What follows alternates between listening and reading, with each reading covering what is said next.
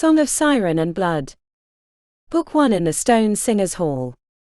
By Thomas K. Carpenter. This is a digitally narrated audiobook. Chapter 1. The 10-minute standing ovation dissipated into confused silence when Minerva fled the stage. Blood rushed into her ears, pounding like a bass drum as she threw herself behind the stage left curtain, trying not to pass out. Her band, The Moves, recovered from her escape. Normally they would have bowed together first, by waving and offering blown kisses to the packed crowd. "You good?" asked Darian, her guitarist, his curly mop of black hair falling into his face. He had sweet brown eyes and a too-kind heart that left him swirling around the B-team gigs, rather than riffing in the front of an arena. Minerva stayed behind the curtain, avoiding the urge to look back at where she'd been standing, as she tried to fabricate a reasonable reason for her behavior. The rest of the band passed, and she managed to give them a perfectly normal smile, a minor miracle considering the spots in her vision and the feeling that her lower body had went numb. "You know, I'm not getting any younger," said Minerva, placing a hand on Darian's upper arm. He'd take it as familiarity, but she needed the stability. "That's a load and you know it." He nodded towards the stage, where roadies had started tearing down the equipment. The post-gig crowd chatter rose up like crickets at dusk, a sign they'd forgotten the strange ending faster than she had. "Singers half your age couldn't go as hard and as long as you do, and still hit as many beautiful and interesting notes. Minnie, we played 3.5 hours tonight. Most kids these days don't even know 40 minutes worth, let alone keep up the energy to sing them." He shook his head incredulously. "I've seen the way you take care of yourself. It ain't age." The cavalier half-cocked smile was a reminder that he'd inquired about being more than her guitarist 20 years ago when they first started playing together, but she'd always told herself she'd never mix business with her personal life again. "That's sweet." She cupped his face, applying a soft kiss to his cheek before hooking her arm around his. "Walk me back to my room. My feet are killing me." "It would be my honor." The distance between the stage at the Mystic Chord and the dressing room was only 30 feet, but it felt like it was the length of an airport runway. Crew in matte black clothing rushed past, venue personnel chattered into earpieces, and starstruck fans with Backstage lanyards around their necks loomed into her vision, offering praise and asking for autographs, which she dutifully dispensed with a smile. With every step, the heat of bodies and the smell of stale alcohol became a little more unbearable, until she finally reached the sweet relief of her dressing room. Darian leaned in the doorway as chaos reigned behind him. He had his forearm on the frame. "Need me to hang for a bit?" Without anyone to hold on to, the world teetered around her. "I'll meet you at the bar in 15 for the usual." He winked before shutting the door gently. The cacophony muted to a low roar. Minerva collapsed onto the ratty lime green couch in a dressing room the size of a bathroom. But she was blissfully alone. Minerva buried her face in her hands, taking deep breaths until she no longer felt like a helium balloon about to pop. When she looked up, she caught herself in the mirror and almost didn't recognize herself. The shimmering gold dress seemed normal enough. Her updo had survived 2 sets, an encore that could have almost been called a third set, and a pound of sweat that had poured from her forehead. Even the cheap enchanted fingernails that pulsed with the beat of the music, and currently flashed randomly from background noise, had survived the epic show. When did I get so old? But that wasn't really the question she wanted to ask herself. Makeup hid the signs of her 70 years, while inside she'd never felt younger. A knock on the door was almost dismissed with a curt "go away," but she'd hate herself if it were a fan or a crew member with a need. "Come in." One of the venue crew poked her head in, cradling an armful of roses and other materials that had been thrown onto the stage. She couldn't have been more than 20. "Darian said you'd want these." "Oh." She swallowed. "You can set them over there on the chair." The girl wore a giddy grin as she maneuvered her load onto its resting place. "There's probably 3 times as much left on the stage, but I couldn't carry it all." She hesitated with her arms still around the flowers. "Can I just say, that was amazing. I've been working here nearly 3 years and I don't think I've seen anything like your show." The crowd was losing their minds and that ovation. "We would have had to bring in EMTs if it had gone any longer."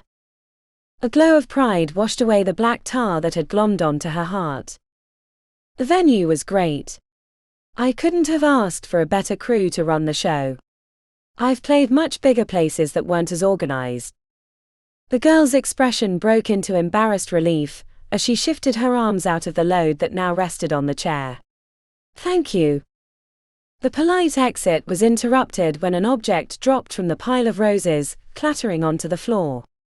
Minerva's gut clenched even before she recognized it. The girl crouched down, scooped up the diamond tiara and held it out.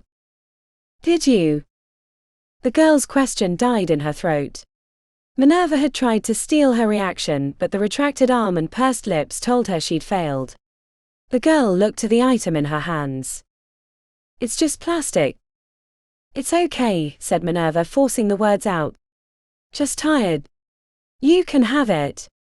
Please."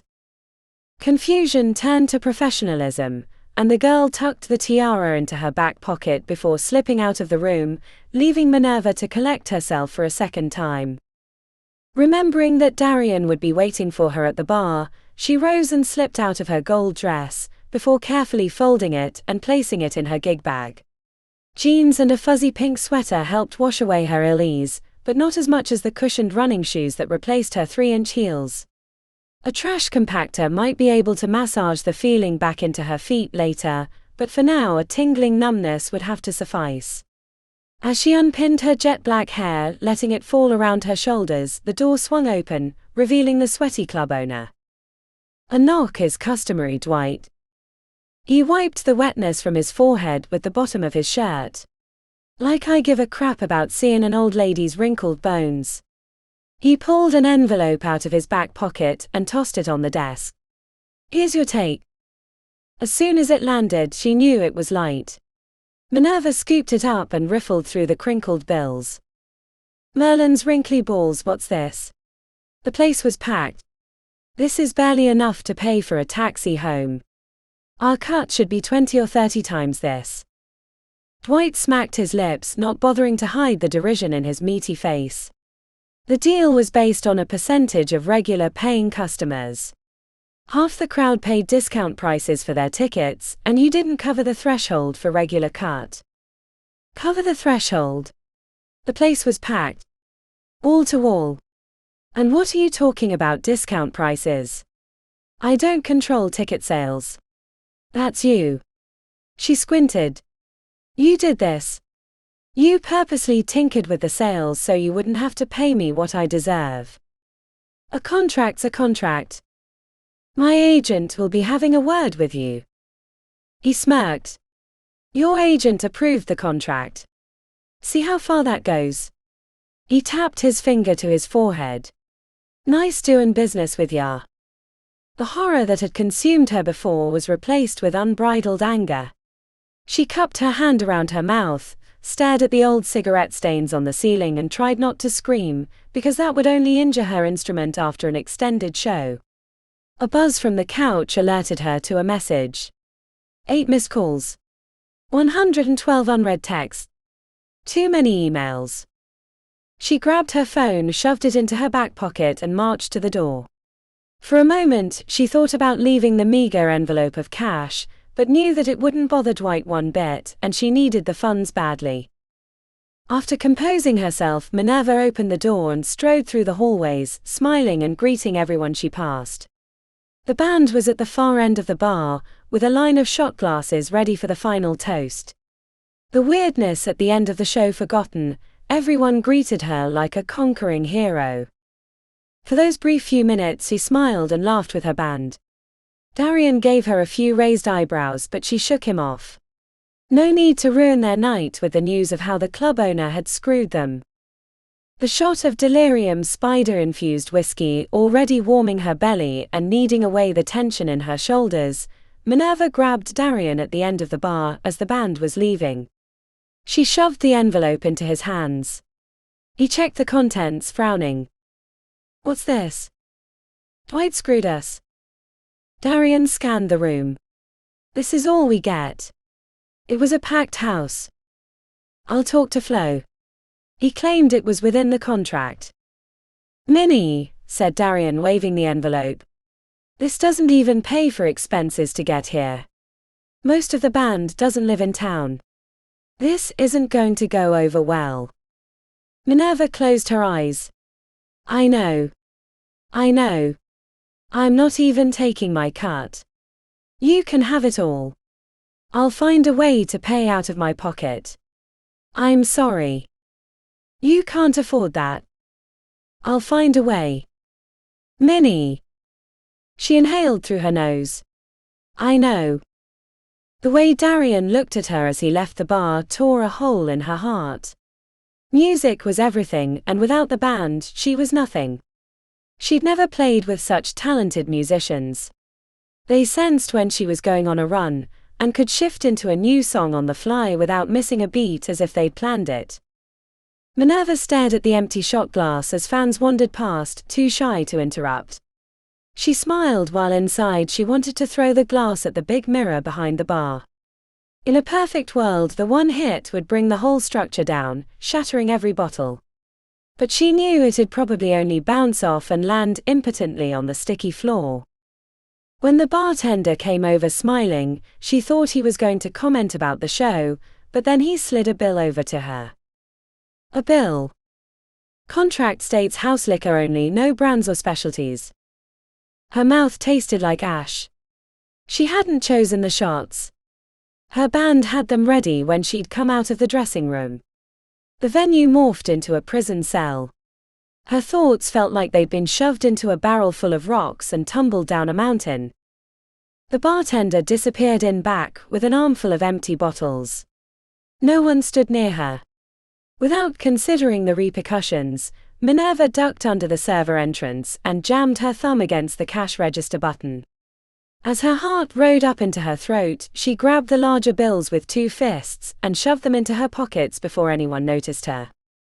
As she hurried out of the mystic chord, she remembered her gig bag in the dressing room, but the guilt burning in her pocket kept her from turning back. She barely acknowledged the gate staff and bouncer as she rushed onto the street, the early October evening air like oxygen to a dying woman. She looked down to see bits of cash sticking out of her pocket and hurriedly shoved them back down as someone touched her shoulder. Minnie. Chapter 2. The image of a sweaty Dwight hurriedly chasing her out of the club filled her mind. She hastily shoved the stolen bills further into her pockets as she spun around. To find a cherub-faced girl with bright eyes and a pin on her lapel looking at her expectantly. A fan. A young fan. Her heart surged as she tidied up her expression. That was the best show I've ever seen in my life. The young fan stood at the head of a gaggle of girls, all around their late teens or early 20s, not that Minerva could tell the difference anymore. Really? That was all flair, no glare. Minerva beamed. I'm glad you enjoyed it. The young woman placed a hand over her heart. Why haven't I heard about you before? We got discount tickets, came on a whim, but I was looking you up at set break. You were about to be a big star. You are a big star. Your singing made me cry, it was so beautiful. I thought for sure there was magic involved, but that was straight genius. The gushing praise made Minerva feel as young as the women before her.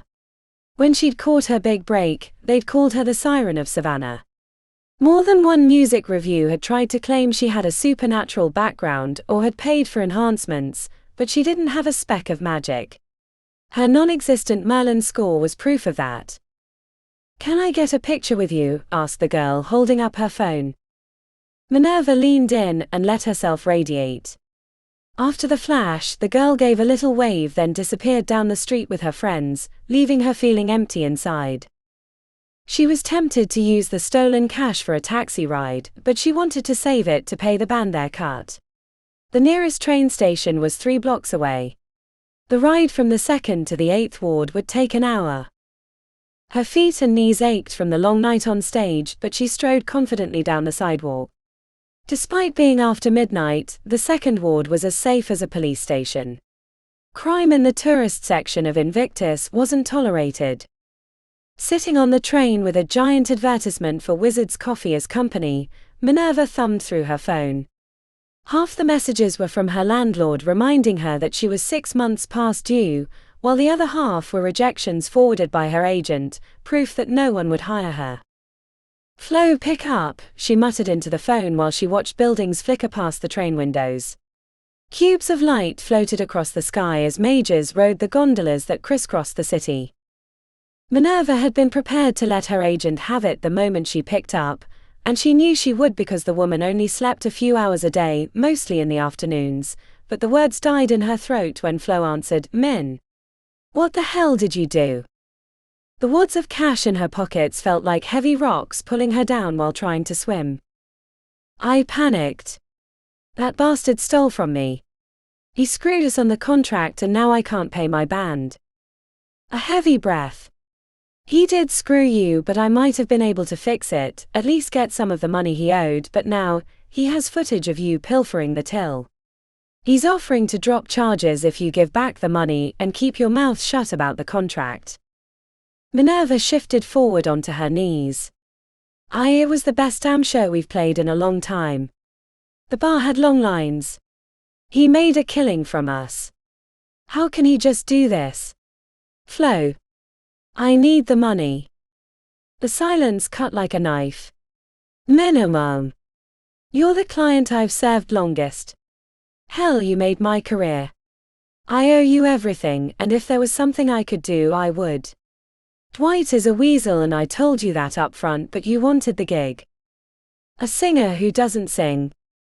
Yeah, I get it, said Flo. Are there any other shows we can do? I'm sure I can sweet talk Darian and the rest of the band to play again. There are no shows. It's Ian, isn't it? He's been poisoning my career since the day of the divorce. The absence of response was proof enough, not that she needed it. Come on, Flo. There's gotta be something that he can't block. A bar mitzvah. Smaller clubs in the Midwest. There's a job that could earn you some cash. Enough for rent. Job. I don't want a job. I want a gig, a show, I want to sing. There's some rich socialite that wants singing lessons. The pay is a little mind-boggling. Minerva held the phone to her forehead before answering. I'm not a babysitter. No. I can't. It's hard enough knowing that it was all taken away from me. I'd rather get a job as a barista than have someone pity me. Min, I'll send. She stabbed the red X and leaned back. An older man with tufts of white hair on his head stared, squinting as if he recognized her. She got up and hurried to the next car, even though she wasn't due to get off for 3 more stations. Minerva pushed into her apartment around 3 in the morning. The city lights made it visible enough to maneuver. She pulled the wads of cash from her pockets, threw them on the kitchen table, and opened up the refrigerator. 3 spoonfuls of fried rice in a delivery carton was the only thing edible besides her pathetic display of condiments. She found a mostly empty box of cornflakes in the pantry, poured a bowl along with a shot of whiskey, and sat before the big window that looked out over the city. There'd been a time that her view of the spire, the tallest building in the world and the hub around which the city of Sorcery ran, was a source of pride. Now the wealth and opulence of the 100 halls was only a reminder that every chance she'd had at a better life had been snatched away. When the view became too much, she left her meal and stumbled into her room, but the faint illumination reflected on the Minerva's World Tour poster on the wall. The tour that had never happened. She ran her fingers along the frame, then onto the shelf covered in awards and memorabilia, thinking about how much she could sell them for. Maybe it'd give her a few more months in the apartment before she was evicted. Minerva pulled the wig from her head, careful with the pins that had been holding it in place, then ran a hand through her sweaty white hair. A baby wipe removed the concealer that hid the liver spots and wrinkles, a task that didn't need a mirror after all these years. Her phone buzzed. A message from Florence about that job she'd turned down. Minerva quickly deleted it and then curled onto the bed to sleep, watching the strange lights of the floating gondolas drift across the sky, wondering what it'd have been like to have been a member of the 100 Halls. Chapter 3. The next day she snuck out the side exit of the apartment building like a thief, running right into a heavy guy in a shiny black suit. The landlord, Gus, squinted, his bushy eyebrows connecting into one long hedge of hair across his forehead. He blocked her path out of the building. No more extensions. Minerva adjusted her dark glasses. Daylight had been turned to a high beam. I'll have the money. I promise. By the end of the day. Gus leaned on the open door, even as the alarm beeped incessantly to remind him to close it. He bared his teeth. The offer still stands to ignore a few months of rent for a private concert. The thought of his private concert upset her stomach, but unfortunately not enough to make her vomit on his expensive leather shoes. She'd actually have had to eat something to produce a projectile. Burn yourself, she muttered as she pushed past Gus, ignoring his complaints. The energy she'd felt last night had evaporated. Making the journey to the Fifth Ward with a big bag over her shoulder left her feeling her age. She visited 6 pawn shops before she found one that would even make an offer on the old awards and memorabilia from her early career.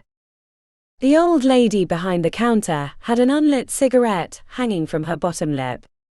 She held up the metallic statue as the doorbell tinkled with the entrance of newcomers to the store. The Silver Siren for Best New Artist. This you? Asked the woman, eyebrow raised, the cigarette dangling perilously. Minerva forced her stomach to unclench and raised her chin. It is. The woman clucked her tongue. I remember you. Loved your music. She tapped on her lip, suddenly removing the cigarette and staring at it as if she'd forgotten it had been there. What happened? I remember you were everywhere and then nowhere. She pointed at her, using the cigarette. Didn't you have a kid or something? The mask nearly fell off. Minerva placed a trembling finger along the side of her sunglasses to push them center. Are you interested in purchasing them? She asked as calmly as she could. The woman looked at the silver siren and back to her, then peeked into the bag. Give me a few minutes to figure up a quote. The relief of getting away from the store owner had Minerva hugging her arms around her midsection. She found a spot in the corner next to old battered guitars and brass instruments, wondering if she knew the former owners. She was running her fingers along the guitar strings, relishing the roughness, when she heard a young woman's voice cutting through the shelves. Did you see that old crone? What a flope. If I were her, I'd throw myself off a building. Selling her old useless crap like that. This whole place is a monument to sadness. No wonder I never leave the center ring. Minerva peeked through the shelves. The only thing she could see was golden cascades of blonde hair and an aquamarine jacket that shimmered like a mirage. A grotesque. When she felt sad, she'd head to the Third Ward and peruse the fashion displays. The jacket probably cost as much as a year of her rent. Maybe 2. I told you these places were weird, said the girl's friend. But we should go, don't you have class in 20 minutes? Who cares? I'd rather paint that old crone's gnarly toenails. These classes are so boring. No spark. Nothing but duty and civic responsibility. Gah. The girl gave an exaggerated shiver before heading out of the pawn shop. Minerva resisted the urge to follow her out and yank her stupid blonde hair, but it would only get her into more trouble. Instead, she wandered back to the front. The woman had a figure on a piece of paper. There weren't as many numbers as she would have hoped, but it would cover what she owed the moves. With a few more bills in her wallet, Minerva left the shop, found a bench and pulled up her phone. The text from Flo was a reminder that the singing lessons job was still available, and that she'd sent an email detailing instructions. She deleted the text and the email and pulled up her contacts. It took 10 minutes of hovering her finger over his name before she finally made the call. She quickly fixed her hair and adjusted her sweater as the phone rang, feeling inadequate even though it wouldn't be video. "Min," came the lilting British voice. She swallowed. "Hi Ian. Can't say I was expecting a call from you." She used her fingers to smooth away the knot at the middle of her forehead. "How are you?" A pause. "Cut the crap, minimum. Why are you calling?" Minerva looked into the distance as people walked past her bench on their way to their jobs and lives. "I need a gig, Ian." "Why would I help you?"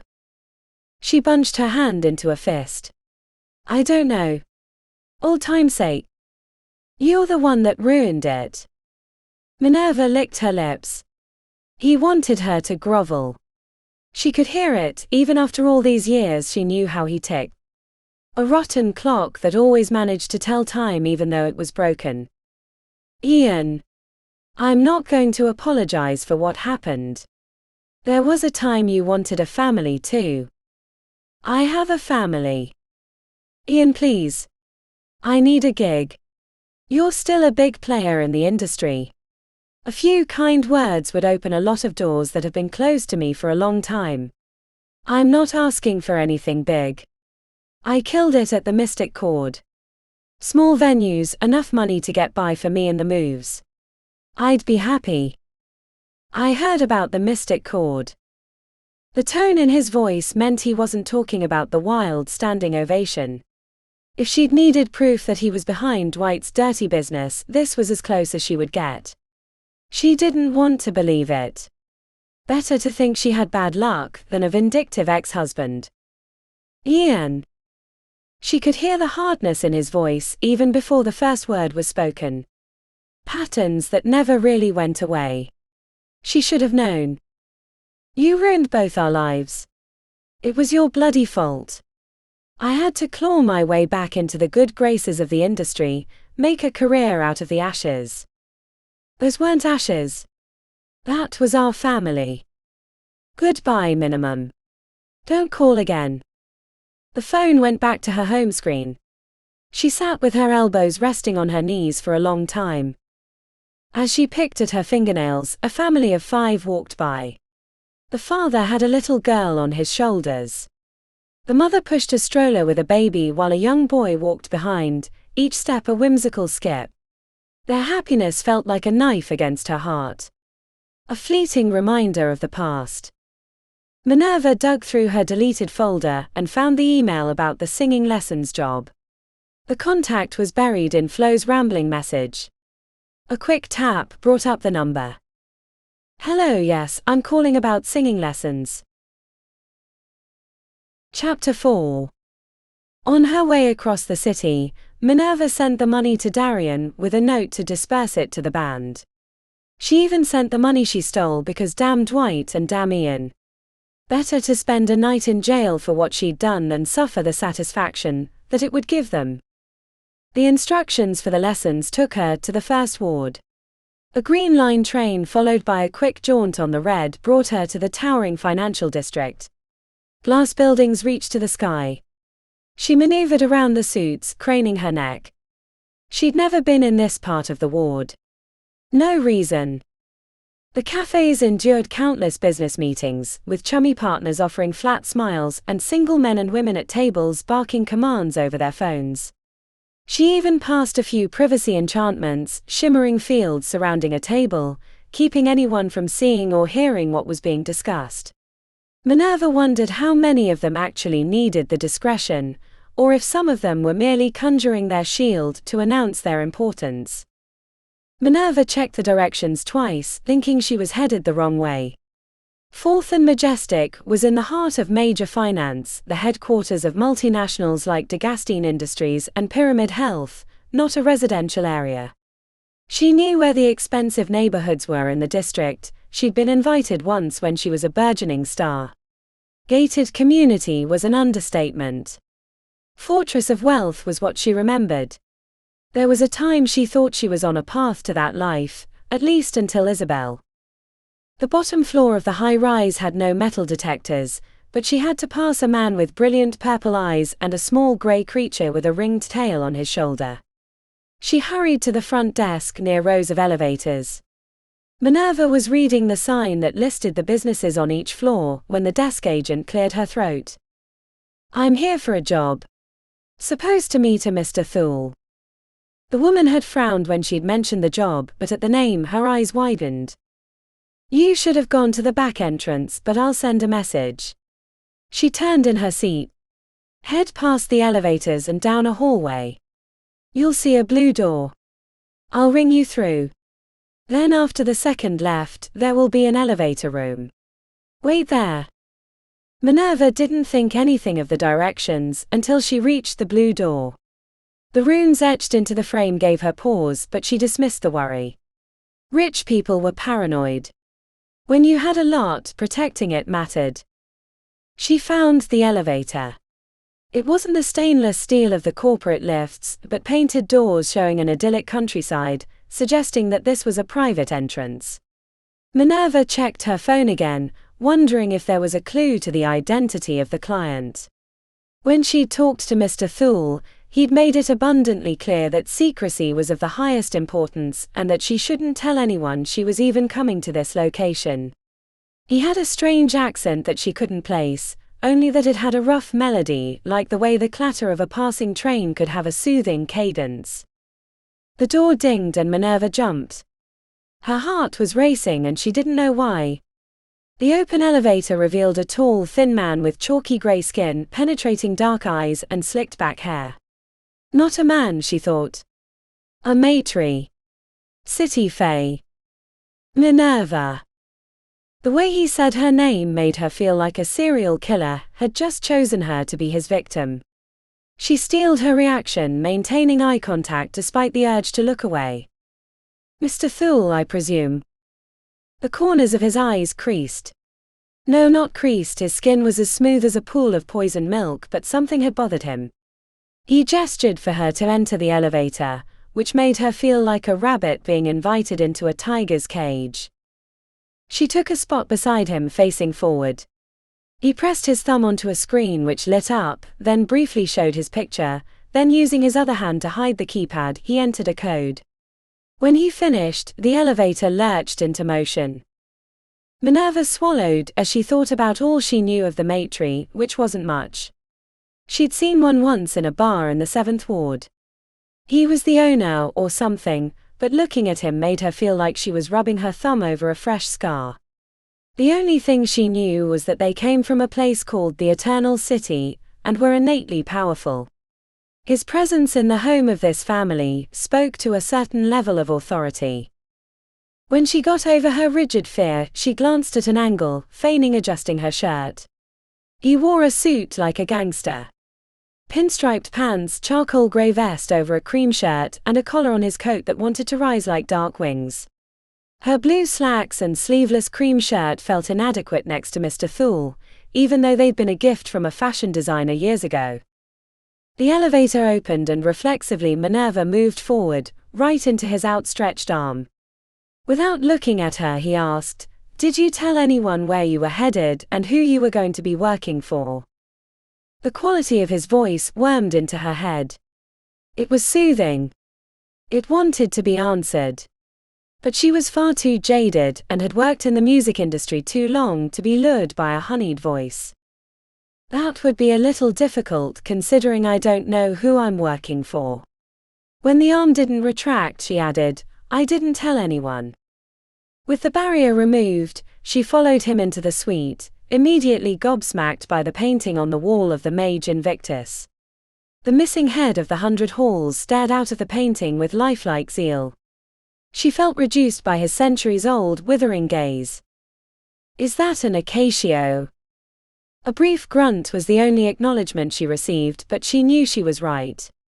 Minerva wanted to stand and stare at the painting but hurried to keep up as he zigzagged through multiple doorways, every corner revealing more artwork and opulence to match the acacio at the elevator.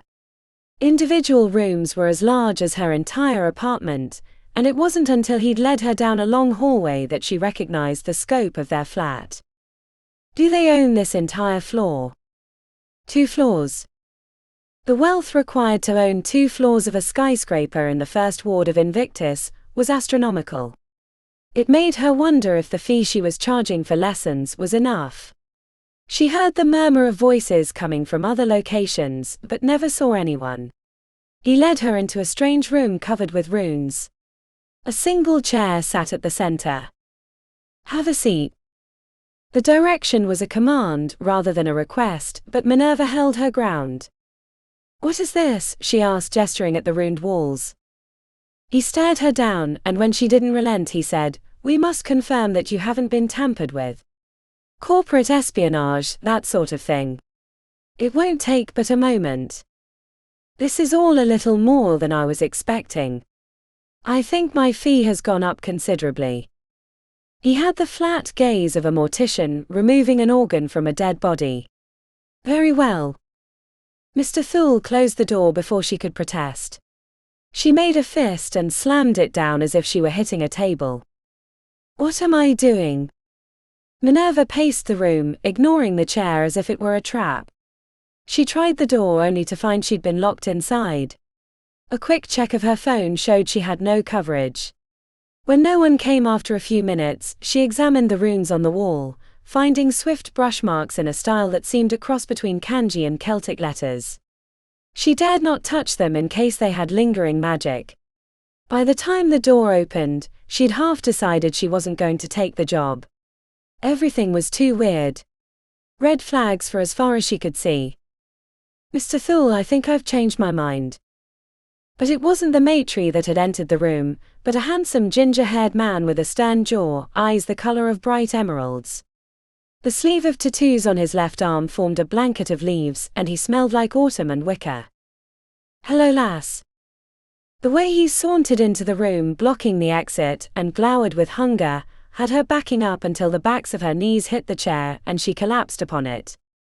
"What are you?" she asked before she realized she'd said what rather than who, but the way his mouth twitched told her that her instincts had been correct. "You have a beautiful voice, Minerva. Once in a generation," he said in a lilting Irish accent that sounded false in her ears, growing larger in her vision. "It'd be a damn shame to let it go to waste." She tried to rise from the chair, making it an inch off the surface before invisible hands pulled her back down. The leafy tattoos on the ginger's arm glowed like embers. "You're a strong one," he said, tilting his head as if he were just now seeing her. "But not strong enough." The world collapsed around her, darkness surging in from the edges of her vision until nothing remained. Chapter 5. Minerva managed to force her eyes open. Heavy chains seemed to be welded to her eyelids, yanking them closed with the gravity of 1,000 suns. Voices came in from the ether. "Sure that this is the one? She has a lot of fight in." Darkness rose up like floodwaters. She strained against the chains, but they dragged her deeper.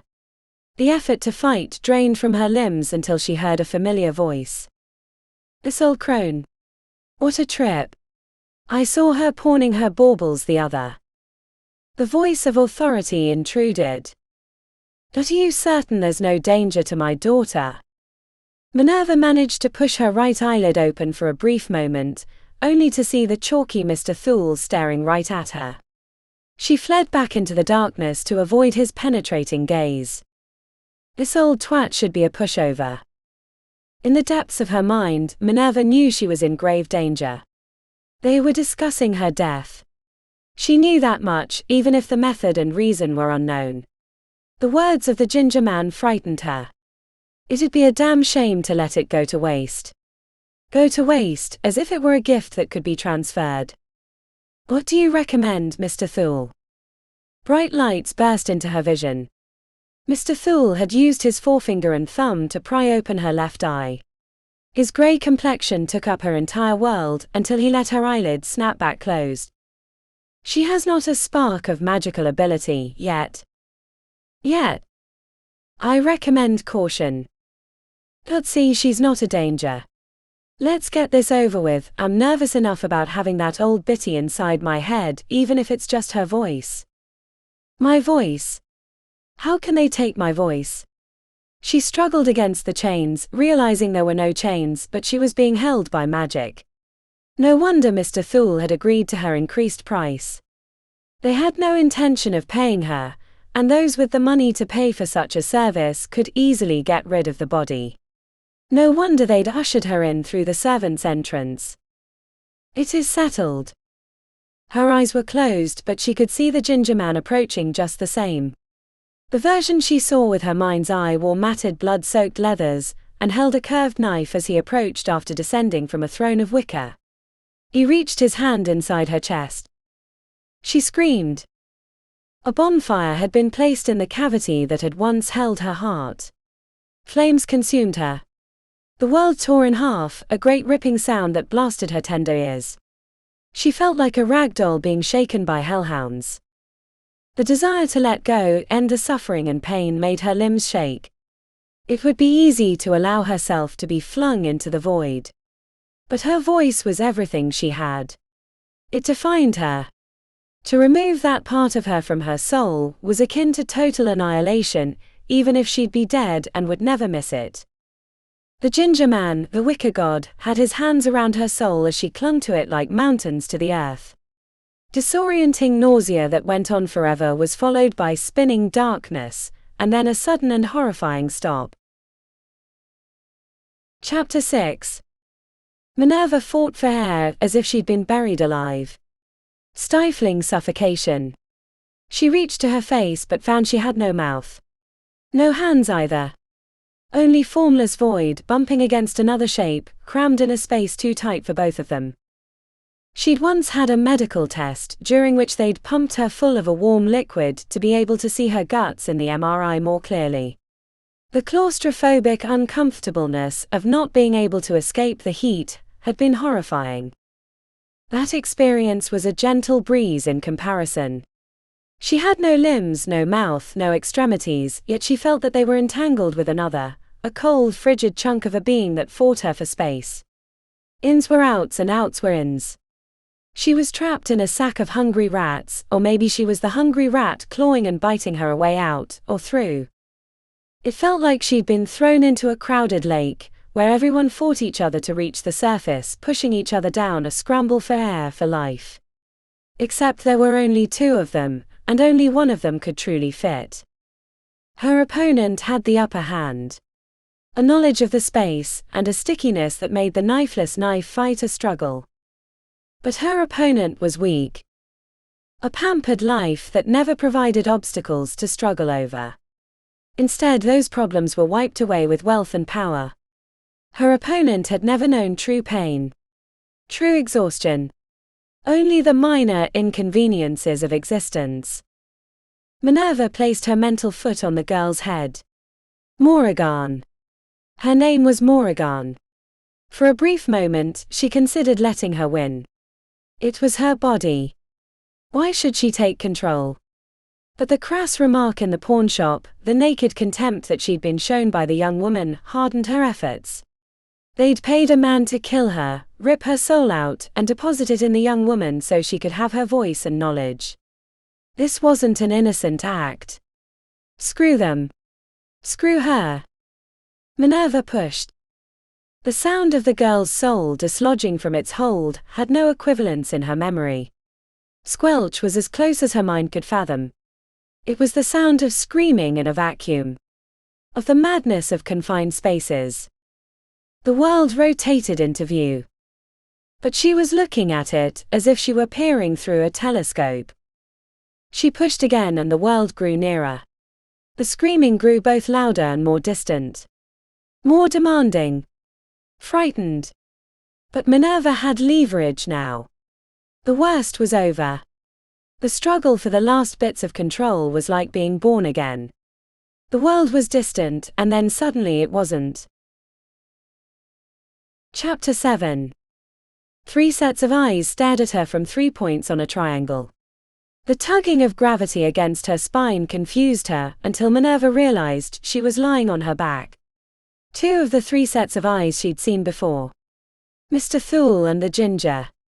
The third was an aged man with hard red-rimmed eyes. Maury. A snatch of stolen memory crept in. Her father. Victor. Victor Charmer. Father. She hated the way the word had come out as a question. He frowned. She'd said something wrong. 3 sets of frowns. She was sure it wasn't what she'd called him. Vic. The wrinkles smoothed into a smile. A hand offered to help her sit. Facing the cut-string marionette of her own body. She swallowed. If she'd been an actor, she might have known how to react, but she was a singer, she was used to emoting her feelings. Mr. Thule stared at her from the doorway, arms crossed, a sneer of suspicion on his lips. A bit tricky, but I managed it, said the ginger. The residue of his soul touch made her shudder. He shot her a wink. Try it out. I think you'll be pleased. The try it out confused her at first. Try what out? Then she remembered why she'd been brought to this place. Her voice. She cleared her throat.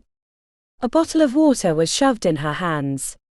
The cold hurt as it rushed down her throat, a raw newness that had her staring at the bottle to check that she'd been given water, then at her hands, smooth, slender, manicured nails. Young hands. Not a wrinkle or hint of liver spots on them. Remembering the 3 sets of eyes, she offered a hesitant smile. More frowns. Do they know? She belted out a perfect G, followed by a quick riff and run.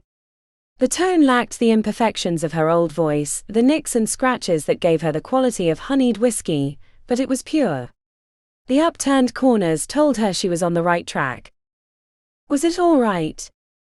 The old man Victor nodded towards Mr. Thule, who extended a hand. Standing was a treat. Her old legs were strong for her age, but 70 meant a lot of years on those joints and muscles. Aches that became background noise. This girl. Moran. She'd kept herself fit.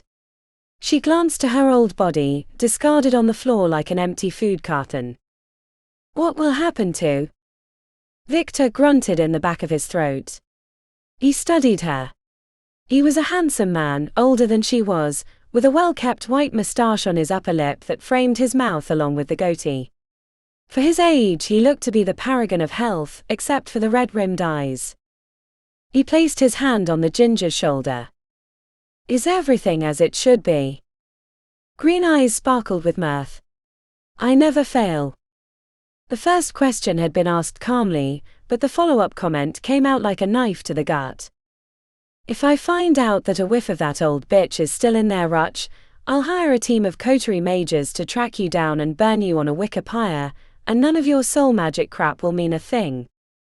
The confident smile faltered. He looked like a beaten dog the way he avoided Victor's gaze. The creature that had been named Rutch inclined his head towards her. His voice shifted from Irish to a guttural speech that sounded Germanic in origin.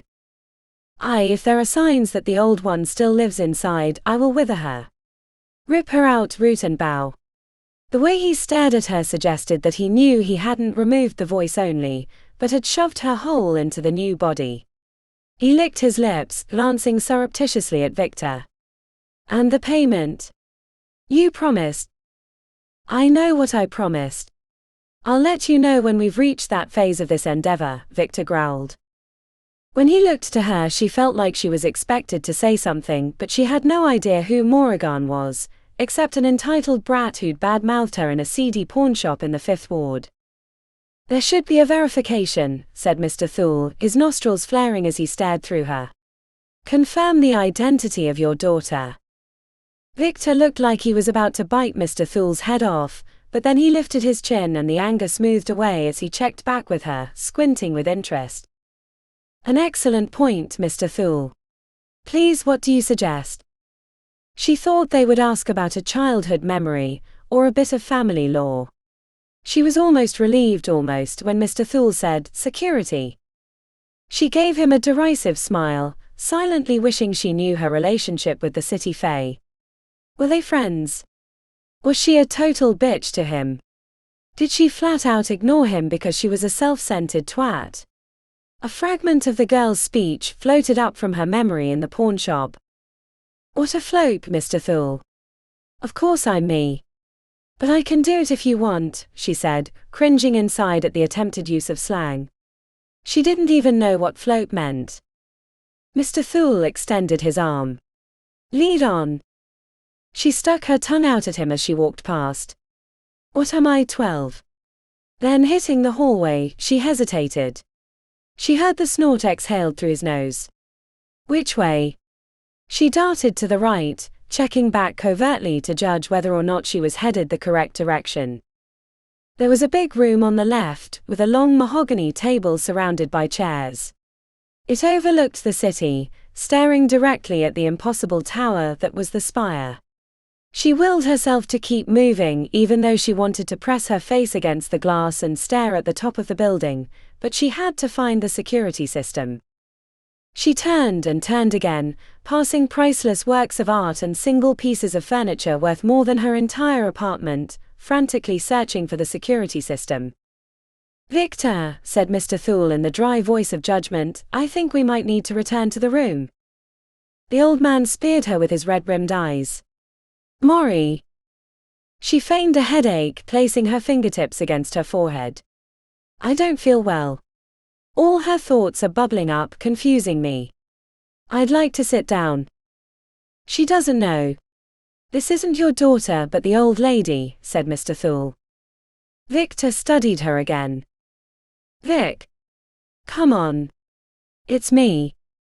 She searched her memory for something that might have rubbed off from the real Moran, but she was as blank as a fresh canvas. His gaze narrowed. Then why haven't you taken us to the security system? She glanced to the left down the hallway, catching sight of a black box sticking from the wall. You guys are. She was about to say paranoid or something equally eloquent, but she remembered she was supposed to be 19 or 20. The words of the fan outside the mystic chord popped into her head. You guys are all glare no flare. The blank stares were the desired effect. She marched down the hallway to the black box, hoping she was right about it being a security terminal. The place for a thumbprint sat next to a keypad. Victor and Mr. Thule stood at her shoulder while the ginger man stayed in back, a private smirk on his lips with his arms crossed. He was enjoying the show. She placed her thumb against the pad. Her face appeared on the screen. The dislocation of seeing a face she'd never laid eyes upon had her staring in disbelief. She was an effortless blonde beauty with amber gold-flecked eyes.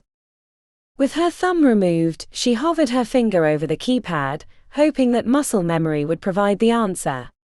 But with the 3 sets of eyes on her, the world dialed down to a pinpoint. If she couldn't figure out the code, they'd know she was an impostor, and send her back into the room. She closed her eyes briefly, digging down deep to where the real Moran was buried. Come on, what's the code? There was a presence down there, curled into a ball, sobbing without a body to quiver. Come on, come on, come on. She let her fingertip drift over the numbers, like a prospector divining for water. Mr. Thule's cold hand collapsed around her wrist. His black eyes wanted to swallow her whole. His grip was iron. Come with me. I think it's time to return.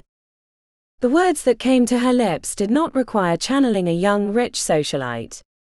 She'd been in far too many venues over the decades, when sweaty older men thought they could intimidate her into doing what they wanted. Get your hand off my wrist, Mr. Thule. I don't like it when you touch me. I'm having a hard time getting started with you all watching me. It happens. I'm sure you've sat at the keyboard trying to remember a password that you've typed in 1,000,000 times before. Victor grumbled. Remove your hand, Mr. Thule. You heard my daughter. Then to her.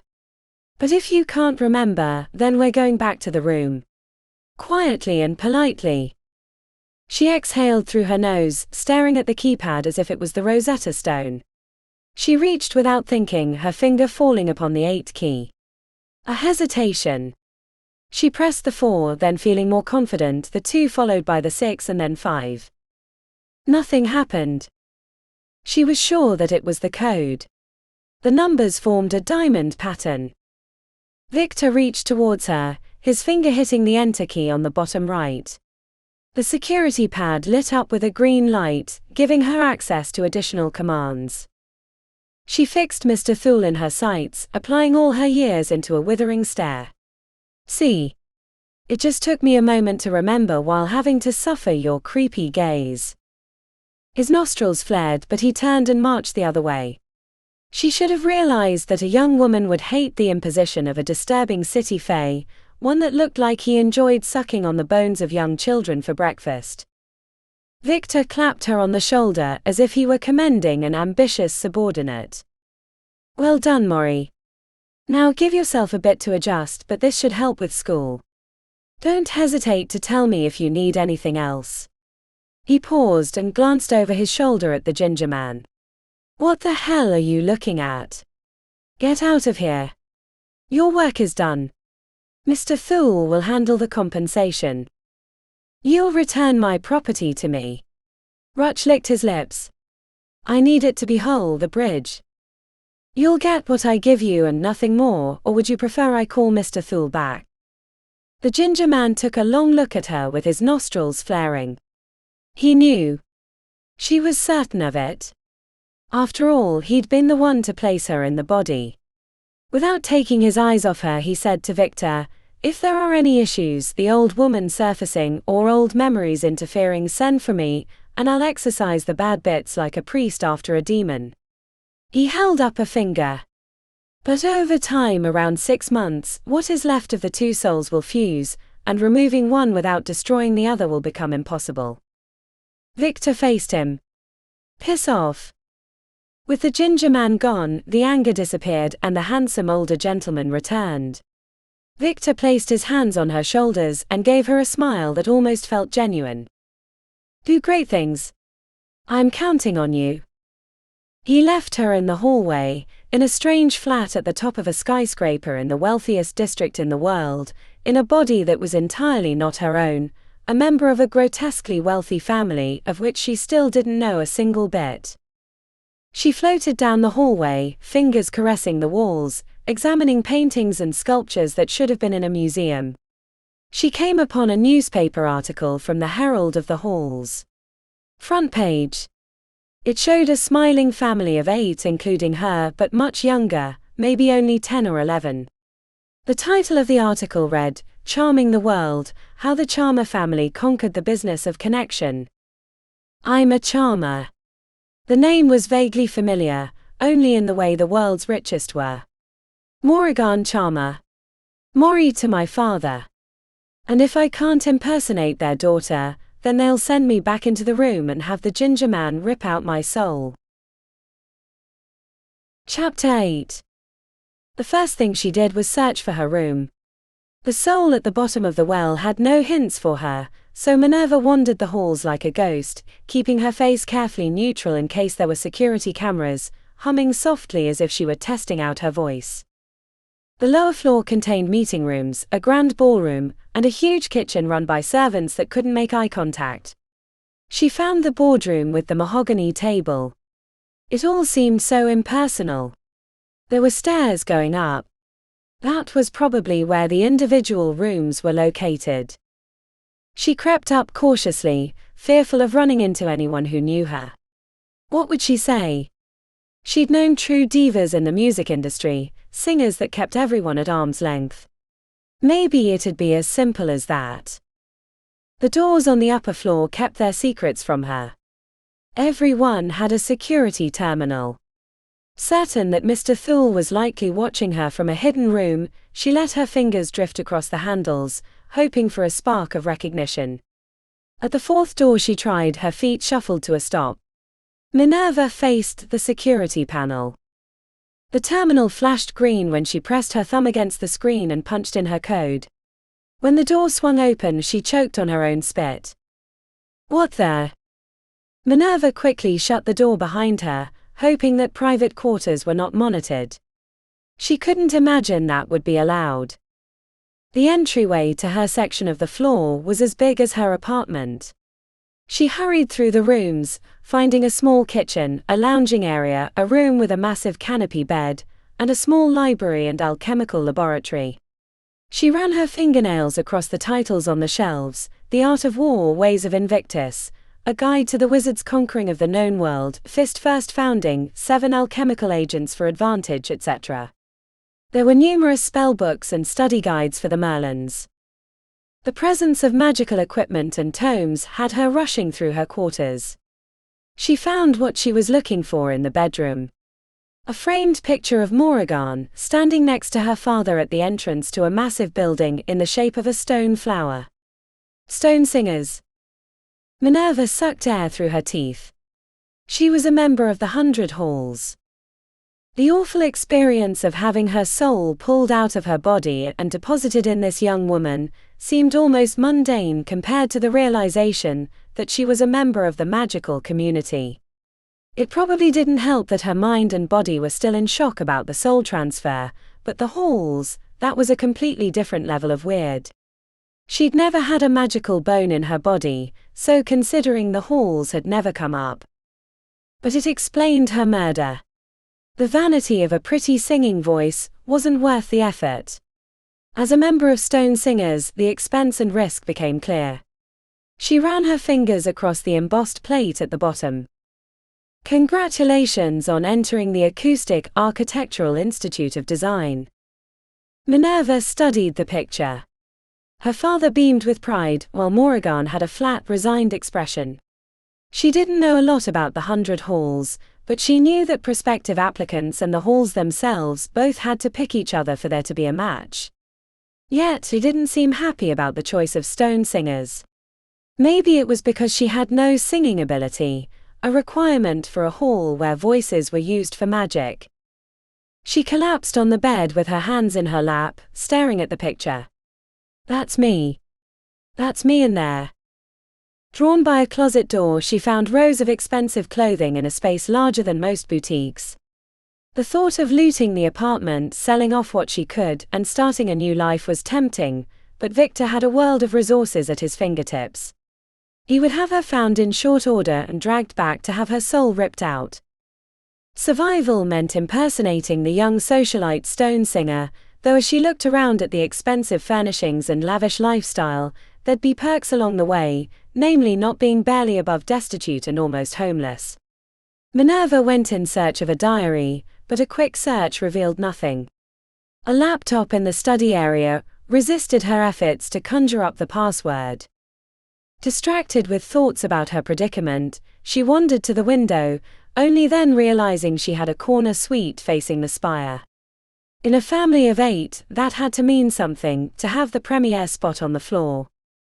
She leaned against the glass, staring at the spire, which was twice as tall as the building in which she was standing. Glass gondolas shifted across the sky at her eye level. The people on the streets were barely dots, and cars moved in orderly lines. A rumble in her belly had her digging through the kitchen, only to find it empty except for a jar of spicy olives in the refrigerator, and a box of saltines in the pantry. The desire to eat conflicted with the desire to stay hidden in her room, away from potential disaster, but she couldn't hide forever. On her way out, Minerva noticed a corner of the suite that didn't match the decor of the rest. Most of the space looked ready to be photographed in the society, but a plain desk with a few books lining the back sat alone, either weirdly forgotten or purposely strange. On the surface of the desk, planets had been meticulously painted in a geometric design around the sun. She picked up the books one by one: A History of Magic, The Metaphysical Truth, 18 Times the World Almost Ended, Invictus the Man, and a short treatise on phase. None of it was light reading. It didn't feel like something Moran would choose, let alone have displayed in her room, unless there was a side to her that she didn't understand. Like all of them, she muttered aloud. Hunger drew her out of the suite. Along the way, Minerva wondered how she should walk, what she liked to eat, all the little habits that made up a person. The task of impersonation was becoming daunting. When she pushed into the kitchen, the staff stiffened like a dog expecting to be kicked. When a woman with dark hair and a crooked nose spotted her, she gestured to the rest of the crew, a flat hand signaling calm before approaching. "What can we make for you, Miss Moran?" asked the woman in a thick Eastern European accent. I don't know. The woman bowed her head. Understood, we make one of your favorites. Minerva spotted a stool near a big stainless steel preparation table. When she plopped onto it, the woman in charge did a double take, then went back to instructing the staff.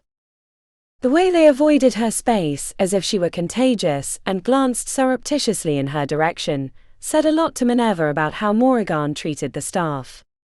She stared at the woman in charge. She ran the kitchen without having to say much, a touch on the shoulder, a smile and a kind word muttered quietly. Minerva had worked with dozens of tour managers.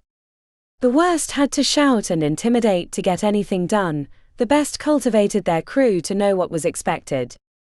The only problem was, she didn't know who they were. Closing her eyes and reaching out to the soul in the well didn't help. Minerva suspected that Moran had never bothered to learn the woman's name. When the head of the kitchen came over with a white plate adorned with a grilled sandwich with the crusts meticulously cut off, sliced into thirds, and a side of grade school tater tots in a small bowl next to a smaller bowl with mustard, Minerva smiled at the woman. "Thank you." She let the phrase drift, hoping she would fill in her name, but the head of the kitchen turned on her heel like a staff sergeant. "Excuse me." The woman turned, alarm on her face. "Is there a problem?" "I can fix it immediately. I told them to be careful. I can make another, or something completely different if you prefer." "I would prefer to know your name." When the woman swallowed, she realized the interpretation of the question was more sinister on her part. The name had been requested so she would know who to have fired. Minerva held up her hands, Moran's hands. "I wanted to know who to thank for this delicious-looking meal." The woman glanced around like prey looking for an escape path. When it was clear she couldn't avoid it, she bowed her head and said, "Ozanka." "Thank you, Ozanka." The friendliness was received with apprehension. She sensed Ozanka couldn't wait to be out of her presence. "Please tell your staff that it looks wonderful and I'm excited to enjoy it." Recognizing that eating in the kitchen would only make it harder on them, she grabbed her plate and headed out the other door, which she assumed led to a dining area. As she turned, she sensed the tension in Ozanka drop. Minerva lifted the plate to see what kind of sandwich Moran preferred. The alternating layers of cheese and some kind of fried meat was both familiar and unrecognizable beneath the grilled almond sourdough. She was so focused on the food that she didn't realize someone else was in the room until she'd almost sat down. Across the enormous table set for a formal meal stood a girl with half her head shaved and the longer part a bright crimson that flowed over the stubble like a wave. Her eyes had the vertical slits of a feline, and Minerva counted at least 8 piercings on her face at a quick glance. "Mo." When she spoke, her lips lit up in purples and blues. The juxtaposition of body modification punk, amidst the grandeur of the formal dining room, made it abundantly clear that this could only be a member of the family. Minerva almost didn't recognize her youngest sister from the picture in the article, because she'd only been 8 at the time. Andromeda. But there was no way that's what she called her sister. She let out the first thing that came to mind. "Andy." Chapter 9. The narrow squint was followed by an aggressive, "Why are you here?" Minerva lifted the plate while sliding into a chair. "Hungry." Andromeda glanced at the kitchen door, frowning, which made her lips glow bright violet. Wheels turned behind her eyes. Minerva expected to be called out, but her youngest sister strolled down the line of chairs, running her hand along the tops. Letters ran across her fingernails like a theater marquee. She didn't catch the first word except for the last letter, D, but the second was girl. "Why aren't you at the Bloomin' Onion?" asked Andromeda. She stared at her with the petty ambivalence. If it were a scene in a movie, she would have blown a big bubble of gum and popped it, wrapping it around her finger. The reference wasn't lost on Minerva. The Stone Singers building was a giant stone flower that opened and closed to the sun as if it were alive. The pump of shoulders provided a vague answer. Minerva couldn't tell if Andromeda was studying her, or if it was the weird effect of the vertical feline eyes. To avoid further questions, she placed a sandwich third into her mouth. The salty explosion left her perplexed, but she kept chewing even when she would have preferred to spit it out. Andromeda stopped opposite. Her fingernails stopped scrolling and flashed piss off. "Where's Vic?" The emphasis on their father's name had a hidden meaning that she couldn't divine. "Around." Andromeda chewed on her lower lip, which split the colors into virulent green and cornflower blue on either side of her teeth. Her gaze narrowed. "Yeah, cool. CYA around." Her sister wagged her eyebrows, then marched out of the dining room, the swinging door slamming violently from her exit. Minerva lifted the grilled bread to find fried bologna and a weird brown paste between layers of cheese. Not wanting to insult the kitchen staff or give anyone the idea that she wasn't Moran, she finished off the meal, using the mustard-dipped tater tots to ease it down. After retreating to her room, Minerva paced before the window with the view of the spire. What do I do now? The luxurious suite felt like a jail cell.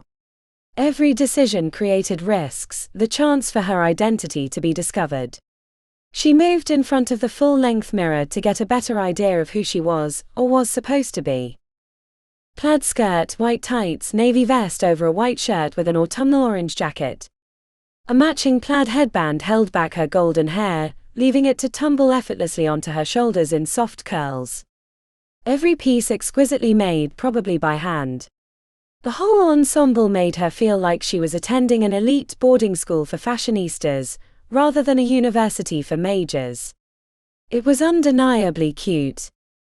Minerva had always preferred elegance on the stage. When she was younger, she could get away with sexy, a gold-fringed bikini that barely covered her privates, or an oversized coat with nearly nothing on beneath. But stage fashion had a different purpose. It had to be flashy, unusual. The performer should seem almost otherworldly, a persona she'd happily donned for a few hours each night.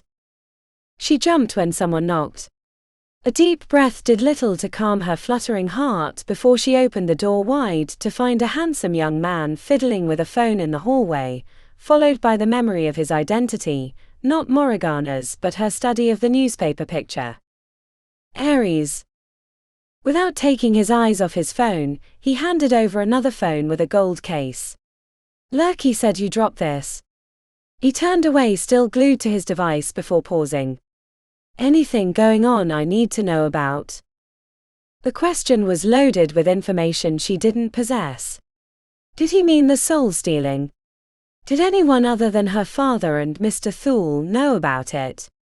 Or was this a mundane inquiry? The usual. Ares grunted before continuing down the hall until he backed into a door he'd left cracked open. Minerva returned inside. The lock screen had a picture of Moran standing before the statue of Invictus with her hand upturned, a swirl of flower petals erupting from her palm like a tiny tornado. It was a recent picture, but her expression was flat. The screen also showed she had tons of messages, but none of the text to give her a hint. She entered the same code that had worked for the security system, relieved when she was let in. Minerva paused before tapping the messages, studying a picture of Moran with a dark-haired girl that she eventually recognized as her older sister, Solstice. They looked similar except for the hair color, even down to the wide, genuine smiles. There was something about Solstice that made her want to like her, even though they'd never met. Minerva stared at the picture, even as her finger hovered over the unread texts. She'd been an only child. Her parents were older without siblings either, so she'd never known the joy of a larger family. That had been her hope with Ian. She hadn't wanted to stop after Isabel, but he'd been so furious about how the child had derailed her career, especially the big tour that had to be cancelled. Neither one of them had planned for a family at that moment, but once she knew she was pregnant, she couldn't end it. She pleaded for more kids right away. Have the family they wanted, and then she would return to the music career. She looked down to her left elbow, hoping to see the tattoo of a dandelion being blown by the wind, forgetting she wasn't in her own body. Lost in the ether of memories, she came to when the phone buzzed, a message from a Blake Holston displayed where she couldn't ignore it. "BH, hey Crow, where you at? I thought you had a shaping test in 20 minutes. Chapter 10. Test panic set in. She hadn't been in school for 53 years, and now she was going to be late for a test she knew nothing about, at a place she only knew from articles and the background noise of living in the same city. Minerva grabbed the purse by her bedside, rushed out the door and quickly got turned around. It took 2 tries to find the stairs, then another couple of false starts to find the elevator. Not knowing if she had a car or even where it would be located, Minerva jammed the button for the floor she'd entered on. She ran down the hallway in her 2-inch heels. When she hit the blue door, it resisted her efforts. She waved at the camera in the corner and continued her hurried escape when she heard it click. The businessfolk in the main lobby gave her sideways glares as she ran past, bumping into every other one of them. The little grey ring-tailed creature on the security mage screeched as she shoved her way out of the building and down to the street, throwing herself in front of 2 guys in suits who had been too busy talking to climb into the waiting taxi. They screamed obscenities at her, so she flipped them off through the window as she locked both doors. "Stone singers! And hurry!" After a brief glance from the driver through the rearview mirror, the taxi lurched into motion. She pulled out her phone and thought about what to say before finally typing. "MC on my way." She clicked her fingernail on the screen. "MC, where is Test?" Minerva tapped her foot as the taxi made its way through the streets. The 5th ward was on the same side of the city at least, but midday traffic made progress slow. "BH, WTF?" It took a moment for her brain to translate. The only people she texted with had been born in the previous century. She formulated a response as she willed the taxi to move faster. "MC, I'll explain later. Had a family thing. But seriously, where is Test?" She wasn't exactly sure what time she'd left the building, but she only had minutes before it started. She hoped it was something she could come in late and still have a chance to finish. The reality of where she was headed dawned on her. It wasn't high school or even college, but a magical university. She didn't know the first thing about magic, not how to make it or shape it or whatever the hell one did with it, only that it involved phase. The taxi had only just entered the 5th ward. There was a little more time before she reached Stone Singers Hall. Minerva checked her emails in hopes of information about the test, then her messages, then photos. Nothing told her what it might be about, but at least the pictures gave her an idea of her closest friends. Blake Holston. The pair of them were standing inside a club with a bar in the background. An expensive bar that served alchemical drinks by the looks of it. Her friend had mellow brown skin and dark curly hair that framed her attractive face, and they wore similarly tailored clothes. The few pictures Minerva thumbed through told her that Blake's style tended towards silken ties, but when she chose a dress, the girl was stunning. It took a moment for her to process that the taxi driver was talking. "Any particular side of the building you want to be dropped off at?" Huh. She checked her phone, hoping for clarification from Blake, but there were no new messages. "Wherever is closest." He let her out on a wide plaza. A stone fountain of 5 mages in action poses shot water between them like a magical game of catch. The effect was mesmerizing. Her heels came to a stop before she remembered what she was doing. Beyond the fountain, the building took up a city block. Minerva had only seen the hall from the train, never up close. It was slightly after lunch, so the flower was in full regalia. She'd once watched a time-lapse video taken by a drone from above the building. It showed how the flower irised open and closed during the day-night cycle, the mysteries of its inner workings never explained. Surrounding the double doors, images carved in the grey surface revealed complex stories, which would have taken more time to study than she had. She hit the door, only to have it resist her efforts to enter. Not only that, but she felt an invisible blanket press on her as if it were gently keeping her from nearing the building. She was already late for the test.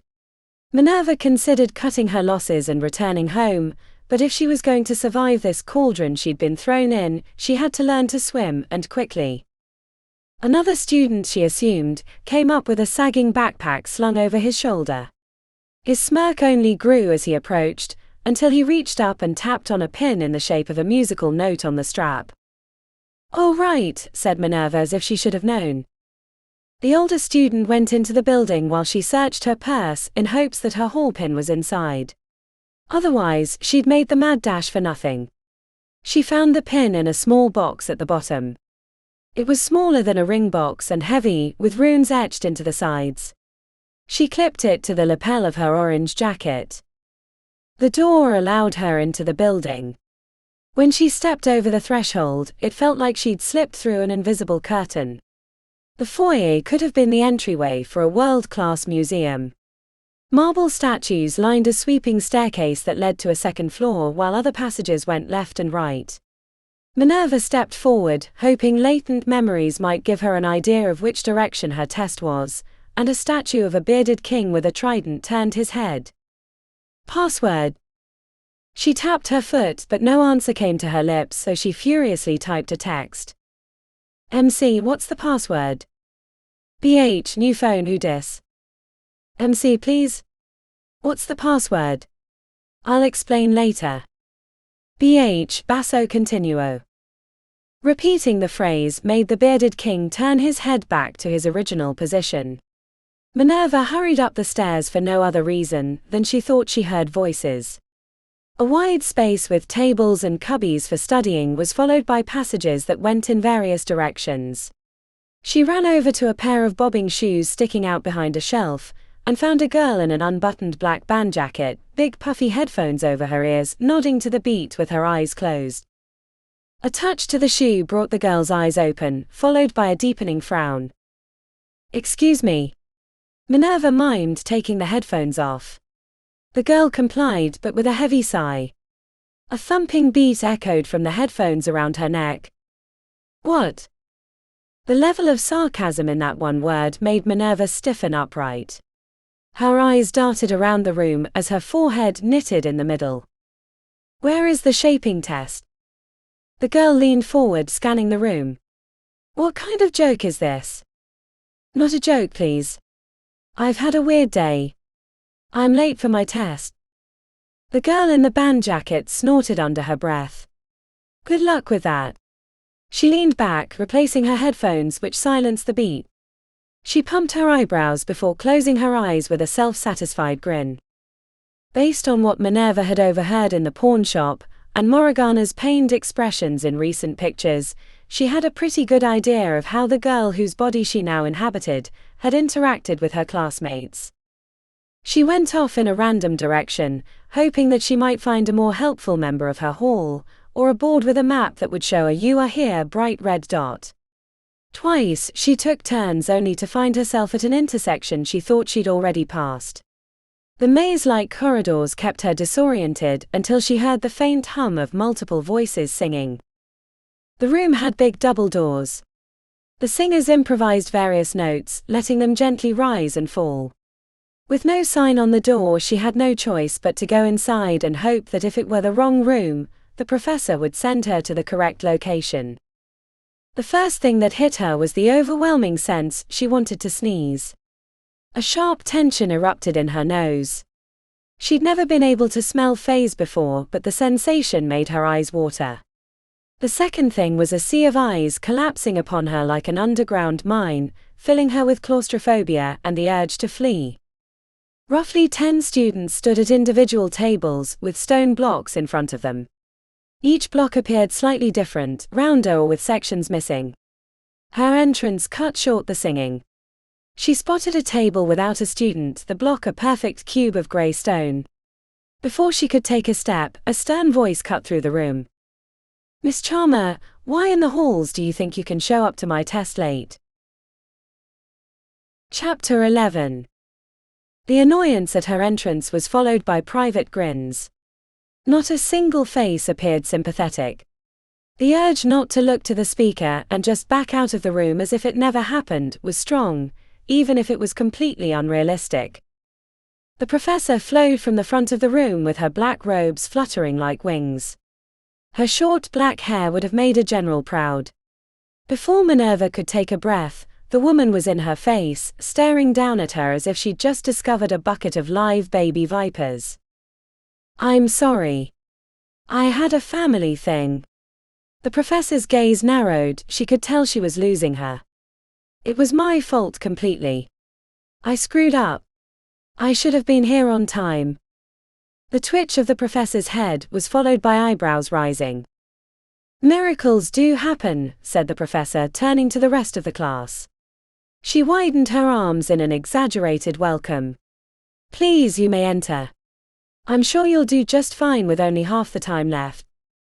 The smirks and sideways glances that followed Minerva to the table with her virgin block felt like 1,000 tiny daggers. Arriving at her station didn't help the floodwaters of flotsam and bile rising up in her throat. As she faced the block of stone, the other students began singing, each with their own distinctive melody and in a raspy voice. The sharp scent of faze that had assaulted her nose upon entry came back as if she'd wandered into a room with a gas leak. A lanky guy to her right with pimples and greasy hair was singing a melody in G-flat minor scale. His stone block looked like a head facing forward so she couldn't see the face. In concert with his singing like a conductor at an orchestra or an old woman doing Tai Chi in the park, he waved his hands around the stone, which moved as if it were a soap bubble being pushed by the wind. The other students, 9 she counted, were deep into their stone shaping. Minerva faced her block. "What do I sing? Does the note matter, or the melody?" She'd learned to sing by listening to old records and imitating the singers. Minerva let the pimple-faced guy's melody circle around in her head before she copied it, modulating her voice a few times before she thought she was making the same rasping tone. She waved her hands before the stone, feeling like a magician on a stage who knew their rabbit had snuck out of their coat. Nothing happened except her neighbor glared at her, so she let the melody drop. A second attempt quickly ended because she knew she was lacking the vital ingredient of faze. She had no idea how to access it, or even if she could. What if it was related to the soul, and without Morgana's involvement, she'd never use a single bit of magic. Her attempted captor had no musical ability and she had no magical knowledge. Between them, they were as useless as the block of stone in front of her. The longer the class went on without her modifying a single cubic centimeter of stone, the more her classmates kept glancing her direction with smirks of superiority. Even the professor kept checking back, though she wore a professional veneer.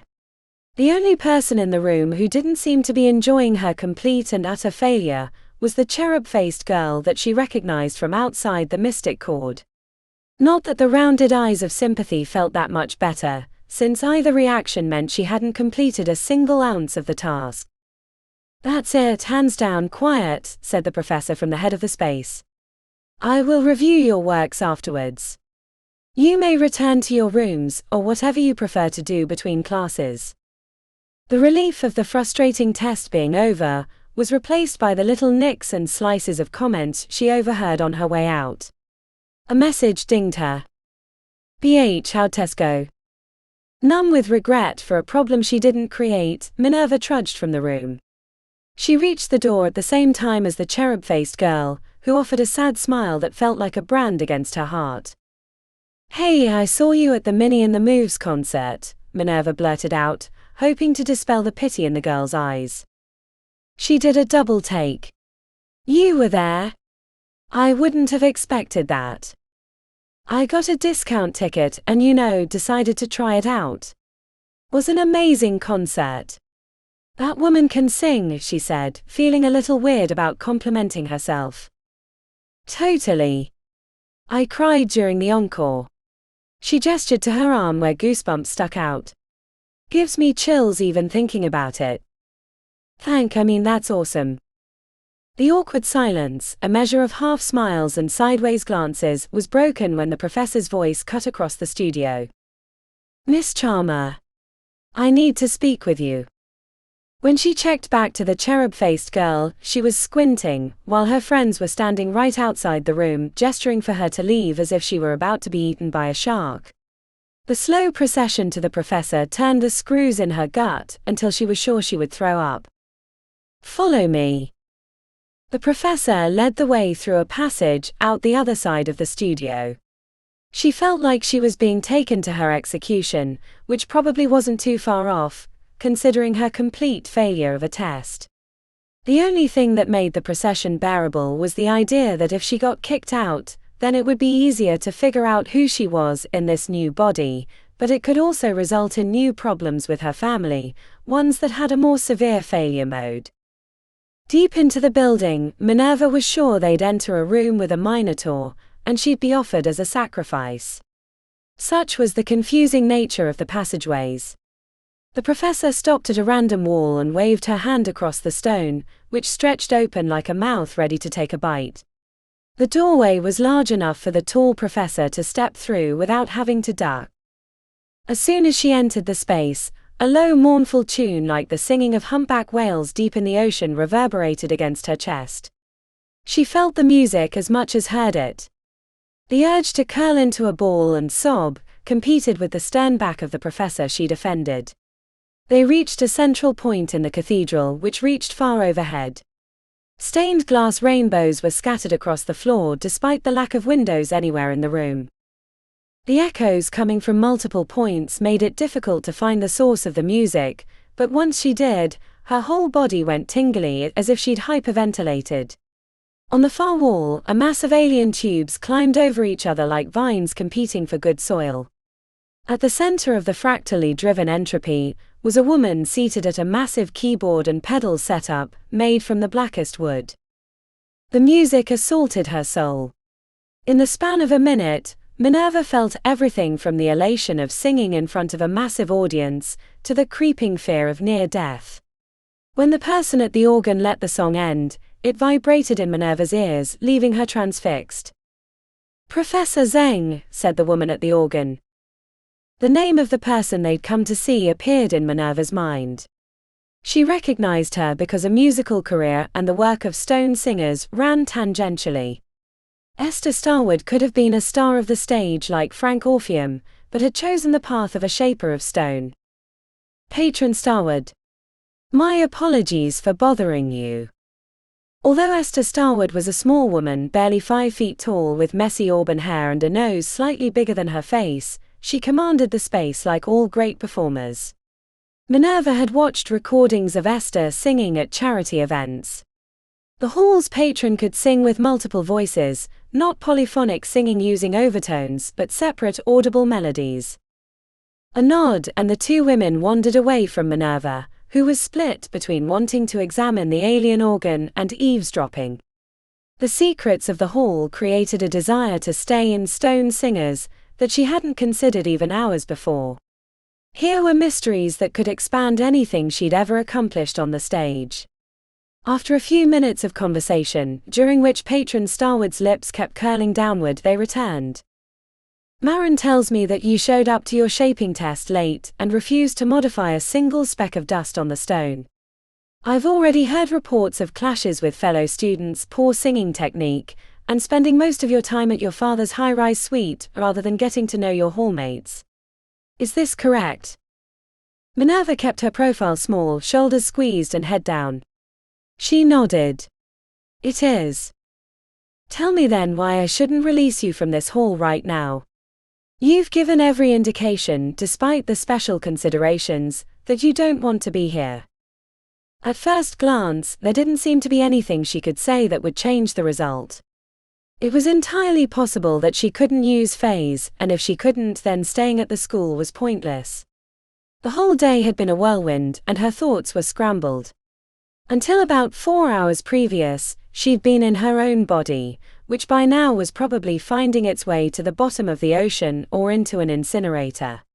She didn't have a good reason why she shouldn't be released, and events were far too fresh and new for her to have a good idea, but it was that restart that made Minerva want to argue. She'd been presented with a new opportunity, a confusing and treacherous one, but a chance at the things in her life that had been left out the last time. Professor Zeng cleared her throat. If you don't have anything to say. I do, said Minerva. I'm sorry. This has been a confusing day, and it's a big question. The two women exchanged glances. Patron Starwood nodded, allowing space for the answer. Minerva stared at her shoes rather than at the intense gazes of the professor and patron. She wanted to give her answer, explain what had happened, but not knowing the politics of the halls, that could be more dangerous than her silence. But it wasn't Minerva's answer that was expected, but Morrigan's. A young woman she knew almost nothing about, except that she was wealthy beyond normal understanding of the word, a grade A shit to everyone she met, and had expensive fashion tastes and the budget to match. But that wasn't fair. It was a cursory analysis of her host, and probably not the whole story. Nor would it help her. The girl seemed miserable in the most recent pictures. Why would that be if she'd gotten into the 100 halls, an achievement by any measure? Except that she couldn't sing. Which made the hall a strange choice for an aspiring mage. The patron had mentioned special considerations. That was code for daddy's money. The clues clicked into place. I understand your view on my short time at this hall. It is completely valid given my behavior. I had not expected to be placed in Stone Singers. She caught a creasing of Patron Starwood's eyes but continued, rather than deal with the unexpected choice professionally, I've acted like a spoiled child not worthy of your time or attention. Professor Zeng raised an eyebrow. Is she just confirming that we should kick her out? Patron Starwood wrinkled her nose. Let her continue, Moran. I know my father had something to do with my entrance into Stone Singers. I resented him for interfering, but rather than deal with him, I lashed out at everyone here. The admission, whether it was true or not, turned up the tension in Professor Zeng's body until her lips were squeezed white. That the patron didn't react was either supreme self-control or proof of collusion. Minerva realized that she'd just implicated the patron with the admission. Today I had an argument with my father, she lied. It's why I was late. Not an excuse, just explaining the circumstances. But the one thing that it made me realize was that I want to be here. I love music. I'm a much better singer than I've been letting on, because I didn't want to give him the satisfaction. I promise if you allow me to stay, I will be a completely different student than the one that came through these doors on the first day. Professor Zeng shot her a nasty look. The quality of your singing is passable, at best. You move through the notes like a poor kid at a buffet, and you have the unearned confidence of someone who's never been given feedback. Scholarship in Stone Singers requires an ability to sing near perfect pitch, which you have not demonstrated in an amount that would make me feel that you'd be able to accomplish anything more than making pebbles quiver on a tabletop. In any other circumstance, the razor-sharp evisceration would have sucked the air from Minerva's lungs and annihilated any words that might have formed in her head, but in this case, Professor Zeng's perfectly accurate analysis created an expectation that she could comfortably shatter. She was an accomplished pop singer and could make people swoon with the blues, but her jazz singing gave her the most technical pleasure. Without asking for permission, Minerva improvised a jazz riff, hitting each note crisply and in perfect pitch, climbing up and down the chord progression. Professor Zeng's eyes widened before narrowing, while Patron Starwood seemed almost unaffected by the surprise talent. When she finished, she expected a compliment or brief applause from her audience of two. Neither was forthcoming. I don't like being fooled, said Professor Zeng. That was unexpected, said Patron Starwood. She raised an eyebrow at the professor. We certainly can't disqualify her on skill. I dare say that was the technique of a lifelong professional, not a novice singer learning their chops. Her gaze narrowed, and she made a few quick gestures with her fingers. No enchantments or modifications I can detect. If there is magic behind it, it goes deeper than simple spells can uncover. You realize, Moran, that modifications will not help you in Stone Singers. The voice is an instrument of magic here, and using magic to affect your voice will only create a dangerous feedback loop. I understand. My voice is mine and mine alone, said Minerva, pleased to be truthful for once with them. How did you develop it without anyone knowing? Asked the patron. Minerva swallowed. When she glanced at her shoes, she saw her outfit, which gave her an answer. There's a ton of pressure amongst the elite families of Invictus. We had a front-page article in the Herald when I was 11. We're expected to look and act a certain way. Singing never fit into that view, so I took lessons in private. My father has many resources. I'm well aware, said Patron Starwood with a frown. She exhaled through her nose. I will decline to remove you from the hall at this moment, but I expect complete and utter dedication to the craft from here on out. You'll need that to pass the coders at the end of the year. Need I remind you that if you cannot complete those tests, you will not come back for a second year? Do you have any objections, Moran? Her expression said an overwhelming yes, but with half-lidded eyes, she shook her head. I'll take her back. That won't be necessary. I'd like to have a few more words with her in private. Professor Zeng blinked hard but swept out of the room. Walk with me, said the patron. I'd say you've burned that bridge, there's little but charred remains, so walking over it is going to be difficult. She's going to be gunning for your head. I understand. I don't know if you do, Morrigan. Are there tutors or extra help I can get? Patron Starwood chuckled lightly. The days of tutors are over. You have to find a way to do this on your own. You can't go running to experts bought with daddy's money every time you get behind. When they stepped into the hallway, she turned on Minerva. A vice tightened around her gut. You will also refrain from ever discussing your placement into this hall again. My professors, noble and talented as they are, do not always have the global view in mind when they think about hall issues. Do I make myself clear? Minerva nodded. Good. Then you are dismissed, and the next time we have a conversation like this, it will be to remove you from my hall. Chapter 12. Minerva wandered the passages in quiet contemplation. Her whole world had been upended, and she hadn't quite gotten around to processing it. Other students passed her, and if they were in pairs or more, they usually snickered. The news of her dreadful performance during the test had made the rounds, and delight at her comeuppance was visibly gleeful. Her pocket buzzed occasionally. Blake was messaging her, but she wasn't ready to talk to someone that she really didn't know. Besides, she couldn't find her in the maze of rooms even if she wanted to. Minerva wasn't sure if she was wandering around the hall locked in thought or if she was lost, and there was no way to admit it. It all felt like the majority of her former existence, when she'd been trying to get back to where she'd been before, lost in the labyrinth of adult life. At the umpteenth buzz, she quickly typed a response without bothering to read the preceding texts in hopes she would stop messaging her. MC headed your way. A quick scroll through her pictures didn't give her a clue on location. The few pictures taken inside the building had no reference points that she was aware of.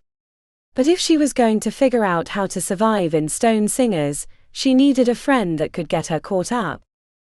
With Blake on her mind, Minerva made a point of checking her location, trying to unearth how to navigate the warren of passages, only to find herself standing before an open door. Blake had her silver boots on a desk while she idly painted the edges with a nail brush. A silvery coat over a black dress matched the boots. Crow. About time, you stupid knob, said Blake, grinning, the tip of the brush hovering in place. Had a lot on my mind, said Minerva.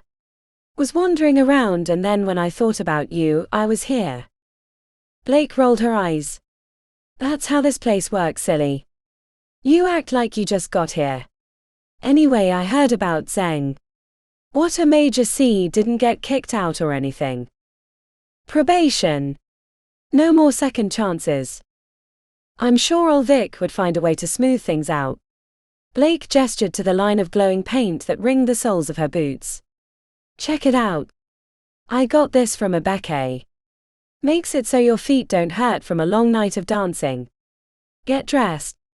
We're headed to dinner with Simone and her boyfriend Derek, he's coterie too, and then a pre-party at Smoke and Amber before we're going to some underground flash club. Simone supposedly has some licks for us, unless you have something tasty from your brother.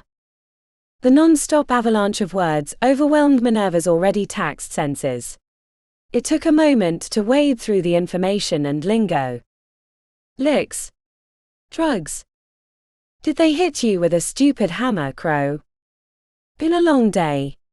A lot I need to work through if I'm going to stay a student. I think I'll pass on tonight. Minerva shifted her mouth to the side. In fact, you think you could stay in too? I really need help with my studies if I'm not going to get kicked out. The silver boots hit the floor hard enough to make Blake's curly hair bounce. Get wrecked, nerd. You're coming out with me and that's final. I know you think you already know everyone because of your family, but you're a knob now, Crow. First year don't mean shit, which means you're coming out with me. Be glad that I took pity on you and placed you under my wing. Bad enough it took you 3 tries to pass the Merlins. She screwed up her face. And what's with the professor mouth? You sound like my therapist. It shouldn't have worked on her. Minerva was decades her senior, and the juvenile intimidation was easily seen through, but there was so much she didn't know about her situation. Would it hurt to go out with Blake, learn the lay of the land with her social group? But it had already been a long day, and Patron Starwood's warning hung in her mind. I can't. I'm sorry. Blake crumpled up a piece of paper on her desk and threw it at Minerva's face. I didn't give you an option. You're coming with me, knob. She stared at Blake with a frown, hoping that would be enough. You're making a mistake, Crow. I know how bad you wanted to be in coterie. Well, here's the next best thing. If you want to get into Snake and Tome next year, you need to come out with me. It took some maneuvering to set this up, and now you're treating me like a rug. She shook her head. Can you at least talk to your brother for me? He always has the best licks. Aries. No, Crow. What is wrong with you? Ivan. I swear I don't even know who you are right now. If it's any consolation, I don't either. Minerva went in search of her room. To her surprise, she found it around the next corner, a brass nameplate on the door, but when she checked behind her, the crossway had been replaced by a long hallway. That's how this place works, silly. The magic behind it made her head spin.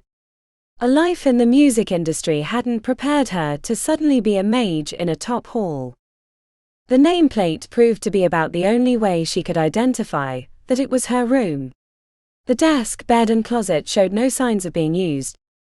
In the trash can, she found a welcome packet of information that included information on her suite of classes.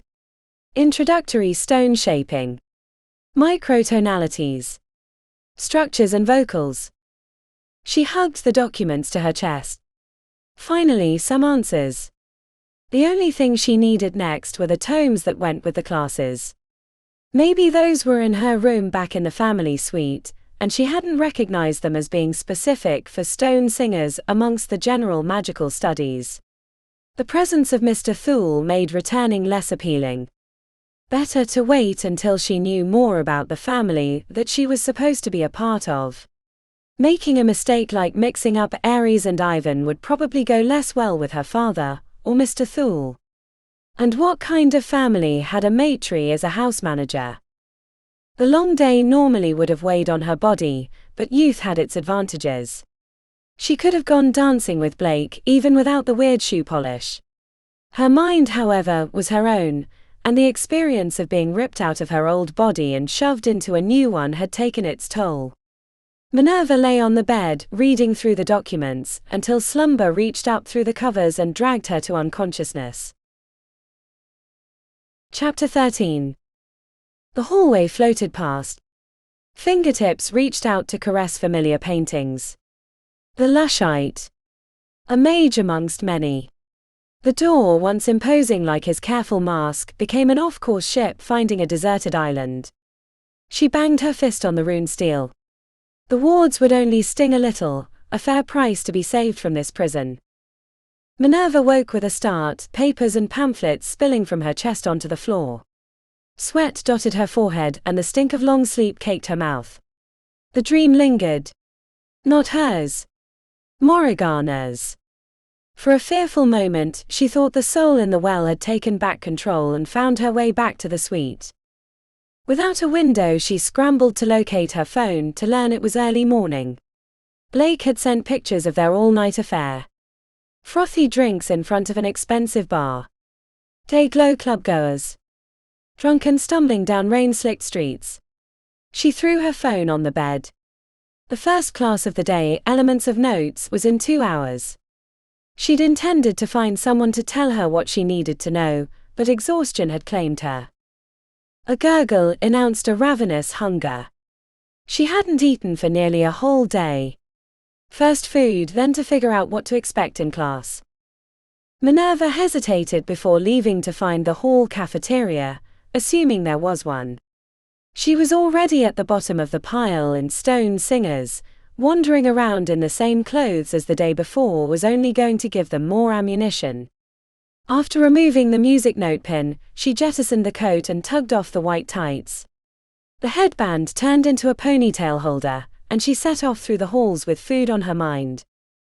She passed nooks with intricate statues, usually figures of importance from the 100 halls. Invictus, or the founder patrons like Celeste de Gastine. But others were of fearsome creatures, like a pack of firehounds climbing a mound of refuse after a young mage with a staff who wielded wind to keep them at bay. The architecture of the interior shifted between styles. She wasn't a connoisseur, but museums were cheap entertainment, a great way to kill a day in a new city, and she'd been in enough of them on tour to pick out the Gothic arches and neoclassical temple roofs. A door beneath an interior portico led to a wide-open space filled with students chatting and silverware clattering on plates. The ceiling rose high overhead, angled arches painted with beautiful scenes that rivaled the Vatican. Green plants filled in the spaces, ferns and flowering bushes. Her breath caught in her throat. The room was the intersection of art and architecture. A mirror of the portico on the other side had subtle differences, the columns carved into imps climbing over each other to reach a gate at the top. Based on the glances and the way conversations stilled when she neared, she wasn't a welcome sight. She found a buffet line, filled her plate with eggs Benedict and bacon, balanced a banana on the edge, grabbed a glass of light green juice that smelled like jasmine, then looked for an open chair. The fiction that she might plop down at a random populated table quickly evaporated. No one wanted her as a seatmate. She spotted the cherub-faced girl across the room with a few of her friends, but she looked away when they made brief eye contact. The shunning was all too familiar, from her years in the music industry. After Ian had filed for divorce, no one in the business would talk to her anymore. Wouldn't return her calls or emails when those became a thing. Forced isolation was a prison cell she knew every square inch of. Minerva put up a neutral expression and made the procession across the room to an empty table, knowing that any crack in her facade would only give her ex-husband, or in this case the other students in Stone Singers, the satisfaction of knowing they'd broken her. The benefit of sitting alone, she'd learned over the years at restaurants and cafes, was that the delicious food didn't have to be interrupted with benign conversation. She could stuff her cheeks like a chipmunk, ignoring the niceties that came with table companions. It was strange paying for crimes she hadn't committed, but that's how the divorce with Ian had felt after Isabel's passing. It had been a tragedy. No one's fault. But he treated her death as if she'd had something to do with it. First he was mad that she'd interrupted her rocketing career with an unexpected child, then when she died he blamed her for that too. As the room emptied out, Minerva considered approaching the other students to ask for help, but they sat in groups of 3 and 4. She'd all but decided that she'd show up to class early and ask Professor Lequerdo for additional instruction, but then she noticed the cherub-faced fan from her mini and the moves show gathering her books while the others had moved away. Like a lioness after a stray antelope, Minerva slipped over to the table. The girl was collecting a fallen pen from the floor. When she lifted her head, her smile faltered, and her gaze went right to her friends as if she were calling them back for support. "Hi." The girl looked like she was contemplating how rude she could be. Her nostrils flared. "Hi. I like your pink backpack." The brief curl of her lips was stifled. "What do you want?" "I know I've been a shit since I've been here and I probably don't deserve anyone's pity, but I really want to make this work at Stone Singers. I'm way behind on my studies. Starting over for all intents and purposes. But I was wondering if I could get your help for the Elements of Notes class."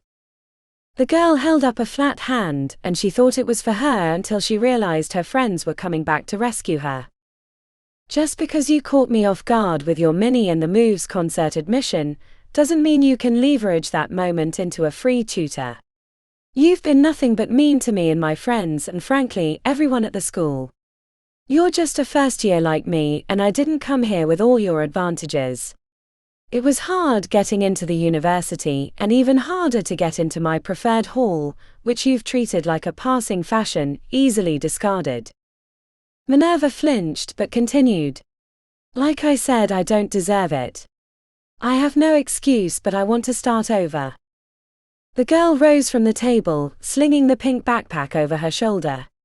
The tight black shorts over her ample hips, glitter-dome t-shirt and purple streaked hair color that clearly came from a cheap drugstore shelf, marked her as part of a completely different social class.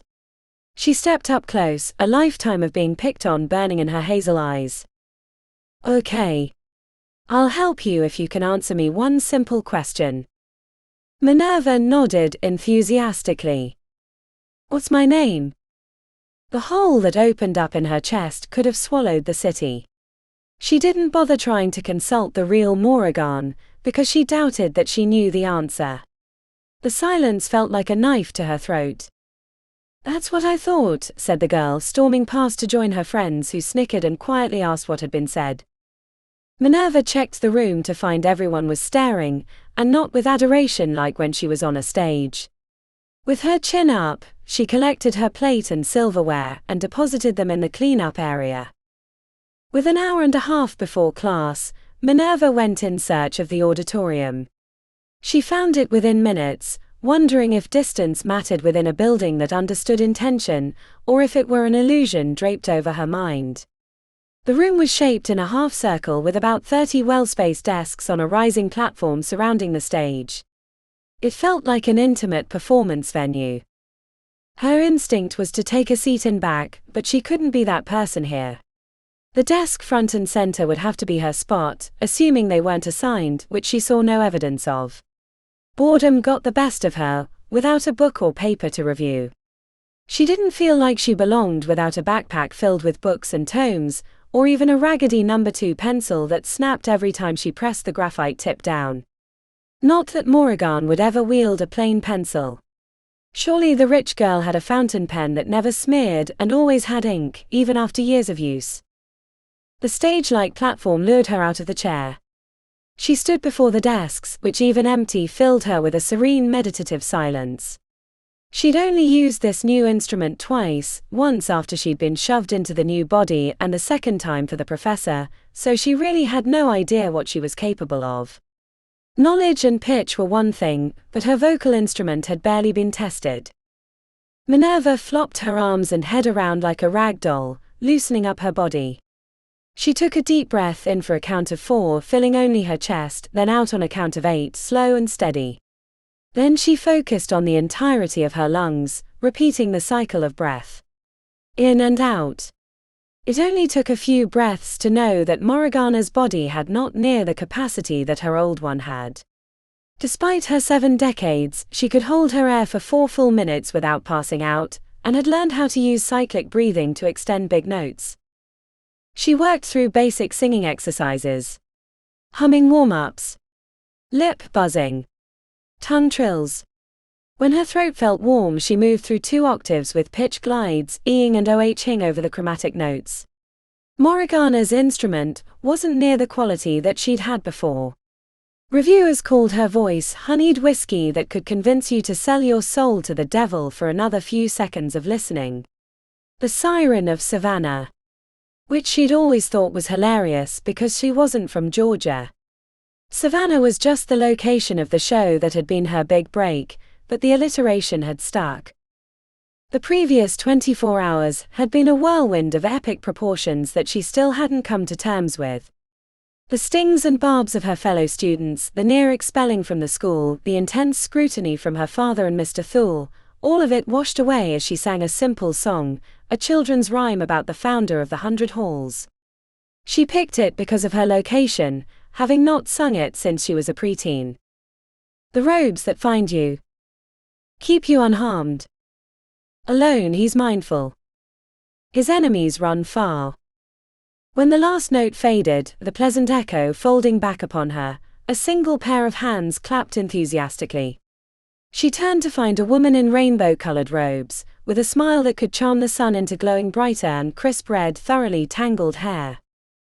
Miss Charmer. What a surprise. I heard a delightful voice from my office and came to find you on the stage.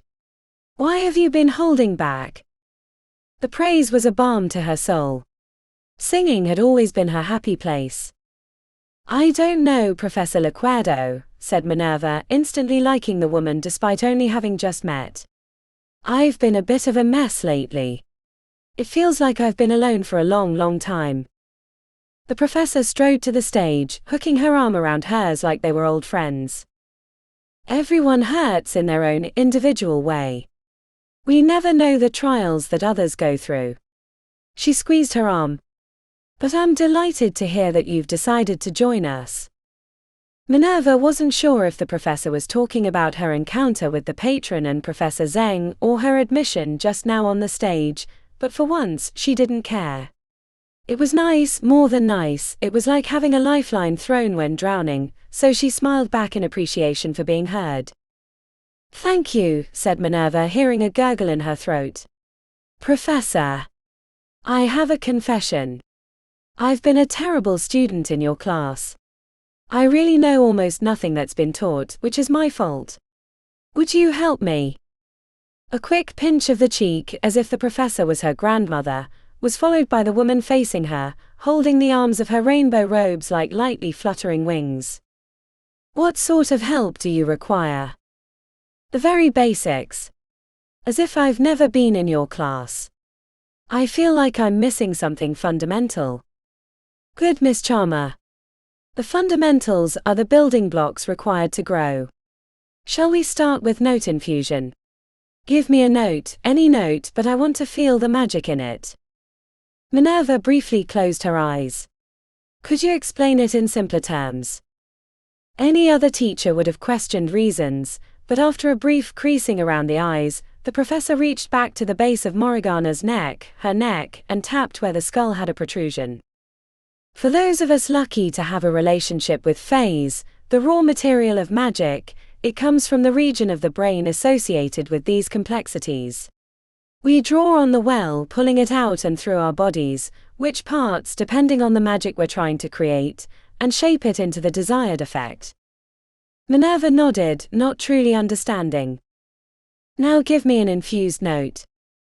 Realizing she wasn't going to get further explanation, and at a certain point it probably wouldn't help, she closed her eyes and reached back to the spot that the professor had tapped.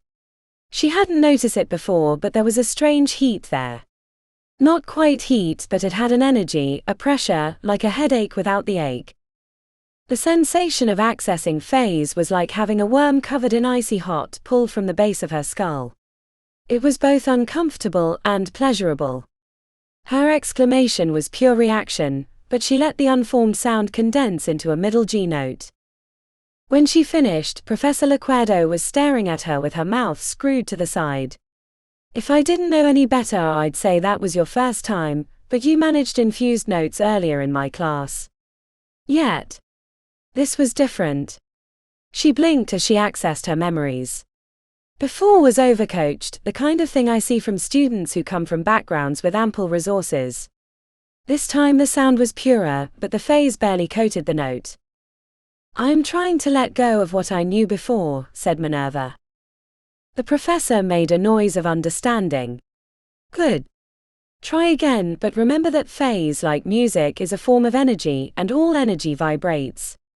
You want to match the energy of your magic with the unique vibration of the note. When they work together, the amplification will transform your magic. Minerva started to close her eyes, but the professor tapped on her chin. You can't do magic with your eyes closed. Learn to keep them open now. Bad habits make bad mages. Rather than stare into the professor's eyes, she looked off to the right, fixating on a spot on the wall. The tug of phase came first, then she added the middle G. The waves in the sound started off in opposition, impeding each other until the note burned hot coming out of her mouth. Keep the note steady, you have that down like an old pro, but modulate the phase. It's an organ like any other, said the professor. With the G hanging in the air, she tried modifying the phase, but it was like trying to use her hands after she'd slept on them. The phase modulated slightly, cooling the exit of the note, but she knew that it wasn't quite right. Eventually she let it drop, expecting criticism. Good, said Professor Lequerdo. You came a long way with that one. Keep working on that. Remember, this is the core of what we do in this hall. The more the notes and the phase work in concert, rather than in opposition, the stronger your magic. Like two singers in harmony. Her eyes lit up. Exactly. How perceptive of you, Moran. She squinted. There's more to you than people realize. You should let them get to know you. I'm trying. The next thing the professor had to say was lost when the door was pushed open. A handful of students made their way to their desks. Professor Lequerdo smiled and patted her shoulder, which Minerva took as a signal to take her seat. As the class started, and the professor had them jump right into singing exercises while using phase, Minerva regretted her decision to sit up front. The pace was steady. Professor Lequerdo kept them moving through exercises, singing different types of notes while applying phase. The room stunk of the raw magic, which the professor occasionally drained with a spell that sucked it into a jar on her desk. By the second half of class, the tempo felt grueling. The struggle of accessing phase impacted her notes as she lost focus on what she was good at. She didn't have the mental stamina when it came to using magic, and her output got sloppier as the class went on, until she could hear her own off notes and throat squelches. Moran had kept up her physical appearance, but her singing endurance was barely above a casual glee club student's. The lack of a shower and extra effort left her damp with sweat. She was painfully aware that she stunk, based on the sideways glances and covert sniffs from the students to her left and right. By the time the class was finished, the wetness around her armpits had made a ring that she couldn't hide. Great class, everyone. Keep those chins up. Remember, these exercises are like going to the gym. Your muscles, singing and magic are going to be sore, so take care of yourself. No alcohol or alchemy nonsense. The desks creaked as everyone but her stood at once. Snide comments at her back stung, but she stayed seated until the room was empty. Thank you, Professor. I really appreciate the extra help at the beginning of class. Professor Lequerdo was facing the front, closing up the jar she'd captured the extra phase inside. You're very welcome, child.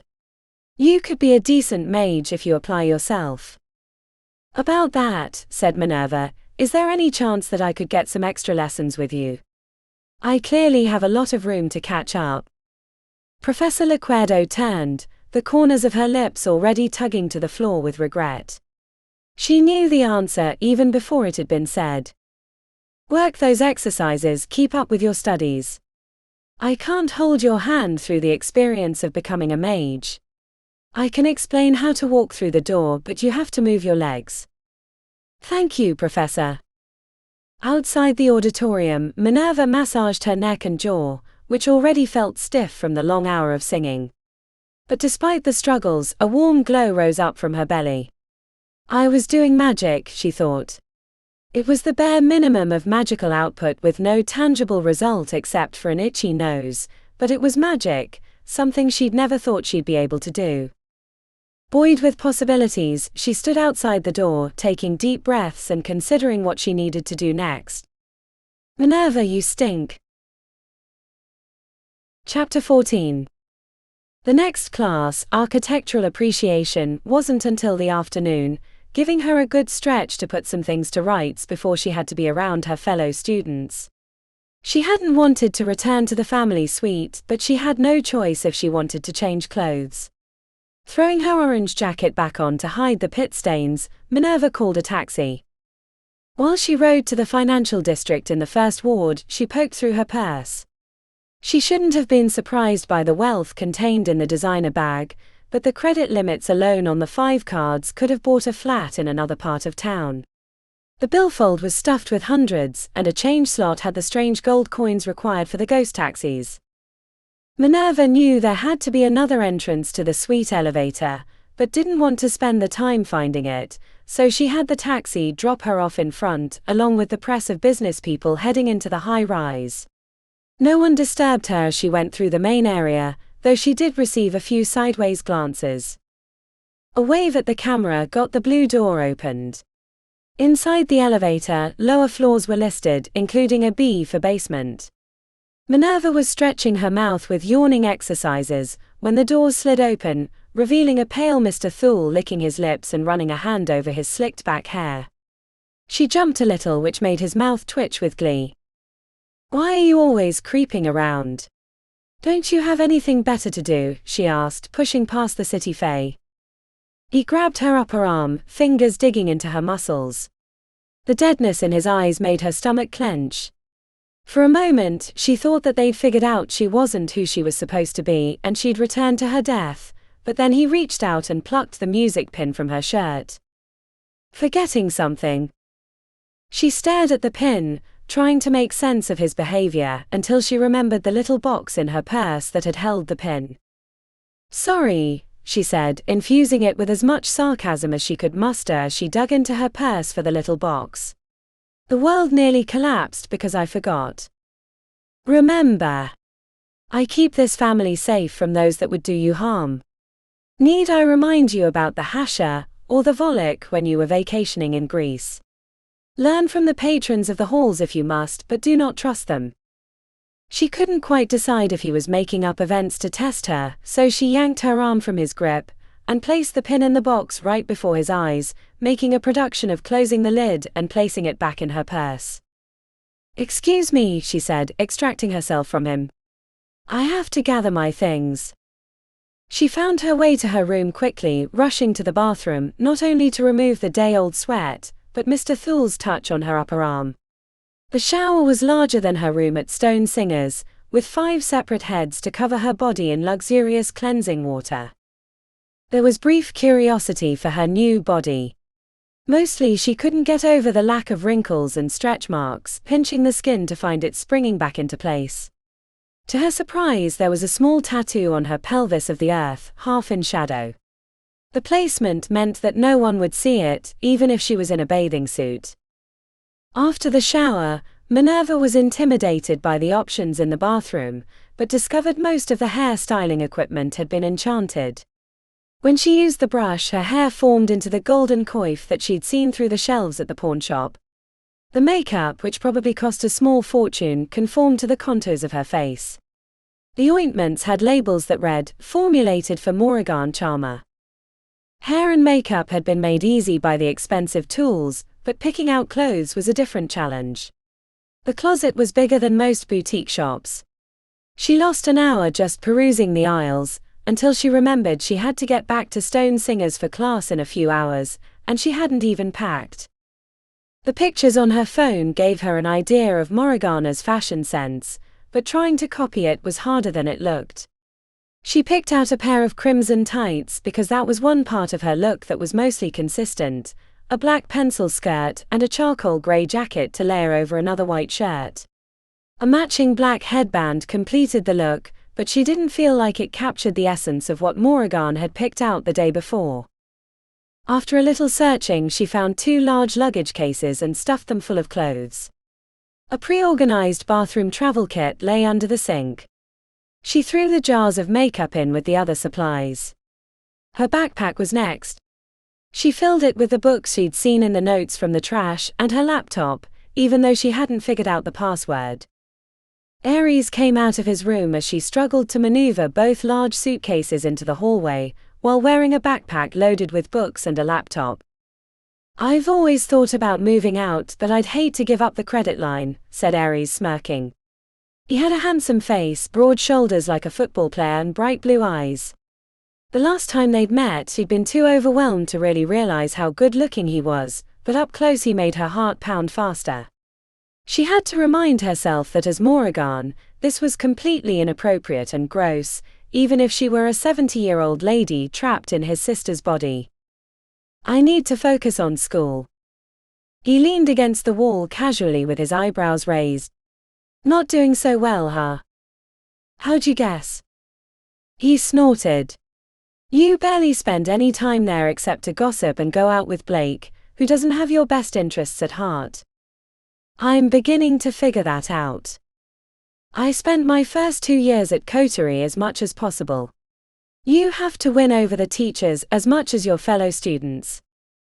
The way he said it had her guessing that he was still at coterie. "Why are you here now?" "Some second year thought they could sneak a shadow python into my room. I killed the stupid thing easily, but it wrecked the space before it died, so I'm waiting for the renovations." Minerva had no idea if he was messing with her. The goings-on at the various halls had never been of interest to her, but coterie had always been known for the ruthlessness of its graduates, so it seemed plausible that internal violence was tolerated. "I'd hate to be him." "Huh," he said, cocking a grin. "It wasn't a particularly robust attempt. I think I might ask her out. Something to talk about anyway." "Right." His face brightened as he thought of something. "Want some help?" She offered a handle and let him lead. The elevator was around the corner. She purposely placed herself in back away from the controls. He pressed B, and the elevator lurched into motion. "I miss Solstice," he said, glancing at his shoes. The casual way he said it slipped past her guard, and she blurted out, "Where's she at?" before she thought about it. The alarm in his expression was a clear sign she'd screwed up. The only thing she knew about her siblings was the picture from the Herald, and that was 8 or 9 years old. I mean, what would she be doing right now? Ares blinked, the alarm draining to solitude. Probably in a library somewhere, doing what she loved. He squinted, shaking his head slightly. Nothing's been the same since. She was saved from having to make a comment when the elevator door opened. As they pulled the luggage outside, he placed a hand on her arm. "Hey, I wanted to ask you about something weird that happened yesterday." She made her face as inquisitive as possible, even though her middle tightened as if it had been squeezed in a vice. "What's that?" Vic was arguing with some guy, red hair, sleeve of tattoos, called him Rush or something, which was weird because he had an Irish accent. Was this a test? Did he know, or had the rest of the family been left out of the soul stealing? "Yeah, I saw him." Ares' gaze searched all over. Vic said something about not giving him the bridge yet, that he hadn't earned it, not until the job's been verified.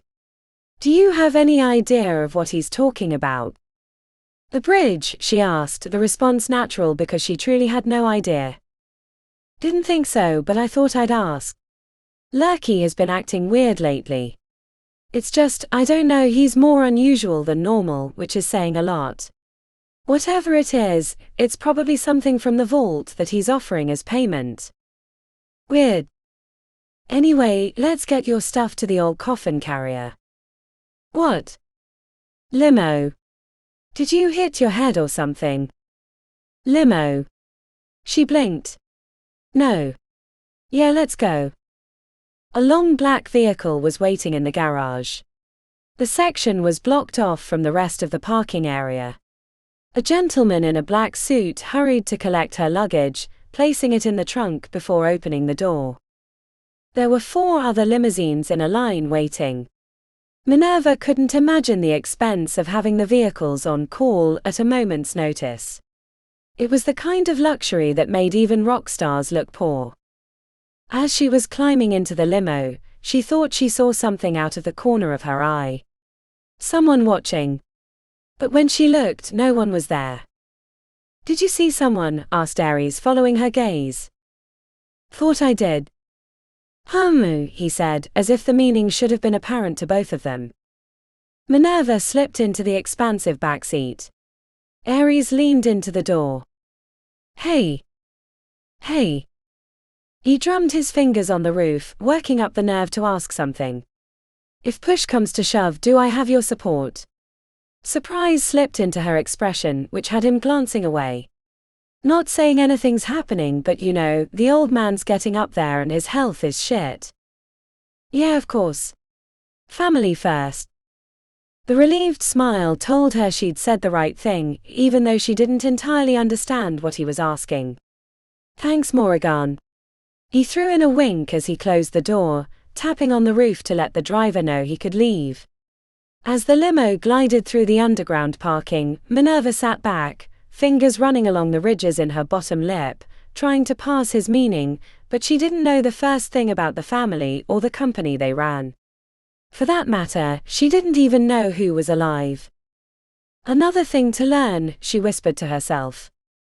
When the limo neared Stone Singers, she had the driver drop her off a block away so she wasn't seen climbing out. Pulling the luggage made her muscles ache in a way she enjoyed. She worked out for 2 hours every day in her apartment building to keep in concert shape, followed by 4 hours of singing exercise. If she was going to survive this new life, she needed to apply the same work ethic to the school and her family that she had to her music career. There was too much that she didn't know, and those things were going to get her killed. As she unpacked her clothes, she knew she needed answers. She'd start with the information available on the internet, but eventually, she'd need the inside scoop about her family. There was much that wouldn't be in the public eye. She'd survived her first day in Moran Charmer's body. The real work was yet to begin. Chapter 15. 2 weeks after she'd been thrust into Morgana's body, as a November chill descended on the city, Minerva was sitting in a study area on the north side of the Bloom. She'd gotten used to using the intentionality of the passages to find where she wanted to go. On this day, she'd gotten tired of studying in her room. She'd been reading the available family history online, the kind of work she only did where no one could see her. It probably wasn't unusual for someone in their famous family to research themselves, but the fewer questions the better. She had her copy of The Art and Artistry of Shaping Stone open in her lap, but she was really thinking about what she'd been learning about her family. Her parents, Victor and Monique, had gotten divorced 6 years ago. The press version was mostly amiable, but gossip sites speculated on the financial battle that had ensued between the two. Her mother had been a member of Dramatics Hall. Monique Laurent Rodriguez. She lived on the other side of town and spent her time giving money to the arts and hosting events. But when they were younger, they'd built a business empire around connections in the magical world, which included shepherding rich young aspiring mages through the process of getting into the 100 halls. Becoming a mage could be the single most important event in a person's life, both personally and financially, which left a lot of credit in the Charmer ledger. Her parents had translated that influence into a global empire that stretched across multiple businesses, including financial investments, headhunting for magical talent, and partial ownership of numerous media and newspapers that provided a lot of flattering content for the family. The oldest of the kids, Solstice, had died on a private trip to the Undercity researching something she'd learned in Arcanium. Her body had been found mangled, torn apart and then abandoned, the area marked with signs of a terrible battle of which she was the ultimate loser. The city beneath the city was filled with gangs, illicit drug trades, and creatures that fed on the unaware. Invictus PD had a standing rule that they did not investigate happenings beneath the city, so entering the Undercity was at your own peril. Not a lot was said about the circumstances. Victor had launched a private investigation, hiring expensive mages to find the truth, and about a year later, they concluded that she'd been attacked by vicious critters. He dissolved the team. Solstice had taken a risk and paid the price. The rest of the family was a who's who of the halls. Ares was in his 4th year as a member of the coterie of majors, the elite of elites when it came to the university. Getting into that hall wasn't only about talent. Connections mattered. It wasn't surprising Victor had gotten his oldest son into that powerful hall. Moran was next in age, 2 years younger than Ares and 4 years younger than Solstice. Minerva still didn't quite fathom that she was 19 years old now, with a birthday coming up in a month. The twins, Ivan and Catherine, had entered alchemists and assassins respectively, making it through the trials on their first try. Ivan showed up on the gossip sites, pictures of the dark-haired brooding boy with his arms around beautiful women inside exclusive clubs, while his twin, who went by Kitty, was nowhere to be found. The first sibling she'd met, was Andromeda, who had entered a 3rd-tier hall, Eastomances, which explained her body modifications. That hall was commonly called the Circus of the Weird. Minerva didn't need to read the papers to know that Victor would have been extremely unhappy about that choice. He'd had his other children placed in the original halls, Arcanium coterie, alchemists and assassins. Stone Singers was 2nd tier, but came with a lot of respect because it had produced great architects and artists over the years. Knowing Morgana's reputation, it wasn't a surprise that she hadn't joined Protectors, the only hall of the originals without a charmer. She'd probably had her heart set on coterie or alchemists until her brothers took those spots, which explained her unhappiness at entering Stone Singers. Minerva was tapping on the tome, reviewing the important dates and lore from the family history in her head. The twins were born on June 11th. Ivan came out screaming first. Kitty was second, but as quiet as a mouse. Her father was 12 years older than Monique, who had been a rich girl with divorced parents split between Paris and Mexico City. Victor had not a speck of magical talent, but made up for that with ambition to spare, which had attracted the young socialite. His original name had been something Eastern European, and there were rumors of a background in organized crime, but he'd changed it to Charmer when he set up his influence business. The world of the Charmers was swirling through her head when she heard one of her songs from the other side of the shelves where she'd camped. After 2 weeks in class, she could recognize everyone's voice from her year. Minerva peeked through the plants to see Audrey, the cherub-faced girl who had spurned her attempts for help. It had taken overhearing their conversations at lunch and during class to learn everyone's names. Audrey had her eyes closed and her shoes were bouncing with the music as she lightly sang Volta Antero, a song from the early days of her career about getting hit by lightning while climbing a mountain and having an epiphany about her life. The lyrics had come from a dream she'd had, right before she made the momentous decision to become a professional singer. A bolt of light. A wrong now right.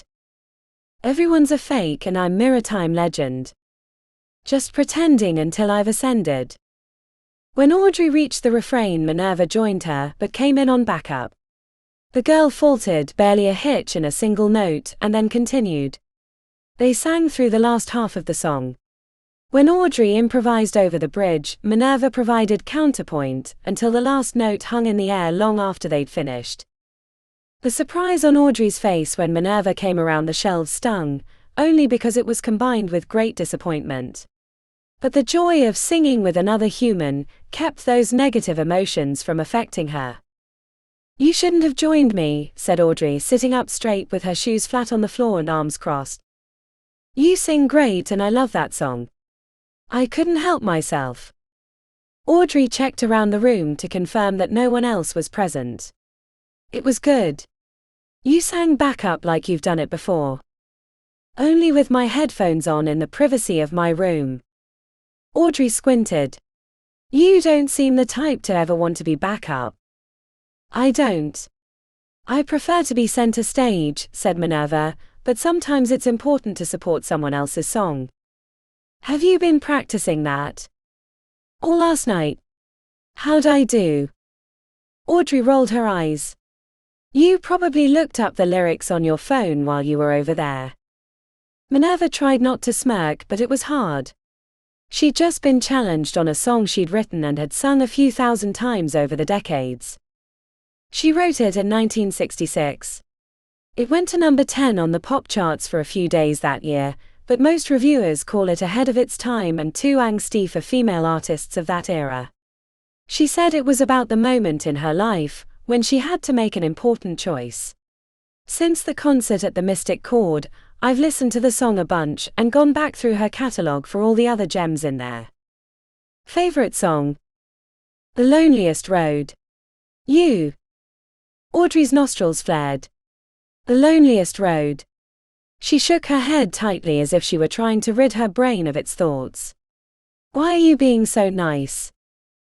Volta antero. You got struck by a bolt of lightning. Figuratively. Bullshit. You want something. Also true, but don't we all? Friends, the respect of our peers, a life where we get to do what we love. It's not a lot to ask yet, it's a lot to ask. Who are you? Minerva inhaled. It was a good question. She couldn't really be Minerva anymore. Everything she'd learned about the Charmer family told her that much. But she didn't want to be Moran either. The truth would have to be somewhere in between. Someone who's still months behind where she needs to be, said Minerva, gesturing randomly indicating the school. I'm not helping you. You were mean to me and my friends. I don't like you, and if I did help you they'd kill me, said Audrey, checking the hallways to make sure no one came up on them. The fear in her eyes really nailed down the point. The girl Moran was a cancer in the school, which collectively they were trying to excise. You didn't help the cancer with her homework, you hoped she failed and the problem eliminated itself. But being a rich, spoiled punk had its advantages. What if I paid you for tutoring me? Why? I'm barely scraping by. I screwed off for the first 2 months because reasons, and now that I've decided to get my act in order, I'm so far behind I feel like I'll never catch up. Can't Daddy hire tutors for you? Minerva lifted a shoulder. I'm sure he could, but I'd prefer someone in the hall. He'd be disappointed if he knew, said Audrey. Totally. She sighed. I'll make it worth your while. We can find somewhere private so no one has to know. I'll pay you triple the number you have in your head right now. You could use the money, and I probably have too much. I'm not poor. I didn't say that. Money can't make you happy, but it sure can keep you from being depressed because of your problems. Charge me for the inconvenience, but don't pass up the opportunity. I'll just find someone else who will take much less than I'm willing to pay you. Audrey screwed up her face. Her chubby cheeks had taken on a pink hue. Why me? Minnie. Chapter 16. A week later, Minerva waited in the Last Note, a karaoke bar in the 4th Ward. She'd picked it because its location made it unlikely that anyone from Stone Singers might wander in during the middle of the day. Afternoon during the workweek wasn't prime time, so there were only 2 customers, a pair of businessmen from Japan singing show tunes in a private booth. Audrey entered a few minutes early in a Garbage Kings t-shirt and jean shorts over shredded leggings. Her hair had dual tones of bright green and blue. A karaoke bar. Come on, I reserved the room in back. Audrey hesitated, biting her lower lip. I don't know if I can do this. At least try it one time. If you don't want to continue after today, I'll still pay you for the first 3 lessons. It annoys me how you throw your money around, said Audrey. Have to use the advantages we have. One of the things that Minerva had learned in the music industry was some people were going to hate you no matter what you did. It was best to get over it and treat them like you would anyone else. If they didn't want to engage, that was their problem. And it wasn't like Audrey didn't have a good reason to hate her, but she couldn't let it be a reason to hate her back. Fine, said Audrey, brushing past to enter the back room. One time. The private room had 3 booths and a few tables facing a stage. The background video screen was light blue, waiting for a song to be entered into the machine. 2 blocks of stone waited on the tables. Problems in stone shaping, huh? Stone rubbing would be the better description for me. I've managed to deform parts of the stone, but I might as well be using a chisel and hammer, it'd go faster. I don't know how good a teacher I'll be. Any help is something. Professor Zeng would rather gouge out her own eyes than give me any pointers other than do better. You are the one that gave her the nickname Professor Bling. Professor Bling? That doesn't make any sense, said Minerva, forgetting that it was Moran that had given the name. Wow, you've already forgotten. It was a commentary on her lack of adornments or fashion sense, but you know, not everyone has your budget. Oh yeah, black robes, black clothes. Audrey looked like she was still 1 foot out the door. Warm-up exercises? Her fellow first year nodded. No true interaction was required to work through the exercises that they drilled into the students at Stone Singers. Once they were done, Minerva asked, "Now what?" Now what? Yeah, how do you shape stone? The texts are mostly descriptors on the later techniques, and the professor won't go back and explain the basics. But you were doing fine before. You weren't great by any means, but you were getting by. I don't want to get by. I want to get great, but I don't know what I'm doing, so I really can't do better, said Minerva. Audrey stamped her boot and crossed her arms under her chest. Must be nice to screw off for months and then decide you want to be great. She held her hands up and wobbled back and forth in mock excitement. Rich people are such crap. The rest of us scrape by to make it to the table while you show up late and plop down at the head because you own the place. I don't know why I came here. I don't want to help you. You're a spoiled brat and I hope you fail miserably. Audrey was on the verge of tears. You don't have to pay me since I didn't help you. I didn't want to be in Stone Singers, Minerva blurted out. It was Morgana's truth, not hers, but it stopped Audrey cold in her tracks. I didn't even put my name down in the tome of records. How is that possible? You have to ask. Audrey blinked. Right. But why would you tell me that? That would damage your family name if it got out. So you'd believe me that I want to work and understand why I wasn't before. My sister was in Arcanium, my brothers are in Alchemists and Coterie, and my other sister is in Assassins. I'd never fit in Protectors, Animalians or Aura Healers, so Vic, my dad, got me put into Stone Singers. I thought the tome was sacrosanct, that it couldn't be changed once you put your halls in the ledger, said Audrey, mouth agape. Anything's possible with enough power and resources, she said. Trust me. I didn't realize how much that was true until recently. What hall did you want to be in? Coterie or Alchemists, she said, answering for Moran, based on what she'd learned from Blake during their short friendship. There's no reason my father couldn't have gotten me into one of those halls, or that I didn't qualify entirely on my own, which means that he kept me from getting in, or had me placed here to spread his influence. Wow, said Audrey, sounding genuine. That's awful. I don't expect you to feel sorry for me. I've had a pretty pampered life, and what I did to everyone the first few months, that was me lashing out. But I love music, seeing the Minnie in the Moves concert reminded me of that. I want to make it work. You're making it hard to say no. I'm trying to. What you say, I have these nice fresh blocks here to modify and a wad of cash in an envelope for you. How bad could it be? Audrey slumped her shoulders. You're annoyingly persuasive. The desperate usually are. She paused at the block. You're also more eloquent than I remember. It's like you grew up in a really short time. A smile was all the answer she gave. How do I shape the stone?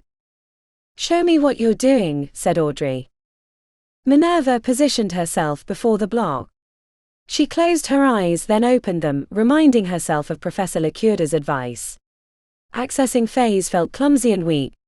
She tugged and pulled like trying to yank a worm out of the ground, but only managed to break off pieces rather than release the entire critter. She added the song second. The melody bounced across a B-flat chord progression. The notes were meant to be the scaffolding upon which her magic was built, but she could barely coat the music with phase before it crumbled. It was like trying to build with watered-down concrete. After waving her hands around the unmodified stone like a fortune-teller around a scrying stone, she let her hands and song drop. "That was a mess," said Audrey. "Worse than a mess. That looked like one of those old movies where the star keeps screwing more and more things up until the whole building falls down, or some other over-the-top tragedy happens. At least we're in agreement about my problem." She shifted her mouth to the side. "Advice? Why are you singing that melody?" "I don't know. I like that chord progression. This isn't a talent show. You don't get points for making it harder. The song should be simple, a peaceful melody meandering through a flower-kissed field. At least at first. Later on, I suppose the more intricate notes help with detailed stone modification, but you, magic alive, that was terrible." Audrey picked at the edge of the stone with a fingernail. "I'm not sure you changed a single fleck. Try again." Singing to the block of stone despite the decades of experience felt weird, but she refocused, picked a simpler melody, and began anew. Coating the notes with phase was easier the second time around, but it still felt like trying to juggle 5 balls when you'd barely mastered 2. When she was finished, the corner of the block had been pushed inward like a belly button, forming a divot smaller than a pea. "I guess you modified some, so that's an improvement," said Audrey, poking the hole with her finger. Drained of energy, Minerva collected a bottle of water, chugged a third, then rubbed the cold container against her sweaty forehead. "Ready for a third go?" "Give me a sec, I feel like I ran a marathon." Audrey pursed her lips. "Come on, you should have more stamina than that. I know we're only just supposed to be able to use magic, but everyone experiments if they have the ability. No one enters the halls cold." Spurred by her comments, Minerva returned to the block for a third try. The result was worse than the second, but better than the first. She took a break again. Audrey leaned against the table, arms crossed, deep in thought. To keep her from pushing for another attempt, Minerva asked between her drinks of water, "Why did you come to Stone Singers?" Audrey glanced up, wrinkling her forehead in thought before answering. "If your Merlin scores are high enough, you have to try to get into the halls. The benefits for you and your family are huge. Assuming you don't turn yourself into a sewer monster with the wrong phrasing on an important spell." "But why a hall?" "Music, of course." "Why else?" she replied, shaking her head as if she were insulted by the question. "I mean, I put down dramatics and tinkerers just in case, but my heart was set on Stone Singers. I was a band and theater kid in high school. I've always been good at math and had a fair eye for art. Stone Singers was the natural place for me, and except for some bossy-ass rich bitch in my first-year group, it's been great." The barb was delivered with finesse, so Minerva couldn't tell if that was a real slam or an opening to be friendly. "Someone should smack that bossy-ass rich bitch down," said Minerva with a smile. Squinting at her, Audrey said, "I think someone's trying." Cracking her neck, Minerva said, "Ready for another round?" She looked like she was about to agree until she checked her phone. "Oh crap, I have to go. I'm meeting some friends at the ice rink in 20 minutes. The timing was strange, but before Minerva could ask, she added, "I wasn't planning on staying. Not until you said what you said about your dad.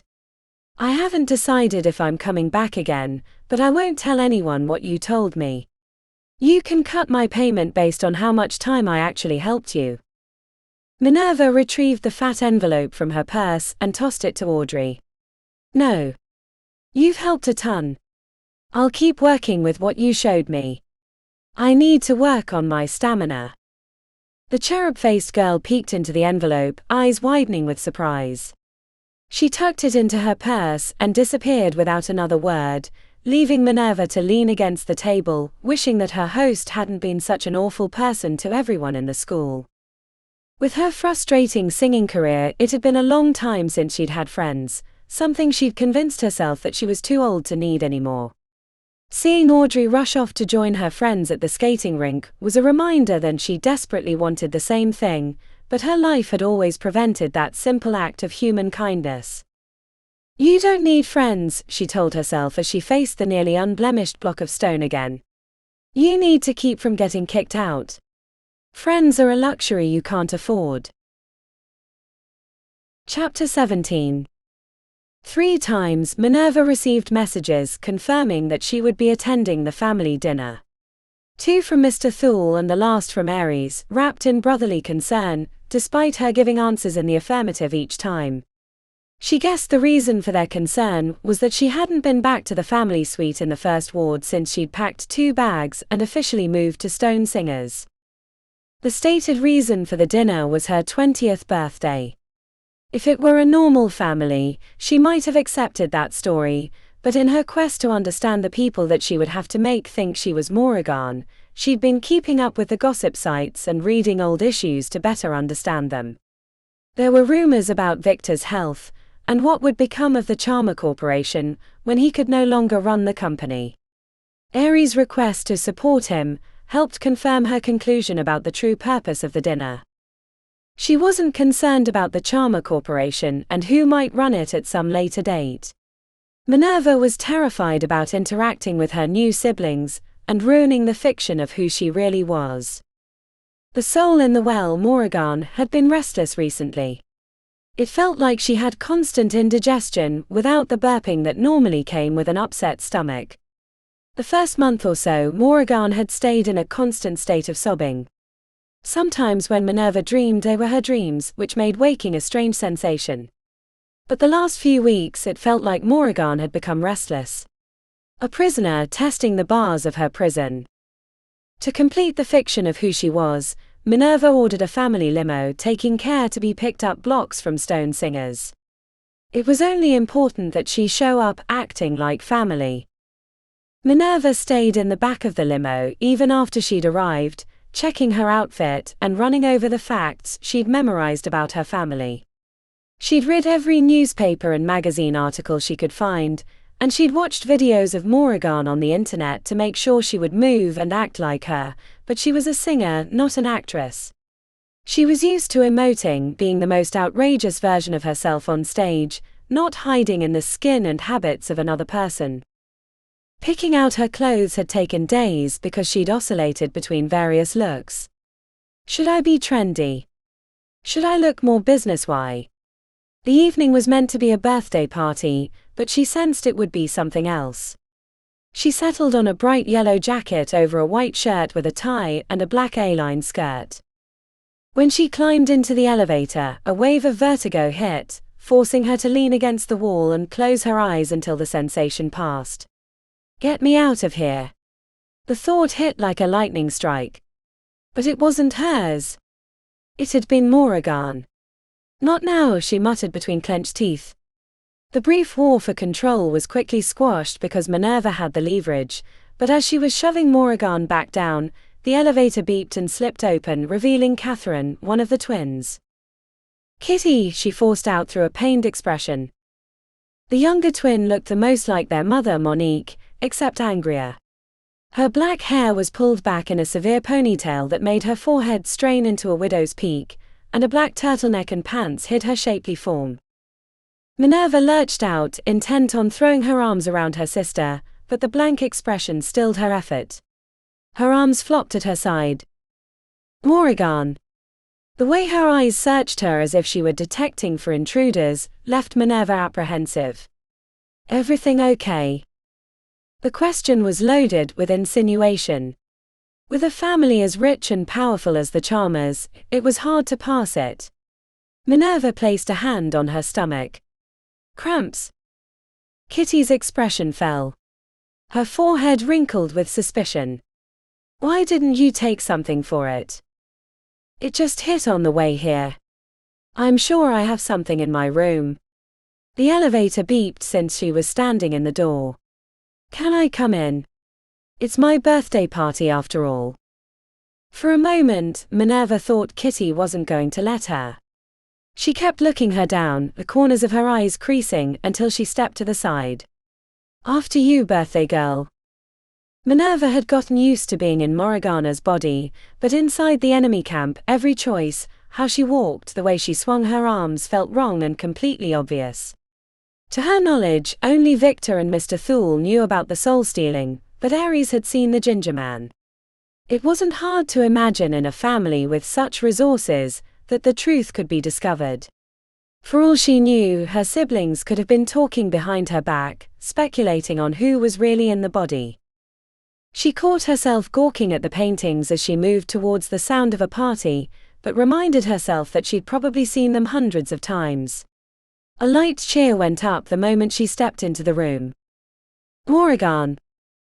Minerva performed the little wave and left foot lift that she'd watched Morrigan complete in countless videos on her phone.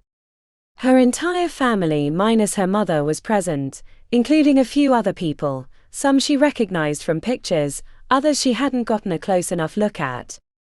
She kept a sunny smile that felt like a grimace because her jaw was tight with worry. Ares strolled over, handsome as a runway model, and handed her a flute of champagne. His cologne swirled around her like an aura. Her nose tickled with phase. Was there an alchemical agent in there? Happy birthday, sis. Fashionable as always. This gets old. I'm so behind. I feel like such a terror not getting out. Once I get my feet under me, she said with a playful shrug. The line was rehearsed. She'd known someone would say something about her outfit, which given the extensive closet would be noticeably old. There's a few boutiques that are probably out of business because you're not shopping regularly anymore, said Ares with a smug smile which slowly hardened. Hey, later I need to. There she is, said her father, coming towards her with open arms and a magnanimous smile, forcing Ares to duck away, the girl of the moment. When Victor leaned forward, she placed her hand on his side and gave an air kiss near his cheek. It was one of the few things she knew how to do from years of touring. Greeting customs varied based on location and social class, and she'd learned to be adept at reading people's body language for which one to follow. Vic. School improving now? He added a wink to his question, which under normal circumstances would have been endearing, but she was struck with the reminder that Victor Charmer had signed off on her execution, luring her to the suite to have her murdered for her voice. Much better, she said, giving him approving shoulder pumps with a pursed smile. I'll make you proud. Good Maury, he said, squeezing her shoulder. I'm going to need you in the future. I'm going to need all of you. Her father continued on, making the rounds with the other guests. To Minerva's surprise, she recognized a beautiful tall woman who radiated like a deity, blonde hair, face sculpted with sorcery. Celeste Agastine. The patron of alchemists. Her presence at the birthday party made Minerva curious. She certainly wasn't there for her. Nothing kills my chubby more than having my patron show up at my home, said Ivan, swaggering up with a glass in his hand. He wore a black suit coat with white accents. His dirty blonde hair was spiked up, artfully messy, and she couldn't tell if he had rings around his eyes or had smudged them with makeup. The mother in her wanted to ask if he was doing okay, especially knowing what Blake had said back when they were friends, about her brother having the best drugs. His pupils were as big as moons. But she was his older sister. She had to play the part, or at least the part she thought she was expected to play. You look like crap, Ivan. I'm cultivating hangover chic. He rolled his eyes. Better living through alchemy. When are you going to come out with us again? Or did you really almost get kicked out like Blake said? Blake gossips. But is she right? The old man would flat disown you if that happened. I had some struggles. Everything is fine now. So Blake was right, he said, squinting as he sipped his champagne. I guess that means you'll be coming out again with us soon. Maybe. He raised an eyebrow. You know Blake's the wrong person to piss off. I'll deal.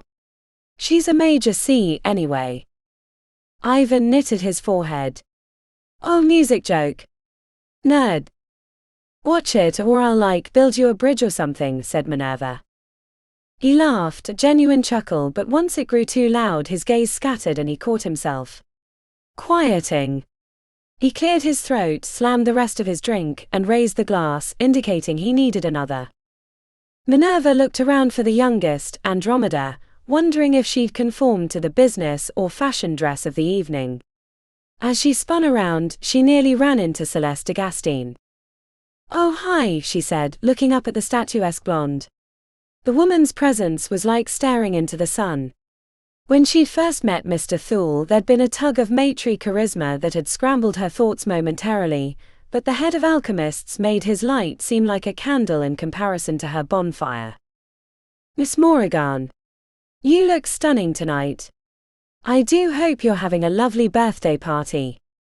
She'd have rather been in her old apartment in pajamas with a drink watching a cooking show, but she plastered a smile to her lips and replied, "I love getting together with family."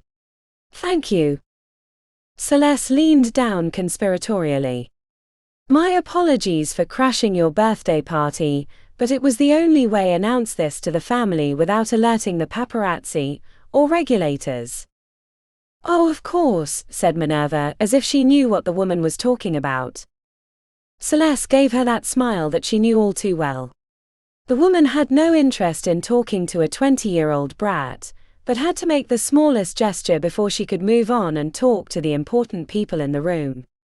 It was no issue for Minerva. She was relieved when Celeste returned to the people in suits and dresses that she didn't recognize. The glass she'd been sipping on was suddenly empty, and a belch worked its way up her throat, buoyed by bubbles. She reached for a second, reminding herself to slow down. Getting plastered would put her in more peril, but the alcohol was a balm to her jittery nerves. The vast expanse outside the window drew her over. It was also a convenient way to avoid her new family. The lights of the city flashed like a silent rave, while floating gondolas, faint little candles, shifted across the night sky.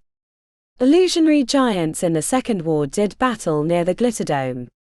The top of the spire blinked with red and green lights to warn away aircraft. A little tipsy and a little more melancholy, she thought, "I'm a part of that. I'm a mage, that can barely modify a pebble, but a mage nonetheless.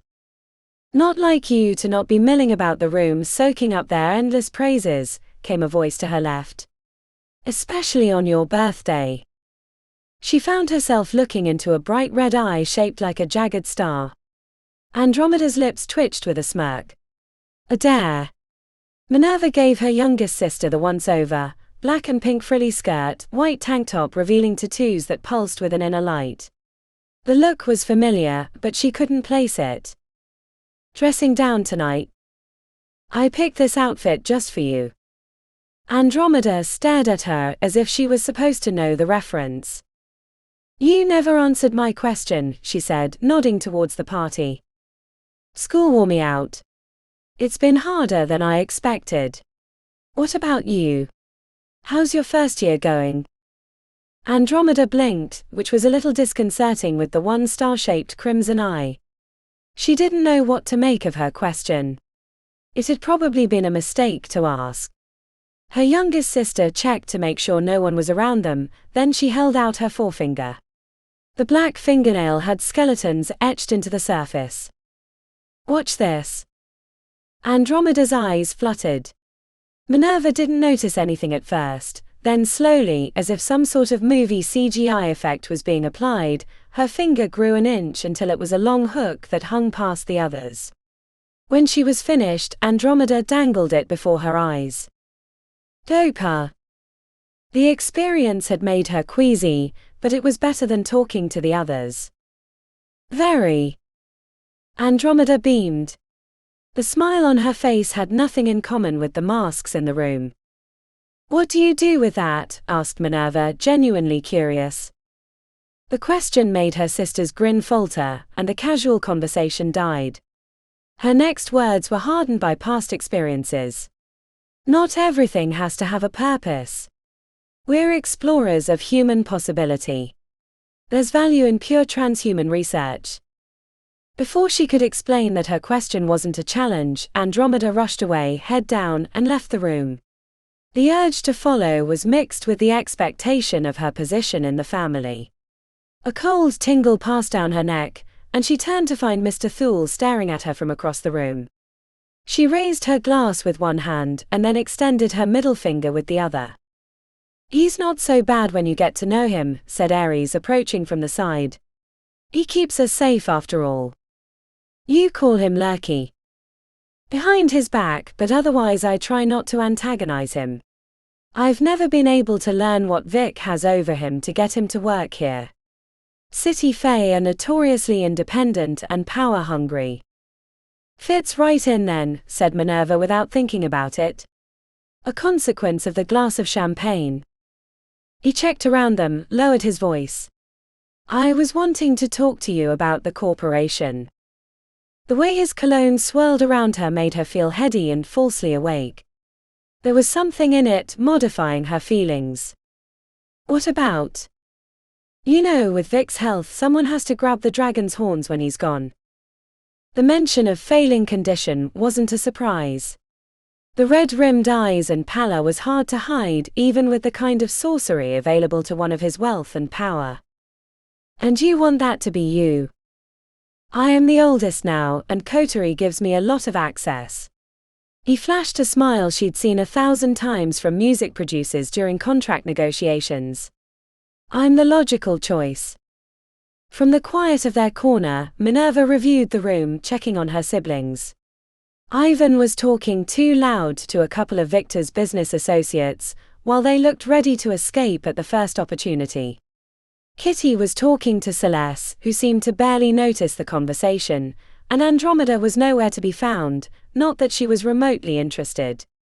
During her studies of the family, she'd been mostly trying to understand them to fit in, and hadn't considered the power dynamics, but now that Ares was confronting her about it, she saw that she was his only rival in the family, one that had been majorly damaged by taking 3 tries to pass the Merlin trials and ending up in second-tier stone singers. "Fine. You can have it." The answer was born out of the glass of champagne, and a general disappointment that this was what the family was concerned about. Family was precious. Not rivals. But Ares didn't take it the way she'd intended. His placating smile was replaced by a hunched forehead, as he leaned over her in an obvious attempt to intimidate her. "You're not his favorite anymore," he said under his breath. "He's been teaching me the business, introducing me to the board. You probably don't know any of their names, do you?" "I said I don't care." "You can have it." His eyes creased. "I know something was going on that day with that visitor, and the way you were acting. You didn't want me to know something." For all his bluster and attempted intimidation, Minerva saw him for what he was, a 21-year-old boy who looked like a man. As a 70-year-old soul, it was hard not to. The things she'd thought important at a young age seemed laughably silly as life's highway ran out. But she also knew this was a dangerous line of thought. Unlike their father, who had no magical ability, they were mages, and the use of fays helped prolong life, a fact she was only just beginning to become acquainted with. The strongest and the richest could extended their time on the planet by centuries or longer. She had no interest in the corporation, but there was no way he'd believe her unless she was getting something out of it. "I'm not your enemy." She thought this might help, but it only enraged him further. Her retreat was met with suspicion. He'd probably expected a negotiation, and by declining, she was signaling that she was still in the fight.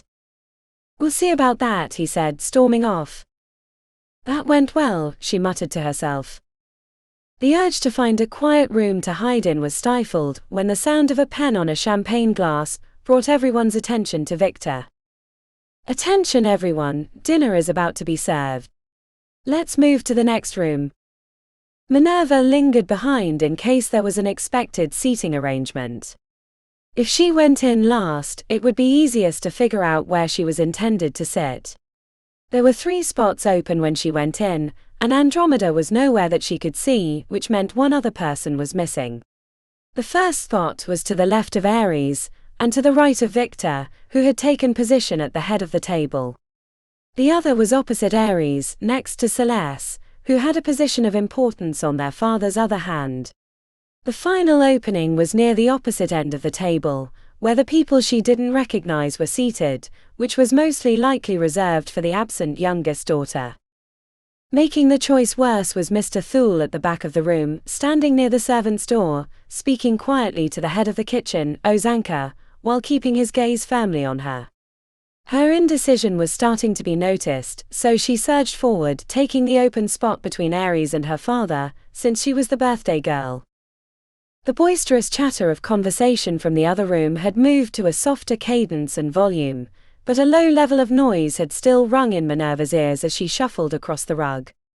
The moment she pulled out the chair and slid down, the back of her thighs kissing the top of the seat, the conversation died as if someone had been murdered near the ice sculpture of Invictus at the center of the table. The wide-eyed stares from around the table when she looked up felt like 1,000 daggers to her heart. Ares snarled. Kitty and Ivan had twin glares.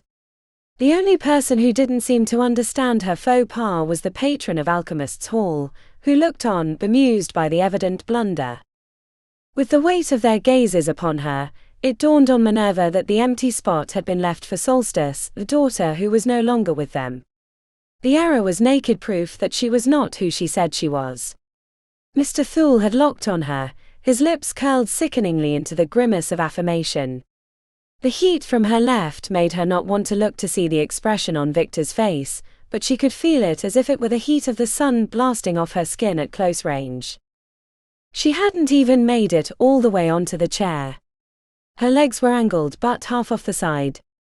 The decision to get up wasn't approved by her legs, which had turned to blocks of ice, along with her face.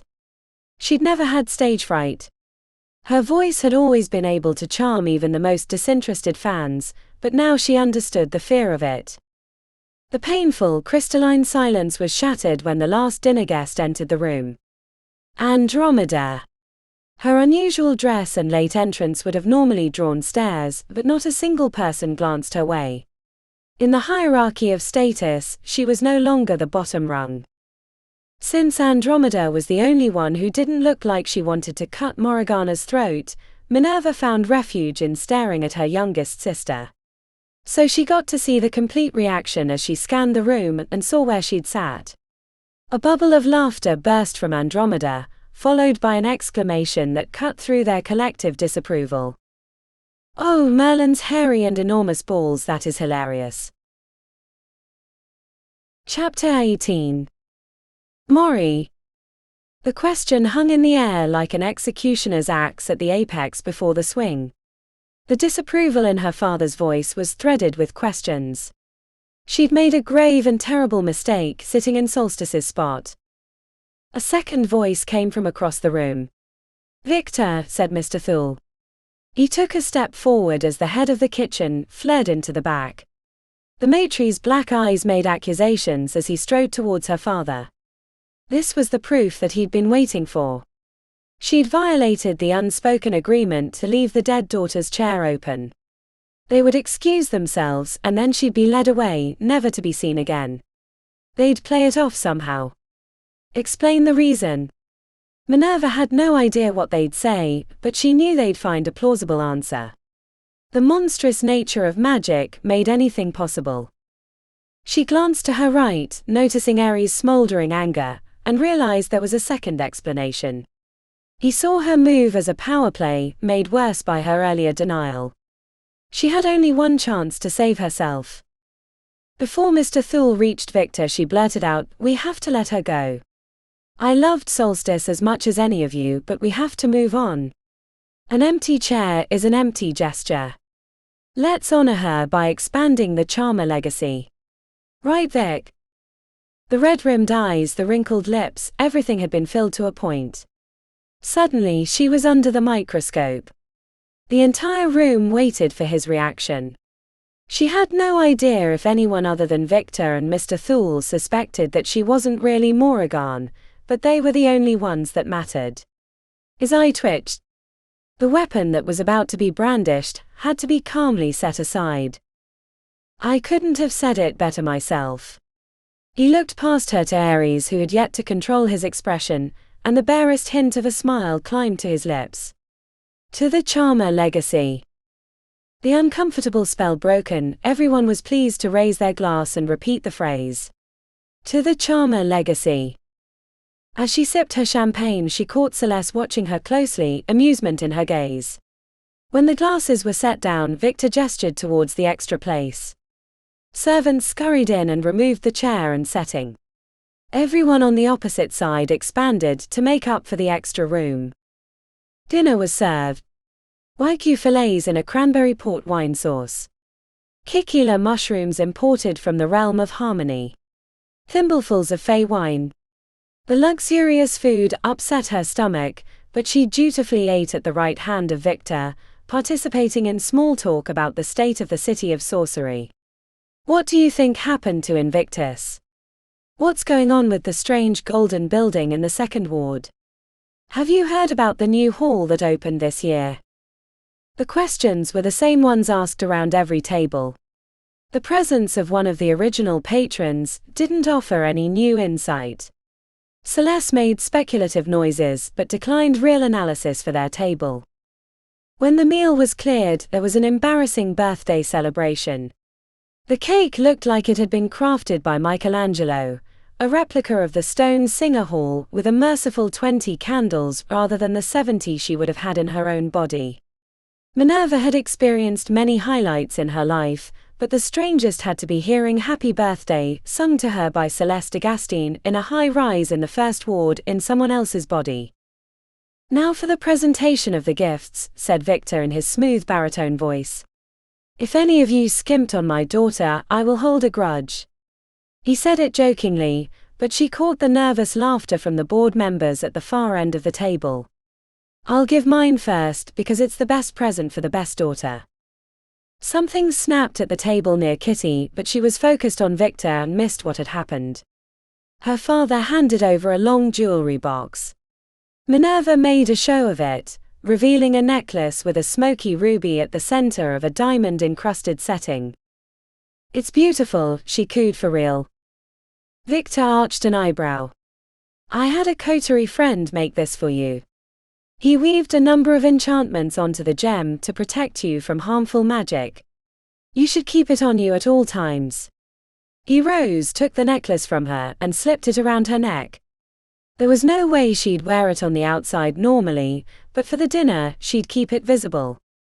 Thank you, she said, placing her hand over the necklace. All right. Who's next? Ares cleared his throat, the early animosity buried beneath a friendly smile. He handed over an envelope.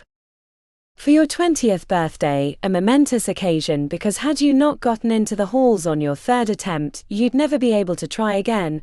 I got you the Outline Boutique. Oh, a gift certificate, how nice, she said. No, he said roughly. Not a gift certificate. I got you the Outline Boutique. One day your choice, anything you want. They'll have clothes made for you if you prefer. I know it's your favorite store, and they're practically bankrupt with you ignoring them. Thank you, Ares, she said, leaning over and giving him a peck on the cheek. It's sweet. After brief applause, other gifts were given by everyone in attendance. Kitty gave her a creche knife made in the Eternal City. Ivan's was an exquisite box holding 6 small vials of study helpers that he'd brewed himself from extract of Mistraken. The gift from Andromeda was a music note made from her finger bone, which received rather tepid applause and many side glances that could be pinned. Victor's business associates gave outrageous gifts that didn't seem real to Minerva. A tricked-out armored SUV with driver, singing lessons with the Garbage Kings, an apartment in downtown Paris, and others. She thanked each one, relieved that Victor called them by their names so she didn't have to sidestep that landmine. Celeste went last. The gift was unexpected, but the tall patron handed over a wooden box with the D'Agostine logo on the top. Open it. Inside was a row of lipsticks in gold-wrapped containers. I had my best alchemists design a line specifically for you. It will help protect your voice, provide a small amount of amplification. That sort of thing. How generous, said Minerva, hugging the box to her chest earnestly. I will treasure it. When the gifts were finished, Victor tapped on his glass, and when the room quieted, he gestured towards her. She hadn't expected a speech. Her heart climbed into her throat, but she kept a calm facade and rose to her feet. First, I want to thank you all for coming to my birthday party, especially you poor bastards on my father's board who had to figure out the right gifts to give your boss daughter. Laughter broke across the table. She took the moment to review expressions. Victor stared up at her approvingly, while her siblings, minus Andromeda, had smiles that did not reach their eyes. But you did well. Thank you. She raised a glass and took a sip. To Patron Celeste, I'm honored by your attendance. Even though I'm aware that you weren't really here for me, you made this event quite special. She inclined her head, receiving a smaller nod from Celeste. Last, my family. She made eye contact with each one of them, squeezing Victor's shoulder at the final turn. Despite all the strangeness and the petty backbiting, her heart filled with warmth and emotion at the gathering of family, even if it wasn't really her own. It was something she'd never had, so even a broken version was better than nothing. Of course I adore your gifts, given with love by those that know me best, but to me, the greatest gift I have is that you're my family. I treasure our time together because we will have less and less of it as the years move on. She tapped on the chair. To Solstice. And to the Charmer legacy. Her call was answered and everyone drank deep. She even caught a few glistening eyes. Her father leaned over. That was wonderfully said. You've grown a lot this year. I can see your struggles have changed you. I see big things in your future.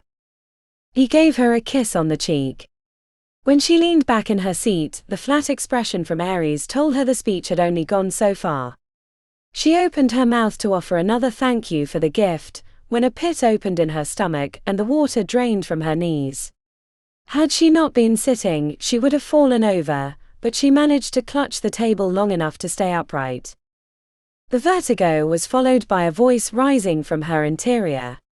Get out of my body. This is my family, you stupid crone.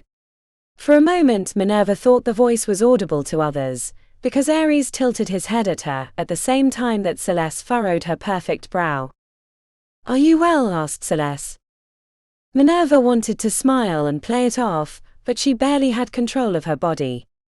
A wavering dizziness came and went, leaving her lightheaded, but she eventually managed to squeak out an answer. Nothing a quick absence won't solve, she said, rising.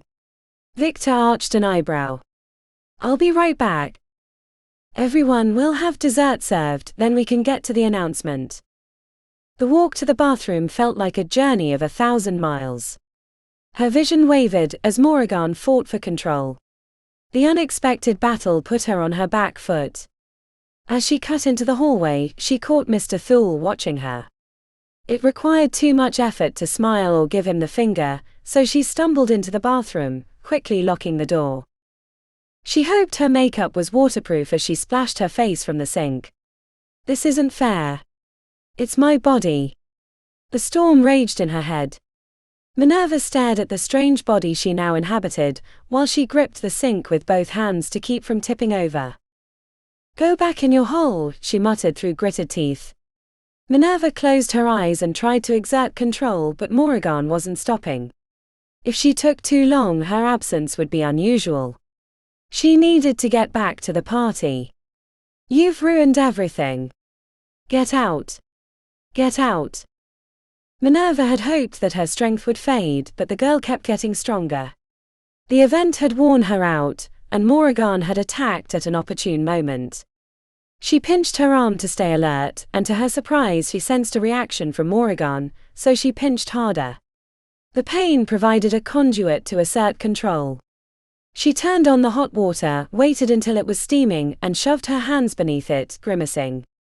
Steam rolled up the mirror, warping her image, until for a moment she thought she was looking at herself rather than Moran. Eventually, she couldn't take the pain anymore. The relief from removing her hands from the hot water left her gasping. Her hands were bright red, but the voice in the well had retreated. Minerva quickly fixed her makeup and exited the bathroom to find Mr. Thule waiting outside. Creep, he said, brushing past him. Are you well, Miss Charmer? He asked to her back. She spun on her heel. Well enough to suggest to my father that your counsel is becoming dated. When she returned to the dining room, she was sure everyone would notice her bright red hands or the imperfections in her makeup from splashing water on her face, but they were busy eating the cake that had been served earlier. She made it to the table and set her hands in her lap. Cake? Asked her father. She tapped her stomach. Later. While everyone finished their dessert, Minerva focused internally, sensing if Moran might return, but there was no sign of her host. As the plates were being cleared away by servants, Victor stood at the head of the table. Family. Board members. Patron Celeste. There comes a time in every man's life when he wonders what his legacy will become. He winked at Minerva. I am blessed with a bounty of riches when it comes to my children. He cocked a smile. But eventually, a long time from now, I'll no longer be running this company, and I want to ensure that it continues to expand in good hands. A force for good in this world. An eyebrow arched. And ridiculous profits. But to ensure that we aren't crowded out by other competitors, I'm announcing a limited partnership with disgraced Industries. The looks of surprise amongst her siblings meant that none of them had known. Minerva caught Ares squeezing his own thigh as if he were going to rip a muscle off, and wave it at Celeste. Now this isn't a merger. After a number of fruitful discussions, we both realized that there are some opportunities for increasing profitability in the areas of branding and social influence. Celeste's many companies make alchemical agents that provide a wealth of benefits for society, but other companies are making headway into her realms. Pyramid Health. Lifestone. To name a few. But we can provide the leverage her products need to push back on those upstarts, and provide more profits to our shareholders. We're going to focus on her lifestyle brands, which are the least performing of her product portfolio. Celeste, do you wish to add anything?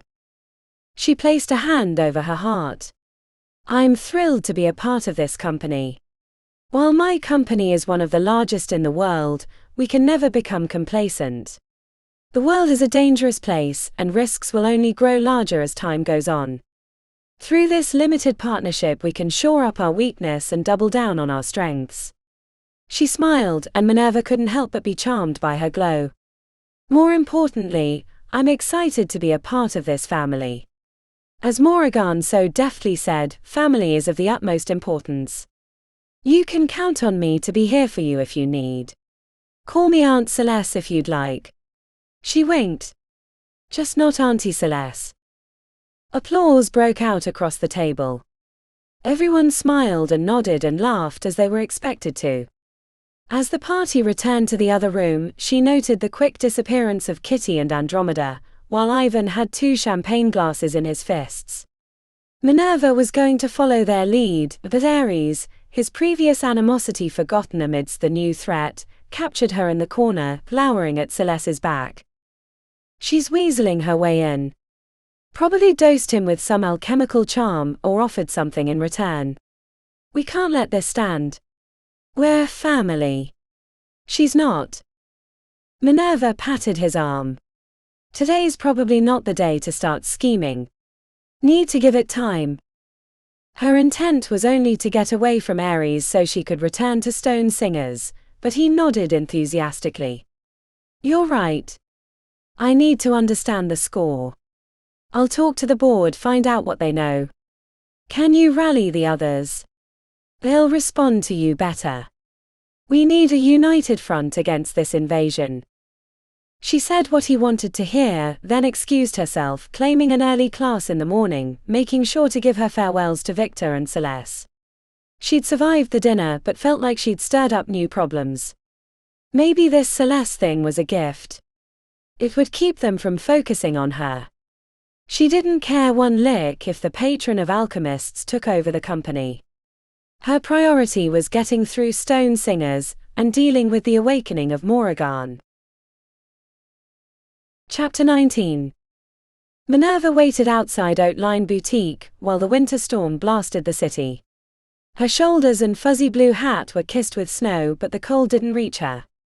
She was quite proud of the weather enchantment she'd managed to protect herself with. A few minutes later, a taxi deposited Audrey on the sidewalk. She appeared confused by the location and checked down the street before crossing the short distance. "I thought there'd be another karaoke bar here." "Come in, I'll explain." When they stepped inside, the two older women that ran the place offered a tray of drinks and snacks.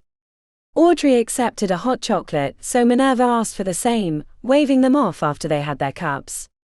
As they sipped on the warm sugary drink, Audrey asked, "What is this?" "My brother gave me the boutique for a day. I don't really need more clothes, so I thought I'd share it with you." The cup dropped from Audrey's bright red lips. "Gave you the boutique for the day. Anything I want, no charge." "Gross," said Audrey, glancing around the room. "Rich people are so weird. I'm not your friend, Moran. I don't know why you invited me here if it's not to tutor you. If it's all the same to you, I'd rather go back to the Bloom. It's the winter break, I'm sure you have time. Please. I don't have any friends, and I'm not asking you to be mine, but these nice people here work hard at their fashion. I thought you'd enjoy it, and it'll make them some money." Audrey's shoulders slumped.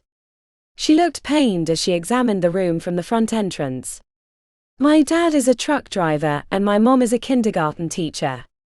They both work for a delivery company at night, hunched over packing boxes to make ends meet." She fluttered her eyes as she unbuttoned her coat. "Look at this. I'm wearing a skeleton shirt 2 months after Halloween. I wouldn't know the first thing about this kind of fashion, and honestly, it wouldn't be me. This is your world, not mine. I'm sorry, Moran. I do appreciate the gesture, however weird it is, but I'm not interested." The half-drunk cup of hot chocolate was returned to her. Standing at the entrance with both drinks, Minerva watched Audrey push back into the winter weather, disappearing onto the street. The two women who ran the store looked crestfallen at the loss of business. Minerva set the cups on the tray. "Box up whatever you'd like, send it to the homeless shelter, charge my brother whatever you feel like," said Minerva. "I'm very sorry." She followed Audrey into the storm, but didn't see her on the street. She'd either hurried around the corner or found a taxi right away. Minerva jogged past the restaurant next door, finding no sign of Audrey. She walked for a bit, hands in her coat, trying not to feel sorry for herself. She had all the wealth and opportunity in the world, but had never felt so alone. She stopped near a newsstand, huddled beneath the eaves to get away from the wind, and she happened to glance at a copy of Herald of the Halls that had blown open to a page showing her face in the music news section. The 70-year-old version that had died 2 months ago. Siren of Savannah found dead last week in the Enochian district of the 11th Ward. Causes unknown, but a criminal investigation has been opened by Invictus PD. Wake will be held at the Mystic Chord, the last place that Minnie and the Moves played, on Tuesday. Chapter 20. Minerva had the SUV drop her off around the corner up the block from the Mystic Chord. She'd stopped by the family suite to pick up an appropriate all-black outfit, content that even if Mr. Thule or her father confronted her, she had good reason to attend. Or at least that was the reason she gave herself. But there'd been no need. Neither Mr. Thule or her father was around, only a few servants dusting the artwork. Getting dropped off and actually walking to the venue were two entirely different things. The moment she stepped out of the SUV, her heart rate soared and her lips numbed. "What am I doing here?" She calmed herself with deep breaths and was preparing to walk around the corner when she thought someone was staring at her from across the street. She spun on her heel, only to find it empty. That's weird. She was sure there'd been someone there. After taking a second glance, she went on her way. The clacking of her heels against the concrete as she approached the venue sounded like woodblocks in a Latin song. She was surprised by the number of vehicles dropping people off, and the line entering the venue. She got in the back, right behind a group of older musicians she recognized from the sessions of her first album, Bolt of Lightning. They'd been a few years older than her at the time, which put them close to mid-70s or higher. But they had smiles and laughed, reminiscing about the old times. The lead guitarist, Frank, told the others a story while they waited. There I was, been a session musician for 5 years in that studio, and when we started rehearsing the first song, mind you, I didn't know a thing about her, I was hungover. Albert had called me to come in and work on her album. Most of the time these singers don't go anywhere. You know how it is. The first thing she does is tell me my guitar is out of tune. Looks me straight in the eye like I'm the one whose first day is right then, and tells me to touch up my G-string a smidge. Damn if she wasn't right, but I was furious. He laughed and elbowed the bass player to his right. Until she opened that beautiful mouth of hers. Mercy. Split me right open. Flubbed a chord, but she didn't say anything, just shot me a wink. Man, she could sing. Never heard better. Minerva had to turn away. Tears streamed down her cheeks. She dug for a tissue, blew her nose and tried to catch her breath. It felt like she'd run there, not ridden in the back of a luxury SUV. When she made it into the venue, the owner, Dwight, was greeting people as they came through the door, calling out names, connecting with old friends. He barely fit in his suit, and the flop sweat made Minerva grit her teeth as soon as she saw him. "Who are you?" he asked, leering over her like an avalanche. The challenge put her on her back heel. "I'm a huge fan." Dwight chewed on his lower lip. "If there's not enough room, or if you make a fuss about who's in there, I'm kicking you out, but you can go in for now." She'd like that the younger generation was hip to her stuff. Especially a hot young thing like you. He winked, and it took all her self-control not to kick him in the shin. She fumed for the next few steps until she hit the concert floor to find a packed house. Minerva found a folding chair in back. The entire room had a festive feel. She had to focus on her breathing or pass out. She saw musicians from all over the industry, including the lead singer for the Garbage Kings, which was the biggest band in the world. She had no idea they'd ever heard of her, let alone would come to her funeral to pay respects. Mal Malcolm, the superstar mage from the Guild of Magical Dramatics, was near the front row, chatting with other musicians she'd worked with over the years. She counted a dozen ultra-famous singers. Her heart was so big she couldn't hold back her tears. "You okay, young lady?" "A lot of star power in this room for someone not used to it," said a familiar voice to her left, offering a tissue. "Flo." She hadn't even noticed that her agent was sitting next to her. Maybe it was the lack of a cigarette hanging from her lower lip, or the black kerchief she'd wrapped around her bouffant grey hair. "You know me." "I don't know you." Minerva had to let out a quivering breath. She wanted to tell Flo that she was alive, in this young magical body. But one, she wouldn't believe her, and two, if that got out, Victor would have her killed. "I am a superfan. I only just found her, but listened to everything she ever sang. I saw the last show here." Minerva exhaled. "Was all flare no glare?" Flo chuckled, putting a hand to her mouth as if she were expecting a cigarette, then pulling away and staring at her hand like a traitor. "I will assume that's a compliment. You young'uns and your lingo. I didn't know there'd be so many people here. Big stars." Flo checked back. "I didn't either. I think if I had, I might have done a better job as her agent. No producers would take her number, but if I'd gone straight to the bands." "I'm sure you did your best." Flo shook her head. "Not sure I did. Shame. Never was a bigger talent. The world will miss her voice." Their conversation halted as Darian, her band leader, climbed to the stage in front of the open casket. He wore a black suit. He looked sharp, handsome. She regretted never having a thing with him, but that had been Ian's fault for poisoning her well. "I'm not gonna get all melancholy on you all because Min would hate that. Music is what she loved, so I want to focus on that. The last show she played was right on this stage. It might have been her best ever. I hope someone got a recording. Sorry Dwight, I know no cameras allowed. The assembled laughed. Min sang her heart out for 4+ hours. 2 sets and an encore that might as well have been a third set. Notes that could lift you onto the mountaintop, then split you in two when she got nasty with it, and you all know how she could. I only wish she could see all of you here. To see how much she was loved and adored by the people that knew music best. Whistles and cheers erupted. Darian waited for the applause to die down, before thumbing away a tear. He gave a nervous laugh.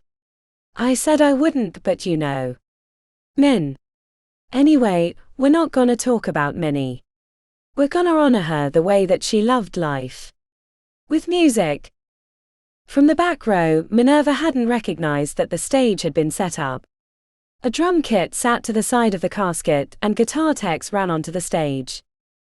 Darian pointed into the audience. Siad. You wanted to be first. Come on up, brother. Let's make some music. The lead singer for the Garbage Kings, Siad, climbed onto the stage, followed by other musicians. Siad grabbed the mic, then leaned back, kissed his fingertips, and patted the edge of the casket. I want to sing for you the song that inspired me to take a chance on this beautiful industry, when I didn't think anyone would listen to this dumb brown kid from the east side of Chicago. The moment the opening guitar lick scratched into the air, she knew it was Volta Antero. The crowd rose to their feet.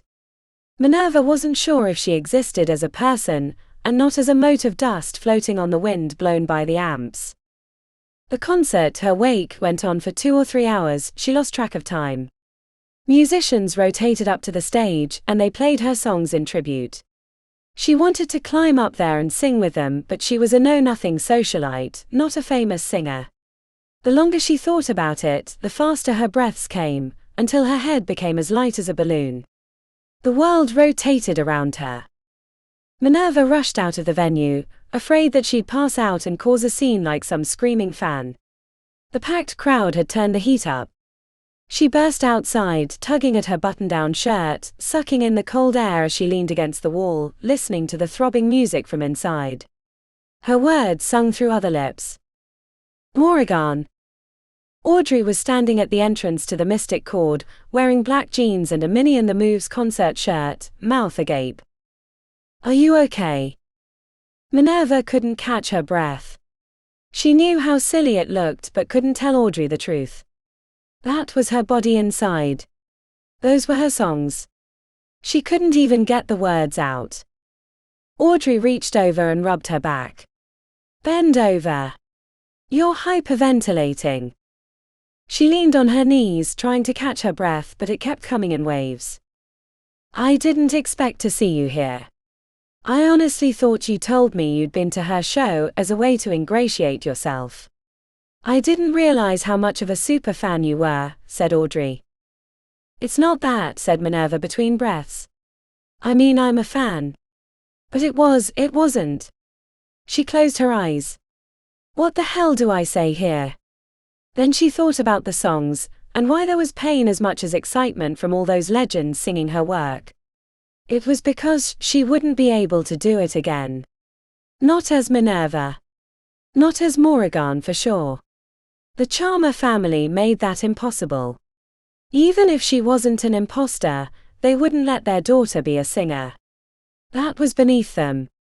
It was the same thing she'd felt when she wrote Volta Antero. She had to make a decision. The past was a road that went nowhere. She had to forge a new trail across unknown terrain. She opened her mouth to sing. The words came out quivering, barely on key. Just pretending until I've ascended. She tried to smile at Audrey, but it came out a grimace. I don't know who I am. I'm not a charmer. She laughed. Telling the truth felt dangerous and liberating. I feel like a fraud. Everyone in there knew what they wanted out of life, and they were able to make it happen. I can't be who I want to be. Not now. It's not possible. So many obstacles. She wiped her nose on her coat sleeve, sniffled. Yeah, I know, rich girl problems. I should feel so lucky. A deranged laugh came out. When she glanced at Audrey, the flat expression that she was used to wasn't there. It had been replaced by rounded eyes and a hunched forehead. I believe you. What? The question came out as a hollow breath of air. Audrey said it again, adding an eye roll of incredulousness. I believe you. You know, up until this point, I thought you were full of shit. People don't change like that. My parents always said that money makes people the truest version of themselves. You showed up to the Bloom thinking you were the biggest deal, treated everyone like your servants. I don't know. Maybe that wasn't the real you. Her breaths were slowing down. It wasn't, not anymore, but it's hard to explain. A wave of hollering came from inside, followed by the sounds of more singing. I'm sorry, Audrey. You're missing out on a one-time experience. You don't have to stay out here with me. I think the worst of it's over. The corner of Audrey's lips curled. It's okay. The concert wake was fun for a while, but it's not Minnie. It's her songs, but it's not the same. For those inside, it's about celebrating her, the person that they knew and respected. Which is really cool. But I'd rather listen to the real thing. She jerked her head. Want to walk? That'd be great. To her surprise, Audrey hooked her arm around hers. They walked in silence for a couple of blocks. Minerva felt as light as a paper airplane on a breeze, afraid a gust would slam her into the ground. I wonder what she was like. Her. She blinked. Oh, Minnie. Audrey widened her eyes. She had all those amazing musician friends. I bet they got together and jammed all the time. What I can't understand is why she was playing in a place as small as the Chord. Voice that big, that many fans should have been in an arena. Maybe it was more complicated than it looked. I've heard that the music industry is all chummy. I noticed there weren't any of the business people in there. Only the musicians. That's true. You know, I read that she had a kid with her producer husband. Isabel or something like that, said Audrey. Tragic. She died when some paparazzi chased them in their car. Ran them off the road. There was a picture of the crash. I can't believe anyone survived. There was a picture, a famous picture at the time, of a tiara lying in the road next to the crumpled car. Awful. Minerva's whole body went numb. Can we talk about something else? Audrey glanced over, sadness turned to confusion. What do you want to talk about? You, said Minerva, trying to keep her knees from crumbling like the car that day. How'd you come to the halls? Audrey turned her head. There's a diner across the street. We could both use a drink. Minerva frowned when she saw the families eating in the booths along the window. A little girl with a red bow was flying a toy airplane above the table. What about that bar down the street? They ran across the intersection. The brief sprint took the worst of her memories. After pushing inside, out of the gusting windy weather, they took a spot at the bar. Audrey ordered them whiskey sours. When the bartender asked for their IDs, she showed him a ball of flame on her palm. He shook his head, mumbling about majors, and started making their drinks. I grew up on the south side of Chicago. The kind of school people get bussed away from. But we had a great band program and theater. If you ignored that, we didn't have money for sets. No one in the family had any magical talent that we were aware of, but one day I was throwing a fit, and a wind gust blew the silverware off the table. They had me tested after that. My score isn't great, but it was enough. After that I did what all poor kids with hall aspirations do, watched videos on the internet, practiced spells even though I shouldn't. I got in on my second try. The drinks showed up. She took a long draw from hers before setting it down. I almost didn't go back. First year I made it to the group stage. They had us pitted against a sky full of birds. Some idiot lit up the junkyard, and I got my throat ripped out by a big bird with hooks on the end of its wings. Still have nightmares about it to this day, and big birds give me the shivers. What about your trials? Oh, she stuttered as she spun her drink in her hands. We're talking about you, remember? She squinted, remembering something she'd heard about the trials. I thought we couldn't talk about them. Protected by enchantment. If you don't get too specific, the enchantment doesn't care. It's just trying to keep people from gaining an advantage or being scared off. I didn't know that. We can talk about it later. Audrey lifted her glass and she clinked it against hers. Too many. Too many. Minerva downed the entire drink. She was used to straight whiskey, so the sweet version was like candy. A wave to the bartender had him scurrying for 2 more. Wait, said Minerva, turning to Audrey. You want to hear it later. Does that mean? Audrey bunched up her mouth as if she hadn't realized what she'd said. I guess it does. But I can't be your friend at Stone Singers. Not yet. But maybe I can help them see the real you. The one I found outside the Mystic Chord. The bartender arrived with the 2 new drinks.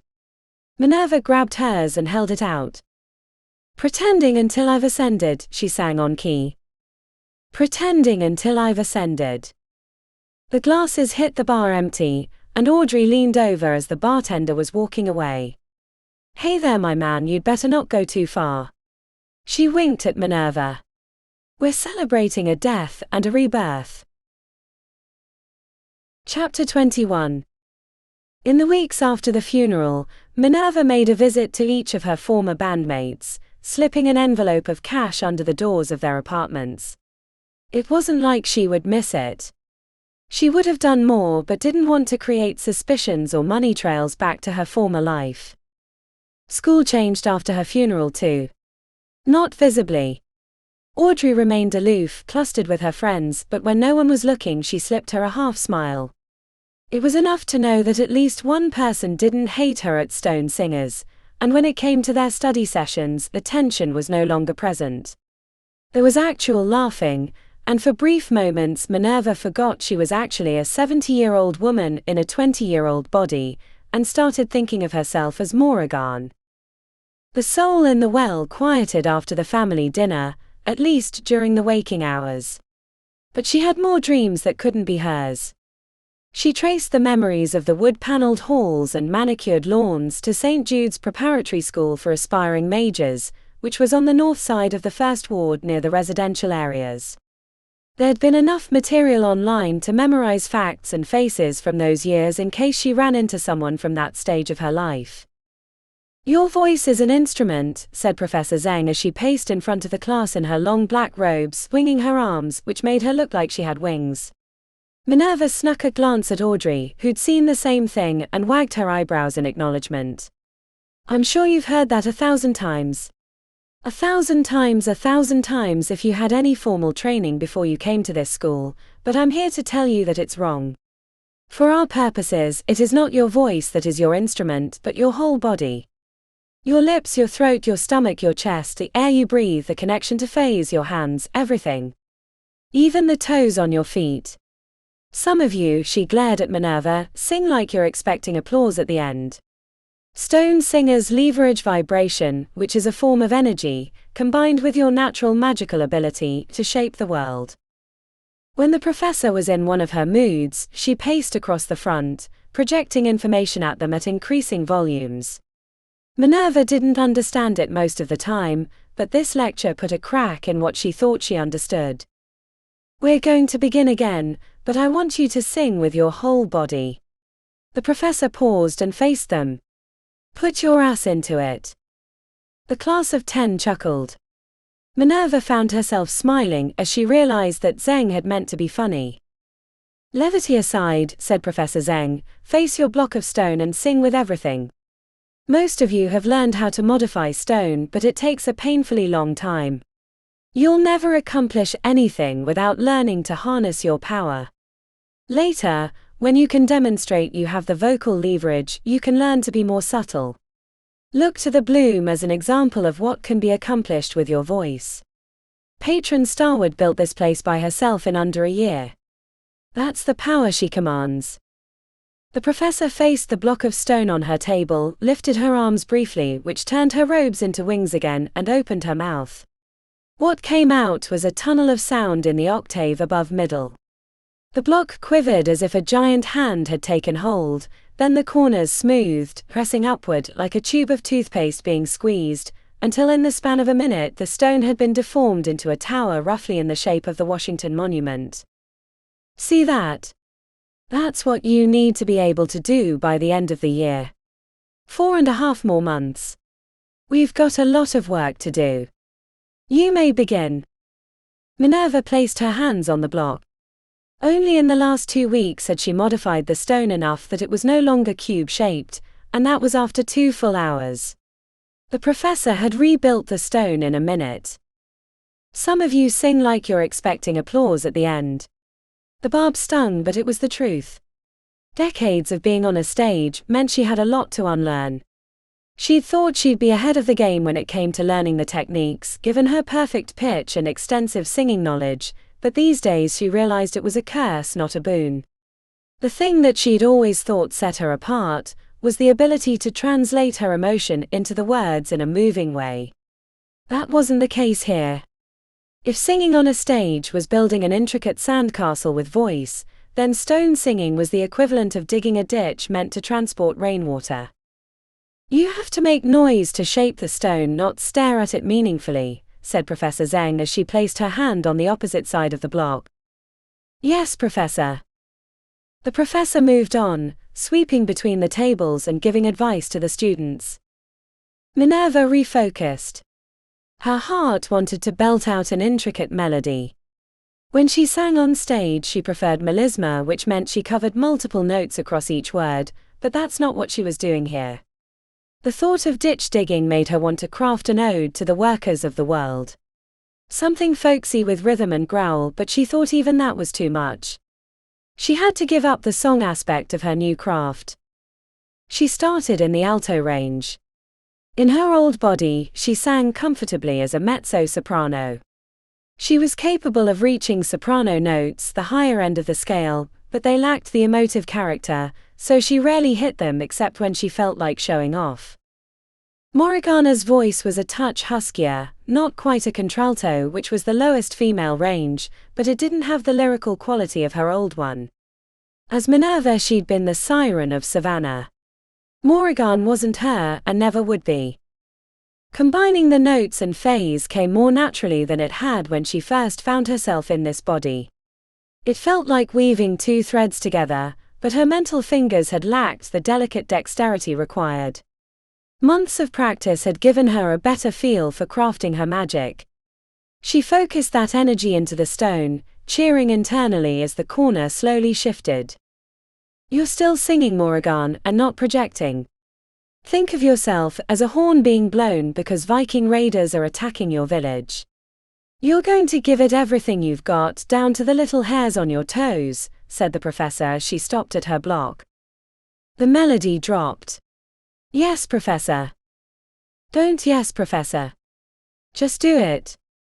After she left, Minerva squeezed her hands into fists and inhaled deeply through her nose to quell her beating heart. The other stones in the room had already changed. It had been nearly 10 minutes, and her stone was barely modified. It was the best she'd accomplished all year, but still it was pathetic.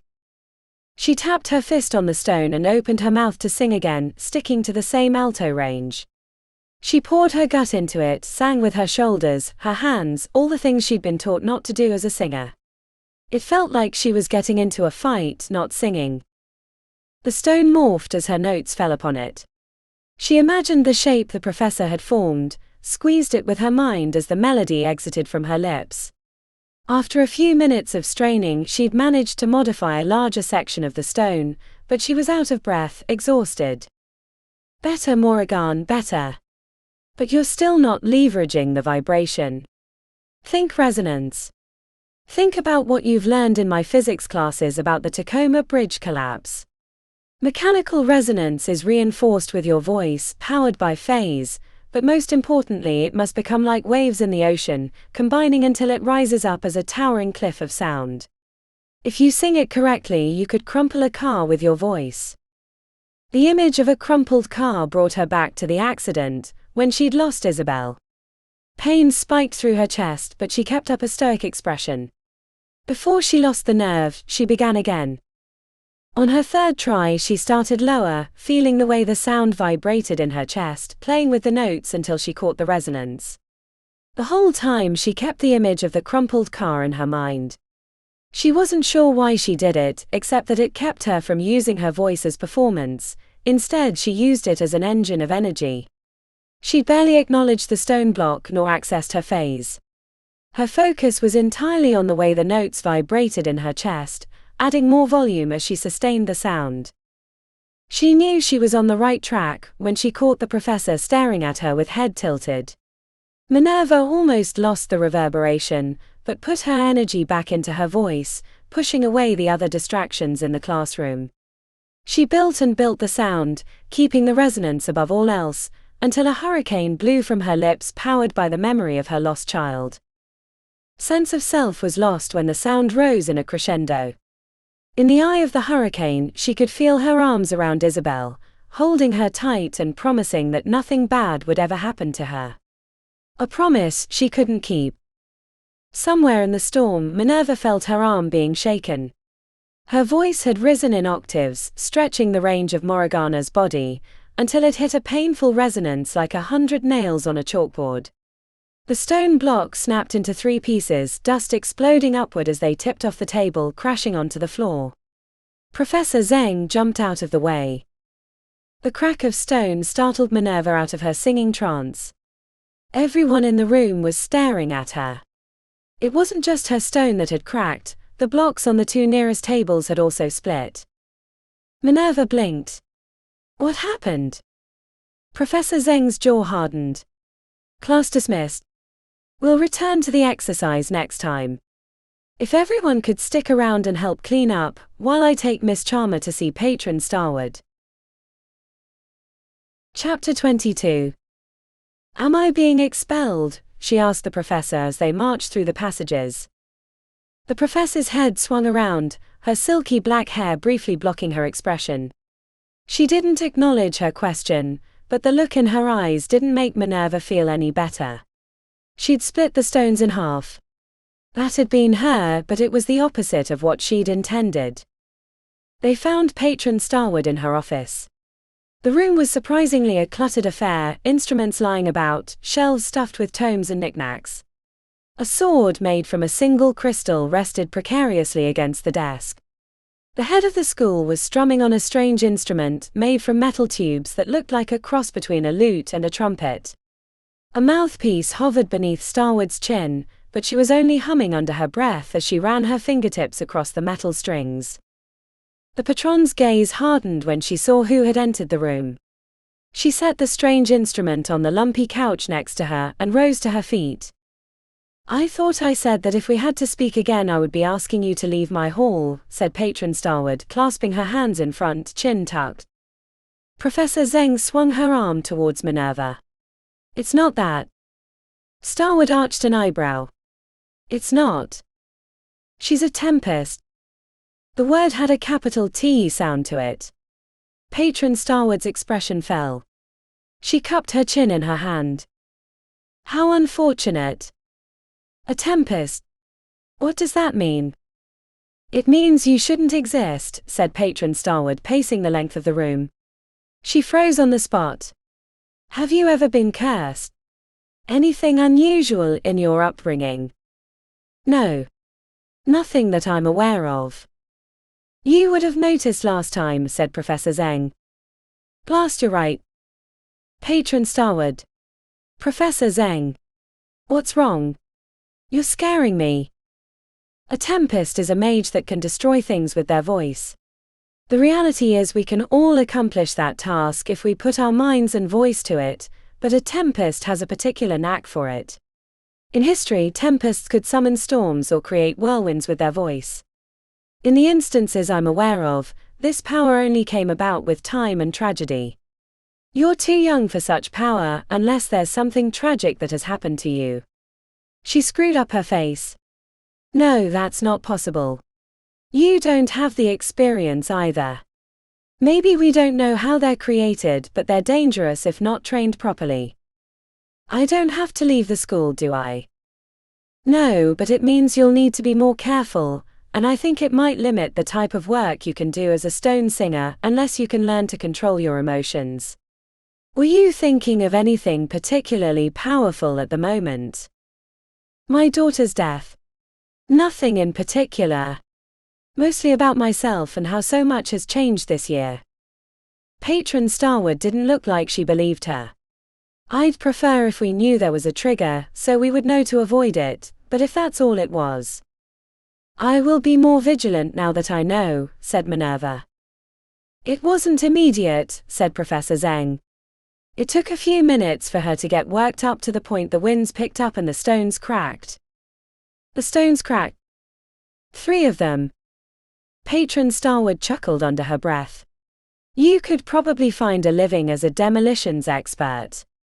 Knocking down bridges or buildings. Are you messing with me? No. But we don't have to blow up that bridge yet. If you can learn to control it, you can become a valuable stone singer. Do you have any idea what specialty you want to go into? Asked the patron. I haven't put much thought in it, maybe an art focus if I had to guess, but I've been working hard just to catch up. I still feel like I'm years behind. Patron Starwood raised an eyebrow at the professor, who responded, She's last in the class by a good margin. It will be difficult for her to be ready to pass the coders, but she's made great improvements since our last meeting. Then it's settled. You may return to your studies. But be aware that you carry trouble in that voice of yours. Be vigilant, and most importantly, if you feel that's happening again, stop singing. Yes, patron. You are dismissed. I'd like to have a few more words with Professor Zeng. Minerva left in a daze, wandering back through the passages until she came upon the classroom. She wanted to help clean up the mess she'd made, but when she got back, the stones had been put away, the scattered dust and papers collected. But Audrey was waiting, racked with concern.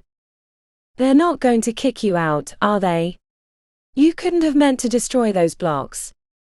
No and no. I didn't mean to, but it was my fault. Audrey screwed up her face. Then what happened? It seems I'm something called a tempest. They were both surprised. I'll have to be careful not to let it get to that again, she said. A tempest. It did feel like a storm in there. That could just spring up without warning, asked Audrey. Not without warning. It takes time. So there's no danger if I'm paying attention. It does make things more complicated. But I did feel like I was getting the hang of it, said Minerva. Everyone hates me because of what happened, I'm sure. I destroyed their work, made a mess of the room.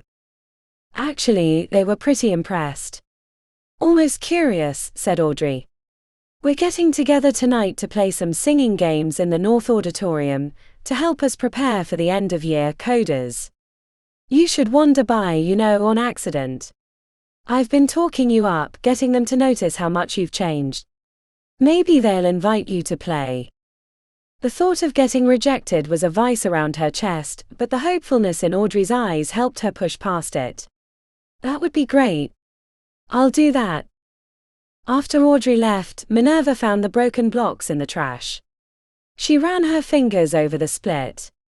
The sheer force had to be tremendous.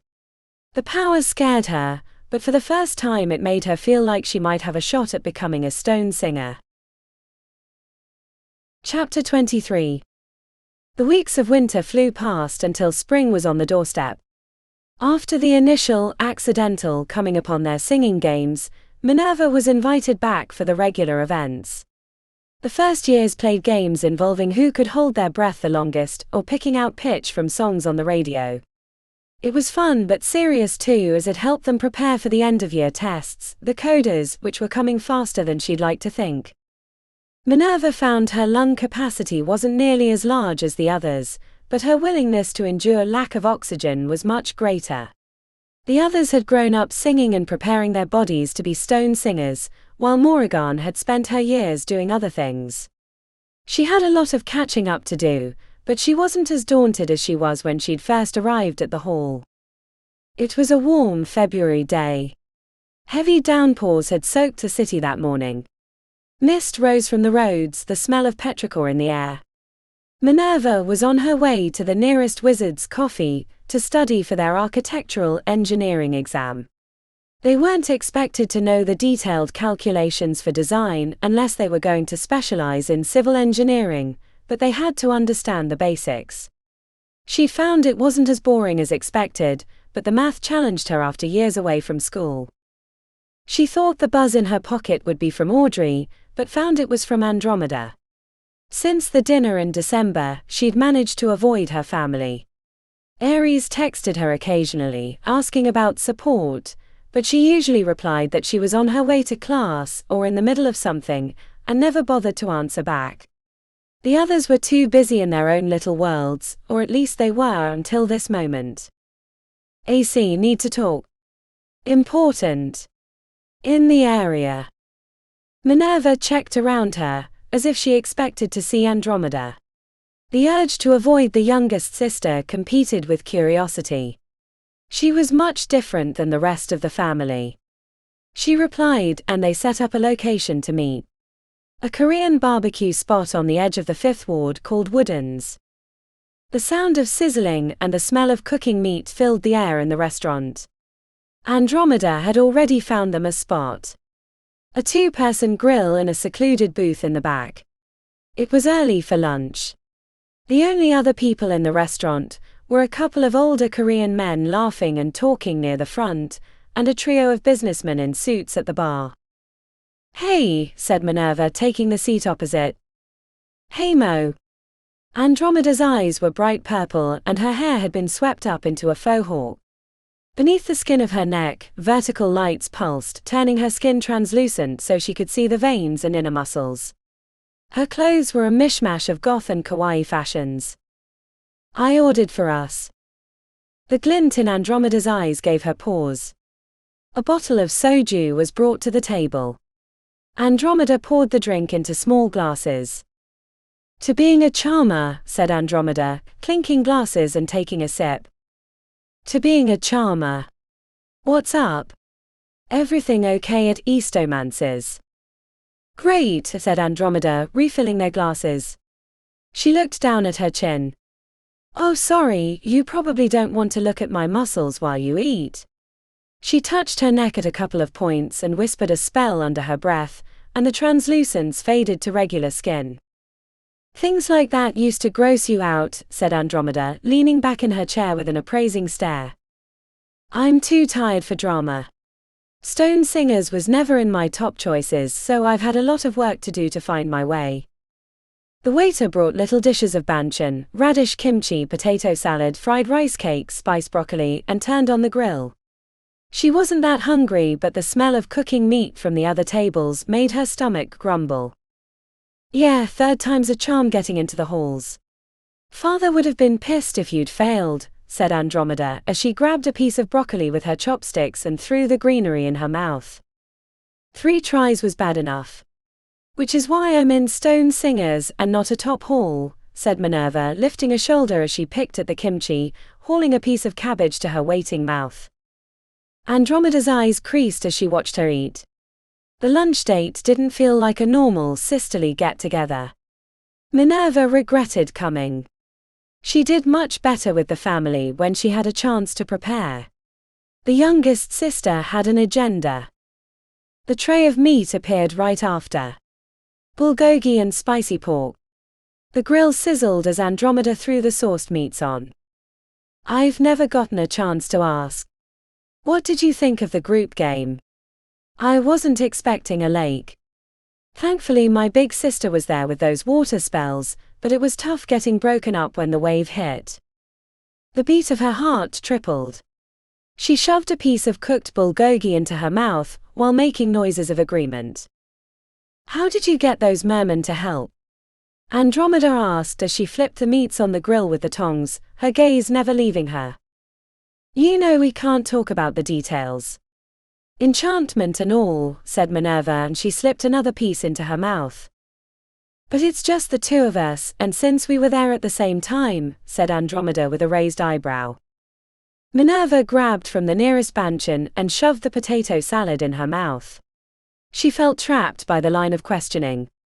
After she swallowed, Minerva made a show of checking the time. You know, I really have to get back to studying.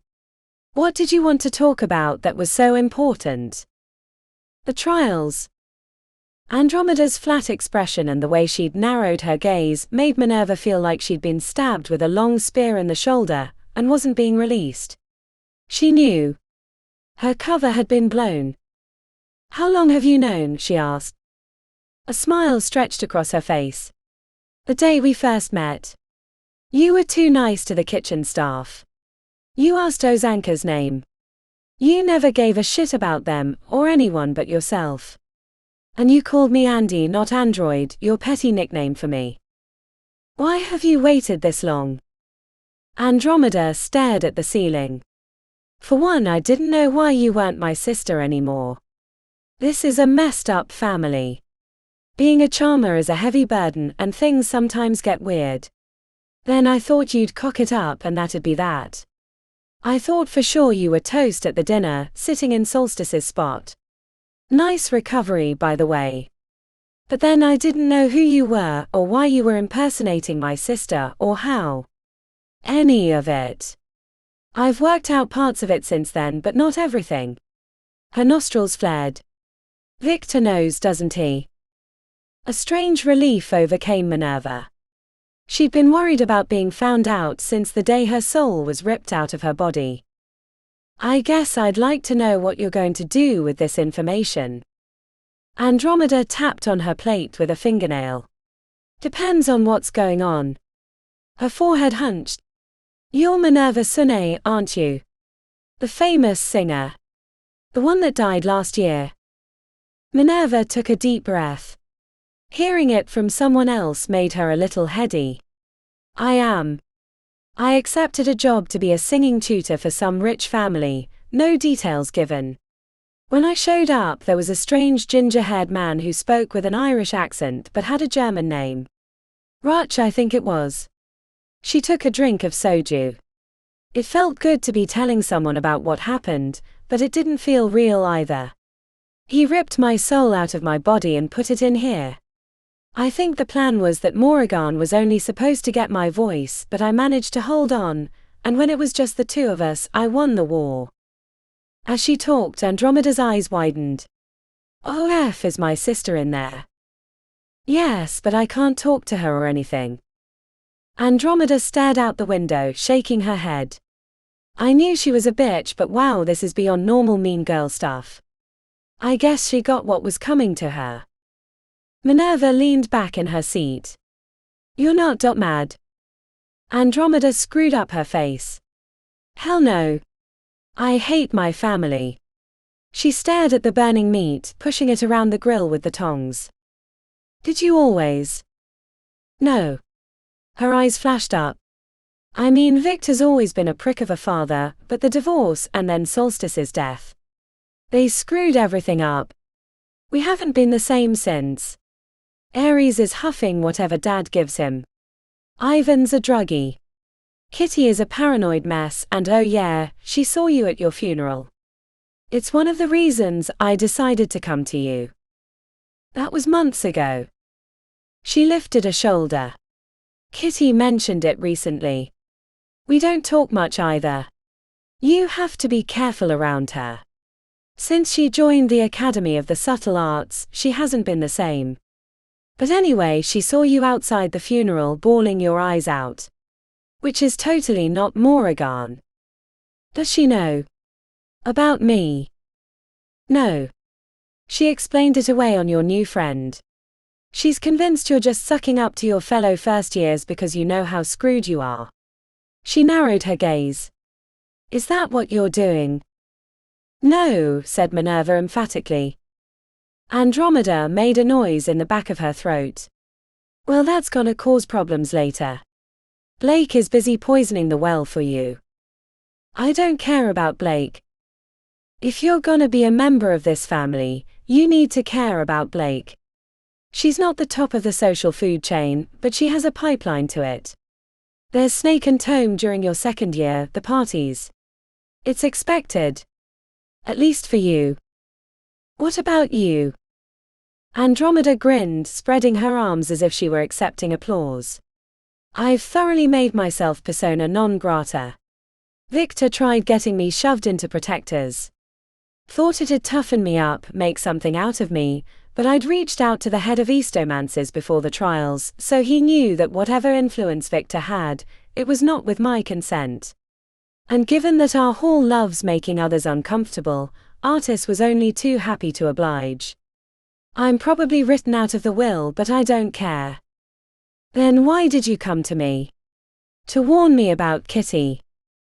To help you, said Andromeda, leaning forward with her forearms on the table as burning meat swirled smoke between them. You've gotten by so far, a bit of quick thinking, a bit of luck. But you can't survive in my family for long like that. Things are only going to get worse with this Celeste thing, and Ares has a stick up his butt about it. Victor's health sucks, but he's wealthy beyond reason, and rich old bastards tend to outlive everyone. It's what they do. She smiled, but her gaze stayed intense. Think how easily I outed you. There's too much you don't know about our family. If someone suspected, it wouldn't be hard to break your cover. But why? Why help me? Andromeda stared at the table in thought before finally looking up. For the same reasons I joined Eastomancies. She squeezed her lips tight. And because what my family did to you was terrible. Awful. Victor thinks because we're rich that we get to do whatever we want, to whoever we want, whenever we want. If my sister agreed to that, then she's as bad as he is. It would only be right to help you spite them by surviving as Moran. Her eyes flashed. By the way, I'm not surprised that you pushed her out of the way in her own body. She always expected Daddy to save her. Karmic justice. That's what did her in. Minerva didn't know what to think. Andromeda was right. She'd been lucky to get this far, mostly by avoiding them. But Ares wouldn't allow that to happen for too long. They'd announced the partnership last week. There was a chance that Andromeda was playing her own game, but better to have an ally than none at all. I accept. The grin that stretched across Andromeda's face would have gone well on an axe murderer's. She extended her hand. Welcome to the family. Thank you. What now? Andromeda shook her head while the smile turned smug. You've got a lot of learning to do. I'll find us a place to meet regularly. Kitty might get suspicious, so we'll have to concoct a cover story. Kitty might get suspicious. She's ultra paranoid. Watches everyone in the family. If you ever get a weird itchy feeling in your shoulder blades, that was probably her.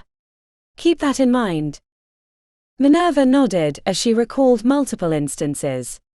As she looked across the table, she couldn't help but wonder what sort of toxic family she'd been deposited into. No one trusted each other. Battle lines for future conflicts were already being drawn. But it was better than no family. Hey Andromeda. She tilted her head. Yeah. The meat's burning. Chapter 24.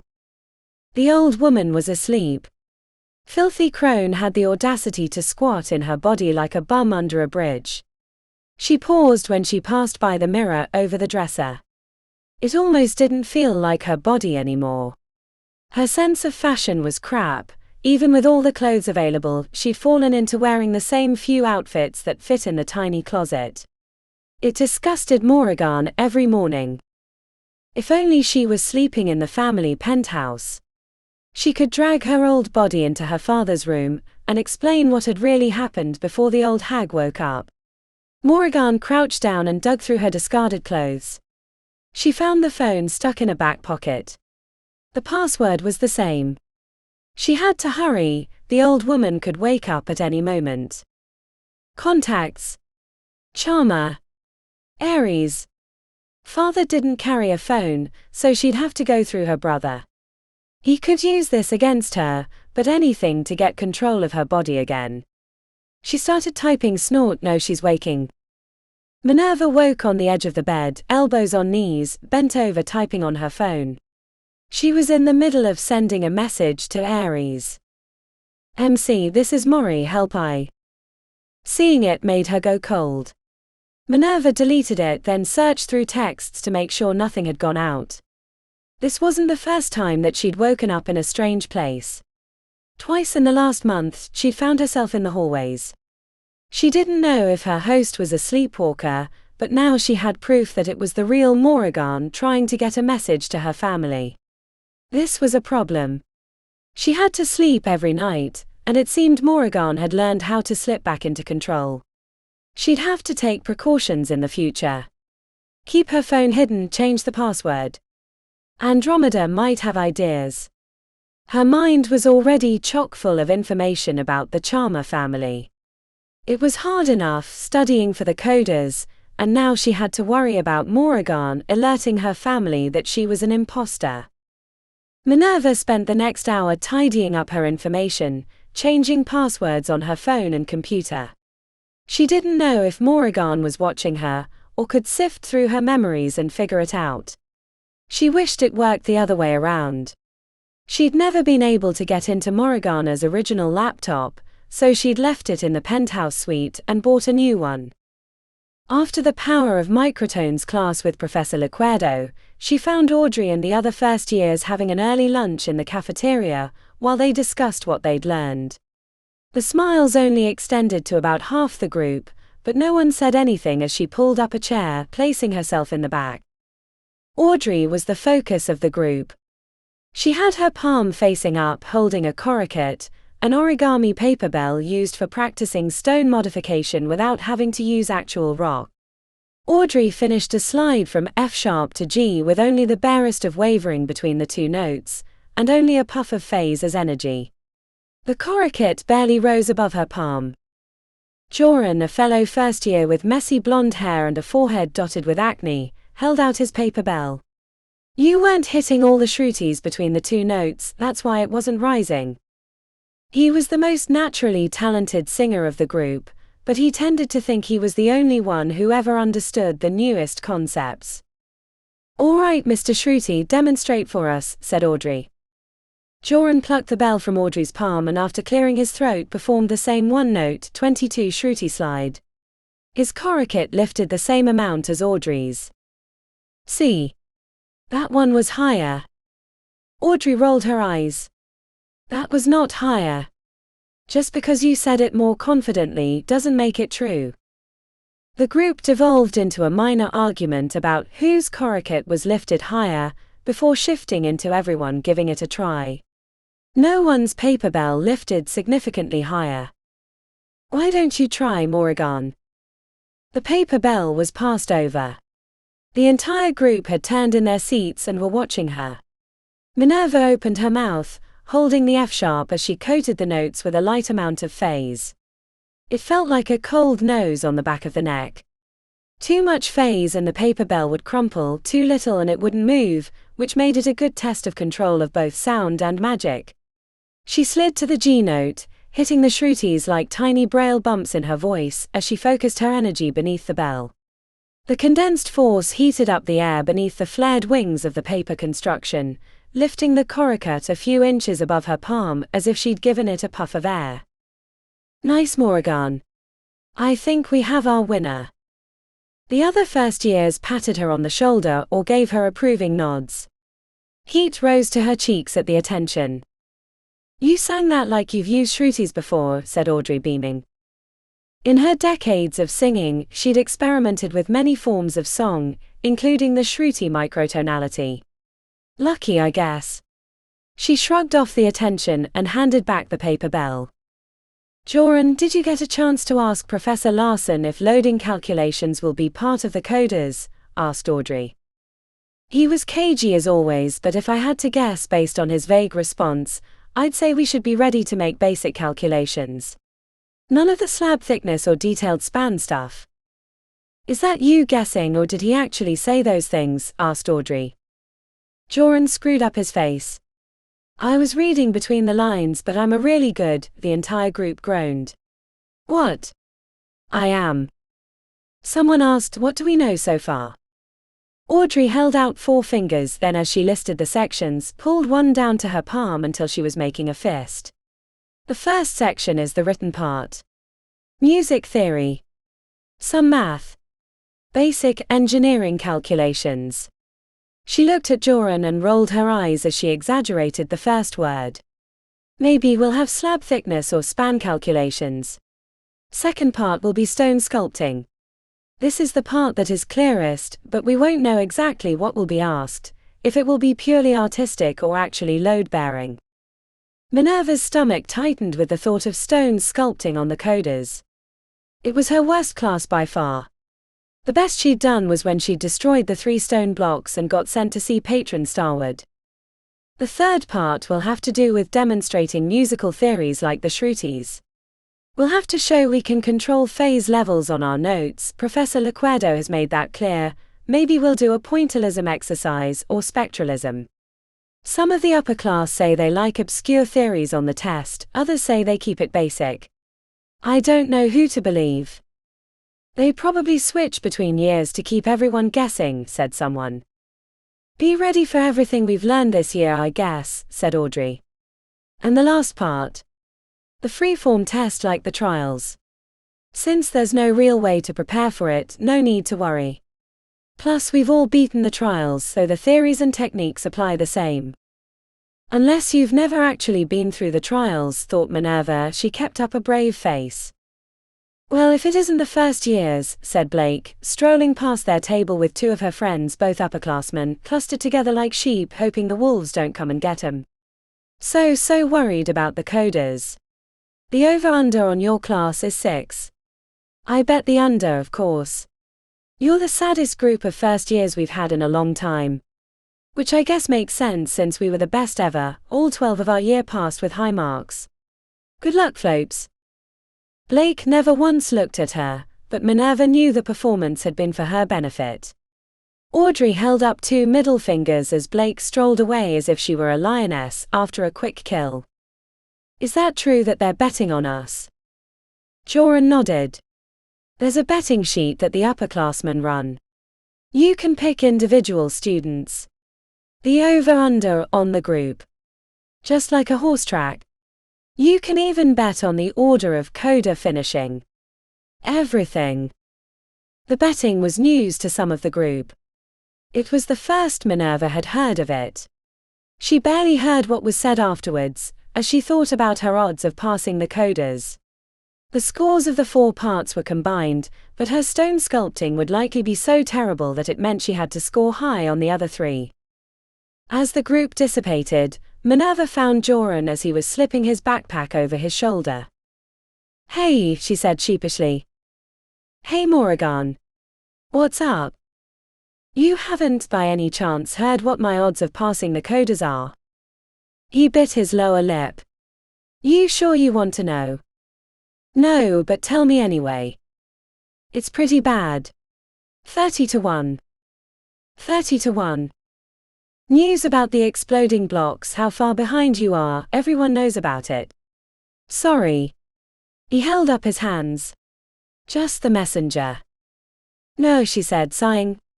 I understand. Joran wandered off, leaving her to stew in her thoughts. 30 to 1. She thought she was doing better, but maybe she was further behind than she thought. She had a meeting planned with Andromeda to go over some family history stuff. Genealogy. Places they used to vacation. Big blow-ups that no one ever forgot. But she needed to work on her engineering calculations. Everyone else had come into the year having had high school math, but it had been 50 years for her and much had changed. The stuff she'd missed would have been college level in her day, and they probably wouldn't have even let her take the classes because of her gender. She fired off a message to Andromeda, apologizing for having to skip. She told her that she had extra work assigned by one of the professors, which was sort of true. She hated lying to Andromeda, considering the help she was offering, but not passing her coders would get her in as much trouble with Victor as getting found out as an impostor. Chapter 25. Minerva was walking back from the last note when she saw the ginger man. It was a fine March day, and puffy white clouds reflected on the massive glass pillar of the spire. The breeze tousled her hair but wasn't so swift that it was annoying. She felt good about her lessons with Audrey, who was headed downtown to buy a present for her dad's birthday. After 2 hours of stone singing, she'd managed to shape the cube into a lumpy bean. A failing grade by Professor Zeng's standards, but more than she'd accomplished thus far during the year. Her insides went cold when she saw him. Suddenly she didn't know what to do with her hands. The ginger man, Rutch, stood next to a newspaper kiosk, staring directly at her. She thought of leaping into a taxi and speeding away, but there was an inevitability to his gaze, a weight that she couldn't avoid. "Morning, Minerva," he said in his lilting Irish accent. She gritted her teeth. "You're not Irish and don't call me that. Kitty spies on me. I need to have a word with you." Minerva searched the street for an appropriate place for a private conversation. The only thing she saw that wouldn't be packed with people was an occult bookstore called the 9 Eyes. The shop was narrow and deep. Barely 2 arm widths across, it was packed with shelves that looked like they were going to spill their books onto the floor at any moment. She stopped deep enough into the store that they weren't visible from the street, but close enough to the front that she could watch who might come in through the door. Content they hadn't been followed, she gave her attention to the ginger man. His eyes were colder than before, pale green rather than bright emerald. He had the sleeves of his shirt pulled to his elbows. The sleeve of overlapping leaf tattoos looked washed out. "What do you want?" He lifted a fist before his lips, coughed lightly. "Your father has been stingy with the payment he owes me." "That's not my problem. Take it up with him or Mr. Thule," she said. The ginger man glowered. She smelled wicker and fat sizzling in a hot fire. "It's your problem now if you want to stay in that body, Minerva." "If it's money you want, I can get you that," she said, wondering if taking their private conversation to a small business with few workers and customers was a good idea. She sensed he could kill her with little trouble or remorse. "I don't want money," he said, the Irish accent disappearing briefly, replaced with a guttural tilt to his words. "I want what they owe me, what is mine by rights, what those bastards stole from me, and now they're dangling it before me like a prize, making me dance for them." He jammed his finger into his own chest. "I'm the one who makes people dance. I'm the one who calls, not them." The heat coming from him felt like standing before a bonfire. If the books on the nearby shelves had exploded into flame, she wouldn't have been surprised. "What do they owe you?" she asked, glancing to the windowed door, halfway wishing that Kitty might come upon them. "Your father keeps a painting of a bridge in his vault. That is what he owes me, and I want it back." "A painting of a bridge? I don't understand." "It's not for you to understand but to fetch me that painting. I need it." He wobbled on his feet, gaze searching around them as if he might find his precious painting there. The leaves on his tattoos flared to embers briefly before returning silent. "You'll understand how to take it when you get there. The knowledge is in the painting. It'll know what to do." The idea that the painting would tell her how to steal it was ludicrous enough. Minerva put a hand to her forehead. "Get in his vault. With Mr. Thule and all the protections. I'm a first-year stone singer who can barely sculpt stone with my voice, and you're expecting me to break into the family vault." "Not my problem, or would you prefer that I explain who is really in control of that body?" asked the ginger man. She squeezed her arms around her midsection. "I need something from you then. Greedy fecker." He leaned over her like he might unhinge his jaw and swallow her whole. "Moran has been taking control at night when I'm asleep. It's getting worse. Why is it happening now, and how do I stop it?" He smirked, so she added, "You'll tell me if you want my help. If she blows my cover, then we're both screwed." The ginger man licked his lips. 2 whole souls in one body is unusual. Normally I would have torn you in pieces, given that striking young body your voice, and kept the scraps for myself, but without that bridge and you being a tough old broad, I had to make do and place you both there. I never would have expected you to come out the winner, but here you are. But 2 souls in one body can't last forever. Ain't enough room. You been comin' together. An unavoidable merging. You won the first fight, but she might win the next, the one that matters, he said. An unavoidable merging. He nodded slowly. Soon. In a few months at most, your souls will combine. One will be dominate, the other nothing but intentions and memories. The good thing is the winner will have the best of both souls. I'll have her memories. His eyes glinted. Or she'll have yours. Some, not all. Who knows? This is a first for me. Is there any way I can make sure and win the fight? Or that I can keep her from taking control at night? It'll only get worse as time goes on. I wish I had a solution, I truly do. As brutal as that day was for you, I'm chuffed that you came out on top. That rich twat had it too easy until you came along. Gave her the business you did. I'd put money on you for the next round. Minerva placed her palm on her forehead. But she doesn't have to win the fight. She only has to break through enough to warn her father. I'll be truly sorry if that happens, but understand I won't hesitate to carry out his wishes should we meet again under those circumstances, said the ginger man. How long do I have? He tilted his head. Your father won't want you back if his daughter isn't in there anymore. Good point. So soon? Don't keep me waiting. I don't like it, and I don't like deals reneged on, so keep that in mind. It can always be worse. He brushed past her, whistling a carefree tune that tugged on her heart. She took a step to follow, but sensing fell magic stilled her boots. The bell on the door rang, and then he was gone, leaving her alone in the bookstore. Break into a vault. Is he crazy? But she knew the answer. There was no avoiding his request. What worried her most was that as powerful as the ginger man was, he feared her father and Mr. Thule enough to carry out their wishes. Chapter 26. Minerva had a meeting with Andromeda 2 days later at a pub in the 6th ward. She almost didn't recognize the tall girl leaning over the pool table, striking the cue ball with the cue stick, except that she wore a frilly cobalt blue skirt and had tied her hair in knots around the surface of her head. 8-ball corner pocket, said Andromeda, thrusting her arm forward. The balls clacked around the table, none of them going into a single hole. I suck at this game. She turned, leaning on the stick. Hey sis. Hey, responded Minerva, eyebrow raised. Did I get shorter?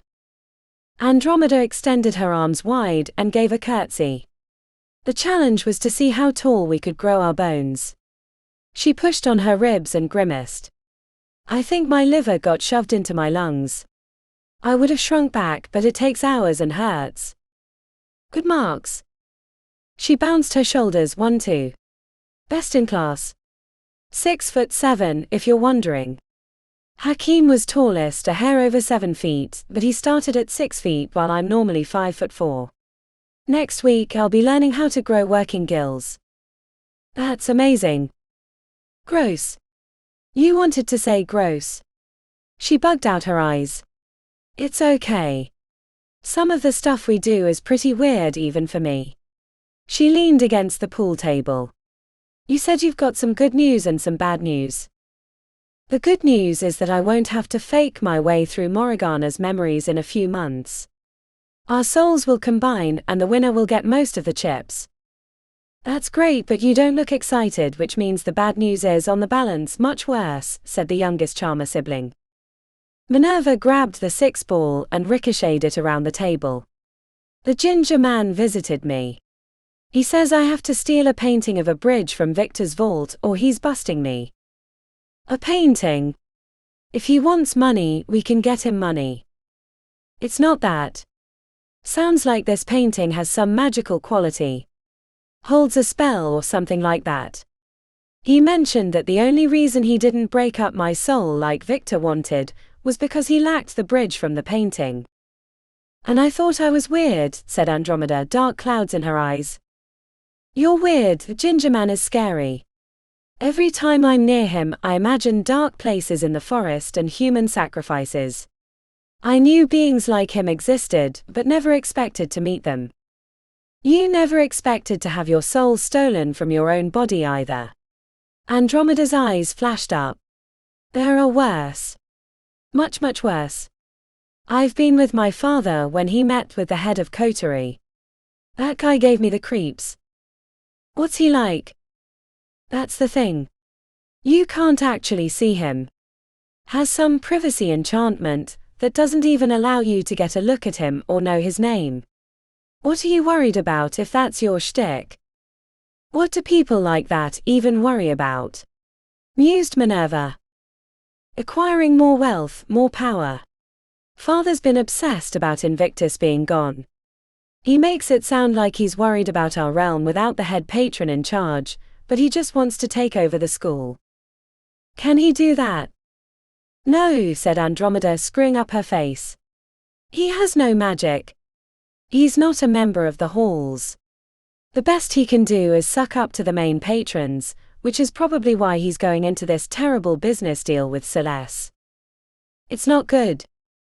On paper it makes sense, but when you dig into the details, there are a lot of weird clauses and holes big enough to drive a Mack truck through. I didn't know you were a financial analyst, said Minerva. Growing up in this family makes you one. Instead of bedtime reading, Victor would have us sit on his lap and read through the company quarterly reports.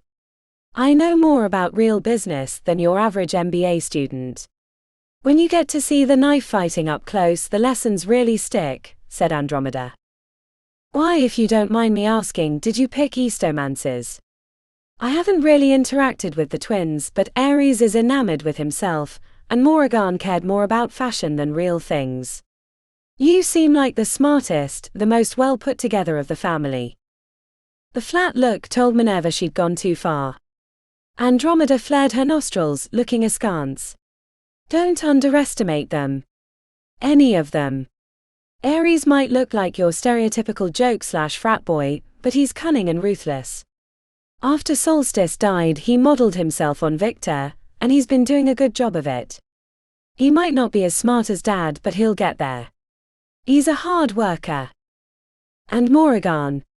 She could be lazy as a queen's pet cat, but she was the master of manipulation. All that fashion and gossip crap. That stuff is powerful if used the right way or wrong way in her case. Be glad she can't pull those tricks from inside your body.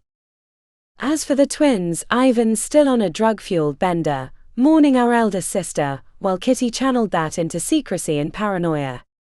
But beneath that, Ivan is a brilliant alchemist, and once Kitty puts her mind to something, watch out. I'm sorry, that was rude of me, said Minerva. I'm still trying to sort my place in the family out. Andromeda stared at the floor with her arms crossed. She exhaled, uncrossed her arms, and looked like she was ready to throw a punch. It's fine. I understand. It's a lot to reckon with. She bunched up her lips angrily, then after massaging the bridge of her nose added, It's not like you chose to be in this family. As for Eastomances, it was the best way to tell Victor the first didn't want to be a part of his games. Nothing he does is without reason, and placing each of his kids in the top halls has some larger purpose. If you hadn't joined Eastomances to spite your father, where would you have gone? The faintest smile ghosted to Andromeda's lips. Her eyes lit with purpose. Arcanium. Like Solstice. Andromeda closed her eyes and grimaced. Can we focus on your problem? Yeah, sorry. The vault. I don't even know where it's at, let alone have the first idea how to get in, said Minerva. It's in the part of the suite that none of us are allowed to go. You probably haven't noticed, but there's half a floor off limits except by invitation. The vault is in there, along with whatever else he does in there. The only reason I know it exists is because occasionally he mentions having to get something from the vault.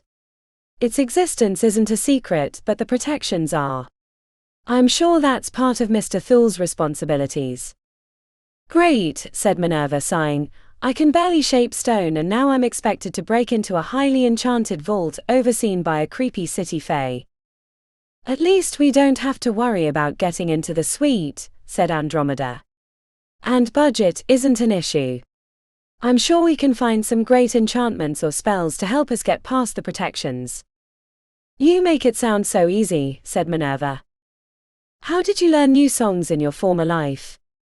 Break it down into pieces, learn the melody, then the lyrics, then dive into the meaning of the lyrics to give the words meaning when I sang them. Andromeda shrugged. Right.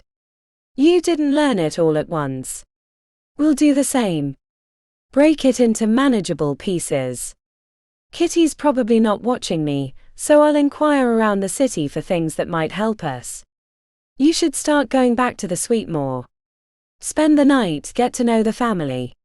Now that you have more inside knowledge, you should be able to pass as Moran under more scrutiny. See if you can get Victor to take you into his private area. He used to bring Solstice back there when she first joined the halls, and I know Ares has been back there. Not sure about the twins. Returning to the suite would be dangerous on account of Morgana's nighttime adventures, but she had no idea how to acquire magical help, and Andromeda was right. Kitty could be watching. I'll do it. It's the riskiest part, and this isn't your life on the line. You've already done enough, I'd hate to ask you for more, said Minerva. The way Andromeda stared back said there was a lot more to her reasons than she was willing to admit. This family was a tangled web of intrigue, which was a shame because they had everything going for them. What happened that tore them apart? The newspaper picture showed a happy family. I'll let you know when I have something, said Andromeda. And no more skipping our family lessons.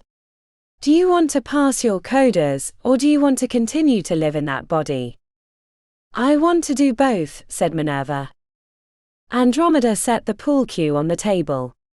The biggest lesson I learned from sitting on Victor's lap, listening to him talk to his business associates, is that you have to choose. You can't do everything you want. That'll only leave you with your ass hanging out.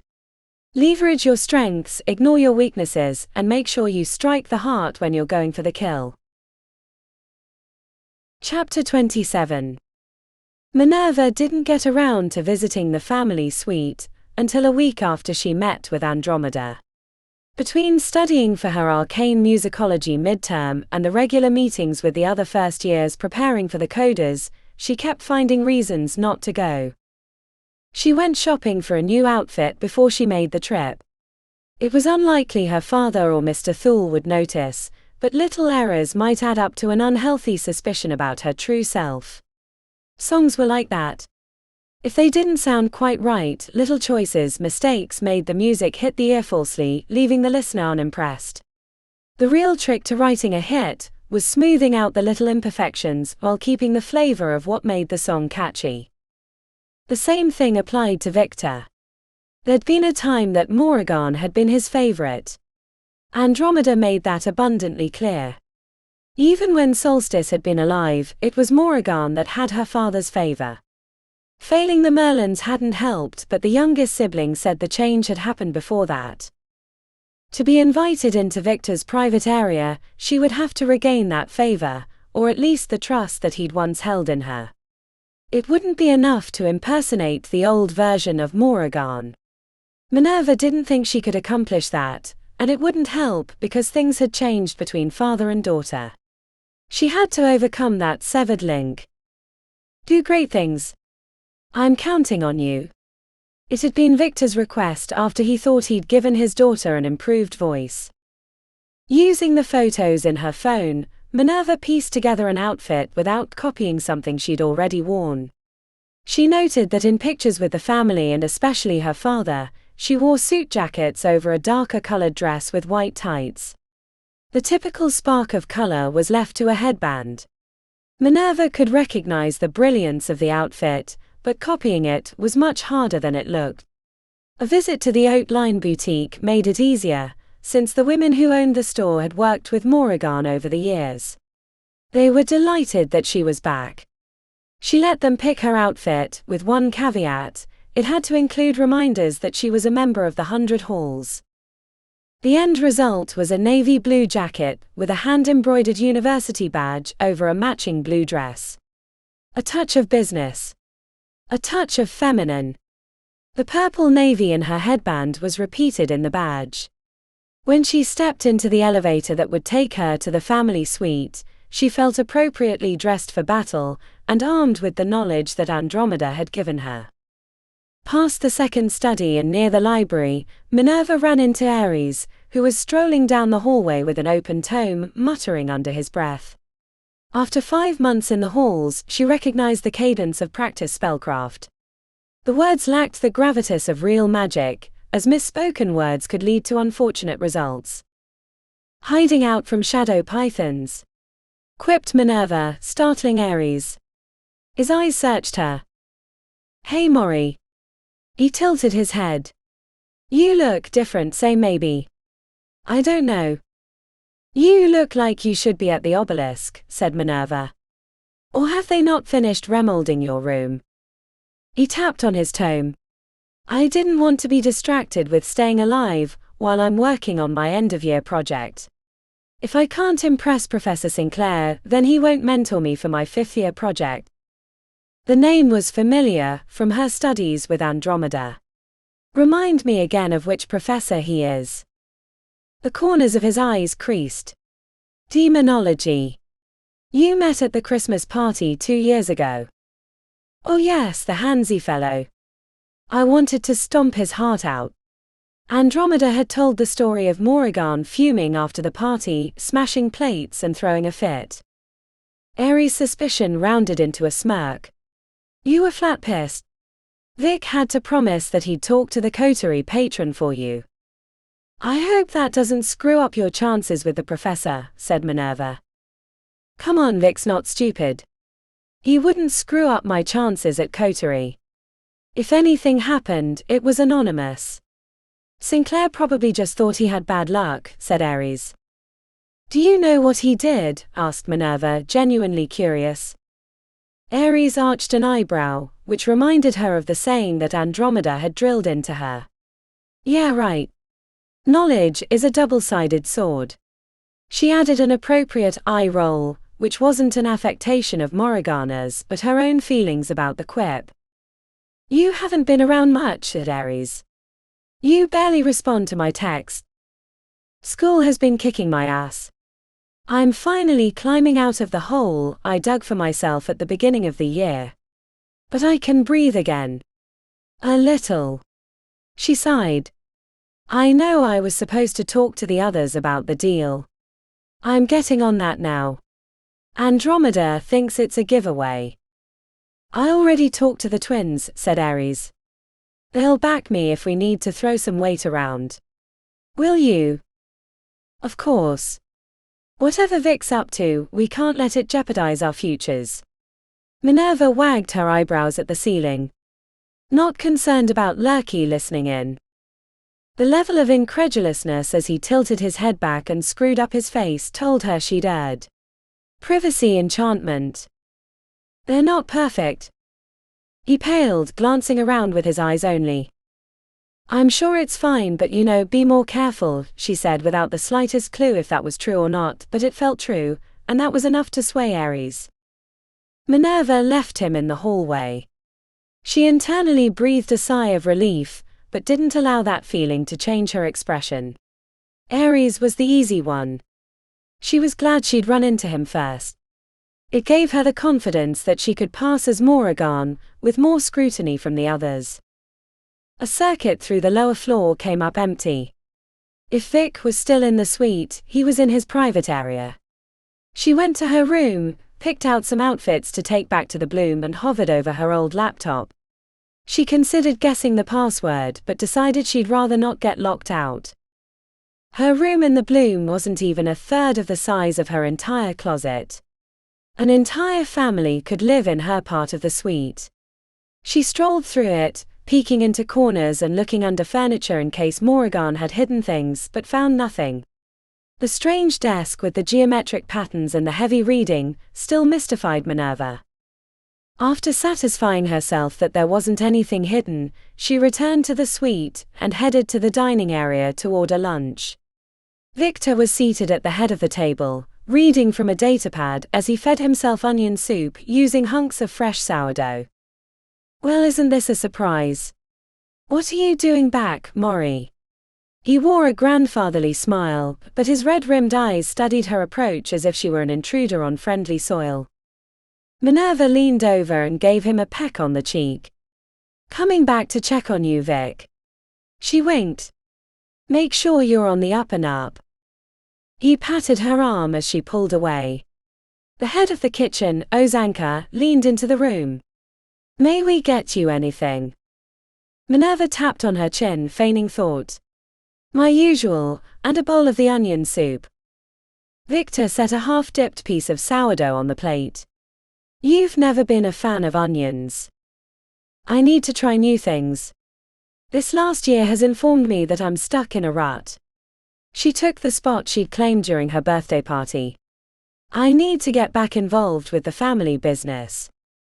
He eyed her carefully, his hand never leaving the hunk of bread on the plate. "You can't just piss off for a few years and expect to come back where you were before." "I know. But this business with the merger has reminded me that I have a stake in the company," she said. "A non-voting stake. At least until you've proved yourself," said Victor, shoving the piece of onion soup-soaked bread in his mouth, his eyes never leaving her. Bits of bread and soup clung to his lips until he finally dabbed them off with a napkin. "I want to do that," said Minerva. "I know I haven't been around much, but even with my new and improved voice, there was a lot to learn. It's not like Stone Singers was my first choice." Victor chuckled, amusement glittering in his eyes. "Aries has been working hard. Sitting through those boring meetings you used to complain about. Doing the shit work I give him, without a smart mouth about it. I'm ready. Stone Singers has taught me a lot about boring work. They're trying to make me into a glorified Glee Club civil engineer," she said. "If you're smart, which you were once, you'll find your niche," he said, shoving another hunk of bread in his mouth. His nostrils flared slightly in the way that Andromeda's did when she was mad. "Have you given up that other bullcrap?" The intensity in his voice, real anger, sent shivers down her spine. She had no idea what he was talking about, but whatever it was at the heart of why she'd fallen out of favor. That much she could see. "Of course," she said, as Ozanka entered and set her plate and bowl on the mat. "I need to focus on the important things like our family and the company. I want to be a good soldier." He smiled. The line had been improvised, but it had come from Andromeda, talking about their father as if he were a general of a vast military empire. Victor reached across and patted her hand. "That's good. That's very good." Then he pushed his chair back and stood up, throwing the napkin on the half-eaten bowl of soup. "There was a time I thought you would be the one to replace me. You're a long way from that now, but maybe in time, if you keep your head up and focused on the prize, there might be a competition." He strode from the room. She felt like she was missing an opportunity. "Victor." He hesitated at the threshold. "I want to be involved." He squinted with thought. "Tuesday. Meet me at the helipad. 9 a.m. sharp. Dress for the water." "Yes, sir," she said, saluting him with a wink. After he left, Minerva picked at her sandwich and ate a few spoonfuls of soup, the whole time reviewing everything she needed to prepare for a day with Victor Charmer. She'd be missing her stone shaping class with Professor Zeng, but as Andromeda had said, she had to choose. If she couldn't get into the vault, then not passing her coders was the least of her worries. On her way out of the suite, Mr. Thule was standing at the opposite end of the hallway from the elevator. He'd been waiting for her. A message that he'd been watching. She gave him a friendly wave and went through the open doors. It wasn't until she climbed into her armored SUV that she allowed her mask to drop, sinking into the cushioned seat and exhaling from the soles of her feet. Chapter 28. The scissors felt good in her hand. A box cutter or serrated knife would have been better, but one had to use the tools available for the job. Moran opened the scissors. They weren't as sharp as she'd hoped, but maybe that was for the better. Stupid crone thinks she's going to keep me from coming back. Your memories are my memories. I know what you're up to. There's no way you can pull it off without screwing up. Moran leaned over, exposing the pale flesh of her inner forearm. Blue veins traveled up her arm like subway lines. She hovered the tip over the skin while she considered applying the blade to her face. Magic would be able to fix the scars when she took her body back, but there was a part of her that knew it would never look the same in a mirror. She also knew that as soon as she broke the skin, Minerva would wake up. But she'd been practicing holding her under, pinching her skin, finding the limits of their dreamlike connection, which was growing in her favor by the day. The old woman was exhausted from the grueling pace. There were only so many hours in the day, and she had all of them lit aflame. Practice with her band geek friends, then family lessons with that traitor android, with study and classes between, and now on top of all of that, the foolish idea they would break into the family vault without Victor or Mr. Thule knowing. The endless, sleepless schedule was only making it easier for Moran. She re-gripped the scissors. Shall I make a long slice or go for maximum damage? She glanced up, seeing the mirror catch the left half her face, cheek snarled, eyebrow tilted. That's my body, you hag. She knew what she would do. The old woman was running out of steam. Couldn't make it easier on her. Time to let her know who was in charge. Moran gritted her teeth and pushed against the sleeping Minerva, preparing for the moment when the pain hit and she would try to climb out of slumber. She'd be ready for her with a boot to the head to shove her back into the well. The tip of the scissors pierced the flesh, dividing it like a bloody mouth opening wide for the silvery tongue of the scissor blade. Keeping her foot on the old woman who was desperately trying to climb back into the body, Moran pulled the edge up, angling it in a zigzag pattern, as thick crimson liquid pooled in the cut then overran, spilling onto the floor. Sensing her time in control was nearing the end, Moran dipped her finger into the wound and reached out to the mirror. Minerva woke before the mirror, blood streaming from her inner forearm, finger falling away from the glass. She dropped the bloody scissors, which clattered to the floor, dove to her laundry pile, grabbed the white button-down on top and held it to her arm. It soaked through immediately. She was bleeding profusely, more than simple pressure would stop. Worse was the memory of waking but not being able to take control of her body, watching as Moran filleted her arm. She considered rushing out of the room and getting help, but how would she explain self-mutilation while asleep? And it couldn't be on a worse day. She had to be back at the suite in an hour and a half. The alarm on her phone bleated into existence. She used her elbow to end the noise while searching with her eyes for a better solution. The blood was already dripping from her shirt. She grabbed a wool skirt instead, hoping the thicker fabric would soak it up, and held it against the wound. She needed stitches. The room stunk of iron filings. Someone banged on the door and Minerva had the irrational thought that Moran was outside, that she'd somehow escaped and become a corporeal soul. Hey Moran. You awake? Ready for breakfast? Shit. It was Audrey. She'd planned to eat with her before getting ready. The urge to have her friend help was quickly quenched when she saw what was written in a lazy scrawl on the mirror, above the line of Degastine mascara and empty food containers from Bet's Pizza on Alanon Avenue. I'm coming for you. Minerva hadn't figured out a way to explain away the wound, let alone psychotic writing on her mirror, and in her own blood. I'm feeling a little behind, she shouted to the closed door, wondering if she'd locked it last night. I'll catch up, or if I don't, I'll see you tonight. A pause. You okay? Minerva had heard it in her own voice. Fear. Confusion. She closed her eyes. Bad dreams. I'll tell you about it later. After Audrey left, Minerva dialed Andromeda using her fingers from the wounded arm, while holding the wool skirt with her other hand. Pick up, she muttered as the phone kept ringing. At the point she decided she'd have to make a run for it and hope that no one saw her on the way out of the bloom to the hospital, Andromeda finally answered. You're going to be great. Just remember everything I told you, said Andromeda. It's not that. She cut me last night. Who cut you? Who do you think? She did it while I was sleeping. My arm is an open wound. I'm bleeding everywhere. How do I stop it? You know a way, right? This kind of thing happens all the time at eastomances. Silence followed by some mumbled cursing. Yeah, sorry. Was thinking of how to tell you how to do it. Would it be easier if I met you outside? Minerva examined herself, the bloody clothes, the writing on the mirror. Probably not. I don't have the first clue how I could explain all of this. I look like a serial killer. Your sister is messed up. She mouthed a curse as soon as she'd said it.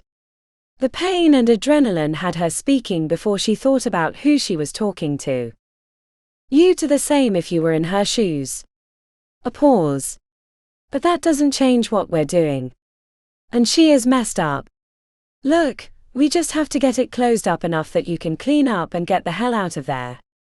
You can have your SUV swing by my hall, and I can finish the job on the way to the family suite. Okay, I'm listening. What do I do? It's a simple spell.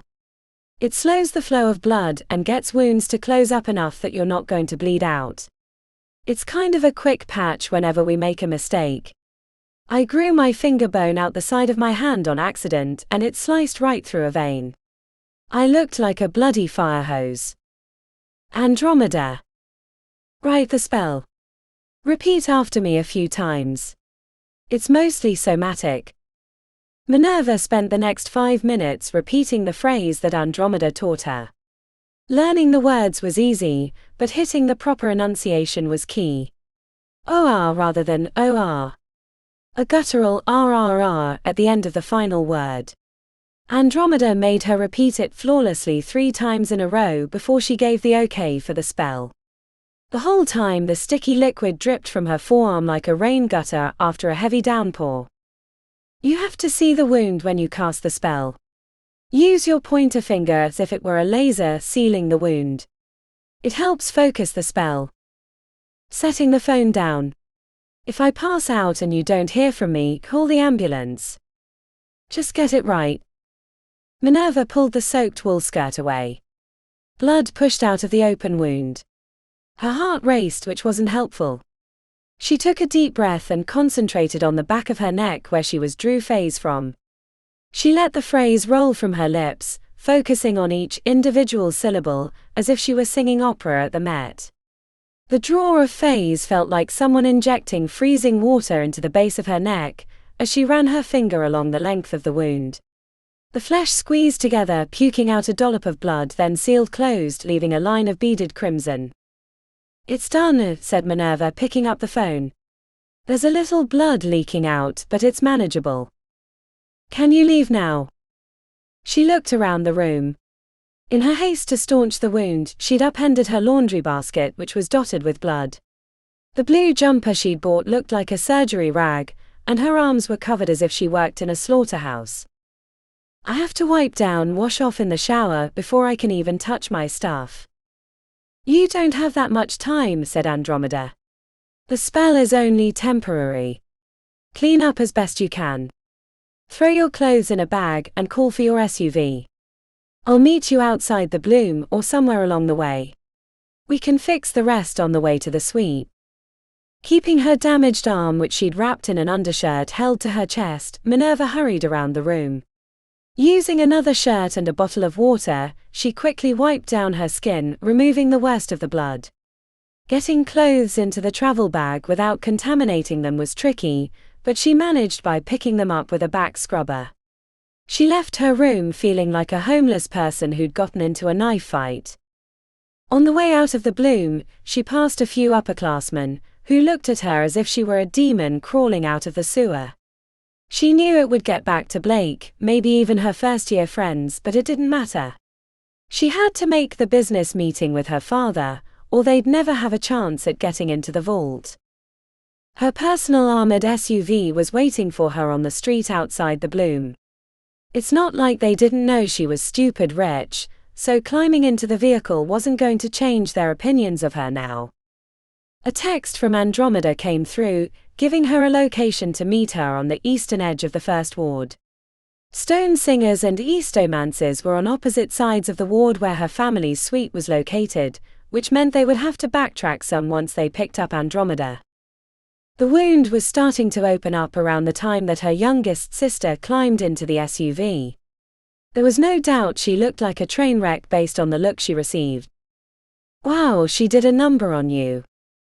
Come on, I've got a half hour to get to the helipad." Andromeda pulled an eyedropper bottle from a pocket. "Lean back, let me squeeze this into your eye." "What is it?" she asked as she leaned back, opening her eyes wide. "Nocta belladonna opus. It'll help the wound heal and give you a hit of energy like an amphetamine. Just be aware that you're going to feel a little goofy for a while. After the horror show of this morning, I'd like a little levity." The eye drops were cold in her eyes. She blinked heavily for a few seconds until the mixture absorbed. Within seconds, the hair on her head felt like it was standing tall, and the tiny freckles on Andromeda's cheeks burned into view like stars against a dark sky. "Now let me see that arm." Andromeda used a new spell to fix the wound. After 2 passes, there was only a thin line remaining. Minerva had the urge to run her finger over it, feel the bump against the swirls of her fingerprints. "There. That will go away in a few weeks. You won't even know that it happened by the end of the semester." "Until she does something new," said Minerva. "I'm a mess."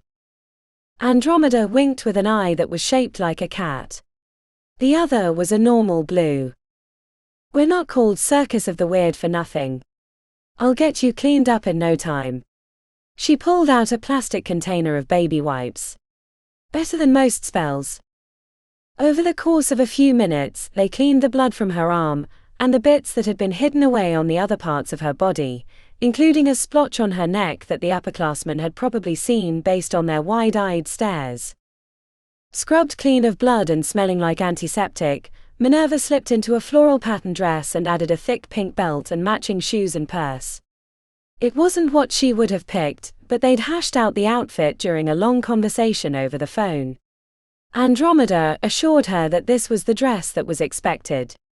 There was something more behind the suggestion, but she'd learned when the youngest sibling wasn't going to explain. Given her knowledge of the family and clear-eyed understanding of the way the world worked, it felt like Andromeda was the older one. After so many years, Minerva had gotten used to just knowing what the right thing to do was.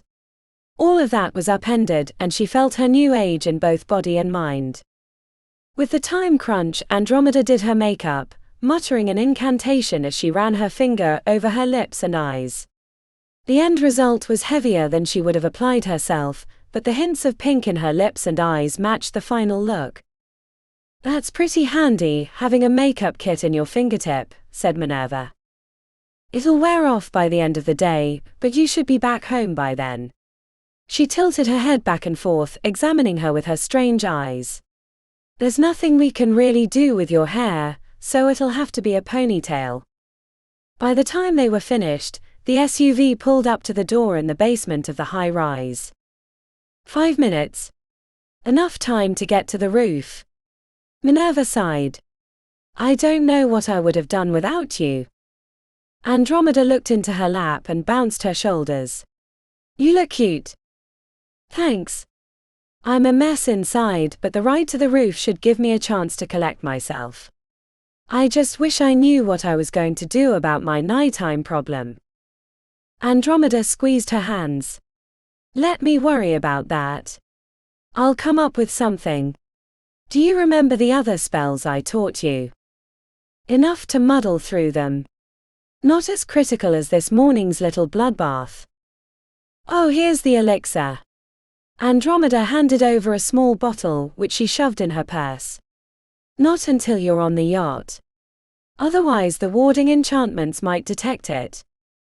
I didn't know eastomancers specialized in this sort of thing, said Minerva, glancing towards the privacy glass that separated them from the driver. They don't. You taught me this spell years ago. Remember? She asked. Minerva climbed out of the car and straightened her dress as she steadied herself on the 3-inch heels. Thanks, Andromeda. It's nice having a younger sister. The smile she held back was bursting from her eyes. Andromeda quirked her lips. You can call me Andy if you want. Sis. Go get 'em. Minerva strode to the room with the elevator, as the SUV pulled away. Her heart was a jackrabbit in her chest, a fact of the circumstances and the eyedropper drugs she had coursing through her system. She hit the button for the roof and closed her eyes, taking refuge in the one quiet moment. The too-short ride ended, a ding announcing the opening of the door. The sound of the helicopter filled the air as wind gusts threw her hair around her face. Chapter 29. The whirling blades and the man in a suit standing outside the open door to help her inside, where Victor was waiting, made her feel like she was climbing into a rocket, about to get launched into space.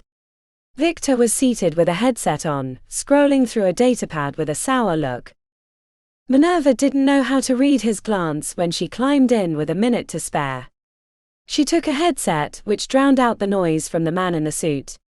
The pilot announced their departure, and like a slingshot the helicopter was catapulting across the city, headed northeast. The bird's-eye view of the city made her stomach drop as they soared over the glass gondolas, higher than the skyscrapers but not the spire, which had an otherworldly height.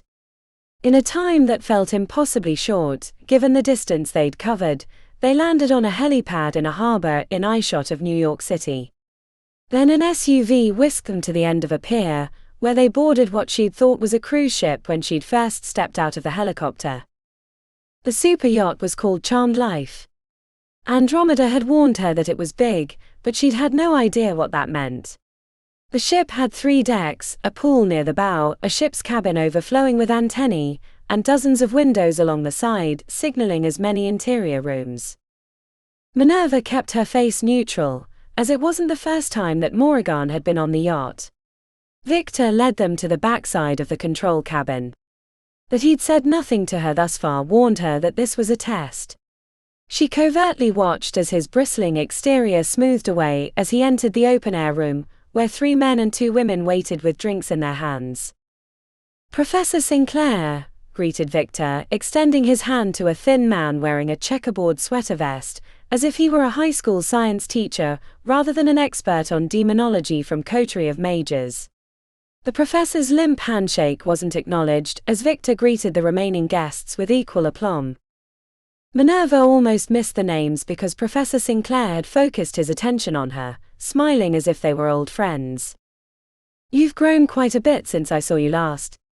You're a beautiful young woman now, a mage, I hear. Congratulations on Stone Singers, said the professor. Minerva wanted to punt him in the balls, but she gave a short curtsy and took his hand when offered. Thank you, Professor. It's lovely to see you again. How's my big brother doing these days? I always see him studying whenever we run into each other. Before the professor could answer, Victor spoke in his captain's voice. Come now, let us take to the front deck where we can enjoy the city view. Time enough for small talk later. The glance as he stepped past told her that she'd made an error. Too quick to mention Ares, she imagined, which, given his interest in having Professor Sinclair as a mentor, made the purpose of this ocean tour apparent. It also meant that Victor knew of Sinclair's perverse interest in her, and had brought her along to help encourage the relationship, which made her sick inside that he'd use his daughter like that. The other guests were also professors or instructors in their halls, the terminology depending on the patron. Professor Lily Hathhammer from the Guild of Magical Dramatics looked like she'd stepped out of a production of Oklahoma, with fat blonde curls and an upscale peasant dress, but the way she examined her surroundings suggested she was anything but innocent. She'd come to the yacht on a mission. Instructor Breck Bollens was the opposite of Lily, wide-eyed and commenting on every bit of luxury as if he were an auctioneer trying to make a sale. As a member of Tinkerer's Hall, he seemed more interested in the workings of the ship than in the people in his company. Instructor Avony Blue from Protectors looked like she was expecting to be attacked as they made their way across the ship, checking sightlines and pulsing her jaw as she eyed the security on the ship. Minerva had the impression she was mentally reviewing how she would disable each and every one of the protections, should she deem it necessary. Her hardened exterior was at odds with her stark beauty, rich brown skin with ruby undertones. The last member of this party was the most unremarkable, Professor Roger Smith from Oculus Hall.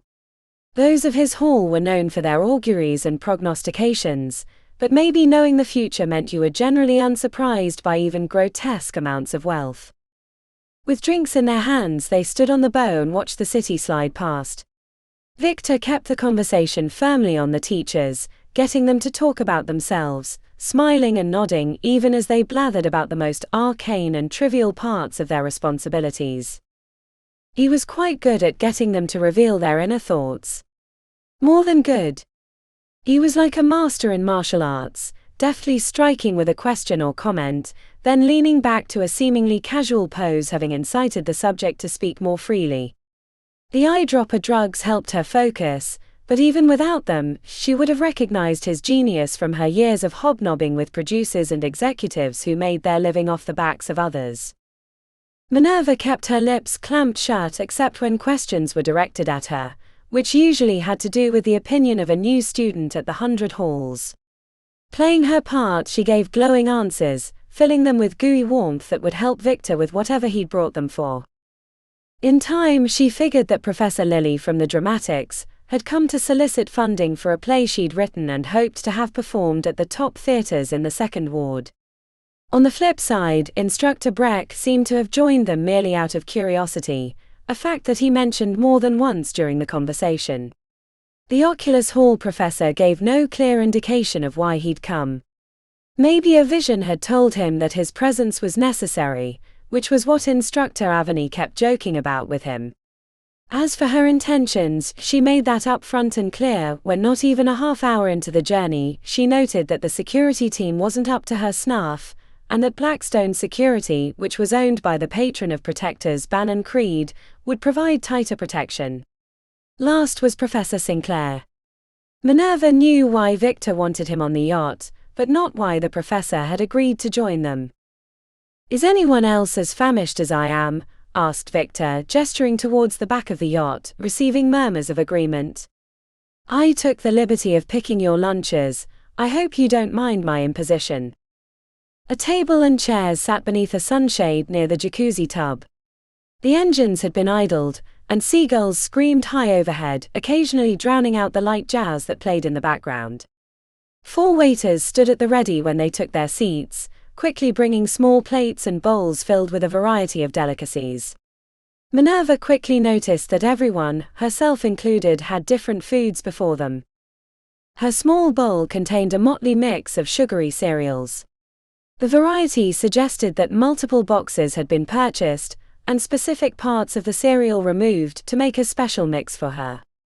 The choice said a lot about her father's current opinion of her. Before the waiter could slip away, she tugged on his sleeve. "I'd prefer a charcuterie, maybe a little fresh fruit on the side."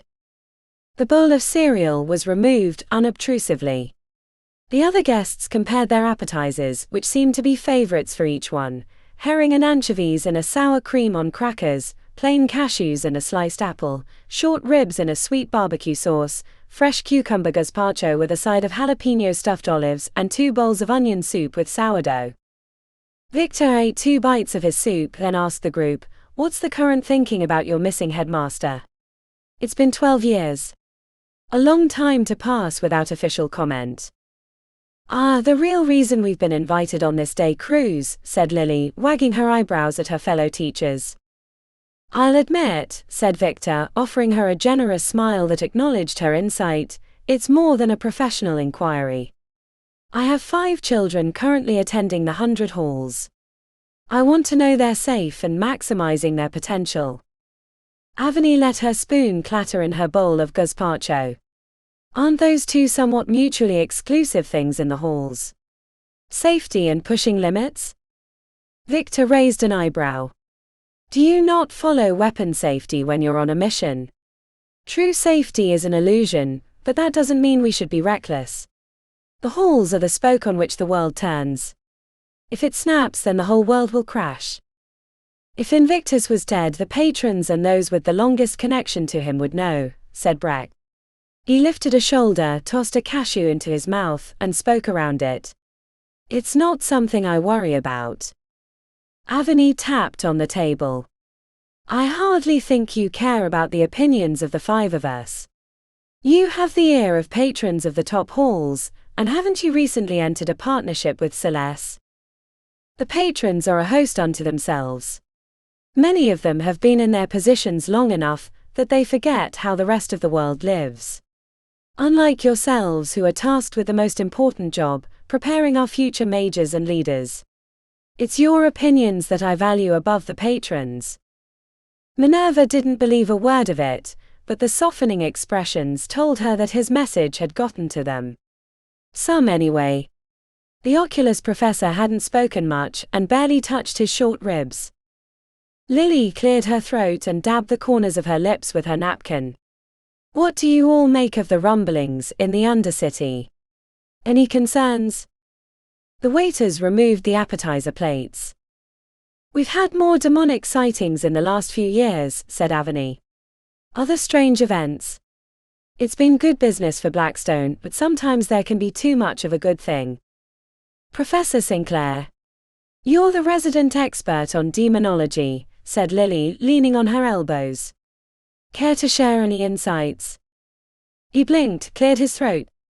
The barrier between this realm and theirs has grown thinner over the years, and the level of ambient phase beneath the city has grown stronger.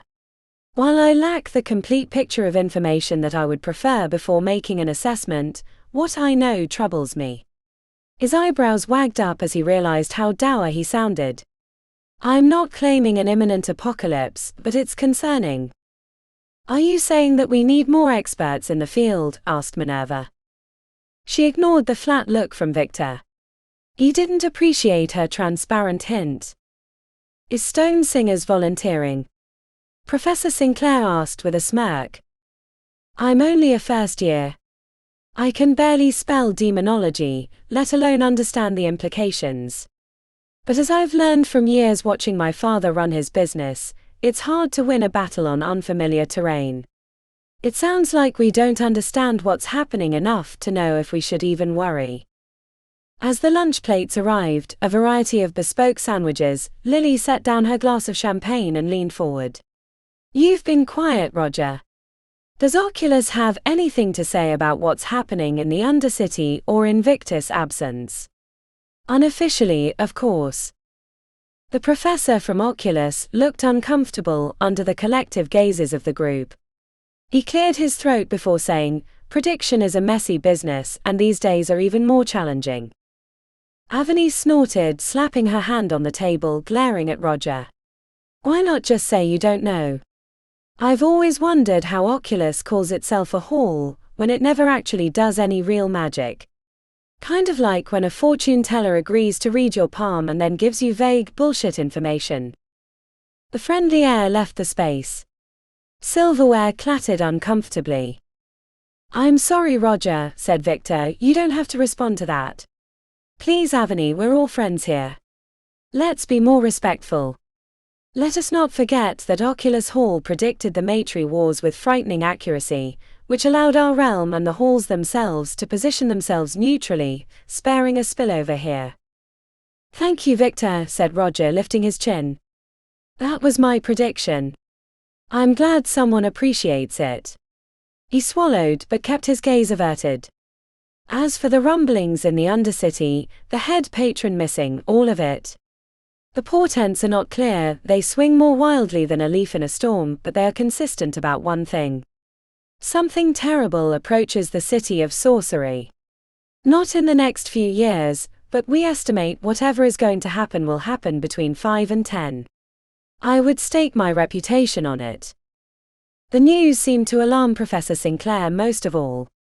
His head gophered up, his pale skin turning a lighter shade of ghost. It was only at this point that Minerva began to see the strings being pulled around the table. Her crude comments, the direct appeals to Professor Sinclair, seemed laughable in comparison. Victor was playing this lunch cruise like a maestro at the symphony. She noted the yacht was making a slow turn. The rumble of the engines increased in pitch. Minerva excused herself for a trip to the bathroom. She locked the door and removed the thick bottle that Andromeda had given her. The elixir would make her words more favorable to Victor, but it would only last 2 hours at most. It took 20 minutes to kick in.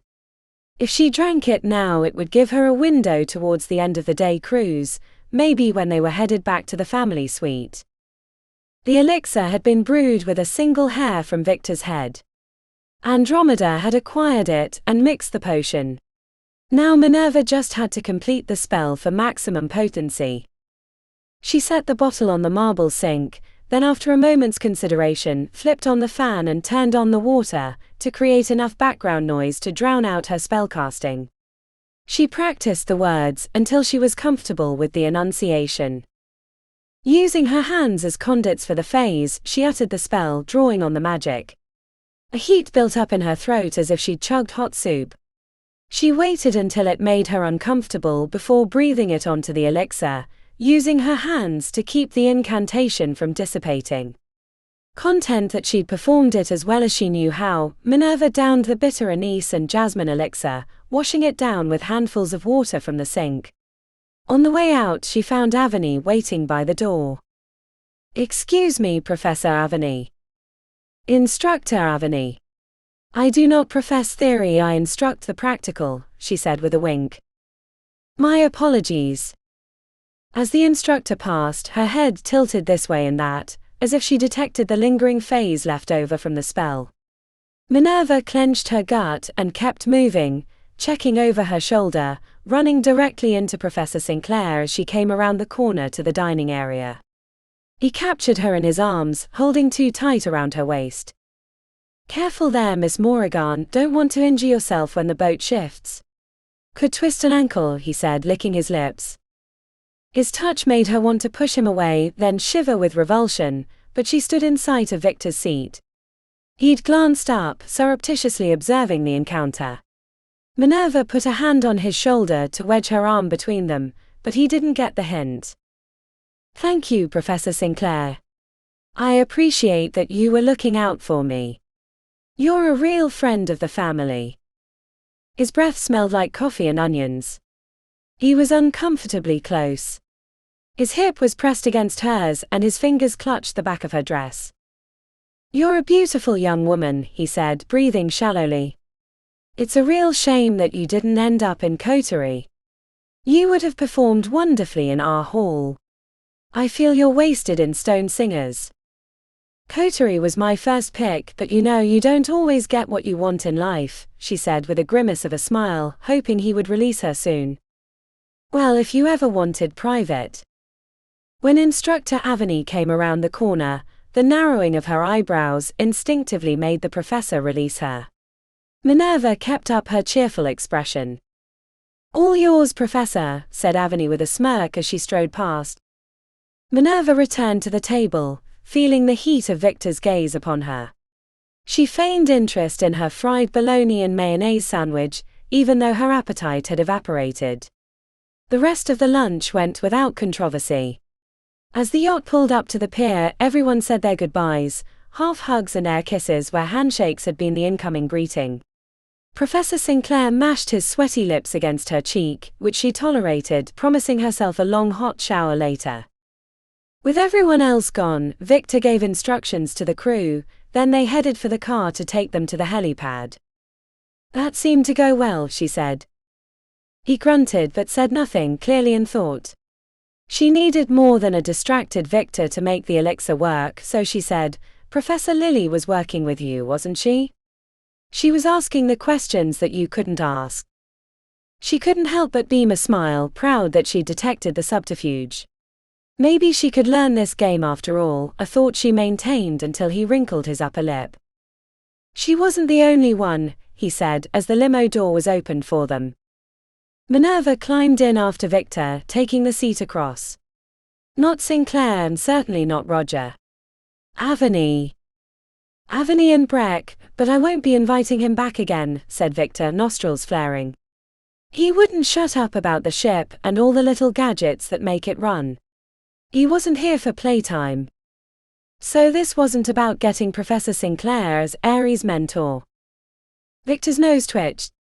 He seemed to sense something was affecting him, then looked into her eyes. I'm not going to waste everyone's time on that simple request. If I thought he wasn't going to get it, I would tell his patron to make it happen. He owes me that much. But when you were dilly-dallying around with that line, it was distracting Sinclair. Don't get me wrong. I need Ares to have a significant role with the professor, but it's only one piece of the larger puzzle. He drummed his fingers on the seat, looking out the window. Speaking of the professor, I saw the way he was clutching you like a sweaty high school boy outside the bathroom. Shall I send him a message? His performance during the boat tour had been delicate and impressive, but this ruse seemed laughably simple to detect. She wasn't sure if this was a blind spot with his once favored daughter, or if there was another layer she was missing. No problem at all. I'm here to support the family business, whatever that entails. Enduring a few moments with his bad breath is a small price to pay for his influence added to ours. The corners of his eyes creased. Good. They reached the helicopter. Minerva put her hand on the door before he could climb out. I hope today proved that I can be trusted to be more involved. He grunted and shifted towards the door, but she didn't budge. Sooner rather than later. What's the hurry? Ares has a head start. I know he's a hard worker and all, but I'm better all around with people, she said. He pursed his lips. She didn't feel like his daughter, but an underling trying desperately to be noticed. Though her parents had died when she was relatively young, she knew they'd never treated her like a cog in a vast machine. It'd be sad if it weren't so serious. I will let you know. Victor pushed past her arm, headed to the helicopter, leaving Minerva feeling like she'd missed an opportunity, but he'd made it clear by his actions that he was done talking about the subject. He would let her know on his time, not hers. Chapter 30. The skee-ball arcade was loud and distracting. Little kids ran around with long strings of prize tickets, equally tacky bright orange plastic spider rings, and little stuffed griffins. She would have never chosen this spot in a million years, but Andromeda was squealing with glee each time the ball went down the alley and hopped up the slope into the high point holes, looking more like a high school freshman than a first year at the halls. The electronic score changed with each throw. Minerva was losing by a large margin. Do you come here often? Asked Minerva as a little girl with a bandana tied around her shaved head ran by with an ice cream cone, the frozen treat pitched precariously to the side. Minerva couldn't take her eyes off the ice cream, expecting it to crash to the ground and the girl to start crying, but she made it back to her table, where her mother put her arms around her and kissed her bald head, allowing Minerva to breathe a sigh of relief. The youngest charmer had kept her modifications to a minimum. Tiny horn bumps on her forehead, golden eyes and spiky hair that kept shifting between a deep aqua coneflower purple and cobalt blue as if she were a sign on the Vegas Strip. Twice a week. Once for League on Thursday nights, then again on Sunday nights when they run a discount, said Andromeda, spinning the wooden ball in her hand. And whenever I need a break from, you know. She wagged her eyebrows, indicating the world at large. You hardly need a discount, said Minerva before she took a sip of her cherry soda in a big red cup. Aren't there more interesting things for you? As a mage. And a charmer. Andromeda's throw went wide, missing the high point holes. She slammed her fist in empty air. Why does money equate value? Besides, I would have never been allowed to be in a place like this. She puffed out her chest, snarled in a caricature of her father and spoke in a deep voice. It would be a stain on our family name. We sell influence. No one aspires to be a skee-ball champion. I can see why you didn't join dramatics, smirked Minerva while playing with her straw. Ha, said Andromeda, throwing a crumpled napkin from their meal of cheese fries at her, then gesturing to take a turn. Are you not having a good time? She asked as if she were a circus barker in the center ring. Minerva blinked. I am actually, in spite of the circumstances. The last few weeks have been rough. I keep expecting to wake up in a pool of my own blood. She squinted and nodded towards the 2 tables of birthday parties. It's a little crazy in here. Yeah, it does get noisy. It wasn't what she meant, but she wasn't going to explain that to Andromeda and ruin the good mood. Minerva threw her ski balls, managing to get one into a high-point hole. She pumped her fist. See, it's fun. I didn't say it wasn't, just that I was surprised. Minerva chewed on her lower lip. There's something I've been wondering about, from my discussions with Victor. Andromeda's smile flattened. We should head in back if we're gonna. I'll throw more if you want. Andromeda looked at the ball in her hand, then at the score, a smile growing on her lips. I don't think you'll be catching up. They went into a private room in back with a door. Andromeda spent so much time there, the owners knew her by name, and had given her the break room upon her request. When the door shut, the youngest sibling took a deep breath, then ran her finger along the frame while mumbling a spell. It'll keep Kitty from spying on us, but I doubt she'd come in here. She hates loud noises and small children. She took a chair from the table, spun it around and sat with her legs around the back. What's up? When I talked to Victor a few weeks ago, he asked if I'd given up that other bullcrap, but I never figured out what he meant. It occurred to me after Professor Sinclair got all up in my business, that it might have been that. Maybe I'd been pursuing revenge. Or at least wanting to see him punished. Does that sound like Moran? Andromeda had her mouth shifted to the side while she drummed on the chair in the same way her father did. No idea. Moran and I barely acknowledged each other, and when we did, it was nasty. She stared at the floor. She was my sister, which meant she knew how to make me feel like an insect if she wanted to. It probably doesn't matter. Has Vic said any more since the yacht? Asked Andromeda. Not yet. It's been 2 weeks. Andromeda squinted as she looked into the distance. He likes to show you who's in charge by making you sweat. Don't worry. He'll come around. Are you ready to learn how you're going to keep my bitchy sister from going all Bloody Mary on your arm and the mirror? As long as it doesn't involve Professor Sinclair, said Minerva, taking a seat across from Andromeda.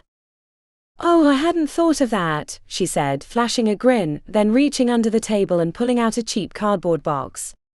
Check out what's in there. The box fit easily between her hands. The 4 corners of the lid had been weaved together to keep it closed. She popped them open, revealing a chunky bracelet made of swirling crimson and black stone. An anti-Moran shield. Sort of, said Andromeda, tapping on her wrist. It's a dream maze bracelet. Made for mages who sleepwalk or have night terrors. Nothing's worse than waking up to find out that you've conjured a demon, or turned yourself into a giant spitting lizard. You can do that. The giant spitting lizard. She lifted a shoulder. Dunno. I hear animalians can do some wickedly weird things with animals. Minerva rotated the bracelet around in her hands. So this will keep me from waking up. What if it keeps me under and lets Moran assume control? Even if she does, she'll get trapped in the maze between dream and awake. The whole idea is that you can't be allowed to physically affect the world, so it keeps your consciousness in a maze of your own mind's making. She squeezed her lips together. I'm told it can be a little disorienting. The other option is to chain yourself to the bed each night and have someone else unlock you. I'm sorry, Andy, I'm being difficult. You found this for me and I really appreciate it. I'm just a little worried about messing with the whole dream time. Waking up with bloody scissors in my hand and a gouge down my forearm was frightening, she said, running her fingertip along the thin line that she could barely see anymore. Andromeda reached out and collected her hands with the bracelet stuck awkwardly between their fingers. If this is too much, then you'd better make your peace with this body, because you're not going to make it. I'm sure being a famous singer came with its oddities and strangeness, but Minnie, you haven't seen anything compared to what it's like being in the Charmer family. Add to that your newly acquired magical abilities, and the general state of the 100 halls. You've barely scratched the surface. She looked into her younger sibling's golden eyes. I bet it prepared you for Eastomancy. Andromeda chuckled as she glanced to the side. I never thought about it, but you're right. Morphing my body into other shapes, adding gills, changing sexual organs, none of those are as weird as being a charmer. You've changed your sexual organs. Come on, said Andromeda, hanging her cupped hand between her legs and bouncing it as if she were weighing something. Everyone would try it given the opportunity. Not permanently, but they'd check out the hardware. A phone buzzed on the table. A message from Victor. She quickly grabbed it. Victor wants me to stay in the suite this weekend to help him with some of the issues that came up after the limited partnership with Celeste. That's great, said Andromeda, squeezing her wrist. You'll spend all your time in his private area. This is the break we needed. What's wrong? Minerva stared at the phone as if it were a live snake. That's great, but I don't know a single thing about business. You've been teaching me about the family, but I don't know a damn thing about financials or mergers or any of that crap. And on top of that, I have 2 tests on Monday, one in general theory and the other in microtonalities. It's a good thing that your youngest sister is a prodigy of her hall. I'm breezing through the first year, so I have time to help you bone up on business terms. But enough to give advice and help with real issues. Andromeda patted her hand. Like the yacht, this weekend is a test. He's not expecting you to be Celeste Agastine with decades, scratch that, centuries of business experience. He just wants to know if you're going to be a part of the team. Team Charmer. Team Victor. Yeah, that, said Andromeda, letting her chin drop. We have 2 days until Friday. We can spend that time cramming, at least enough that you use the right words, not that you can make any real suggestions. Then I can be on call if something weird comes up and you need advice. I don't know what I'd do without you, Andy. Get your soul sucked out and eaten by some weird ginger. And then I'd have my bitchy sister, making life miserable around the family again. Let's not forget that she knows I'm helping you, so if you don't pull this off, I'm screwed too. I'd better get back to the bloom then. I have a bunch of work to do if I'm going to be gone all weekend, said Minerva, reviewing the ever-growing list of things to do in her head. All of which came with penalties she didn't want to contemplate. Andromeda checked her watch. I'll give you until this evening, and then you're meeting me back here. I'll try to organize the information to make it easy to memorize. As Minerva stood up, she added, and don't wear that bracelet during the day. Only at night, right before sleeping. Chapter 31. By the end of stone shaping class, Minerva wanted to sneeze. They'd been working on cutting with their voices, and particles of stone dust hung in the air, overcoming the vent on the ceiling trying to pull them out. She'd need a shower afterwards, but at least she'd been more successful at cutting stone than shaping it. Maybe it had to do with her inclination as a tempest. Miss Charmer, said Professor Zeng before she could escape the classroom. She needed to hurry and pack for the weekend at the family suite. Her mind was bursting with financial terms that Andromeda had been drilling her on. What is EBITDA? Earnings before interest, taxes and depreciation. What is the time value of money? I don't know, Andromeda. If you don't got the money, then I don't got the time. Yes, Professor Zeng, said Minerva, glancing to the exit. The professor noticed, narrowing her eyes. Busy plans this weekend? The intensity in the professor's voice snapped Minerva out of her internal monologue. Yes. I have a lot of studying to do, and my father wants my help with some family business stuff, she said, hewing as close to the truth as she could. Professor Zeng crossed her arms. After the first few months here, I wanted you expelled. Then after you decided to engage, I was skeptical but impressed with your dedication, even in the face of not so great results. But lately you've been distracted and you've missed classes in subjects that you are not doing well in, including stone shaping. I did well today. Stone cutting is at best a few % of your final grade, said Professor Zeng. Don't get cocky. Sorry. I don't want sorry, Miss Charmer. I want dedication to your craft. I want you to choose. Are you a member of your father's company? Or are you a stone singer? You can't have both, especially as behind as you were after the first few months. I see little chance of you passing your coders at this rate. Yes, Professor. Zeng exhaled through her nose. You are dismissed. On the way back to her room, she ran into Audrey, who was humming a used car salesman jingle. She recognized the sing-song melody that ended with "Come on down to Lacate's Mercedes," as a paper airplane floated before her, swooping and soaring down the hallway. Maury. The paper airplane made a hard left turn into the wall, then slid down until it lay on its back. Nice trick. Yeah. That tall fifth year with the scar on his cheek was hanging out at Maze's end when I was trying to study. He showed a bunch of us how to use that stuff we learned in microtonalities to keep a paper airplane in the air. Bitchin', said Minerva, then tried to remember if that was a thing anyone said anymore, but Audrey didn't notice. Anyway, we're all headed to the canal in 7th Ward to blow off some steam tonight. Everyone wants to see the places that those people died. Creepy, huh? Wanna come? Aye. This was the first time she'd been invited to a larger gathering that wasn't in the bloom.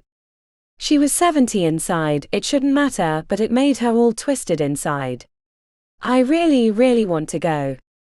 But Victor, my dad, asked me to hang at the suite this weekend. We haven't been getting along, so I really... The initial hardening of the eyes told her that Audrey had made this invitation happen. The rest of the first years had accepted her in a school setting, but outside events had been a bridge too far. That's fine, said Audrey, inhaling deeply. She didn't believe her. Really, I swear that's where I'm headed, and even if I wasn't, I probably should be studying. Zeng practically just hexed me over missing out on class. Told me I'm not gonna pass the coders, said Minerva. Audrey was barely listening, staring sideways with her mouth quirked to the side. Minerva wasn't sure what hurt worse, knowing that she had to disappoint someone who actually wanted to be her friend, or that she was going to do it anyway. There was probably a way that she could sneak out for the evening, but the ginger's warning had been lurking in her thoughts. Okay, CYA. Her scooping grab of the fallen paper airplane resulted in a crumpled ball, but Audrey didn't seem to care, marching the other way, leaving Minerva feeling empty in her wake. After a shower to wash off the dust from class, Minerva put on a plaid skirt, yellow jacket and white tights combo with matching headband. It wasn't a particularly adventurous fashion choice, but it was comfortable, and she expected the weekend to be long. She packed 2 bags to keep up with expectations and filled her backpack with tomes for studying, should she get the opportunity. Last, she tucked the Dream Maze bracelet into an outside pocket of her backpack. Waking up each morning left her disoriented and with faint memories of wandering endless corridors, but it was better than the alternative of having her flesh carved out with random house implements. The mid-April day brought heavy showers. The driver of her SUV appeared outside the main door of the Bloom with a wide umbrella. He tried to take all her luggage, but she kept 1 bag and the backpack.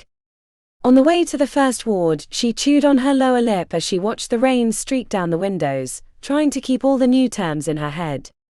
Andromeda had made flashcards, which made her feel like she was 10 years old again, but they worked better than the random memorization, and she had to remind herself that all this work was giving her an opportunity to learn more about the vault where the Ginger's bridge painting was located. The spells Andromeda had taught her were at least simple enough that she was confident she could pull them off during the weekend. Before the elevator door opened into the suite, Minerva gave herself a full-body shiver, a loosening up before the big performance. Except this was an unfamiliar stage with an audience of one. She threw her bags in her rooms and went in search of Victor, hearing two voices when she found him in the dining area. Seated beside Victor with an array of documents spread out across the long table, 3 laptops sitting open, and a few plates of half-eaten sandwiches, was Ares. Her older brother was wearing a tie, his jacket thrown on the chair behind him with his sleeves rolled up. Victor speared her with his red-rimmed eyes, then glanced to his watch. "I thought you'd never get here. Ares has been here since breakfast. There's a lot of work to do. Pull up a chair, we need to get you looped in." Minerva looked down the hall towards the stairs that led to Victor's room and guarded area. She'd thought they'd be working back there, not at the dining room table, and she hadn't known she'd be working with Ares, which made her plan more complicated. Victor checked back to see that she hadn't moved. "Do I need to issue a formal invitation, or are you just going to stand there like an imbecile gawking?" Chapter 32. The first 3 hours at the table were a whirlwind of information. Minerva kept her mouth shut and nodded frequently, whether or not she understood what was being explained.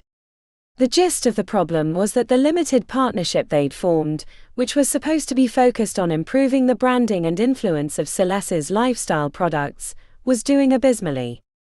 As Victor said at one point, spittle flinging from his lips, "She's tanking it on purpose, which means she's hidden a poison pill somewhere in the damn agreements.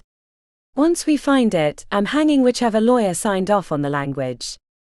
At first, she'd been worried that she'd be given the contracts, which were a pile of papers over an inch thick, filled with dense legalese, but Victor tasked her with reading through the business reports from Meraki, a Degastine subsidiary.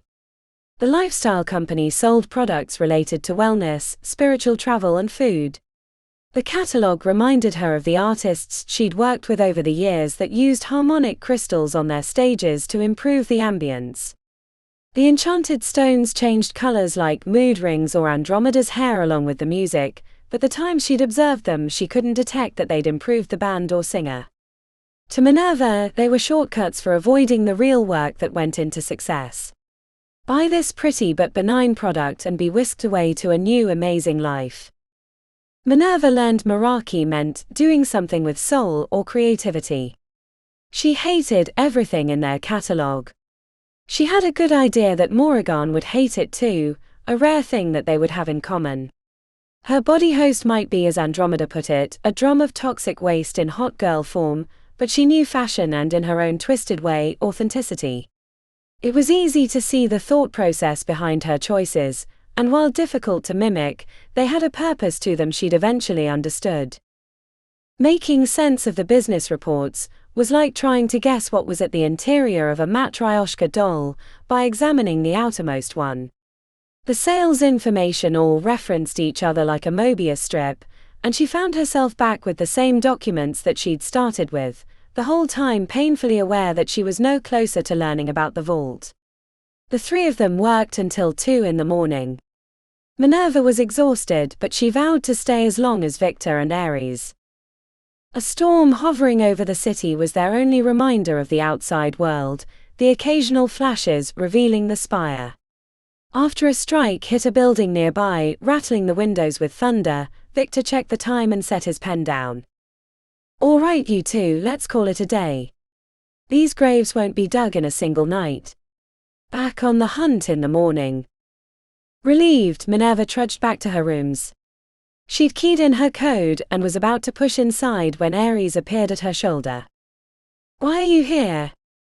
She blinked away the promise of sleep and focused on her older brother leering down at her. "Vic needed help." "Bullshit, Maury. You're trying to get your name back on the dance card. I know he brought you on his yacht trip a few weeks ago. But you needn't bother. You're too far behind me now. You'll never catch up. Better you support my position when the day comes that I take over, or I'll remember that you opposed me." Minerva knew better than to answer, but in her sleep-deprived state she could only imagine Ares as her ex-husband Ian, or the owner of the mystic chord Dwight, or the dozens of other people that always put barriers in her way, squashing the career that she'd tried desperately to revive. If I'm so far behind, then why did Vic bring me along? Maybe he still thinks you're a tongue-tied teen like the Bastille charity disaster. Did you ever think about that? His face turned bright red. She shut the door in his face before he could respond. Leaning against the interior, she heard his muted curse, which prompted a sigh.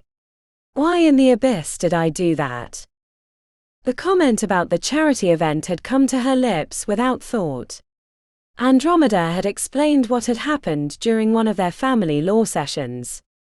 Ares was supposed to speak in front of a crowd of a few hundred guests comprised of corporate titans and illustrious majors in the Orpheum Theatre ballroom, but he'd freaked out beforehand and rushed out of the event. The second part was that she'd taken his place and read off the introduction without having seen the script. Though the memory wasn't hers, it felt as real as if she'd actually been there. Thinking about it made her heart flutter in her chest, bringing an iron taste to her mouth, but she'd managed to fill in for her brother at the age of 14.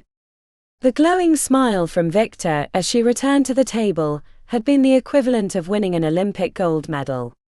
It was the moment she'd surpassed Ares in her father's eyes, or at least Moran had, but she couldn't untangle her own sense of self from the memory. The ginger man had said their souls would combine, with one of them owning the lion's share, but she'd never imagined that she wouldn't be able to tell the memories apart. As she changed into sleeping clothes, making sure to snug the dream maze bracelet around her wrist, she wondered if Moran, for all her flaws, was as bad as everyone made her out to be. What if she'd just been trying to carve out a place in a male-dominated world? Sure, there was no detectable difference between men and women when it came to magic, but in business, men still held the upper hand. In her old body, she'd been an early riser. Bones and joints ached if she lay in bed too long, but her 20-year-old body could slumber in a cushy pile of pillows and blankets for hours, so it was like hauling a boulder out of a ditch to wake up at 6, especially with her mind fogged by the dream maze bracelet. There were almost no comfort clothes in Morgana's enormous closet. No baggy sweats or t-shirts, but she did find cobalt blue silk pajamas still in the package. They felt like wearing a cloud. She planned on grabbing breakfast, coffee, and then a shower so she could be ready whenever her father started the day's work. The sounds of typing echoed into the hallway from the dining room. She clenched her stomach as she entered, finding Victor and Ares not only working but in their suits. Victor was seated at his spot in the dining room, scribbling on a yellow legal pad, with a cup of steaming coffee in his other hand. Ares looked up from his laptop with a smirk. What is this? A vacation. Victor gave her a long look before he returned to scribbling. Minerva marched to her side of the table as Ozanka slipped out of the kitchen. Coffee. Eggs Benedict with extra bacon, please, said Minerva. Thank you, Ozanka. She dove back into the spreadsheets, chugging her coffee as she tried to rekindle her thought process from the previous night. She wasn't sure if the numbers were a mess or if she were too inexperienced to navigate the information, but either way, she knew she'd have to give some sort of opinion later. A short time later, as she had a piece of jelly toast hanging out of her mouth, Victor cleared his throat and without looking up said, "Business attire is expected." The crunch of toast sounded like a shotgun blast in her ears. If Ares were any smugger, he would have floated to the ceiling. Using her laptop as a shield, she flipped him off, then when she finished chewing, excused herself for a quick shower and her planned outfit. When she returned, 3 men and 1 woman in suits were facing Victor. No one gave her a single glance as she took to her side of the table. "I don't care if our house lawyers signed off on it. I want you to hire the best white shoe firm in the city and get them right on it, and for that matter, get me," he snapped his fingers in frustration. "Who's the best? What in Merlin's name do you call them?" "Vindicators," said Ares without looking up from his laptop. "From Scroll Hall." Victor banged his fist on the table.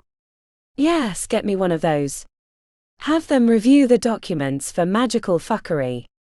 One of the men opened his mouth, but Victor cut him off. I don't care if it's already been done. Do it again. I want you to be so far up this document's ass that you could perform an augury on the swirls of the intestinal lining.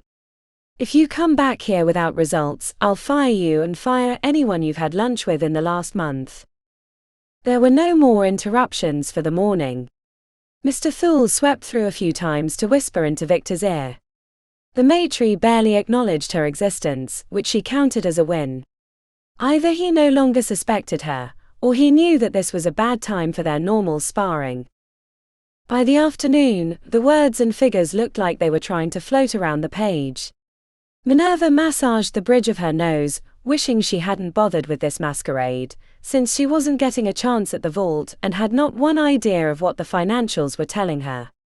Victor occasionally looked at her with his eyebrows doing the dance they did when he was deep in thought, but he didn't illuminate her on what he was thinking. Minerva occasionally got up to stretch and look out the window. She kept her breaks short since Victor never stopped.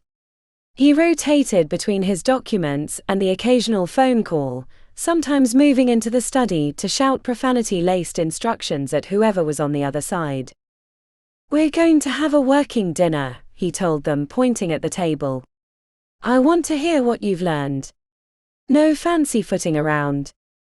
I want solid analysis. Tell me where the bodies are buried and who we need to kill. Right. Good. He disappeared into the other room, tapping on his phone. Around the time they heard him barking at yet another person from his company, Ivan stuck his head into the room. Hey losers. The dark circles around his eyes hadn't gotten better since she'd seen him last, and his lips were a light shade of blue. He wore a sparkling jacket and his spiked hair had been frosted. Ares barely acknowledged him, glancing up and giving a little shake of the head like a disappointed father.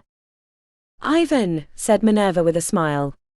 She'd only interacted with him a few times, but it was clear from Andromeda's stories that he was her favorite sibling. Are you back, you know? Ivan cupped his hand in front of his open mouth and bobbed his head up and down, pushing his head with his other hand. Stop being a child, said Ares. Okay, Mars.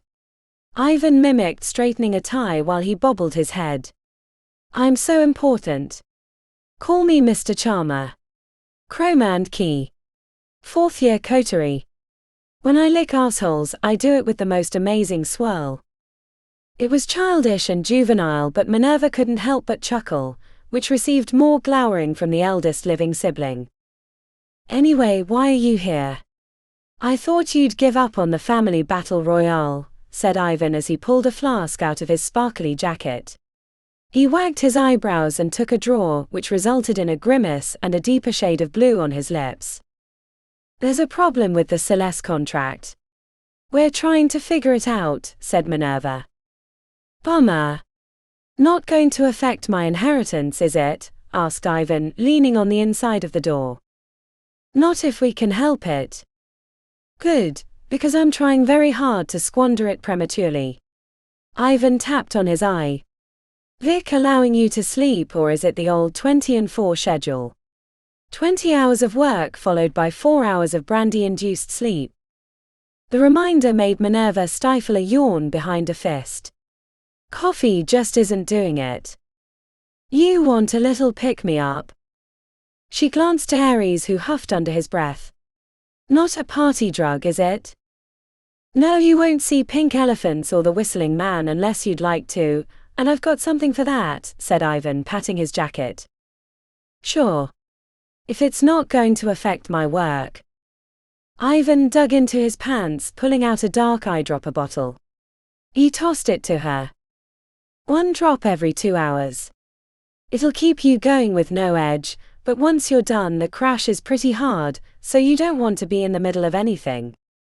Minerva stared at the bottle skeptically. It's my own formula. I use it regularly. There's a reason I'm still top of my year while still having a generous social life. Unlike Mr. Stick in the Mud over there, I know how to maximize the best years of my youth. The phone conversation in the other room sounded like it was coming to an end. Ivan clucked his tongue. "I'd better get going. You kids have fun."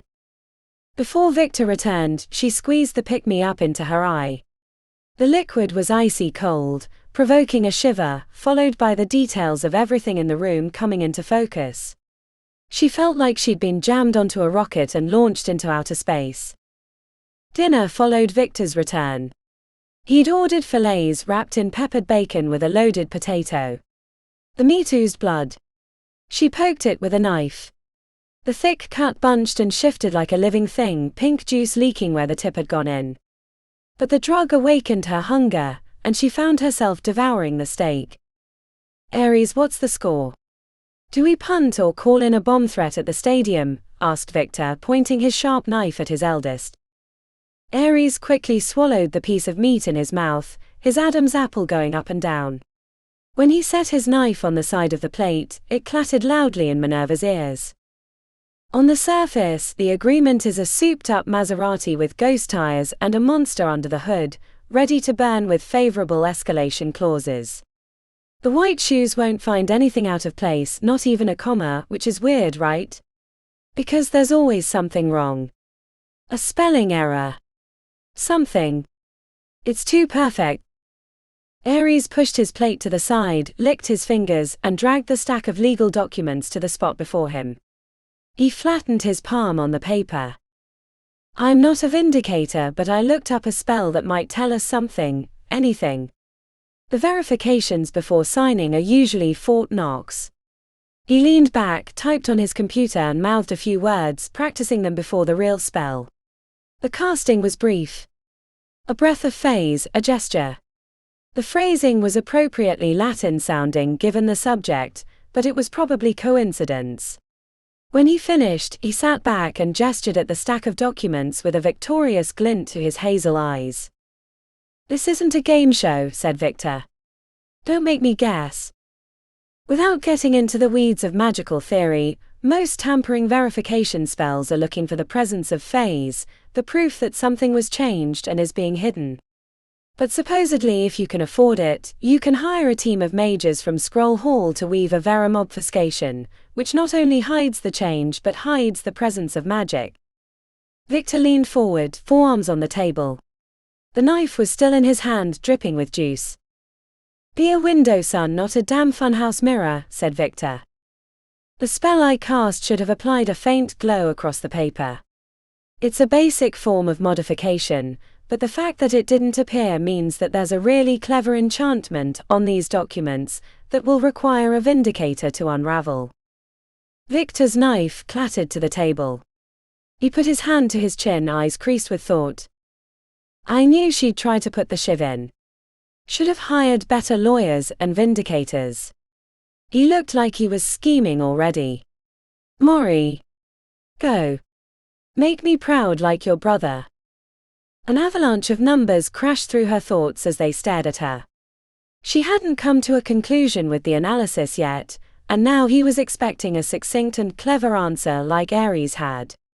Hell, he'd given a science fair demonstration. It had been damn impressive, but what did she have like that? "We're waiting, Maury. This is a sprint, not a marathon. No one gets points for second place or participation prizes. You either put the knife in or you get used to dirt on your face for the rest of eternity," said Victor. Minerva wasn't sure if he was talking about the Celeste case or Ares, but the biting sarcasm turned her tongue into a giant slug in her mouth. She didn't know how to couch it in business terms. The 1,000 flashcards looked like a plain white tile floor in her mind, so she leaned on what she did know from her years of getting screwed over by an unscrupulous ex-husband and club owners. She'd always let her agent or lawyer handle the details, but seeing Victor in action only reminded her that it hadn't been their careers on the line, but hers. She should have taken charge, gotten involved. "All right," said Victor, bunching up his lips in semblance of a smile. "Since she took a blow to the head sometime between lunch and dinner, I'll have someone else take a look at the financials." Dwight's bloated face rose up in her mind. He'd screwed her out of the night's cut by manipulating the ticket sales. He'd purposely tanked the deal, just like Celeste was trying to do to the Charmer Corporation. She pushed the plate out of the way, sliding her laptop before her, but the bright screen only hurt her eyes. She's manipulating the till. The ticket sales, said Minerva, trying to get ahead of her thoughts. Ticket sales? Are we running a circus? Asked Victor as he rose from his chair. Ares extended his arm towards her. She's on some. Shut up, Mars, he said, slamming the laptop closed. Celeste is screwing with the balance. Sales for Meraki are a joke, so she's buying the product from her other divisions, loading down Meraki with more debt than the US government. That makes no sense, said Ares. You're guessing. Victor made a non-committal noise in the back of his throat as he leaned on the table, staring straight through her. All right, Maury, he said in a frighteningly calm voice. What's her play? Why load it down with debt? Her mouth went dry. Minerva took a long draw from her glass, flinching when the ice shifted and water spilled on her plate and lap, resulting in a smirk from Ares. Stop analyzing, Minerva, and think like those assholes who always screwed you. What would Dwight do? What would Ian do? Be a prick at least for a few minutes. The answer came in a flash. Of course, why didn't I see it before? I know what's been changed in the legal documents. You can't know that, said Ares, scrunching up his face and crossing his arms. You're flailing. No. I do. Celeste pumped up the sales of Meraki to make it look like a functioning company, but the reality is worse. We bought a corpse. A bloated corpse that had been floating at the bottom of a river, with one of its eyes chewed out. And when we try to rescue it, it's going to wake up, grab our arms and hold us on the bottom until we drown. She slapped her hand on Ares' stack of documents. I'd bet Ares' inheritance that the modification is hiding an escalation clause that says if we do bad enough, that Celeste gets part of the Charmer Corporation, or something like that. She wasn't completely positive on the details, but she knew she had the thrust of it. This was a ticket scam. Corporate switcheroo or Trojan horse, and Victor had let the barbarians inside the gates. Ares pursed his lips, made tiny shakes of the head. You're just making stuff up. Literally making it up. You didn't do a lick of analysis. Can't you see that, Vic? The old man wasn't saying a word. He was sucking on his teeth, his eyes gleaming with thought. When he brought his eyes level to Minerva, she had to steel herself from flinching. This was supposed to be her father, but she saw a stone-cold killer. It's what I would do. Victor sat back in his chair, putting his hand to his chin. No one spoke. Even Ares had the sense to keep his mouth closed, despite the hate in his eyes that he flung her way. Then Victor got up and headed into the other room with the phone to his ear, telling someone that a team of vindicators better be on the way to the suite within a half hour or there would be consequences. The quieter he got, the more she worried. They ate a dessert of strawberries in fresh cream in silence, until a team of men and women in long black robes appeared from the elevator, with Mr. Thule at their heels. Victor checked his watch as if the threat had been real. Mr. Charmer, where from? I don't give a flying fig about which firm you're from as long as you're on my payroll. These documents have been tampered with. That's impossible, said the oldest vindicator, who was graying around the temples. We examined. The words died in his mouth when he saw Victor's rheumatoid eyes glare with the intensity of a solar flare. The bullying cowed the entire room. Minerva, inoculated from a lifetime of dealing with people like Victor, saw her opportunity. She reached out and dragged the documents away from Ares' place. The section that has been modified is related to the escalation clauses. They've probably been modified to look normal, but in reality they're filled with a poison pill. She snapped her fingers at Ares. What section again? He mumbled, then repeated a second time loud enough. She paged through and found the layer of documents in question. The vindicators all looked at each other, before the lead mage said, while it's extremely difficult, it is possible to hide a modification from normal detection methods. Mind you, it takes a level of phase equivalent to a dragon, which makes it unlikely, but there is a way to check and possibly unravel the thread. Well, it seems you're not going to use your ass as a helmet all night, said Victor, sitting back and gesturing towards the documents. The team of vindicators cleared everything from the table, including the laptops and place settings. The section in question was laid out across the length. The 5 mages began chanting together, which, given their black robes and the gold chandelier hanging above the table, made Minerva feel like she was attending a cult initiation. A low fog rose over the table, sparks jumping from document to document. The loosened eyebrows amid the chanting told her that it was significant. The 5 worked in concert, bunching up next to 2 pages. The volume grew and the fog condensed, then seemed to be pulled into the words as if there was a vent sucking them in. The room fell to silence, and the lead vindicator waved his hand over the documents, and bits of darkness condensed, then lifted from the page, forming into listless moths covered in words, which were captured and placed into a strange gleaming box that looked like glass but reflected things that weren't in the room. Before she could study it, the box was shoved into a robe. You were right, the section in question was occluded, but we've removed the glamour. Victor reached out and grabbed the documents, reading through them quickly before making a fist and pounding it on the table. Devious. Exactly as you said, Maury. Well done. You too, my boy. He gestured towards the scattered pile. I want you to go over every page again. There might be more traps hidden in it.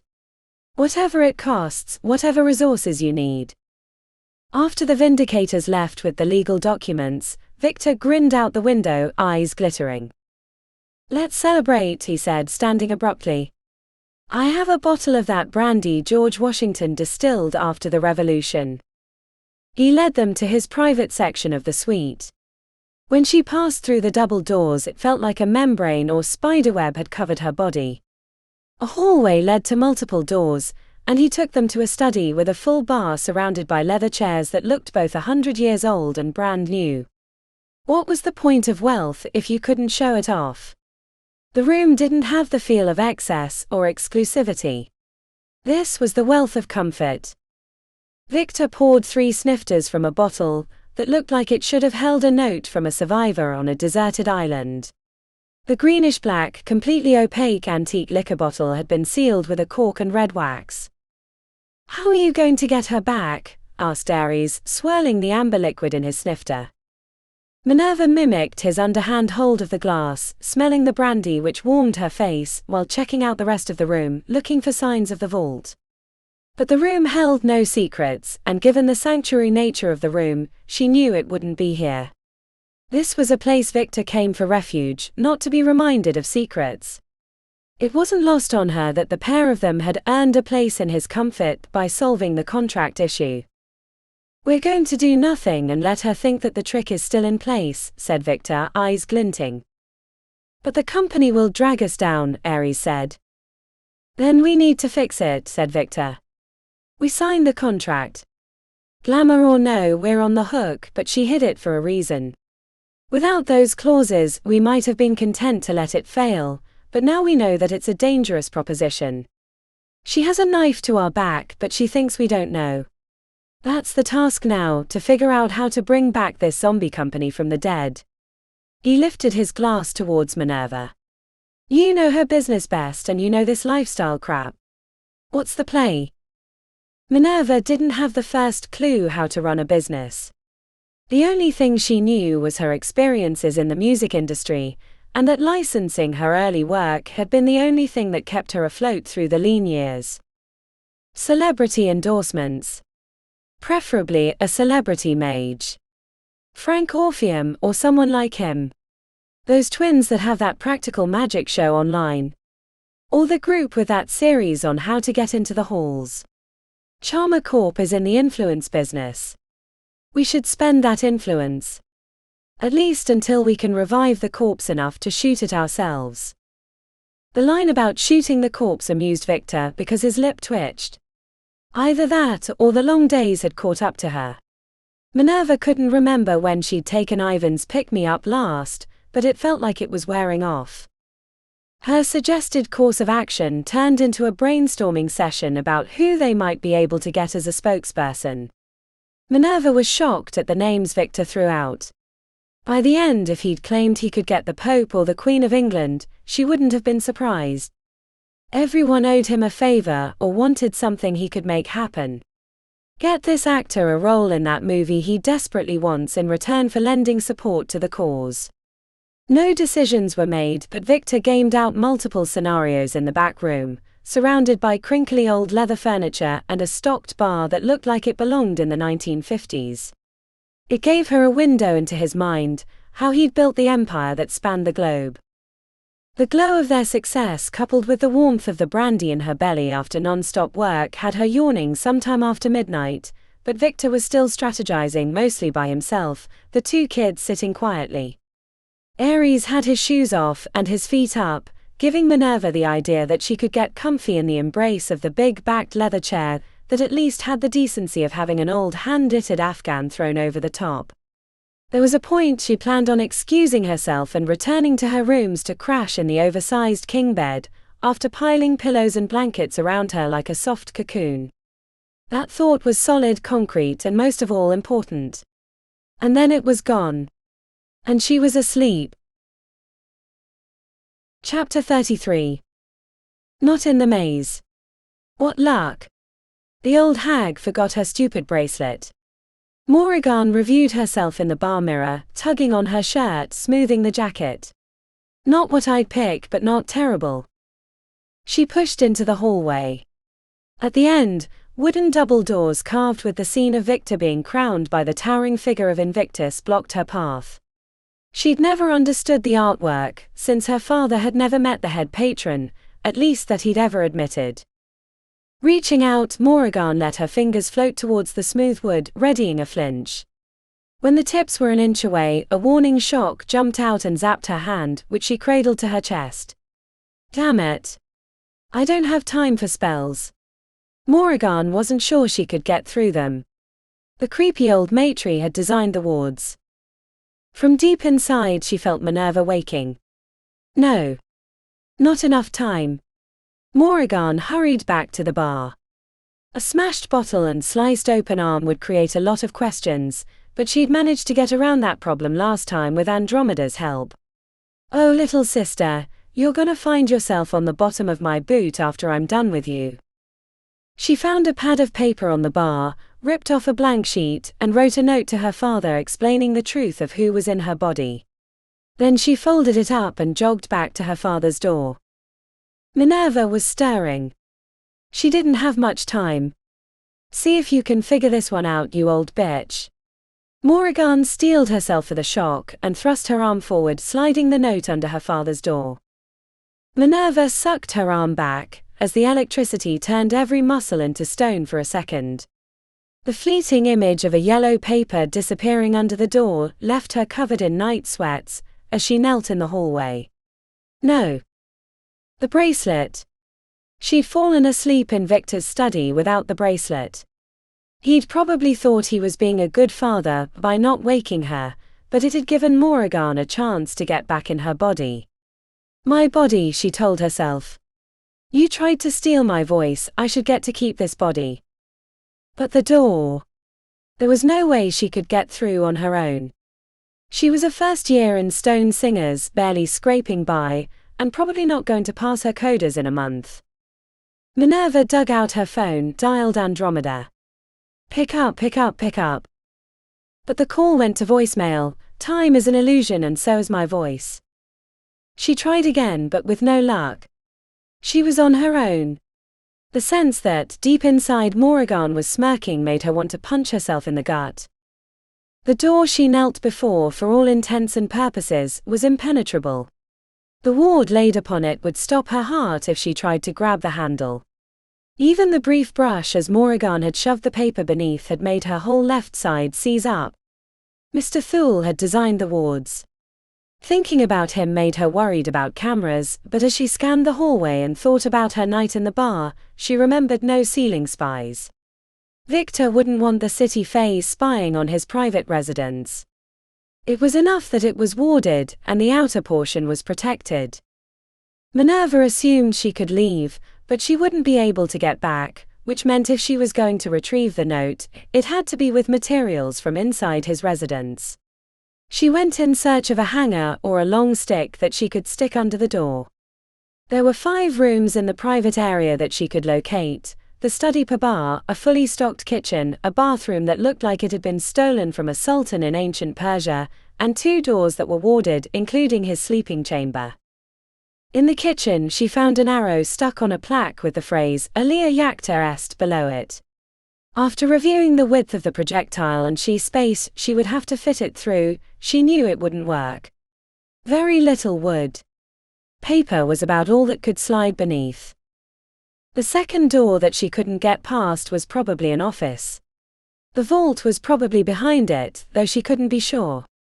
Minerva checked her phone again, then sent a text too in case Andromeda didn't check her messages.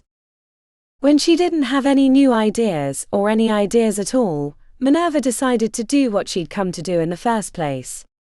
Maybe she'd discover something to help her with the warded door.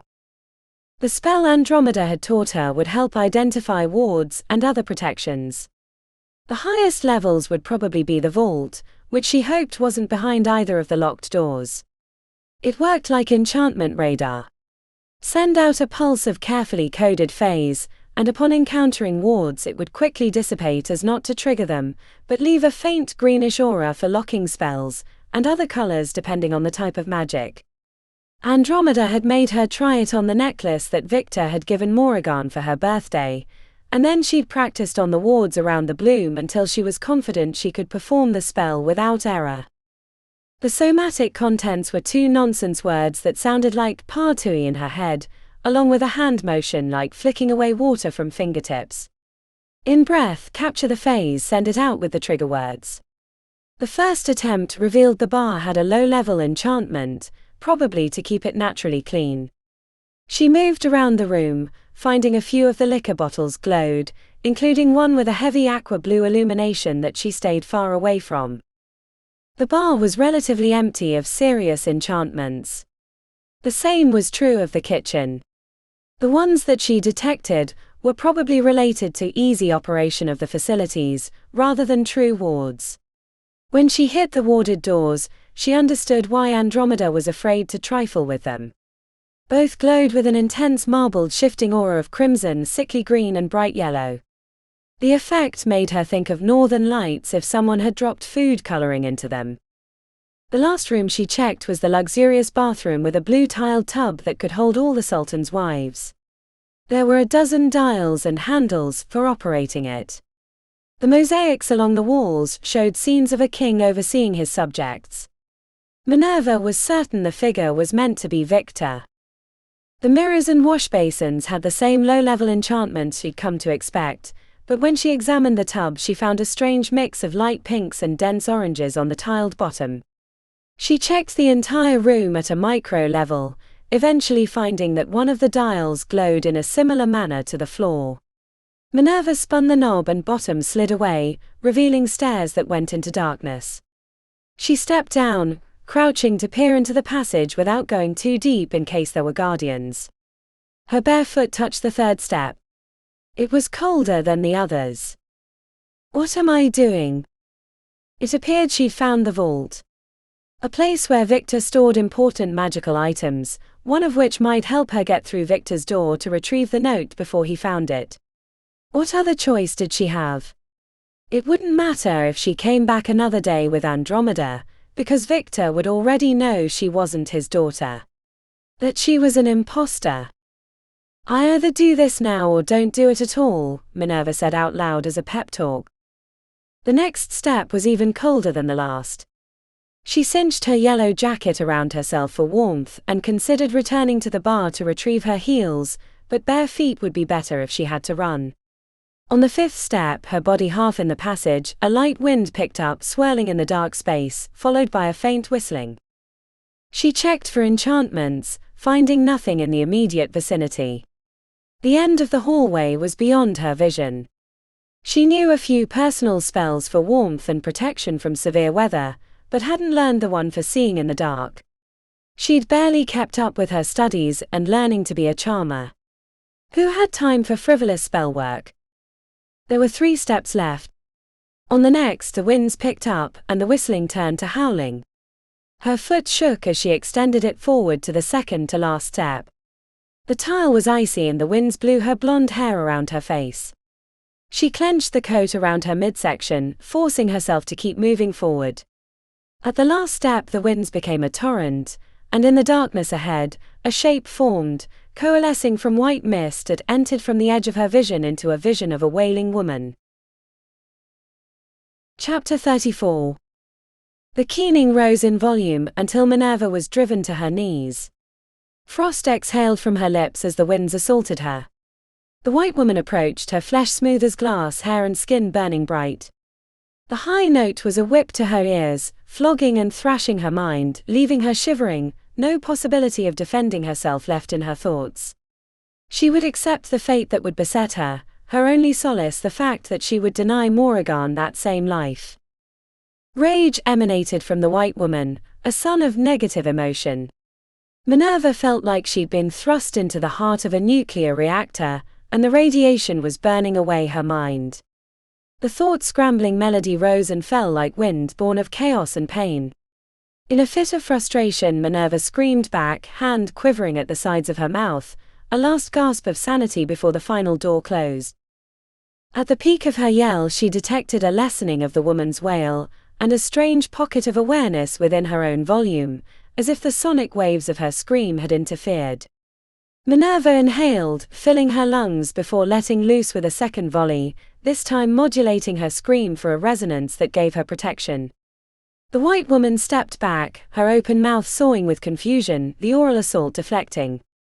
With her voice creating an eye in the storm, Minerva managed to climb to her feet, using circular breathing to maintain her countersong. As the guardian backed away, Minerva followed, chasing the woman down the passageway, using her voice in a battle of wills. It took her a few moments to realize the woman and wailing had disappeared, sucked back into the space where she'd been waiting, and now Minerva was standing in the darkness at the end of a frigid passageway. The cold burned the bottoms of her bare feet. Minerva managed a light spell, a tiny puck of illumination. She attached it to the wall, seeing her breath come out in great plumes as if she stood in Antarctica. She stood before a door, shivering so hard it took 2 tries to apply a warmth enchantment, which only took the sharp edge off the cold. The door was iron. No paintings or carvings. Featureless, flat iron. Checking for enchantments revealed no auras or colors. But there wasn't a handle, either. She searched the cold walls, fearful that the wailing woman would return if she took too long. Eventually she pushed the door, chuckling to herself when it drifted wide, revealing a lighted chamber inside. It wasn't a barrier, just a door. The guardian was probably not the only barrier to the vault. Minerva checked herself for tools, taking stock, something she realized she should have done before entering the passage. A lipstick tube in her inner pocket, the gift from Celeste, was applied. The plum color didn't match her yellow jacket or white tights, but for once what she looked like didn't matter. The application made her lips tingle as if they'd been dipped in mint, but there was no other sign that she'd applied a voice-enhancing enchantment. She checked that the necklace Victor had given her remained around her neck, since it appeared to have provided no protection against the wailing woman, but he'd said it was meant to stave off harmful magics. The creature that assaulted her was incorporeal, a banshee perhaps, and its danger was straightforward. Stepping past the iron threshold brought rushing warmth, relief. Minerva basked in the thawing of her limbs, relishing the fact that she'd defeated the vault's guardian. The glow of success was a tonic to her shaking limbs, worn from endless days fighting to stay afloat, the weekend with Victor and Morgana's awakening and note shoved under the door. Without moving, Minerva examined the space with her eyes alone. The first thought was that the iron door was a portal into the Museum of Magical Art in the 6th Ward.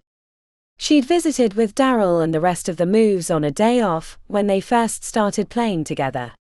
The magical objects were kept on pillars beneath boxes of enchanted glass, sometimes 2 layers of physical protection if the artifact was dangerous enough. But as she looked around, not everything was kept beneath a barrier, and the arrangement was not meant for easy viewing. 3 steps before her was a pillar of stained glass. She spied a suit of armor in the far corner. Other objects jumped into her vision in the dim light. A toy car that sped in circles by itself. A pale quartz that glowed with disturbing inner light. Cabinets and curiosities. Further back, shelves were stuffed with small boxes.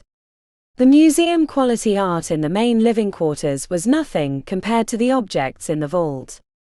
Were they benign? Dangerous? She had no idea. She only needed to find the painting of a bridge, and something that would help her get past the door ward on Victor's room. A sweet sulfur smell lingered in her nose. Was that from the wailing woman? Or something in the room? The chunky frame of a large painting was perpendicular on the wall, so she couldn't see what it depicted. A step and she jumped back, startled when the colored glass on the pillar shuddered. No. Awakened. Minerva watched as the pieces fluttered their wings like butterflies warming in the sun, then lifted away from the stone. One of the little flying things sped past her face. She felt the cut, shoved her hand against her cheek to come away with a smudge of blood. Again not magical, or her necklace was defective. A second flew at her eyes and she batted it away, but more of the stained glass creatures were circling. A third creature hit her wrist. Another that she swatted sliced her thumb. They were alive and made of glass, and every contact was deadly. She nearly stepped back through the iron door but feared they would follow or she couldn't get back in. Another cut. A slice of flesh, a sliver of flying glass. Her flesh stung. She feared she'd lose an eye as the circling grew more frenzied. Go away, she said, but speaking only incensed them further, a swirling cloud of broken glass cutting away her flesh one piece at a time. There'd be nothing left when they found her, just a shredded orange coat over bloody pulp. The tempest winds would banish them, possibly destroy them outright, but that took too long and she'd probably end up demolishing the entire room, unleashing fell magics. Minerva opened her mouth, using one hand to keep them from flying inside and the other to protect her eyes, and sang a run while hitting the little microtonal notes between, using her magic to create a safer wind. She felt the boost from the lipstick enchantment, a warmth that brought beads of sweat to her upper lip. The disturbance shifted the flying stained glass creatures, expanding their whirling containment. The ones at the furthest edge hit the stone pillar, shattering into dust. She kept up the wind, using healthy levels of phase to turn the region around her into a localized hurricane, but too many were surviving, forcing their way through the winds. A hot slice on her forearm made the notes falter. Another went right past her nose. She flinched reflexively, swatting with her mouth-protecting hand.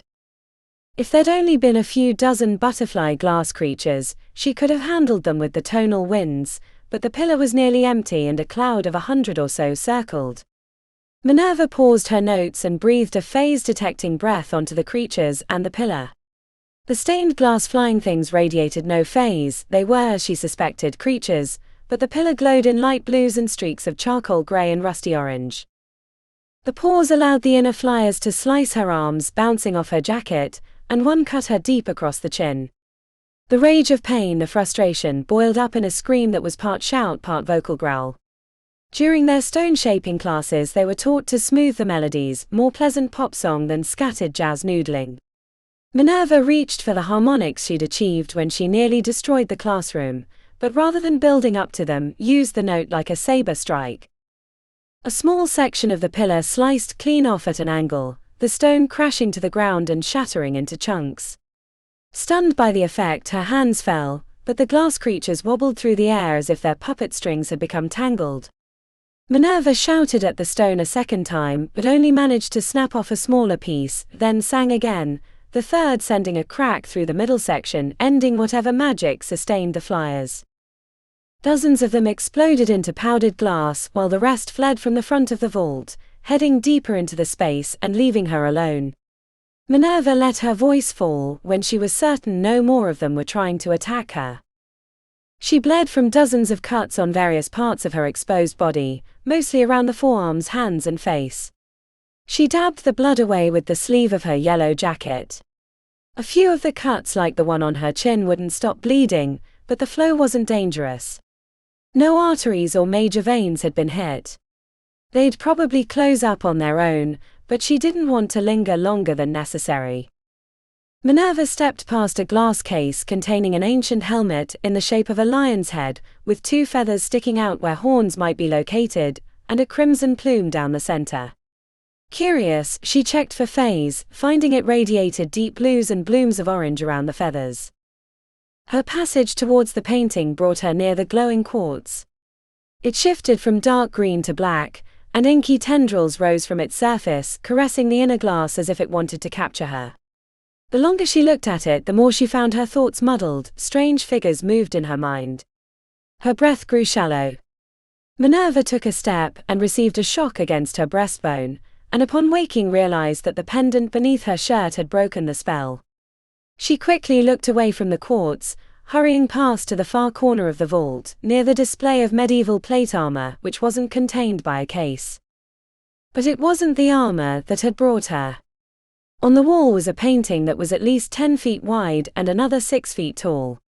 Her flesh tingled as she looked at the scene contained within, her gaze flitting around, trying to take in all the crowded figures and events. The center of the painting was a town near a river. The houses had tall steeples, and the architecture reminded her of Bavaria. In the forests that surrounded the buildings, Minerva spied many happenings: a pyre around which dark figures danced, a nest of rats birthing more, a wicker statue of a man, a lady in red crying over a dead dog, a large chicken leg sticking from beneath a tree rather than a trunk, and other curiosities. It took a few minutes to find the bridge, traveling upriver in the upper right-hand corner of the painting where the oranges and crimsons of autumn intruded. At first the scene had been picturesque, but the more she stared the more she grew uneasy, as if the entire place it depicted was off.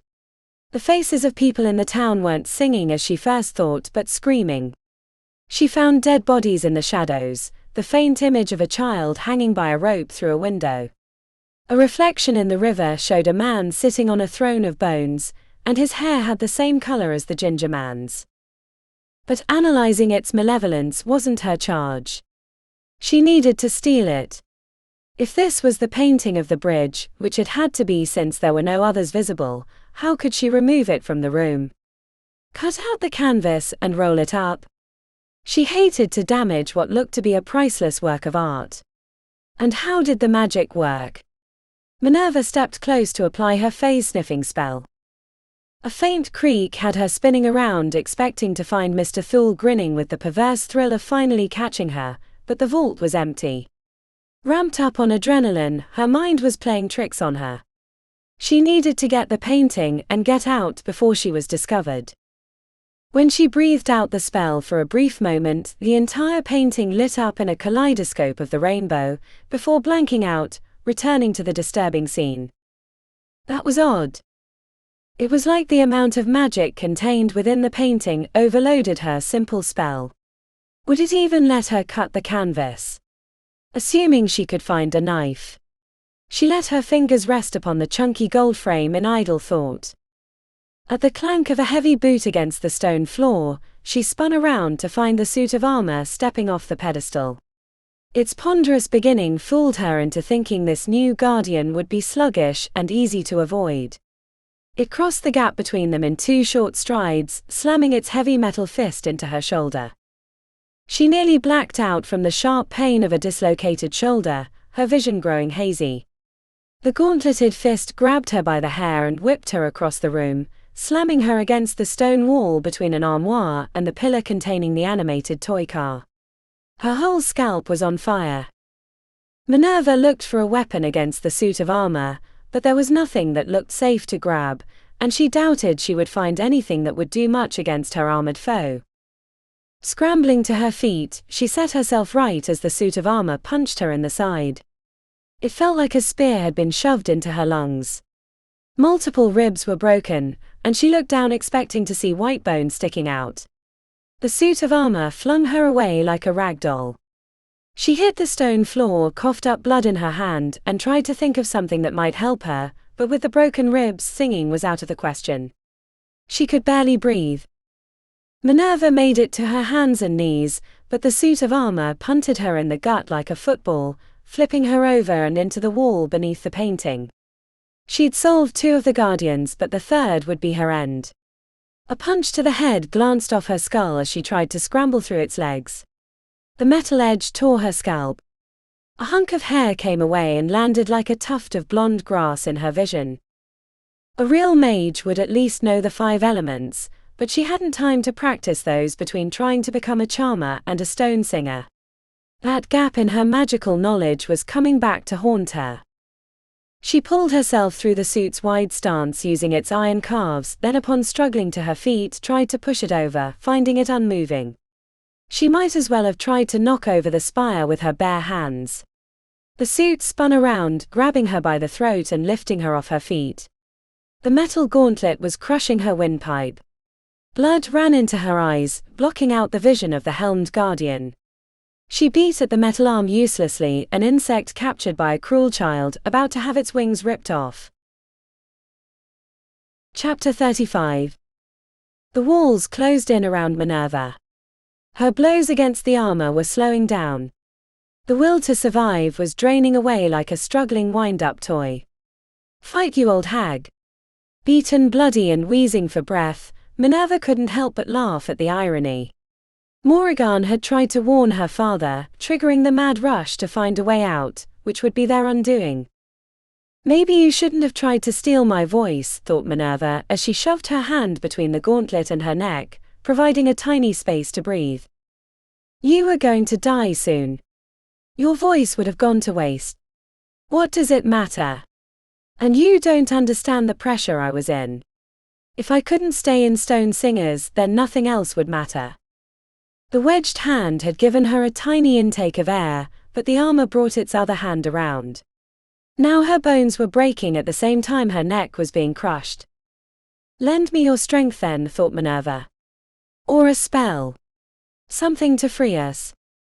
She lifted her feet and pressed them against the breastplate to leverage herself away, but the guardian was immovable. She kicked. Kicked again.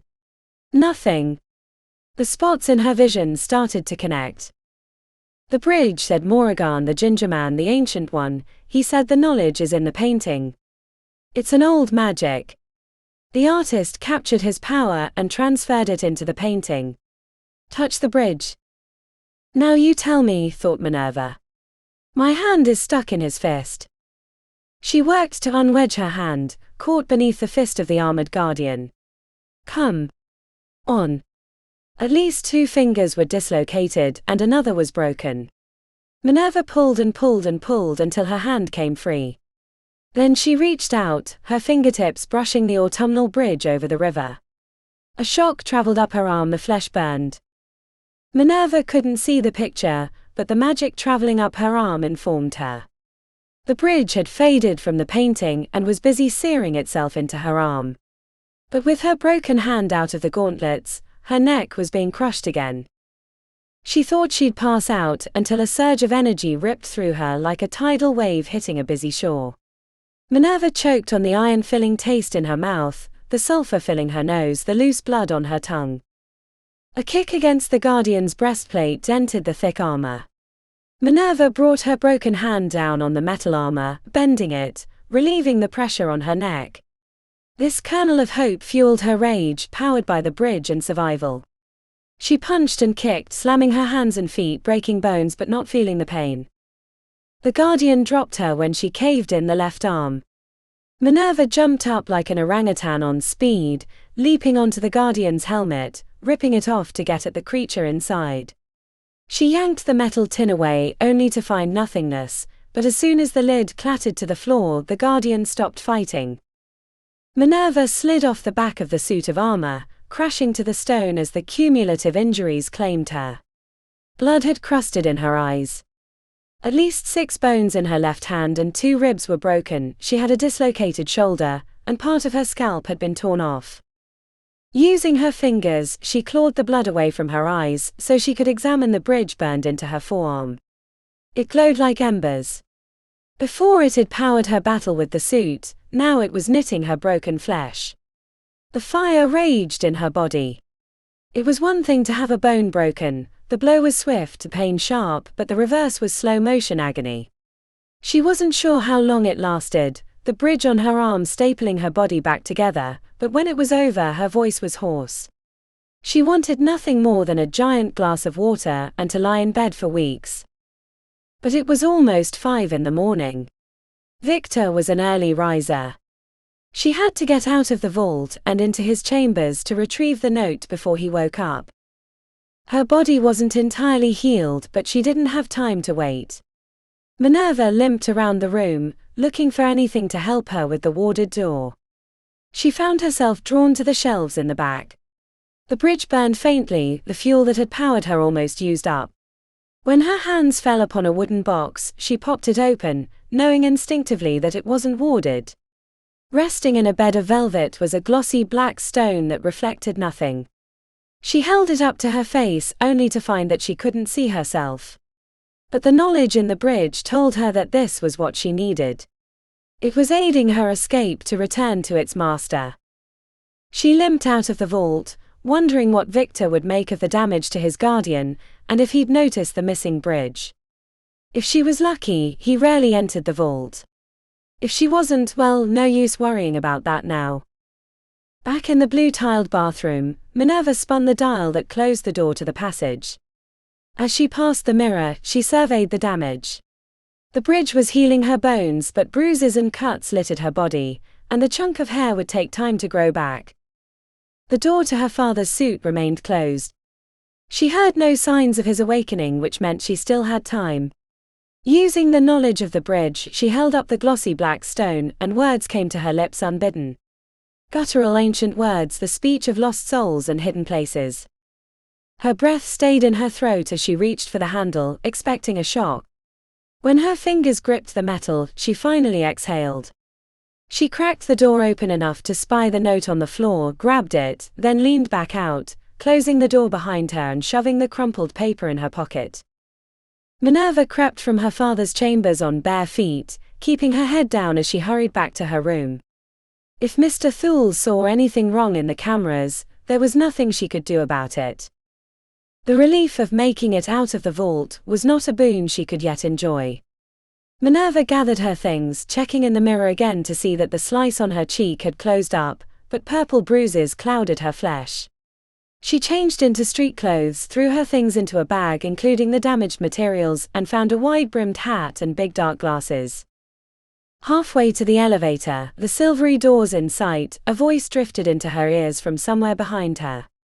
She sensed the maitre's vocal compulsion even as she resisted. "Leaving so early, Miss Charmer." She didn't need to see Mr. Thule to know he was licking his lips. He suspected something. Enough to check on her before she left, at least. "We solved Father's problem. I have tests tomorrow morning and the coders in 2 weeks." A sniff. "Something's different about you." Minerva kept her back to him, speaking over her shoulder.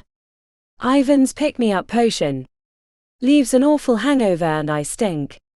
Study group for microtonalities meets in an hour. Enough time to get back to the Bloom and get a shower. Tell Vic he knows where to find me if he needs me, but I think he has enough after this weekend." We caught Celeste with her hand in the cookie jar. The lie came easily to her lips. As she strode to the elevator, she pawned it off as a quirk of Morgana's soul, squashing up against her. Of course, naked self-preservation was probably the real answer, but she was too tired to examine the inner workings of her messed-up soul.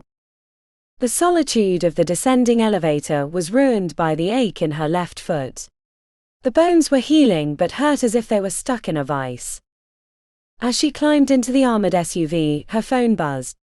The screen was cracked from her battle with the suit of armor, but through the spider webs she read a reply from Andromeda. "AC, everything okay? You sound desperate." With her head leaning against the darkened window, Minerva watched the twilight city pass. Morning was burning the horizon, but she was still submerged in night. "MC, okay now, tell you later." AC heart emoji. MC heart emoji. Minerva hugged the phone to her chest, as if she could reach through the network and put her arms around Andromeda. I have a sister. She would have missed him, but a voice told her to look up. She saw him standing on the corner near a Wizard's Coffee in rugged jeans and a wife-beater, showing off the sleeves of tattoos. The ginger man. Drop me off here. But take my stuff to the Bloom. I'll meet you there when I'm done. The SUV slowed, then stopped about a block away from him. Walking towards him rather than running away took all her self-control. She smelled his hunger. He was the shape in the darkness, the thing that parents warn their children about. The thing in the woods. Chapter 36. Rough night. The question was neither comforting nor conciliatory. The ginger man said it as a butcher would to a fattened cow. At least he'd dispensed with the Irish act. After what she'd been through and seen in the painting, she knew he wasn't from the Emerald Isle and probably not from this realm at all. The other name that Victor had called him wasn't his true one either. She was reminded of the words she'd said to get through the door wards, recognizing them as no human language. She declined to answer his question. Minerva couldn't decide if she'd made the right choice in approaching him. At closer inspection she could see the tattoos covered his entire body. They were a map of his power, but there was something more. The bridge on her arm was allowing her to see him as he really was. Not a man as she'd thought back when they first met. A mage who'd gotten drunk on power and turned themselves into a monster. No. He'd always been a monster. A being from another realm, haunting this world. Giving him the bridge would return a significant part of his power. Minerva sized him up. Could she take him? Maybe if the bridge had been at full strength, but she'd used it up fighting the Guardian and healing her damaged body. The ginger man smirked. I'd still take you. But a bargain is a bargain. You rescued an important part of me. What are you going to do with it? She asked, knowing she had no power to stop whatever it was. But when you made a deal with the devil, you wanted to know the price. A wink. I have debts to pay. Oh, don't worry, I won't be going after your new father. He keeps powerful friends. People I'd rather work for than against. This new world means people like me have to be more careful. She sensed his phrasing wasn't about modern life but about the 100 Halls.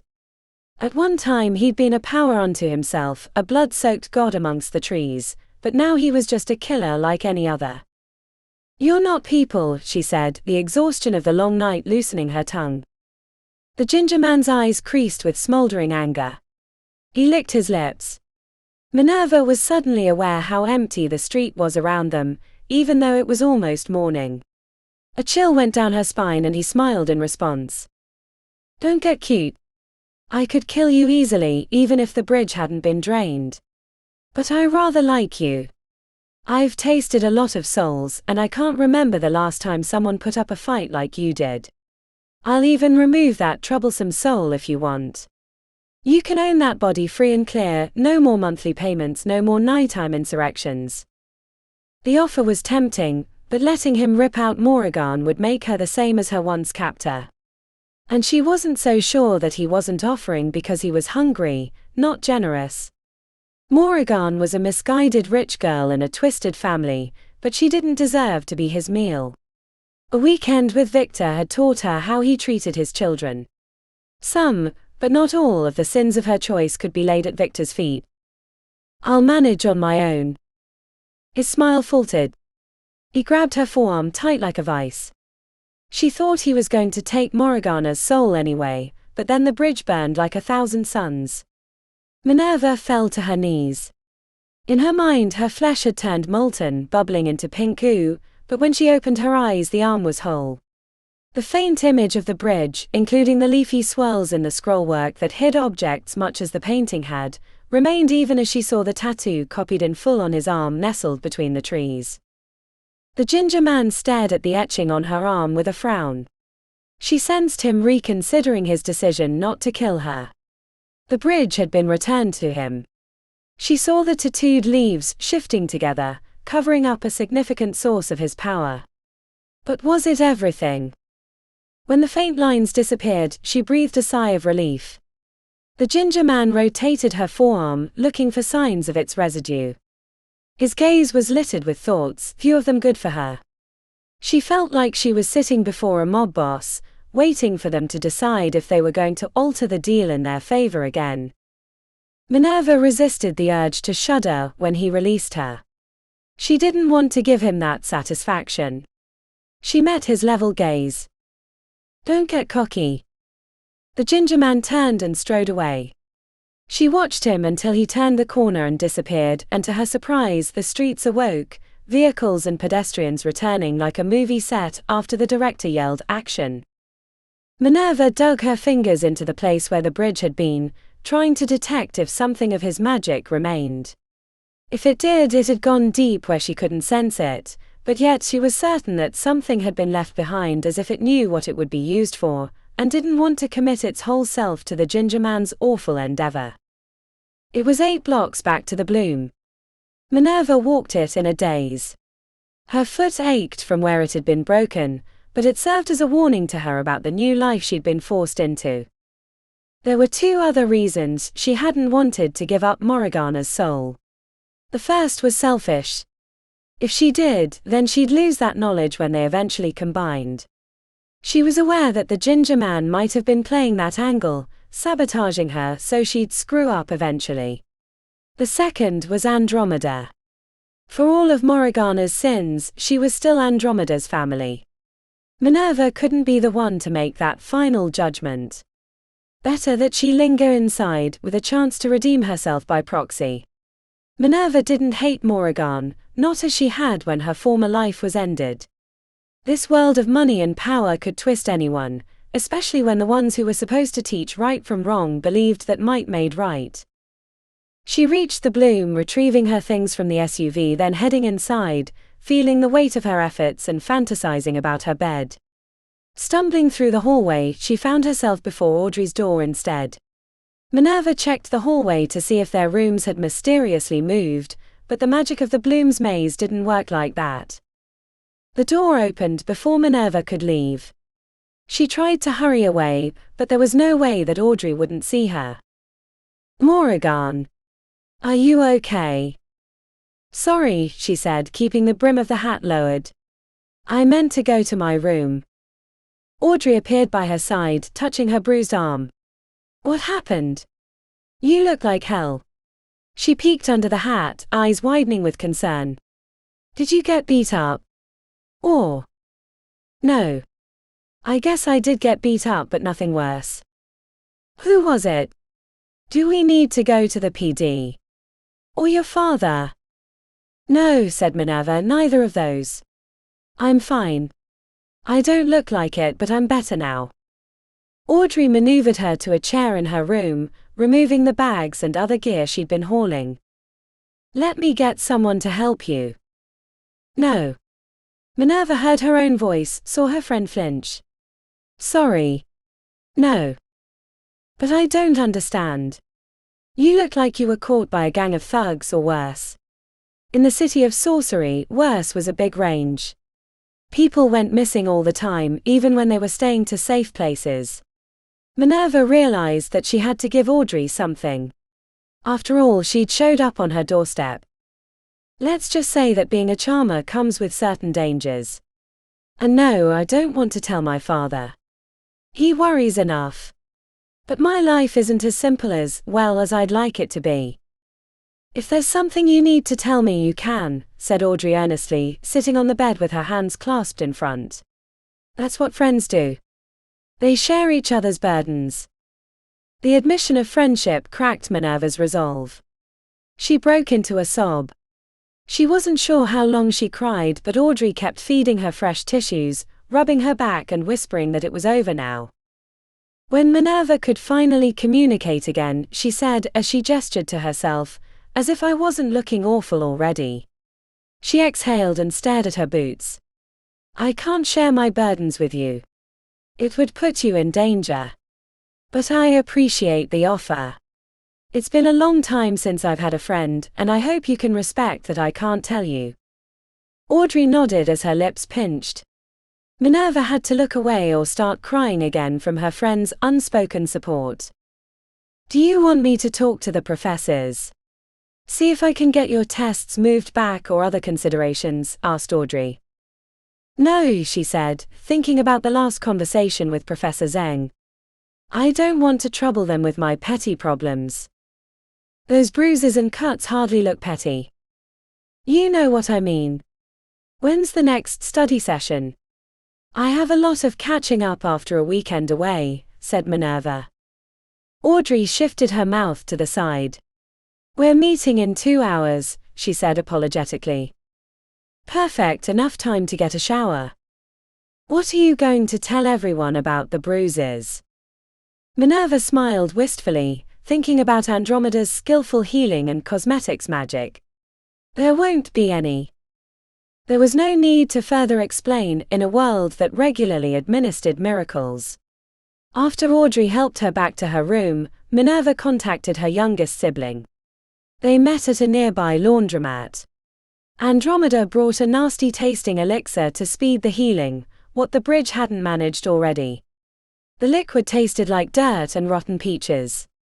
What the alchemical agent wouldn't heal quickly, Andromeda hid, painting over the bruises with concealer applied with her finger. "You're gonna have to tell me everything that happened later when you have time," said Andromeda before they left the laundromat. "You sure you don't have to worry about him anymore?" Minerva thought about it. "I'm certain. If he'd wanted to double-cross me, he would have done it this morning. He got what he wanted." "I guess this means that Morgana's days are numbered," said Andromeda, her chin drifting towards her black t-shirt with the words, "Eastomances have the biggest boners" across the front in glittery rainbow lettering. "I'm sorry, Andy," said Minerva, putting her hand on her arm. "No. Don't be." She looked her right in the eyes. "You didn't ask for this. My sister brought this upon herself." Andromeda threw her arms around her in a desperate hug. She squeezed so hard Minerva was afraid she'd re-break knitted bones, but eventually she pulled away, thumbing away tears. "Good luck on your test, sis." Minerva's lips spread in a grin. "I still have Ivan's study helpers. I'd say be careful, but he's a genius. If he says they work, they work." Minerva returned to the Bloom in time for her study group. Audrey raised an eyebrow at her revived self but said nothing. No one else in the group noticed that anything was wrong, which was good. She needed to focus on the coders. 2 weeks. Not a lot of time to learn the skills the other first years had been preparing for their entire lives. Chapter 37. The final 2 weeks before the coders took forever, yet felt like they'd arrived in a flash. The entire Stone Singer Hall was on edge, but only the first years were on the chopping block. For the rest, testing meant placement in desired specialties or an advisor of choice for fifth-year mastery. Those choices meant a lot for future careers once they left the halls, so no one escaped the tension. The coders would be held over 4 days, written test, stone sculpting, music theory demonstration, and then the freeform test like the trials. Minerva was most worried about day 2. After 6 months of work with Audrey, she could barely turn the stone cube into an ugly egg, let alone whatever the professors would ask her to shape for the test. The written portion would be held in one of the smaller auditoriums and would last 6 hours. Minerva hoped the engineering calculations would stay to the basics, since that was the limit of her math skills. 53 years away from high school had atrophied a lot of her formal education. On the way to the auditorium, a group of second and third years, which included Blake Holston, were draped across the couches in a study nook. Morgana's former friend had her hair teased into a black halo, and the rest of her leather-inspired outfit looked catwalk ready. Minerva kept her chin raised as she heard the snickers and comments. "What's up to now? 50-1. Double my bets on her." The last voice had been Blake, who stared her down with the intensity of a gunslinger at high noon. Minerva tried to brush off their comments, but the bets cut deep. It was one thing to be a snarky bitch, but putting cold, hard cash on that feeling was another thing. Audrey was waiting at the open door to the auditorium. Her lips bunched in sympathy as she glanced to the older students placing bets. Ignore them. They don't know how hard you've been working, how little sleep you've gotten. I don't know, said Minerva, checking over her shoulder. What if they're right? We both know I'm going to fail stone shaping. If I screw up any of the other tests, then I won't make it. 2 fails and you're out. And even if I do well enough, I will need to do amazing on the final 2 to bring up that failing grade on stone shaping. You're going to kill music theory, said Audrey confidently, and you trained your whole life on passing the trials. This Stone Singer Hall version can't be that much harder. You got this. I wish I felt as good about myself as you do about me, said Minerva, struggling with her faltering smile. Professor Larson called from inside the auditorium. Ladies, are you going to grace us with your presence? We're starting the test now. Please close the door after yourselves. The room could hold 50 students, but today it only held 10. Everyone had space around them. The professor had given them a packet of tomes for reference. Professor Larson hailed from Oslo and had an affinity for wool sweaters, even in the summertime. He looked like he was ready to hop on a sailing boat at a moment's notice. You have 6 hours to complete the test. There are 8 sections. You'll find each packet clasped together. Make sure you get them all back together when you turn them in.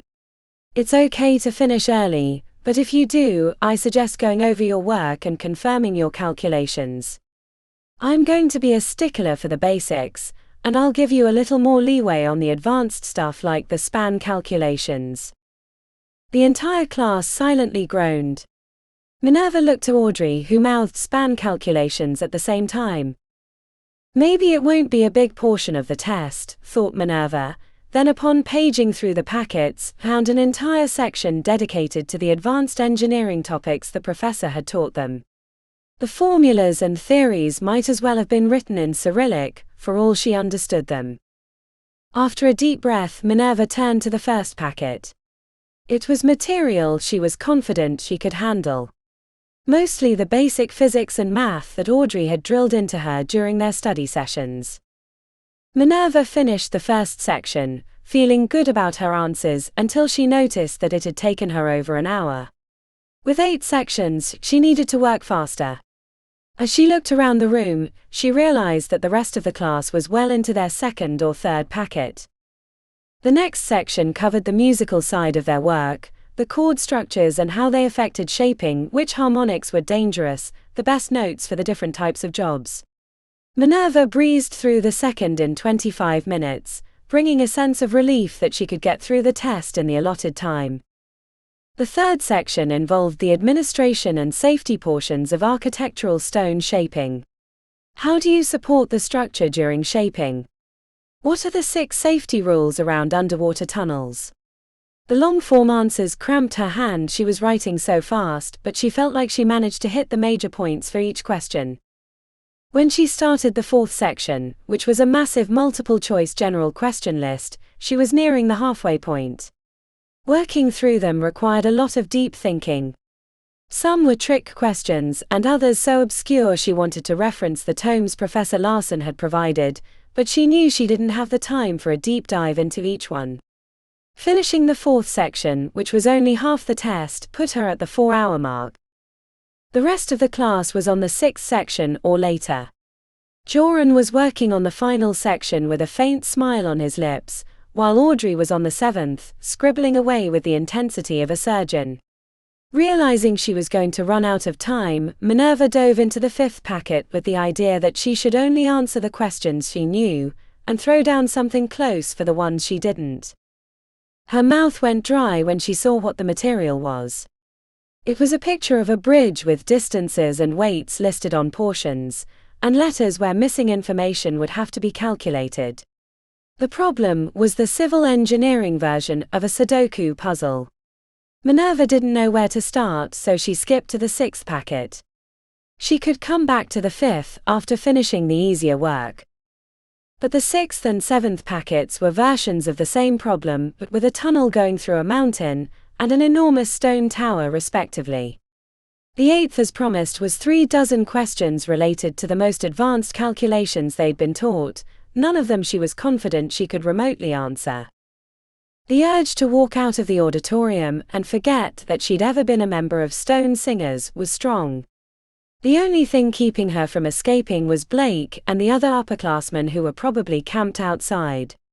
She had less than 2 hours to complete the half of the test that she was worst at, and then tomorrow she'd have to fail at stone shaping. Would they even let her do the last 2 days of tests, or would they walk her out after she failed the first 2? Minerva didn't recall ever hearing that any student had been kicked out mid-coders, but given Professor Zeng's opinion of her, she wouldn't be surprised. A gesture from Audrey's direction had her look over to see her friend motioning to write. She mouthed something like, "Do your best and get anything down." Minerva decided she'd try for Audrey, even if she didn't think she stood a chance. Minerva worked like a demon for the final 2 hours of the test, focusing on the questions she knew and forgetting the ones that required opening a tome. For the last hour it was hard for her to not be distracted by the shuffling of papers, as the other first years went through their answers in all the packets. "Time," said Professor Larson. "Pens down. The test is concluded. Leave your papers where you sit. I will collect them." The final passage of the clock had been a frenzied dream. The entire 8th section was unmarked, and she'd only managed a third of the other 3. Minerva felt like a zombie. On the way out, Audrey squeezed her hand. "Chin up. Don't give them the satisfaction." The smile felt as false as a car salesman's toupee, but she marched past Blake and her friends who whispered amongst themselves. Once they were alone, Audrey faced her. "That bad?" Minerva gave her the rundown of all the sections she didn't complete. The flinch when she mentioned not even getting to the final section was unmistakable. "That second half was really hard. I doubt anyone did that well," said Audrey. "There were so few musical questions. I would have had better luck running through the Undercity blindfolded and naked and hoping nothing bad happened," said Minerva. "I'm boned. I can't stone shape to save my life, and 2 failed sections means whatever I do on the final 2 won't matter." "Then let's practice tonight," said Audrey. "I'll work with you as long as you want. Maybe we can finally figure out what keeps you from shaping." "Yeah," said Minerva absently.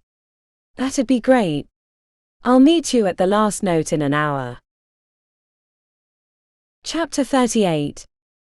Minerva didn't even bother dressing the part of the young, fashionable charmer, picking out a pair of jeans and fuzzy pink sweater she would have been comfortable wearing in her old life.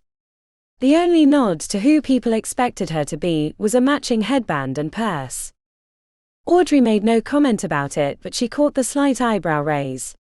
After the bad test, her friend clearly didn't want to cause more anguish.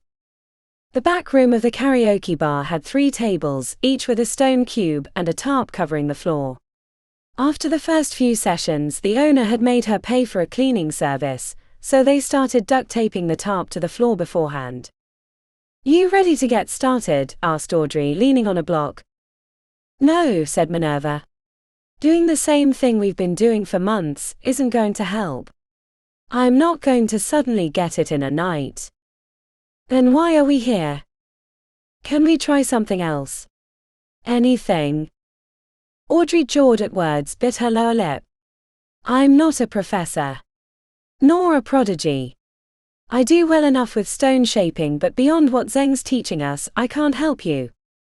"What do you do when you shape? How does it feel?" "I wish I could explain it. It's like hearing pitch.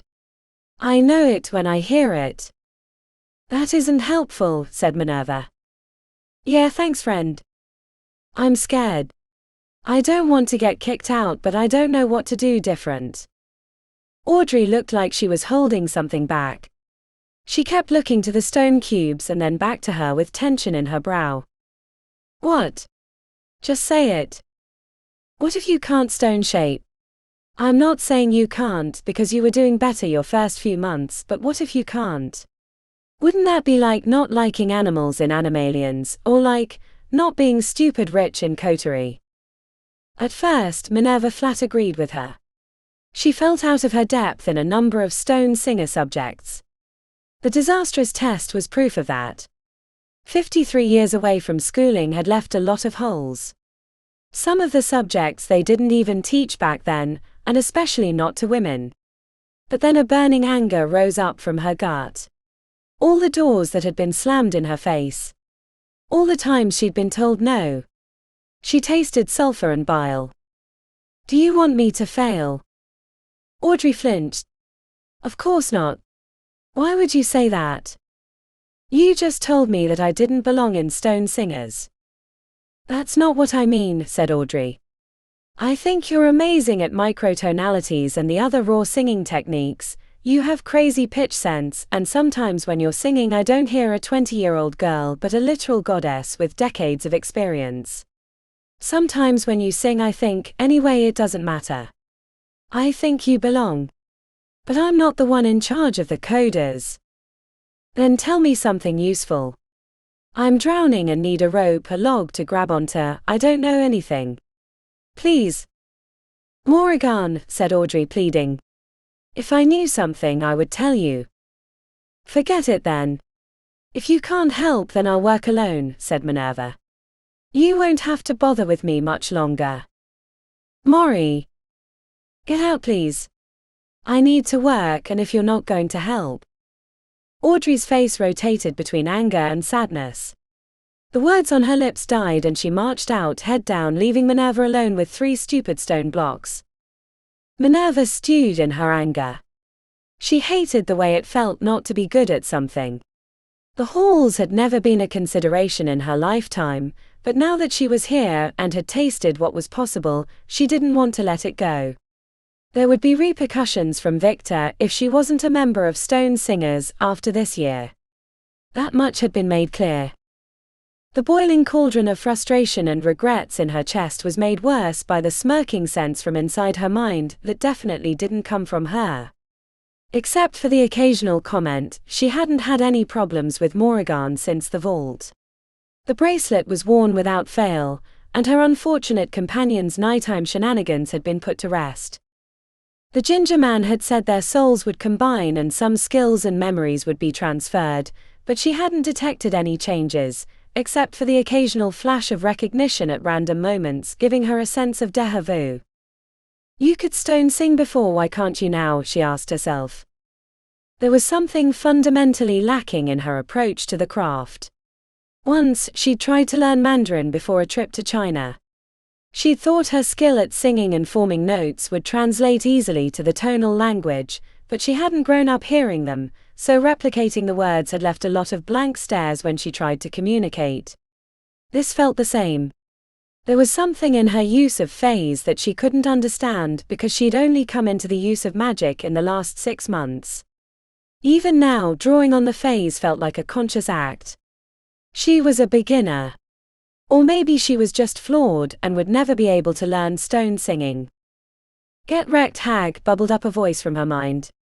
Your stone singing career is just like your old one, a complete disaster.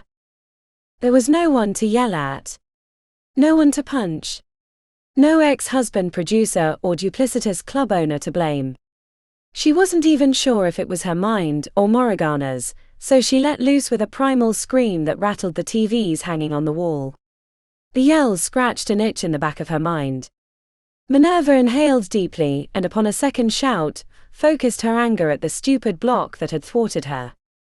The shout came out like a sword blow, splitting the cube on the table in front of her in half.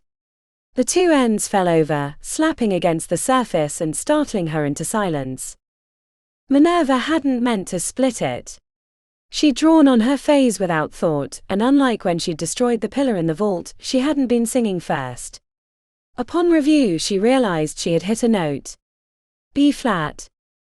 A flash of pride at what she'd done was swallowed up by the crushing reality that it wouldn't matter. Cutting a stone block in half wasn't going to help her in the second test. Minerva ran her fingers along the smooth surface where she'd split the stone. The edges were clean, the material perfectly halved. Curious, she stepped to the next block. After proper preparation, Minerva channeled her rage and repeated the shout. The block cracked in half like a split egg, jagged lines running through the middle, but it didn't fall apart.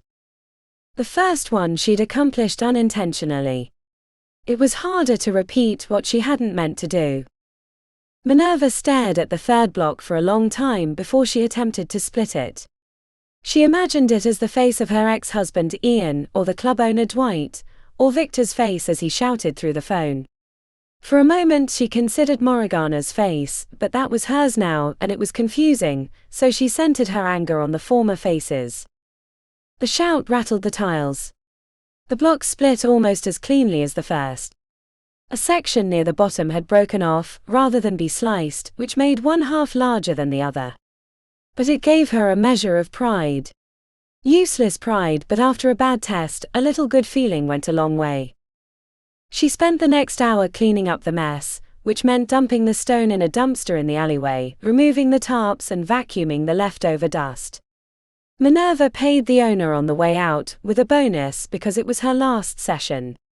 Leaving the last note alone only reminded her that getting kicked out of Stone Singers would not only be a loss of her new career, but the end of her single true friendship.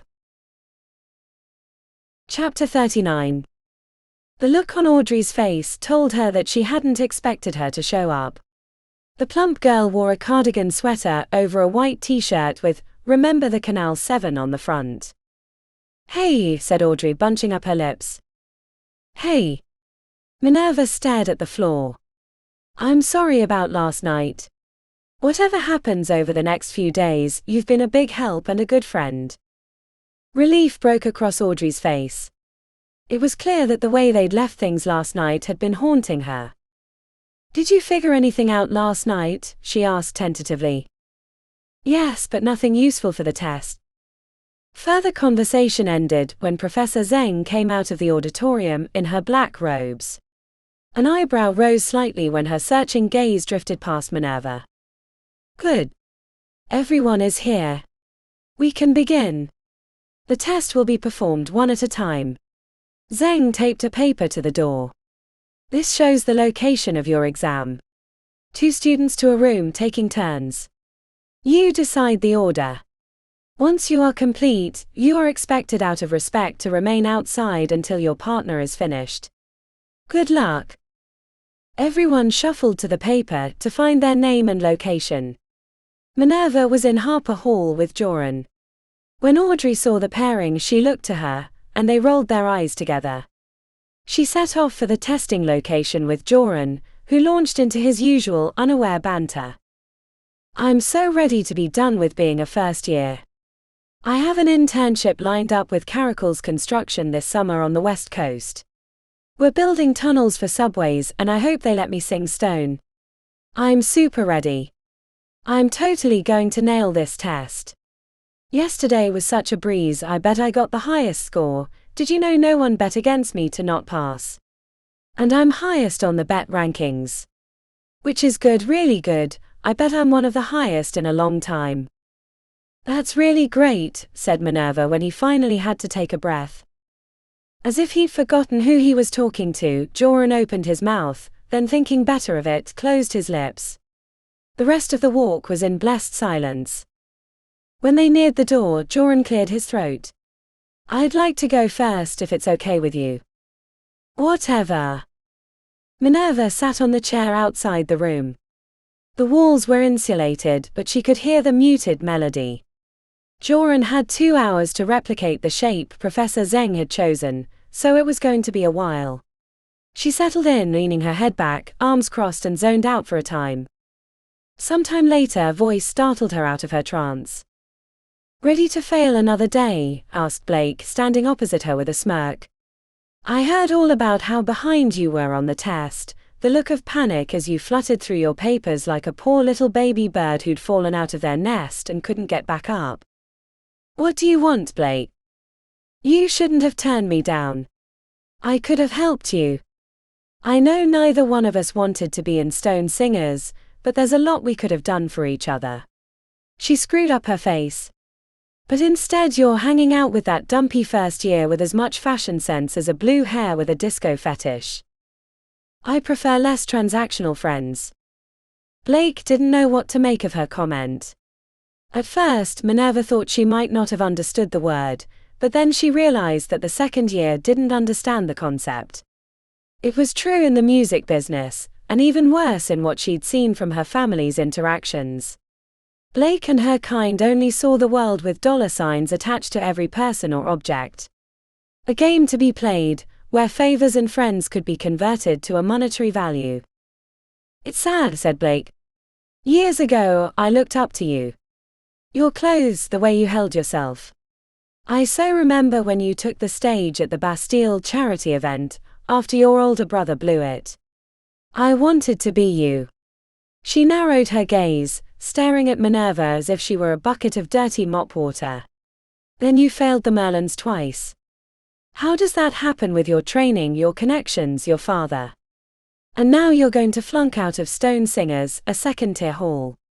I thought I would have fun next year keeping you out of Snake and Tome, but it looks like I won't get to enjoy that bit of torture. Have a nice boring life." Minerva didn't have time for her own thoughts, because Morriganas rose up like a host of ravens blotting out the sun.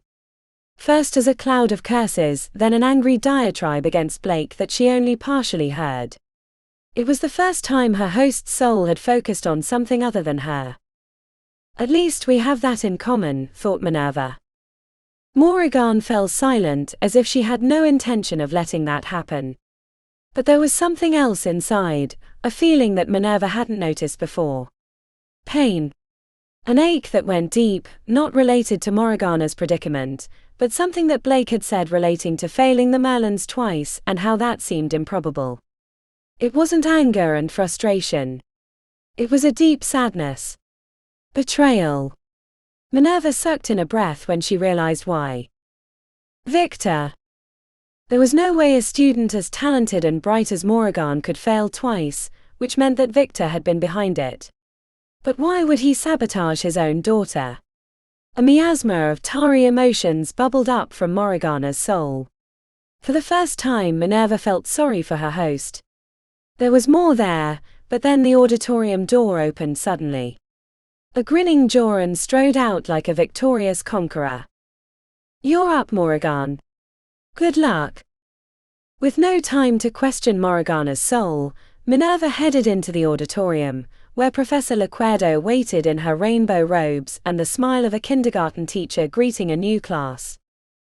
"Morrigan, welcome to the Day 2 exam. You can start whenever you're ready.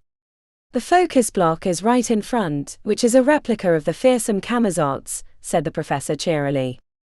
The Camazots looked like a humanoid flying bat with a short stubby snout and long fangs. Just looking at the creature gave her the shivers, and not because it frightened her, but because the design was intricate and detailed. It had to be some of Professor Zeng's work, because her stone shaping was regularly displayed in major art galleries. Minerva focused on her block, but then happened to glance at Joran's completed work. It wasn't gallery ready by any means, but she could make out the humanoid bat in the shape. 2 hours really wasn't enough time for detailed work, so she was impressed by what he'd accomplished. "Whenever you're ready," said Professor Lequerdo encouragingly. Minerva began like every other stone singing class, picking a bland melody that gave her the greatest control over her phase. She set to working the stone, tugging and pulling on the material as if it were raw clay rather than hardened mineral. The block shifted beneath her hands, not significantly, but more than she'd ever managed during her previous practice sessions. She threw herself into the work, pouring herself into the task. For the first time, she was managing to shape larger sections of the stone. A feeling of hope built in her chest that maybe she could manage enough to get a bad but passing grade. 1 hour. "You're halfway," said Professor Lequerdo, looking up from her book at the front of the class. Time had gotten away from Minerva. She'd been in the flow of work, a first for her, and she looked to the block expecting to see more progress, but realized that despite this being her best attempt so far, she'd barely removed the edges from the cube or made it look anything like the camazots. It looked like one of those square watermelons she'd seen in Japan decades ago on a tour. Hope turned to ashes. She was nowhere near the level she needed to be to pass. Maybe if she had 10 hours at this pace, she could produce something respectable. The rage she'd felt the night before, coupled with the lingering intensity of Morgana's soul from their interaction with Blake, had her lashing out without thinking. Minerva shouted at the block. She'd been trying to remove the largest section of stone from the front so she could shape the rest into the menacing curve of the camazots, but the work had been slow. In one vocal eruption, the stone was sliced away. Professor Liquedo dropped her book on the floor. She'd nearly fallen off her chair. Her wide eyes narrowed as she took in what Minerva had done. She quietly picked up her book, then feigned reading as she watched over the top edge. The smaller block gave Minerva less to shape, which given the amount of time was a boon. Maybe if she could cut the other hunks off, she could manage enough from the remaining piece to make it at least roughly camazots-like. Like the night before, she was careful to concentrate before attempting the shout again, channeling Morgana's rage and hers until she was brimming with anger. The second slice was not as clean, the bottom edges were rough, but she had a rectangular shape rather than a cube like before. Afraid to continue removing stone in big swaths in case she demolished the block, Minerva went back to regular stone shaping. She never found the same groove as during her first hour, but the smaller piece made it easier to manage. "That's time," said Professor Liquedo, setting her book down and standing up. Minerva blinked. The stone block had a slight curve to the front, indicating the hunched wings, and she'd coaxed ahead from the top, but there was nothing else to suggest what her subject might be. It was her best attempt for the year, but it didn't even reach the worst of her fellow first years. The continuously effervescent Professor Liquedo couldn't even manage a hopeful smile as she looked at the final result. "Good luck with your remaining coders," she said. The implied message being that she'd need them to be really good to make up for a failed stone shaping. Of course, the professor wouldn't know the results of her first test, since Larson was still grading them. Minerva stormed out of the room, brushing past Joran, who stared at her wide-eyed. "What was?" She headed straight out of the bloom, willing the intention-laden structure to free her before she ran into anyone else. To her relief, she burst outside without encountering a single other soul. Chapter 40. On the morning of the third day of Coders, Minerva woke and prepared as if the previous 2 days hadn't been a disaster. She had a lifetime of hopeless struggling as her guide, and there was no way she was going to let Blake think she'd gotten to her. Minerva joined her fellow first years at breakfast, sitting quietly and enjoying her eggs and bacon, barely listening to them discuss how they'd fared in stone shaping. It was enough to be in their presence, since she wasn't going to be allowed in the bloom much longer. Busy snapping the overcooked bacon into tiny shards and running them through the yellow egg goo before tossing them into her mouth, she didn't realize they were talking about her until everyone was staring. "What?" she asked as she swallowed her bacon. "The shout," said Joran. "Twice during your shaping." The walls shook. "I peeked in after the exam to see parts of the block lying on the table." "Did you do that?" "Yes." "Where did you learn that?" asked Joran. "It was like that day you made the air go crazy and then demolished the blocks. Zeng ran you to the patron's room right after." The way everyone was staring at her made her feel like she hadn't in a long time. Like she was on stage. "I don't know. I did it instinctively," said Minerva. "I guess I came by it naturally, opposite of actual stone shaping." The self-deprecating comment brought chuckles from the group. She caught Audrey smiling proudly from the back. "Either way, it was really cool. After the coders, you're gonna have to show us how to do that," said Joran, bringing nods of agreement from the others. "Yeah," she said, putting up a brave smile. "After the coders." Like she wouldn't be banished from the bloom in a few days. The breakfast gathering broke up as the third exam was in a half hour. Minerva washed up, before meeting back with everyone at the appropriate auditorium. The task of demonstrating musical theory and other techniques would once again be alone, but in front of a panel of 3 professors.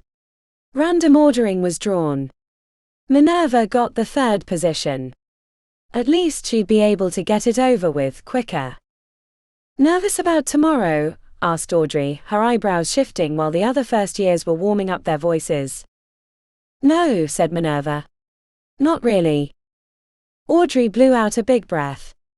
"I guess that's because you're really good at them. I heard from a second year that you got to the 3rd day your first 2 tries, but got really unlucky, like knocked out because of what someone else did." "I guess so." "You seem really calm." "Unusually so." Minerva wanted to tell her that knowing she was going to be kicked out made the stress of the final 2 coders irrelevant, but she didn't want to bring down the mood. "These are the ones I'm good at, remember?" Audrey rolled her eyes. "Yeah, you're right. Here I am, just blathering about it. I guess I'm nervous. Even after a year of study, I feel like a total impostor." "Pretending until I've ascended," sang Minerva, which brought a smile to Audrey's face. They sat together on the waiting area couch until Morgana's name was called. She stood up without thinking about it. After half a year, she didn't question her name as she had in the first few months. "Good luck," said Audrey, biting her lower lip. Howler Auditorium was set up in the round, with the raised stage at the center. Sometimes students staged concerts or musicals in this room, but today the sound equipment that usually was present had been removed. In its place, a series of hoops had been suspended from the ceiling, each one at a different height. On the near side, Professors Zeng, Lequerdo and Larson sat behind a table with notepads before them. As soon as they noticed her, the 3 professors started whispering to each other. She ignored their furrowed brows and took the stage with a heavy heart. "Good morning, Miss Charmer," said Professor Lequerdo with her trademark cheeriness. "Don't worry about the rings, you're not going to have to demonstrate gymnastics." Zeng's eye roll said that this was the 3rd time the joke had been offered. Minerva politely smiled with her hands clasped in front. "Let's start with pitch." For the next few minutes, the professors gave her various pitches to sing. High F sharp, middle C and so on. Minerva didn't have to see their notes to know she was hitting them perfectly. A lifetime of training had tuned her mind to the entire scale. The next task was to pick out the pitches that the professors sang out. They alternated, going up and down the table. Professor Lequerdo had a theater-ready soprano, Larson was a whiskey tenor, and Zeng was a mezzo-soprano with the voice quality of a professional singer. Once again, Minerva was confident she'd nailed the test. If only the first 2 days had been as easy as the 3rd. "Now you get to find out what the rings are for. We're going to have you demonstrate microtonalities. In that box in front of the stage is a specially designed paper airplane. Your task is to fly it around the stage using your voice for control." Minerva had played with her voice a couple of times with paper airplanes, but moving it through a series of rings brought the tempo of her heart rate up to a nice allegro. She retrieved the airplane. It wasn't a single-sheet handmade design, but carefully constructed from many overlapping sections. Standing at the center of the stage, Minerva held the airplane on her upturned palm and let her voice imbued with phase lift it. The craft surged ahead, barreling towards the first ring, but she nudged the tip with a series of shrooties, slowing it enough that an airburst to the right banked it through the hoop. Walking a few feet behind like a dog trainer at a competition, Minerva nudged and tugged and pushed the airplane up and down, left and right, tilting the wings and shoving it forward when speed slowed too much for proper lift. The demonstration only took 20 or 25 seconds, but her heart was racing the whole time as she concentrated on getting the paper airplane through each and every ring without fail. She let the craft land on her palm and gave a short bow. Professor Lequerdo responded with brief applause, which brought side-eyed disapproval from Zeng. After she returned the paper airplane to its special box, the professors asked musical theory questions, sometimes requiring a brief demonstration. Minerva never felt challenged, even when the topic was music magic. At the end, Professor Lequerdo said, "Nicely done. You can return outside. Send the next student in for their examination." Professor Zeng held up her hand. "Hold a moment." The deviation brought tilted heads from her fellow professors. Clearly this was unusual. "Yesterday during your stone shaping," said Professor Zeng, leaning forward with her forearms on the table, "you shattered the blocks with your voice. Was that intentional to use such violent means to modify the stone, and can you explain your technique?" Minerva swallowed at the term violent means. Professor Zeng disapproved. "It was intentional, though I've only practiced it a few times. It feels like using a sword with my voice, but it's hard to cut through that thicker section so cleanly. Are you aware that such technique is inherently dangerous?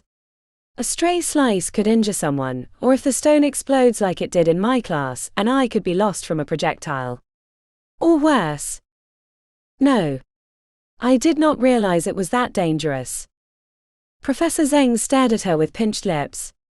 "That will be all." Minerva had felt great about the whole exam until that last question. Audrey was waiting when she left the room. "How'd it go?" "Sounded like it went well." "Did I hear applause?" "Yeah, I think I nailed everything." "But you don't look happy," said Audrey. "I don't think Professor Zeng liked my stone shaping technique yesterday. She reminded me that it was dangerous." "Magic is dangerous, yet we still use it." Minerva exhaled. "I need some fresh air. Do you want me to hang with you until your turn?" "I need to warm up." "You go." Minerva headed into a random passageway, with no destination in mind. She'd needed fresh air, but with only a few days left in the bloom, she wanted to soak in as much as possible before the end. Chapter 41. On the fourth day of the coders, they weren't allowed to talk to each other. Each student had to stay in their room until they were retrieved, and afterwards they would be returned to wait in their room until everyone had completed the final exam. The order of the test was unknown, so Minerva paced around her room the entire time. She started packing midway through the morning, but decided she'd have time enough later and didn't want to rush leaving. As the day went on, she got more nervous. Minerva worried they weren't going to let her take the test because of what she'd done during stone shaping. Then a fourth year showed up with a boxed lunch and told her that her exam would be soon. Minerva had just finished inhaling her turkey on rye when a knock on the door summoned her. She squeezed out a belch before opening it to find Professor Lequerdo waiting outside. "All ready?" A smile was all she could manage. The professor led the way through the bloom, taking her to an unfamiliar section. They reached a pair of double doors with a huge musical note on the front. The professor made a few quick gestures. "No enhancements?" "Good. Would be terrible to disqualify you so close to the end," said the professor with a wink. "In through the door, complete the course as best you can, but know that the score is based on the time it takes you to get through and how you've used the concepts you've learned this year. Heavy emphasis on the second part." "Thank you, Professor Lequerdo. It's been a wonderful year learning from you," said Minerva. The older woman blinked with her head tilted. "That was sweet. Unexpected but sweet. Good luck in there, young lady. I'm rooting for you." As she touched the handle, the door swung open silently. Minerva stepped inside the hallway and she was shut inside. "Young lady." She laughed to herself. "I'm never going to get used to that." At the end of the hallway she found a heptagon-shaped room with the walls painted 7 colors: red, blue, yellow, orange, green, indigo and violet. There was no visible exit. As she stepped inside, the passage closed behind her, and the walls turned hazy translucent, like the glass walls used in expensive restaurants to partition the booths. "This looks interesting." The yellow wall lit up at the same time a middle D sounded. Minerva waited for something else to happen, and she received a small shock through her feet. "Merlin's tits," she exclaimed, lifting her feet one after another. "That hurt." The bottoms of her feet itched where the shock had gone through her shoes, but she didn't have time to shake them off when the yellow wall lit up again with the same middle D. Minerva repeated the note in her own voice, hoping that was what was expected, and tensed in anticipation of the shock. When the yellow wall lit up again, then immediately went to the blue with a middle G, she smiled. She sang the two notes D then G. I know this game. The pattern repeated, adding a new note each time. Minerva sang them back, unerringly. Years of singing call and response with the other members of the band had honed her musical memory. The pattern reached 20 notes and she never felt challenged. After the 20th note, all 7 colors lit up, followed by a musical chime, and then a door that hadn't been visible before opened on the indigo space. The number of challenges varied from year to year, but Minerva was pleased with herself for passing the first one cleanly. The hallway led to a second room with an unusual stone and metal barrier, blocking the far half. The structure had locking mechanisms and a metal door that she needed to open, but didn't budge when she pushed it. As she studied the structure, she realized it was a weighted fulcrum, and she would have to shift the weight of the stone to maneuver the mechanism to open the door. But it wasn't a straightforward single modification. The structure had been designed to require multiple changes. She couldn't do the calculations without a lot of help, but she could at least see how the thing was balanced. Great, she said with her hands on her hips. Stone singing was her worst skill and the challenge was based on time. She could guess at how she needed to move the stone to shift the weight, but that amount of material would take her hours. Minerva followed the locking mechanism with her eyes, looking for the simplest way to affect the structure. She went over it a half dozen times. The obvious way would take even the fastest stone shaper 20 minutes to bypass the barrier. But as she reviewed the balance, visualizing the entire thing as a scale in her mind, she saw that a less obvious answer would require even less shaping. She planted her feet before the weak spot and took 2 deep breaths, imagining Dwight the club owner's face at the exact point she needed to break. She thought about how he'd screwed her and her band out of her ticket sales until her face was hot. The shout shot from her lips like a dart, snapping the stone protrusion in half, which split the weight of the wall. The left half pulled down on the mechanism, while the right half pulled up. Between them, they forced the gears to open the door. Minerva walked through, heading straight down the hall to the next challenge. The next space was a cathedral-like room with high vaulted ceilings that reflected light from somewhere she couldn't see. In the center was a long platform where a rope was connected by a pulley at each end. In the middle of the rope was a flag. The setup looked like tug-of-war, but she saw no opponent, nor how to use her voice to affect the rope. The only other object of interest was a screen facing her, that hovered over the flag at the center. A low moan surfaced from the far side of the room, and for a moment Minerva feared the white woman from Victor's vault had found her way to the exam. The voice started soft, and the pulley on the far side rotated, pulling the rope and the flag at the center towards the opposite side. She didn't know what notes would affect her pulley, so she matched the tone. Her pulley yanked with opposite force, stopping the momentum of the flag, but then the voice ramped up and she had to raise her volume to match. As she sang out, the screen above the flag turned blue and suddenly the flag was sliding towards the other side rapidly. Before the flag hit the red line on the floor near the opposite pulley, she shifted her note to a middle G. She was rewarded when the flag halted in place and started moving back towards her. The first game wasn't only an exam in itself, it was training for this third puzzle. The color on the screen shifted to green, and after a false start she shifted to the correct note, using circular breathing to keep singing. The expected notes started changing faster, and Minerva kept up with them.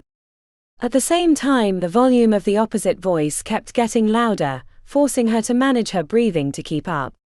In her old body, despite being 70, she easily had the stamina, but Morgana's body was new to this kind of singing and didn't have the same lung capacity. The vocal game of tug-of-war kept going for minutes. Minerva started to get dizzy and the notes changed faster. If she got one wrong, she lost ground, but when she stayed with the updates, she managed to pull the flag towards her side. She knew she wouldn't be able to keep it up much longer. It wasn't until she shifted into the new note before her opponent had changed that she realized they'd been singing an arpeggio of a D-flat diminished chord. Her unconscious mind had picked up the pattern. Knowing what note was going to be coming allowed her to yank the flag to her side over the next 4 notes, opening the door.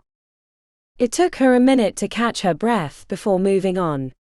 A good sweat had broken across her brow as if she'd just finished a long first set. Minerva headed through the newly opened door to the 4th challenge, hoping it didn't require more stamina, because she was feeling quite winded. After another featureless hallway, Minerva thought she'd stepped outside because warm light shone down on a field of lush green grass. It took a moment for her to realize that the ceiling was high above. Where in the bloom she was, she had no idea because of the strange maze-like architecture. At the center of the field was a rainbow-colored bush, and upon approach the shrubbery exploded with tiny wings. Her heart leapt into her throat, thinking it was the guardians from the vault, but then she recognized them as normal butterflies that had their wings changed to the individual colors of the rainbow. As she approached, the butterflies spread out across the field in an idyllic scene. Not far after the bush were 7 small buckets, each one the color of the rainbow. The task seemed clearer as she laid her eyes upon them. She supposed she had to get the butterflies into the corresponding colored bucket. How many was unknown. The question was how to capture them. She knew just running around like a toddler after shiny things wasn't going to be the job. Minerva wandered near a knot of butterflies and hit a G note, paying attention to the blue-winged ones. They seemed to flutter their wings more aggressively when she sang their corresponding note, but made no move towards the buckets as she'd hoped. She tried different notes, seeing how they affected the matching colored butterflies, but still none of the insects moved in any particular direction. Remembering the airplane exercise, Minerva tried using microtonalities, which were really the shrutis between the notes, so instead of a single slide from one note to the other, she oscillated across one, like rubbing the raised edge of a scar over and over. Using that technique, she managed to herd a group of blues towards the buckets, but it required moving her body back and forth like a dog herding sheep until they'd reached the proper bucket. When the insects flew near the opening, they dove in and lay flat along the bottom. As she reviewed the quantity of butterflies in the field, she sighed. This will take forever. Minerva marched to a clump fluttering near the left wall, picked out the dominate color of yellow, and worked them towards their bucket with an oscillating D. Frustrated with the slow pace of collection, she moved to the center of the field. She'd only managed to call the winds once in the middle of stone shaping class. Resonance was easy to achieve. She started low, belting out harmonics while feeding it phase. The last time she'd lost herself to the flow, so she focused on intentionality, even as the hum of vibration soothed her. As she coaxed the sound, stirring it with phase-imbued resonance, a soft wind picked up, circulating and sending the butterflies into dizzying loops. Minerva kept raising the volume, while keeping the vibration humming. The winds grew, and she imagined a great hurricane with herself and the buckets at the eye. The gusts whipped the butterflies, and as they fled the damaging winds, they clumped around her at the center. When the squalls threatened to escape her control, she brought the volume down and experimented with shifting into shrutis without losing the resonance. The two techniques couldn't quite exist together, but she managed to move from one to the other without losing too much power. At each note, an entire clump of colored butterflies disappeared into a bucket. When nearly the entire field had been cleared, except for a few rogue confused insects that had gotten trapped out of the circling winds, a bright tone sounded and the buckets disappeared into the ground. A door opened on the far side. Minerva stepped through the opening, expecting another long hallway, but finding a surprised Professor Zeng. A stopped digital clock on the wall showed a time slightly less than a half hour. "Am I finished?" asked Minerva, wondering if she'd somehow walked out the wrong door. Professor Zeng tugged on her black robes. She checked the time again. Blinked with thought. "Yes, you're finished. A 4th year will take you back to your room where you can relax. Congratulations." No matter what happens now, you've successfully completed your coders. Chapter 42. The last first year didn't complete the fourth exam until well after midnight. When the upperclassman stopped by to drop off her dinner, he told her that results would be posted in the morning in the Starwood Auditorium, which only made sleeping that much harder. When the new day came, Minerva removed the bracelet, wondering when she would no longer need it. Morgana's presence had been growing more distant over the last few weeks. The ginger man had said their souls would combine, but she hadn't felt much evidence of that. Dressed in a plaid schoolgirl skirt over white tights, topped with a blue jacket with the hall badge on the front, Minerva made her way to the auditorium. The space was the largest in the Bloom, meant for concerts and other hall events. Stepping into it made her think of her old life, a place she'd never be able to return to because that would only invite suspicion from Victor. The other first years were crowded around a piece of paper near the stage. Professor Zeng had placed it there and was standing back with her arms crossed. Audrey caught her approach, and her crestfallen expression told her the news. Her friend had her lips bunched up and her eyes welled with tears. Minerva had hoped that it wouldn't happen, even though her gut knew that she'd done terribly on the first two exams. She'd purposely not thought about what she was going to do now that she was going to get kicked out. Would Victor disown her? Maybe that would be for the best. But she didn't think it'd be as simple as that. With her stomach in knots, she stepped through her classmates. Every initial eye contact was followed by them immediately looking away. At least she'd achieved a place in the group that had reached sadness rather than smug derision. "Sorry, Morrigan," said Joran, patting her on the shoulder as she took position in front of the paper. There was a list of names in alphabetical order, with letters to the right based on the 4 exams of the coders. Beneath the first 2 exams were Fs. She wished they'd been something else, but it was the result she'd expected. She closed her eyes for a moment. It felt like dying a second time. Minerva almost turned away since the other 2 grades didn't matter, but curiosity stayed her feet. To her surprise, the second 2 exams were As, and the musical theory had a circle around it. She was no stranger to disappointment. Her previous life had been one of constant setbacks, obstacles that couldn't be removed no matter how she tried. Not even Sisyphus would have wanted to trade places. "Miss Charmer," said Professor Zeng. Minerva would have preferred Lequerdo to be the one to deliver the final blow. Her exuberant cheeriness would at least have made her academic death bearable. Having Zeng was like being assigned an executioner as your therapist. The professor at least didn't look like she was enjoying this part of her job, a marked change from earlier in the year when she'd wanted to kick her out with impunity. "Come with me." The urge to look back at her friends was countered by not wanting to see her own disappointment reflected in their faces. Worst of all, Minerva felt like she'd failed both Audrey and Andromeda, who'd been the pair of hands that had pulled her out of the rushing river, helped her learn to paddle and stay afloat, only to see her drown anyway. "Professor Zeng?" she asked as they headed down the passage. "Yes, Morrigan." What did the circled grade mean? The corner of Zeng's lip twitched into a smile. "A perfect score." "Well done."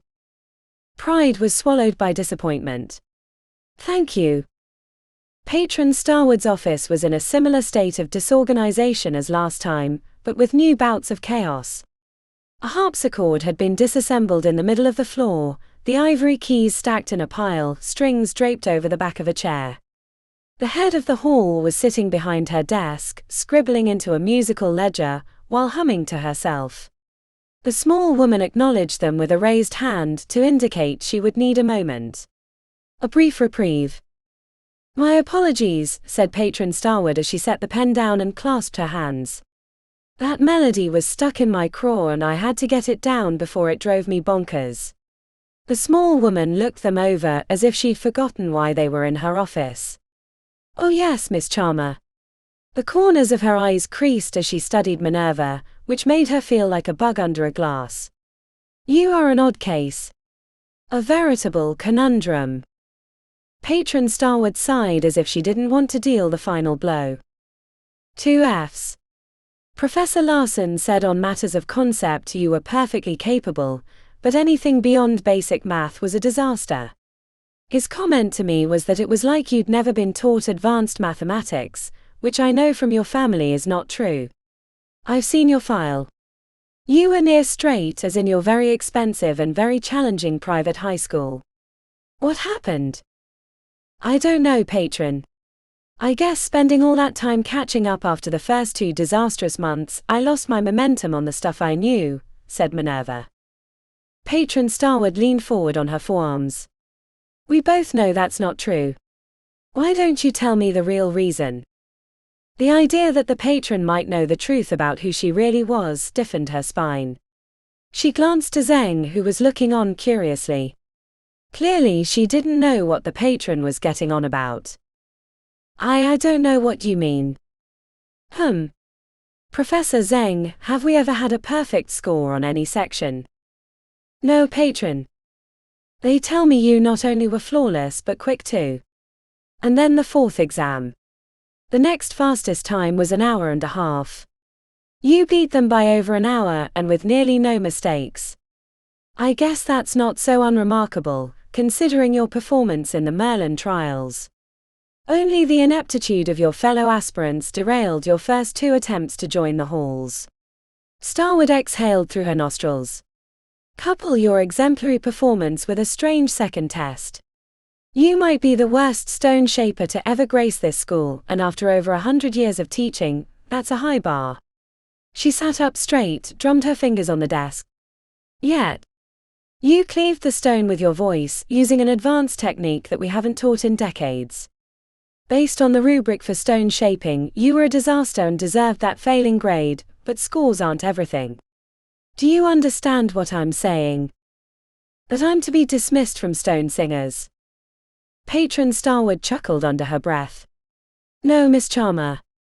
If there is a failure here, it is my testing methods. You are an unusual student. A contradiction. If I didn't know any better, I'd say you were somehow cheating the system, but having observed your classes, I know this isn't true. I also know you've been working hard outside of regular studies with a classmate to improve. She shook her head. Tell me what it is that I don't understand. How can you be completely lacking in what I assume are basics, or at the very least a focus of your previous studies, yet in the same wonderful breath, have the talent of a 50-year veteran? Minerva wondered what would happen if she told Patron Starwood and Professor Zeng the truth. They might grant her a reprieve because of the odd circumstances, or more likely it would stir up more and new troubles. Her life was complicated enough without dragging new people into the mystery. All I can say is that my life as a charmer has always been strange. My parents' divorce, my eldest sister's death, we have a maitre for house security for Merlin's sake, the 2 women raised their eyebrows in surprise, and all the advantages and expectations and intrigue. I wish I had an answer, but I don't. The only thing I can say is that I'm barely keeping my head above water, and that I'm very sorry for disappointing you on the coders after giving me a second chance, that I know I probably didn't deserve, considering how I ended up here. Miss Charmer, said the patron lifting her chin in appraisal, you might have started off on the wrong foot, but since then you have not disappointed me. On the contrary, you've been in your own ways quite extraordinary. It would be a crime to throw away that kind of talent, because you were not an expert in all the skills that we teach. By the normal rules of the coders, you should be expelled, but as it is my hall and therefore my prerogative, I am modifying the rules due to your excellence in other matters. What I want to know is, do you want to stay? Minerva didn't know what to think. She choked a little thinking about it. Yes. Absolutely yes, she blurted out, afraid that the offer would be snatched away if she wasn't quick enough. The patron smiled generously. Good. That's what I hoped to hear. I worried that you were sabotaging yourself to spite your father. Her eyebrows knitted to the center.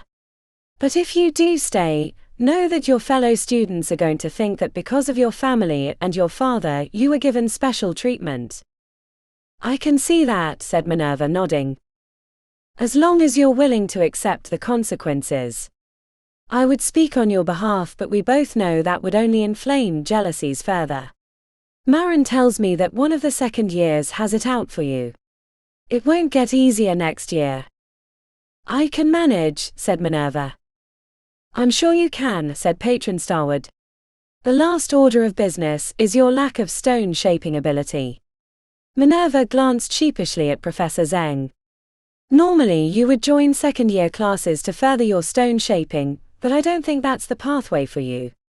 We haven't had a tempest here in decades, and the last one ended tragically when he couldn't control his power.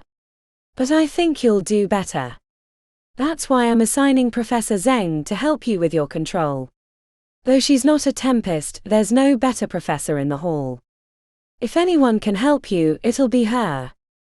Professor Zeng looked on stoically. If she had an opinion, she was hiding it behind a mask of professionalism. Thank you, Patron Starwood, and thank you, Professor Zeng. I will do my best. The small woman behind the desk stared intently. While Minerva was an old woman in a young body, the patron before her was even older, at least a couple 100 years, maybe more if the rumors were true. You are dismissed. Have a good summer. You deserve it.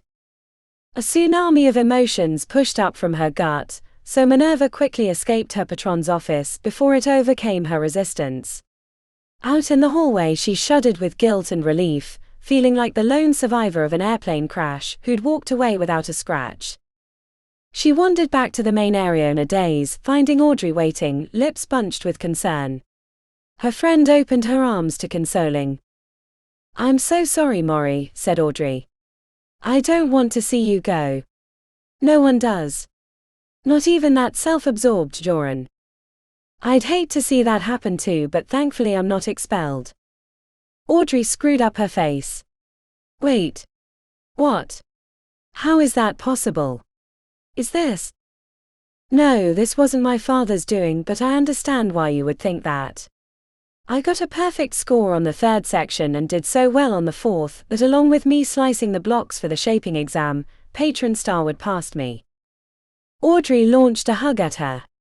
They squeezed together, laughing and dancing back and forth.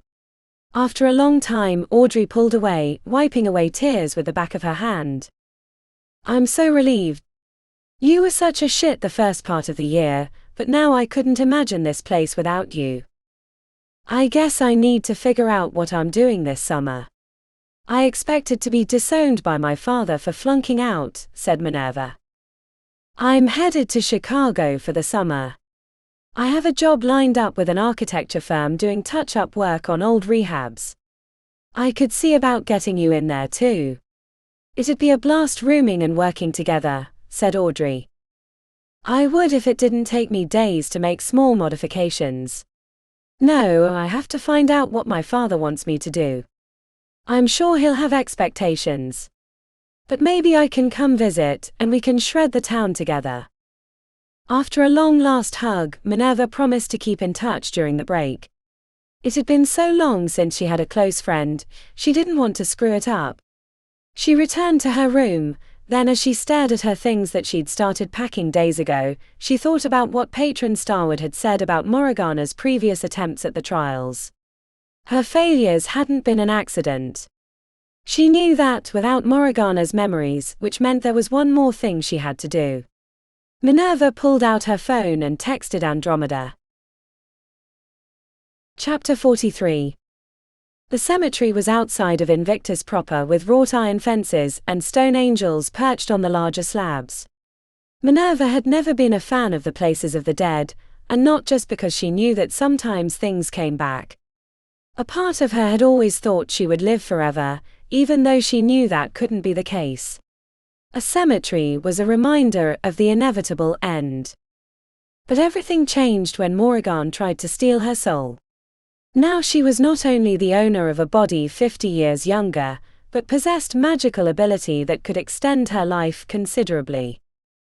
Andromeda had beat her to the grave. Her frilly black skirt and the small wings sticking out of her shirt were drawing frowns from an older couple paying their respects at a different headstone. You have some admirers, said Minerva upon approach. If the old man huffs any more he's going to pass out, and then he's going to be really freaked out when he wakes up to me giving him mouth to mouth, said Andromeda. Nice wings, said Minerva, examining her sister's back. She concentrated, and the feathery extensions moved slightly. A shrug rather than the beating of wings. Wait, those are real? Andromeda bobbed her head. What is real these days? The meat, bones and feathers have been grafted to my back. A gift from a dying cormorant, but I haven't learned how to operate them yet. They're for Kitty and Ivan's birthday next week, aren't they? With any luck, the old man's ticker will stop cold, said Andromeda flatly as she stared at the headstone before them. How does this feel? Standing on your own grave. Not as weird as attending your own funeral, said Minerva. Speaking of, Kitty's not still following me, is she? She's in Germany right now on hall business, said Andromeda with a shrug. You didn't ask me here to try and outweird me. What's going on? Do you know why Victor would have sabotaged Morgana's first 2 attempts at passing the Merlin trials? Andromeda spun on her heel. What? Do you have proof? No, said Minerva as she sensed the extra soul stirring inside. But I'm fairly certain that I'm right. One thing I've learned about your sister is that she was pretty damn talented at everything she did. There's no way she screwed up the trials on her own. I've heard from multiple people that she was knocked out, not of her own mistakes, and I know she and Victor were feuding. He made that clear, even if I don't know why they were feuding. I don't know, said Andromeda, but I wouldn't put it past him. He could make a demon jealous. Is that why you brought me here? I want you to talk to your sister, said Minerva. First, how? Second, is that wise, and third, why? I don't know why I know this, well, except I'm in her body, but I don't think she was as bad as we both thought. Don't get me wrong, she had your father's killer instinct, but the weekend I spent with him, he made it clear that she had been opposing him about something. If that was true, which it's not, what does that have to do with anything? The ginger man told me that our souls would combine, and I would get some of her memories. This is important for the obvious reasons, to help me survive. But she's resisted me so far. I think she wants to take her knowledge into the great void, rather than let me have it. Andromeda nodded. You think if you tell her that you'll continue whatever it is she was pursuing, she might help you? Why would she believe you? She'd have no expectation to. That's partially why you're here and why we're here, she said, nodding to her grave. Andromeda crossed her arms. What are you proposing? I'll make myself sleep and give her a chance to take control one last time if she even can. I haven't felt much from her lately. Isn't this a risk after what happened on the vault weekend? Minerva nodded. It is, but it's one I'm willing to take. I don't know how souls work or what it means when they combine, but I would think she would want to hang on in some way. There's something not right in your father's house, and I suspect that your sister knew. She's a stubborn bitch, said Andromeda, lips squeezed white. She won't help on principle alone. If she doesn't, she doesn't, but I want to offer, if you're willing to play that part. Andromeda stared at her feet. She looked like a lost, adolescent angel. Okay. But what about Wrinkles and the Grouch over there? Minerva let a grin rise to her lips and marched over to the couple. Hey, you don't mind if we raise the dead over there? Things might go sideways, but I'm sure you'll be fine if zombies start eating faces. Both of them made warding gestures and hurried off, checking over their shoulders. That was mean. Minerva frowned. She would have never done such a thing a year ago. Was Morrigan seeping into her soul already and she didn't know? It was effective. Ready? If you are. Minerva pulled a sleeping elixir out of her pocket and threw it back. It tasted like licorice. She lay on her body's grave. The grass was warm in the sun and the soil was soft. She clasped her hands across her stomach and closed her eyes as Andromeda watched her. A comfortable warmth crawled up her belly until it tugged down her eyelids, and gently shoved her beneath the waves of slumber. Minerva woke to sobs. Sitting nearby with her arms pulled around her bent knees, Andromeda heaved with quiet weeping as the wings quivered. Minerva checked her arms on reflex before putting her hand on a shoulder. Was it bad? Andromeda exhaled, then pulled a tissue from a pocket and blew her nose. You were right. About the trials. Someone sabotaged her. Victor. She didn't know. She didn't say much, only that she was sorry. Sorry about? Andromeda gestured randomly. Everything. She said she was sorry about trying to take your voice, and a few other things. The second part was clearly about their past interactions. Minerva let that part go.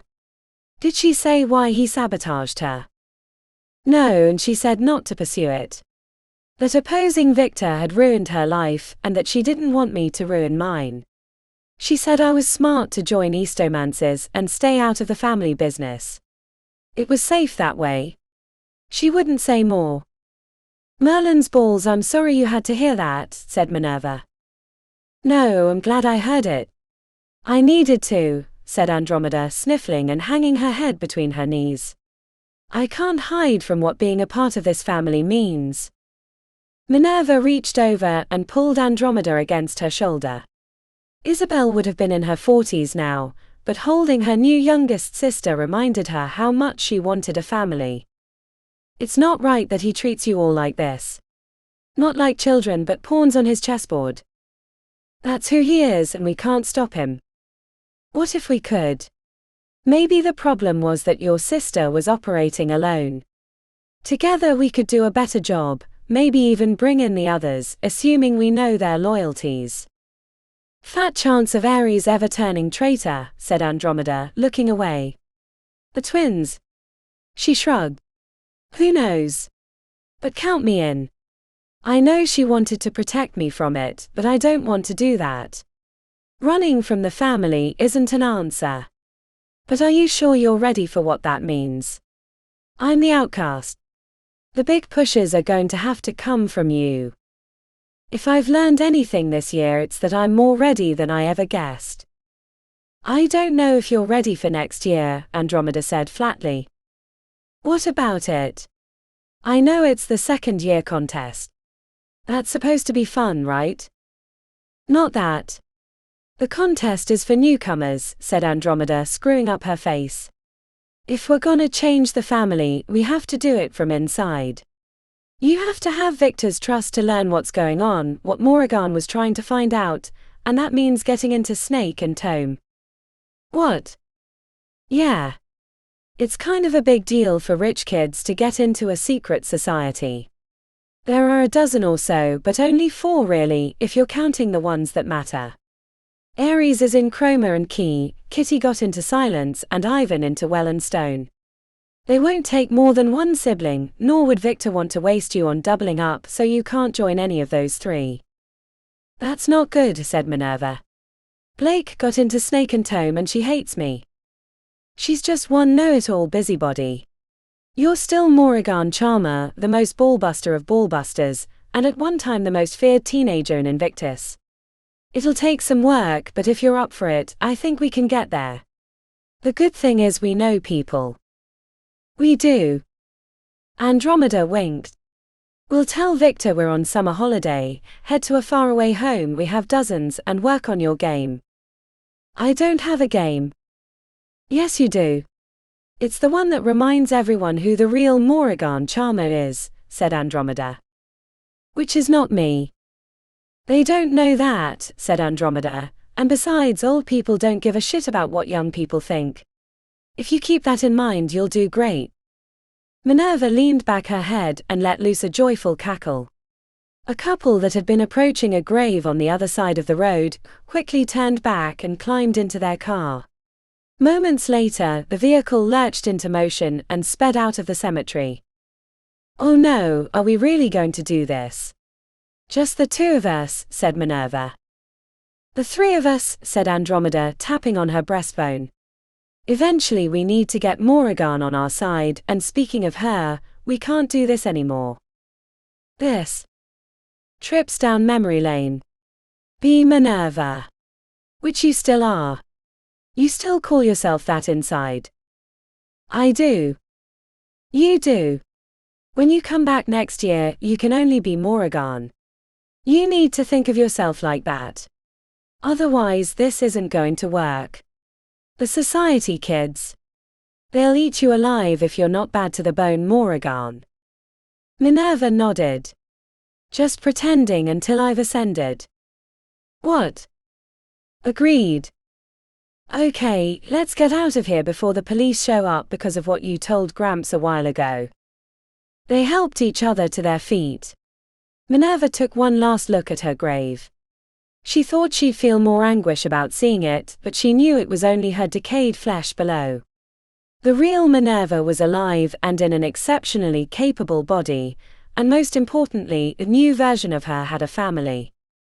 She slipped her arm around Andromeda's and said, "Come on, sis. We got work to do." Andromeda nodded over their shoulder. No last goodbyes. Never look back. Only forward. Together. Together. This has been Song of Siren and Blood by Thomas K. Carpenter. Book 1 of Stone Singers Hall.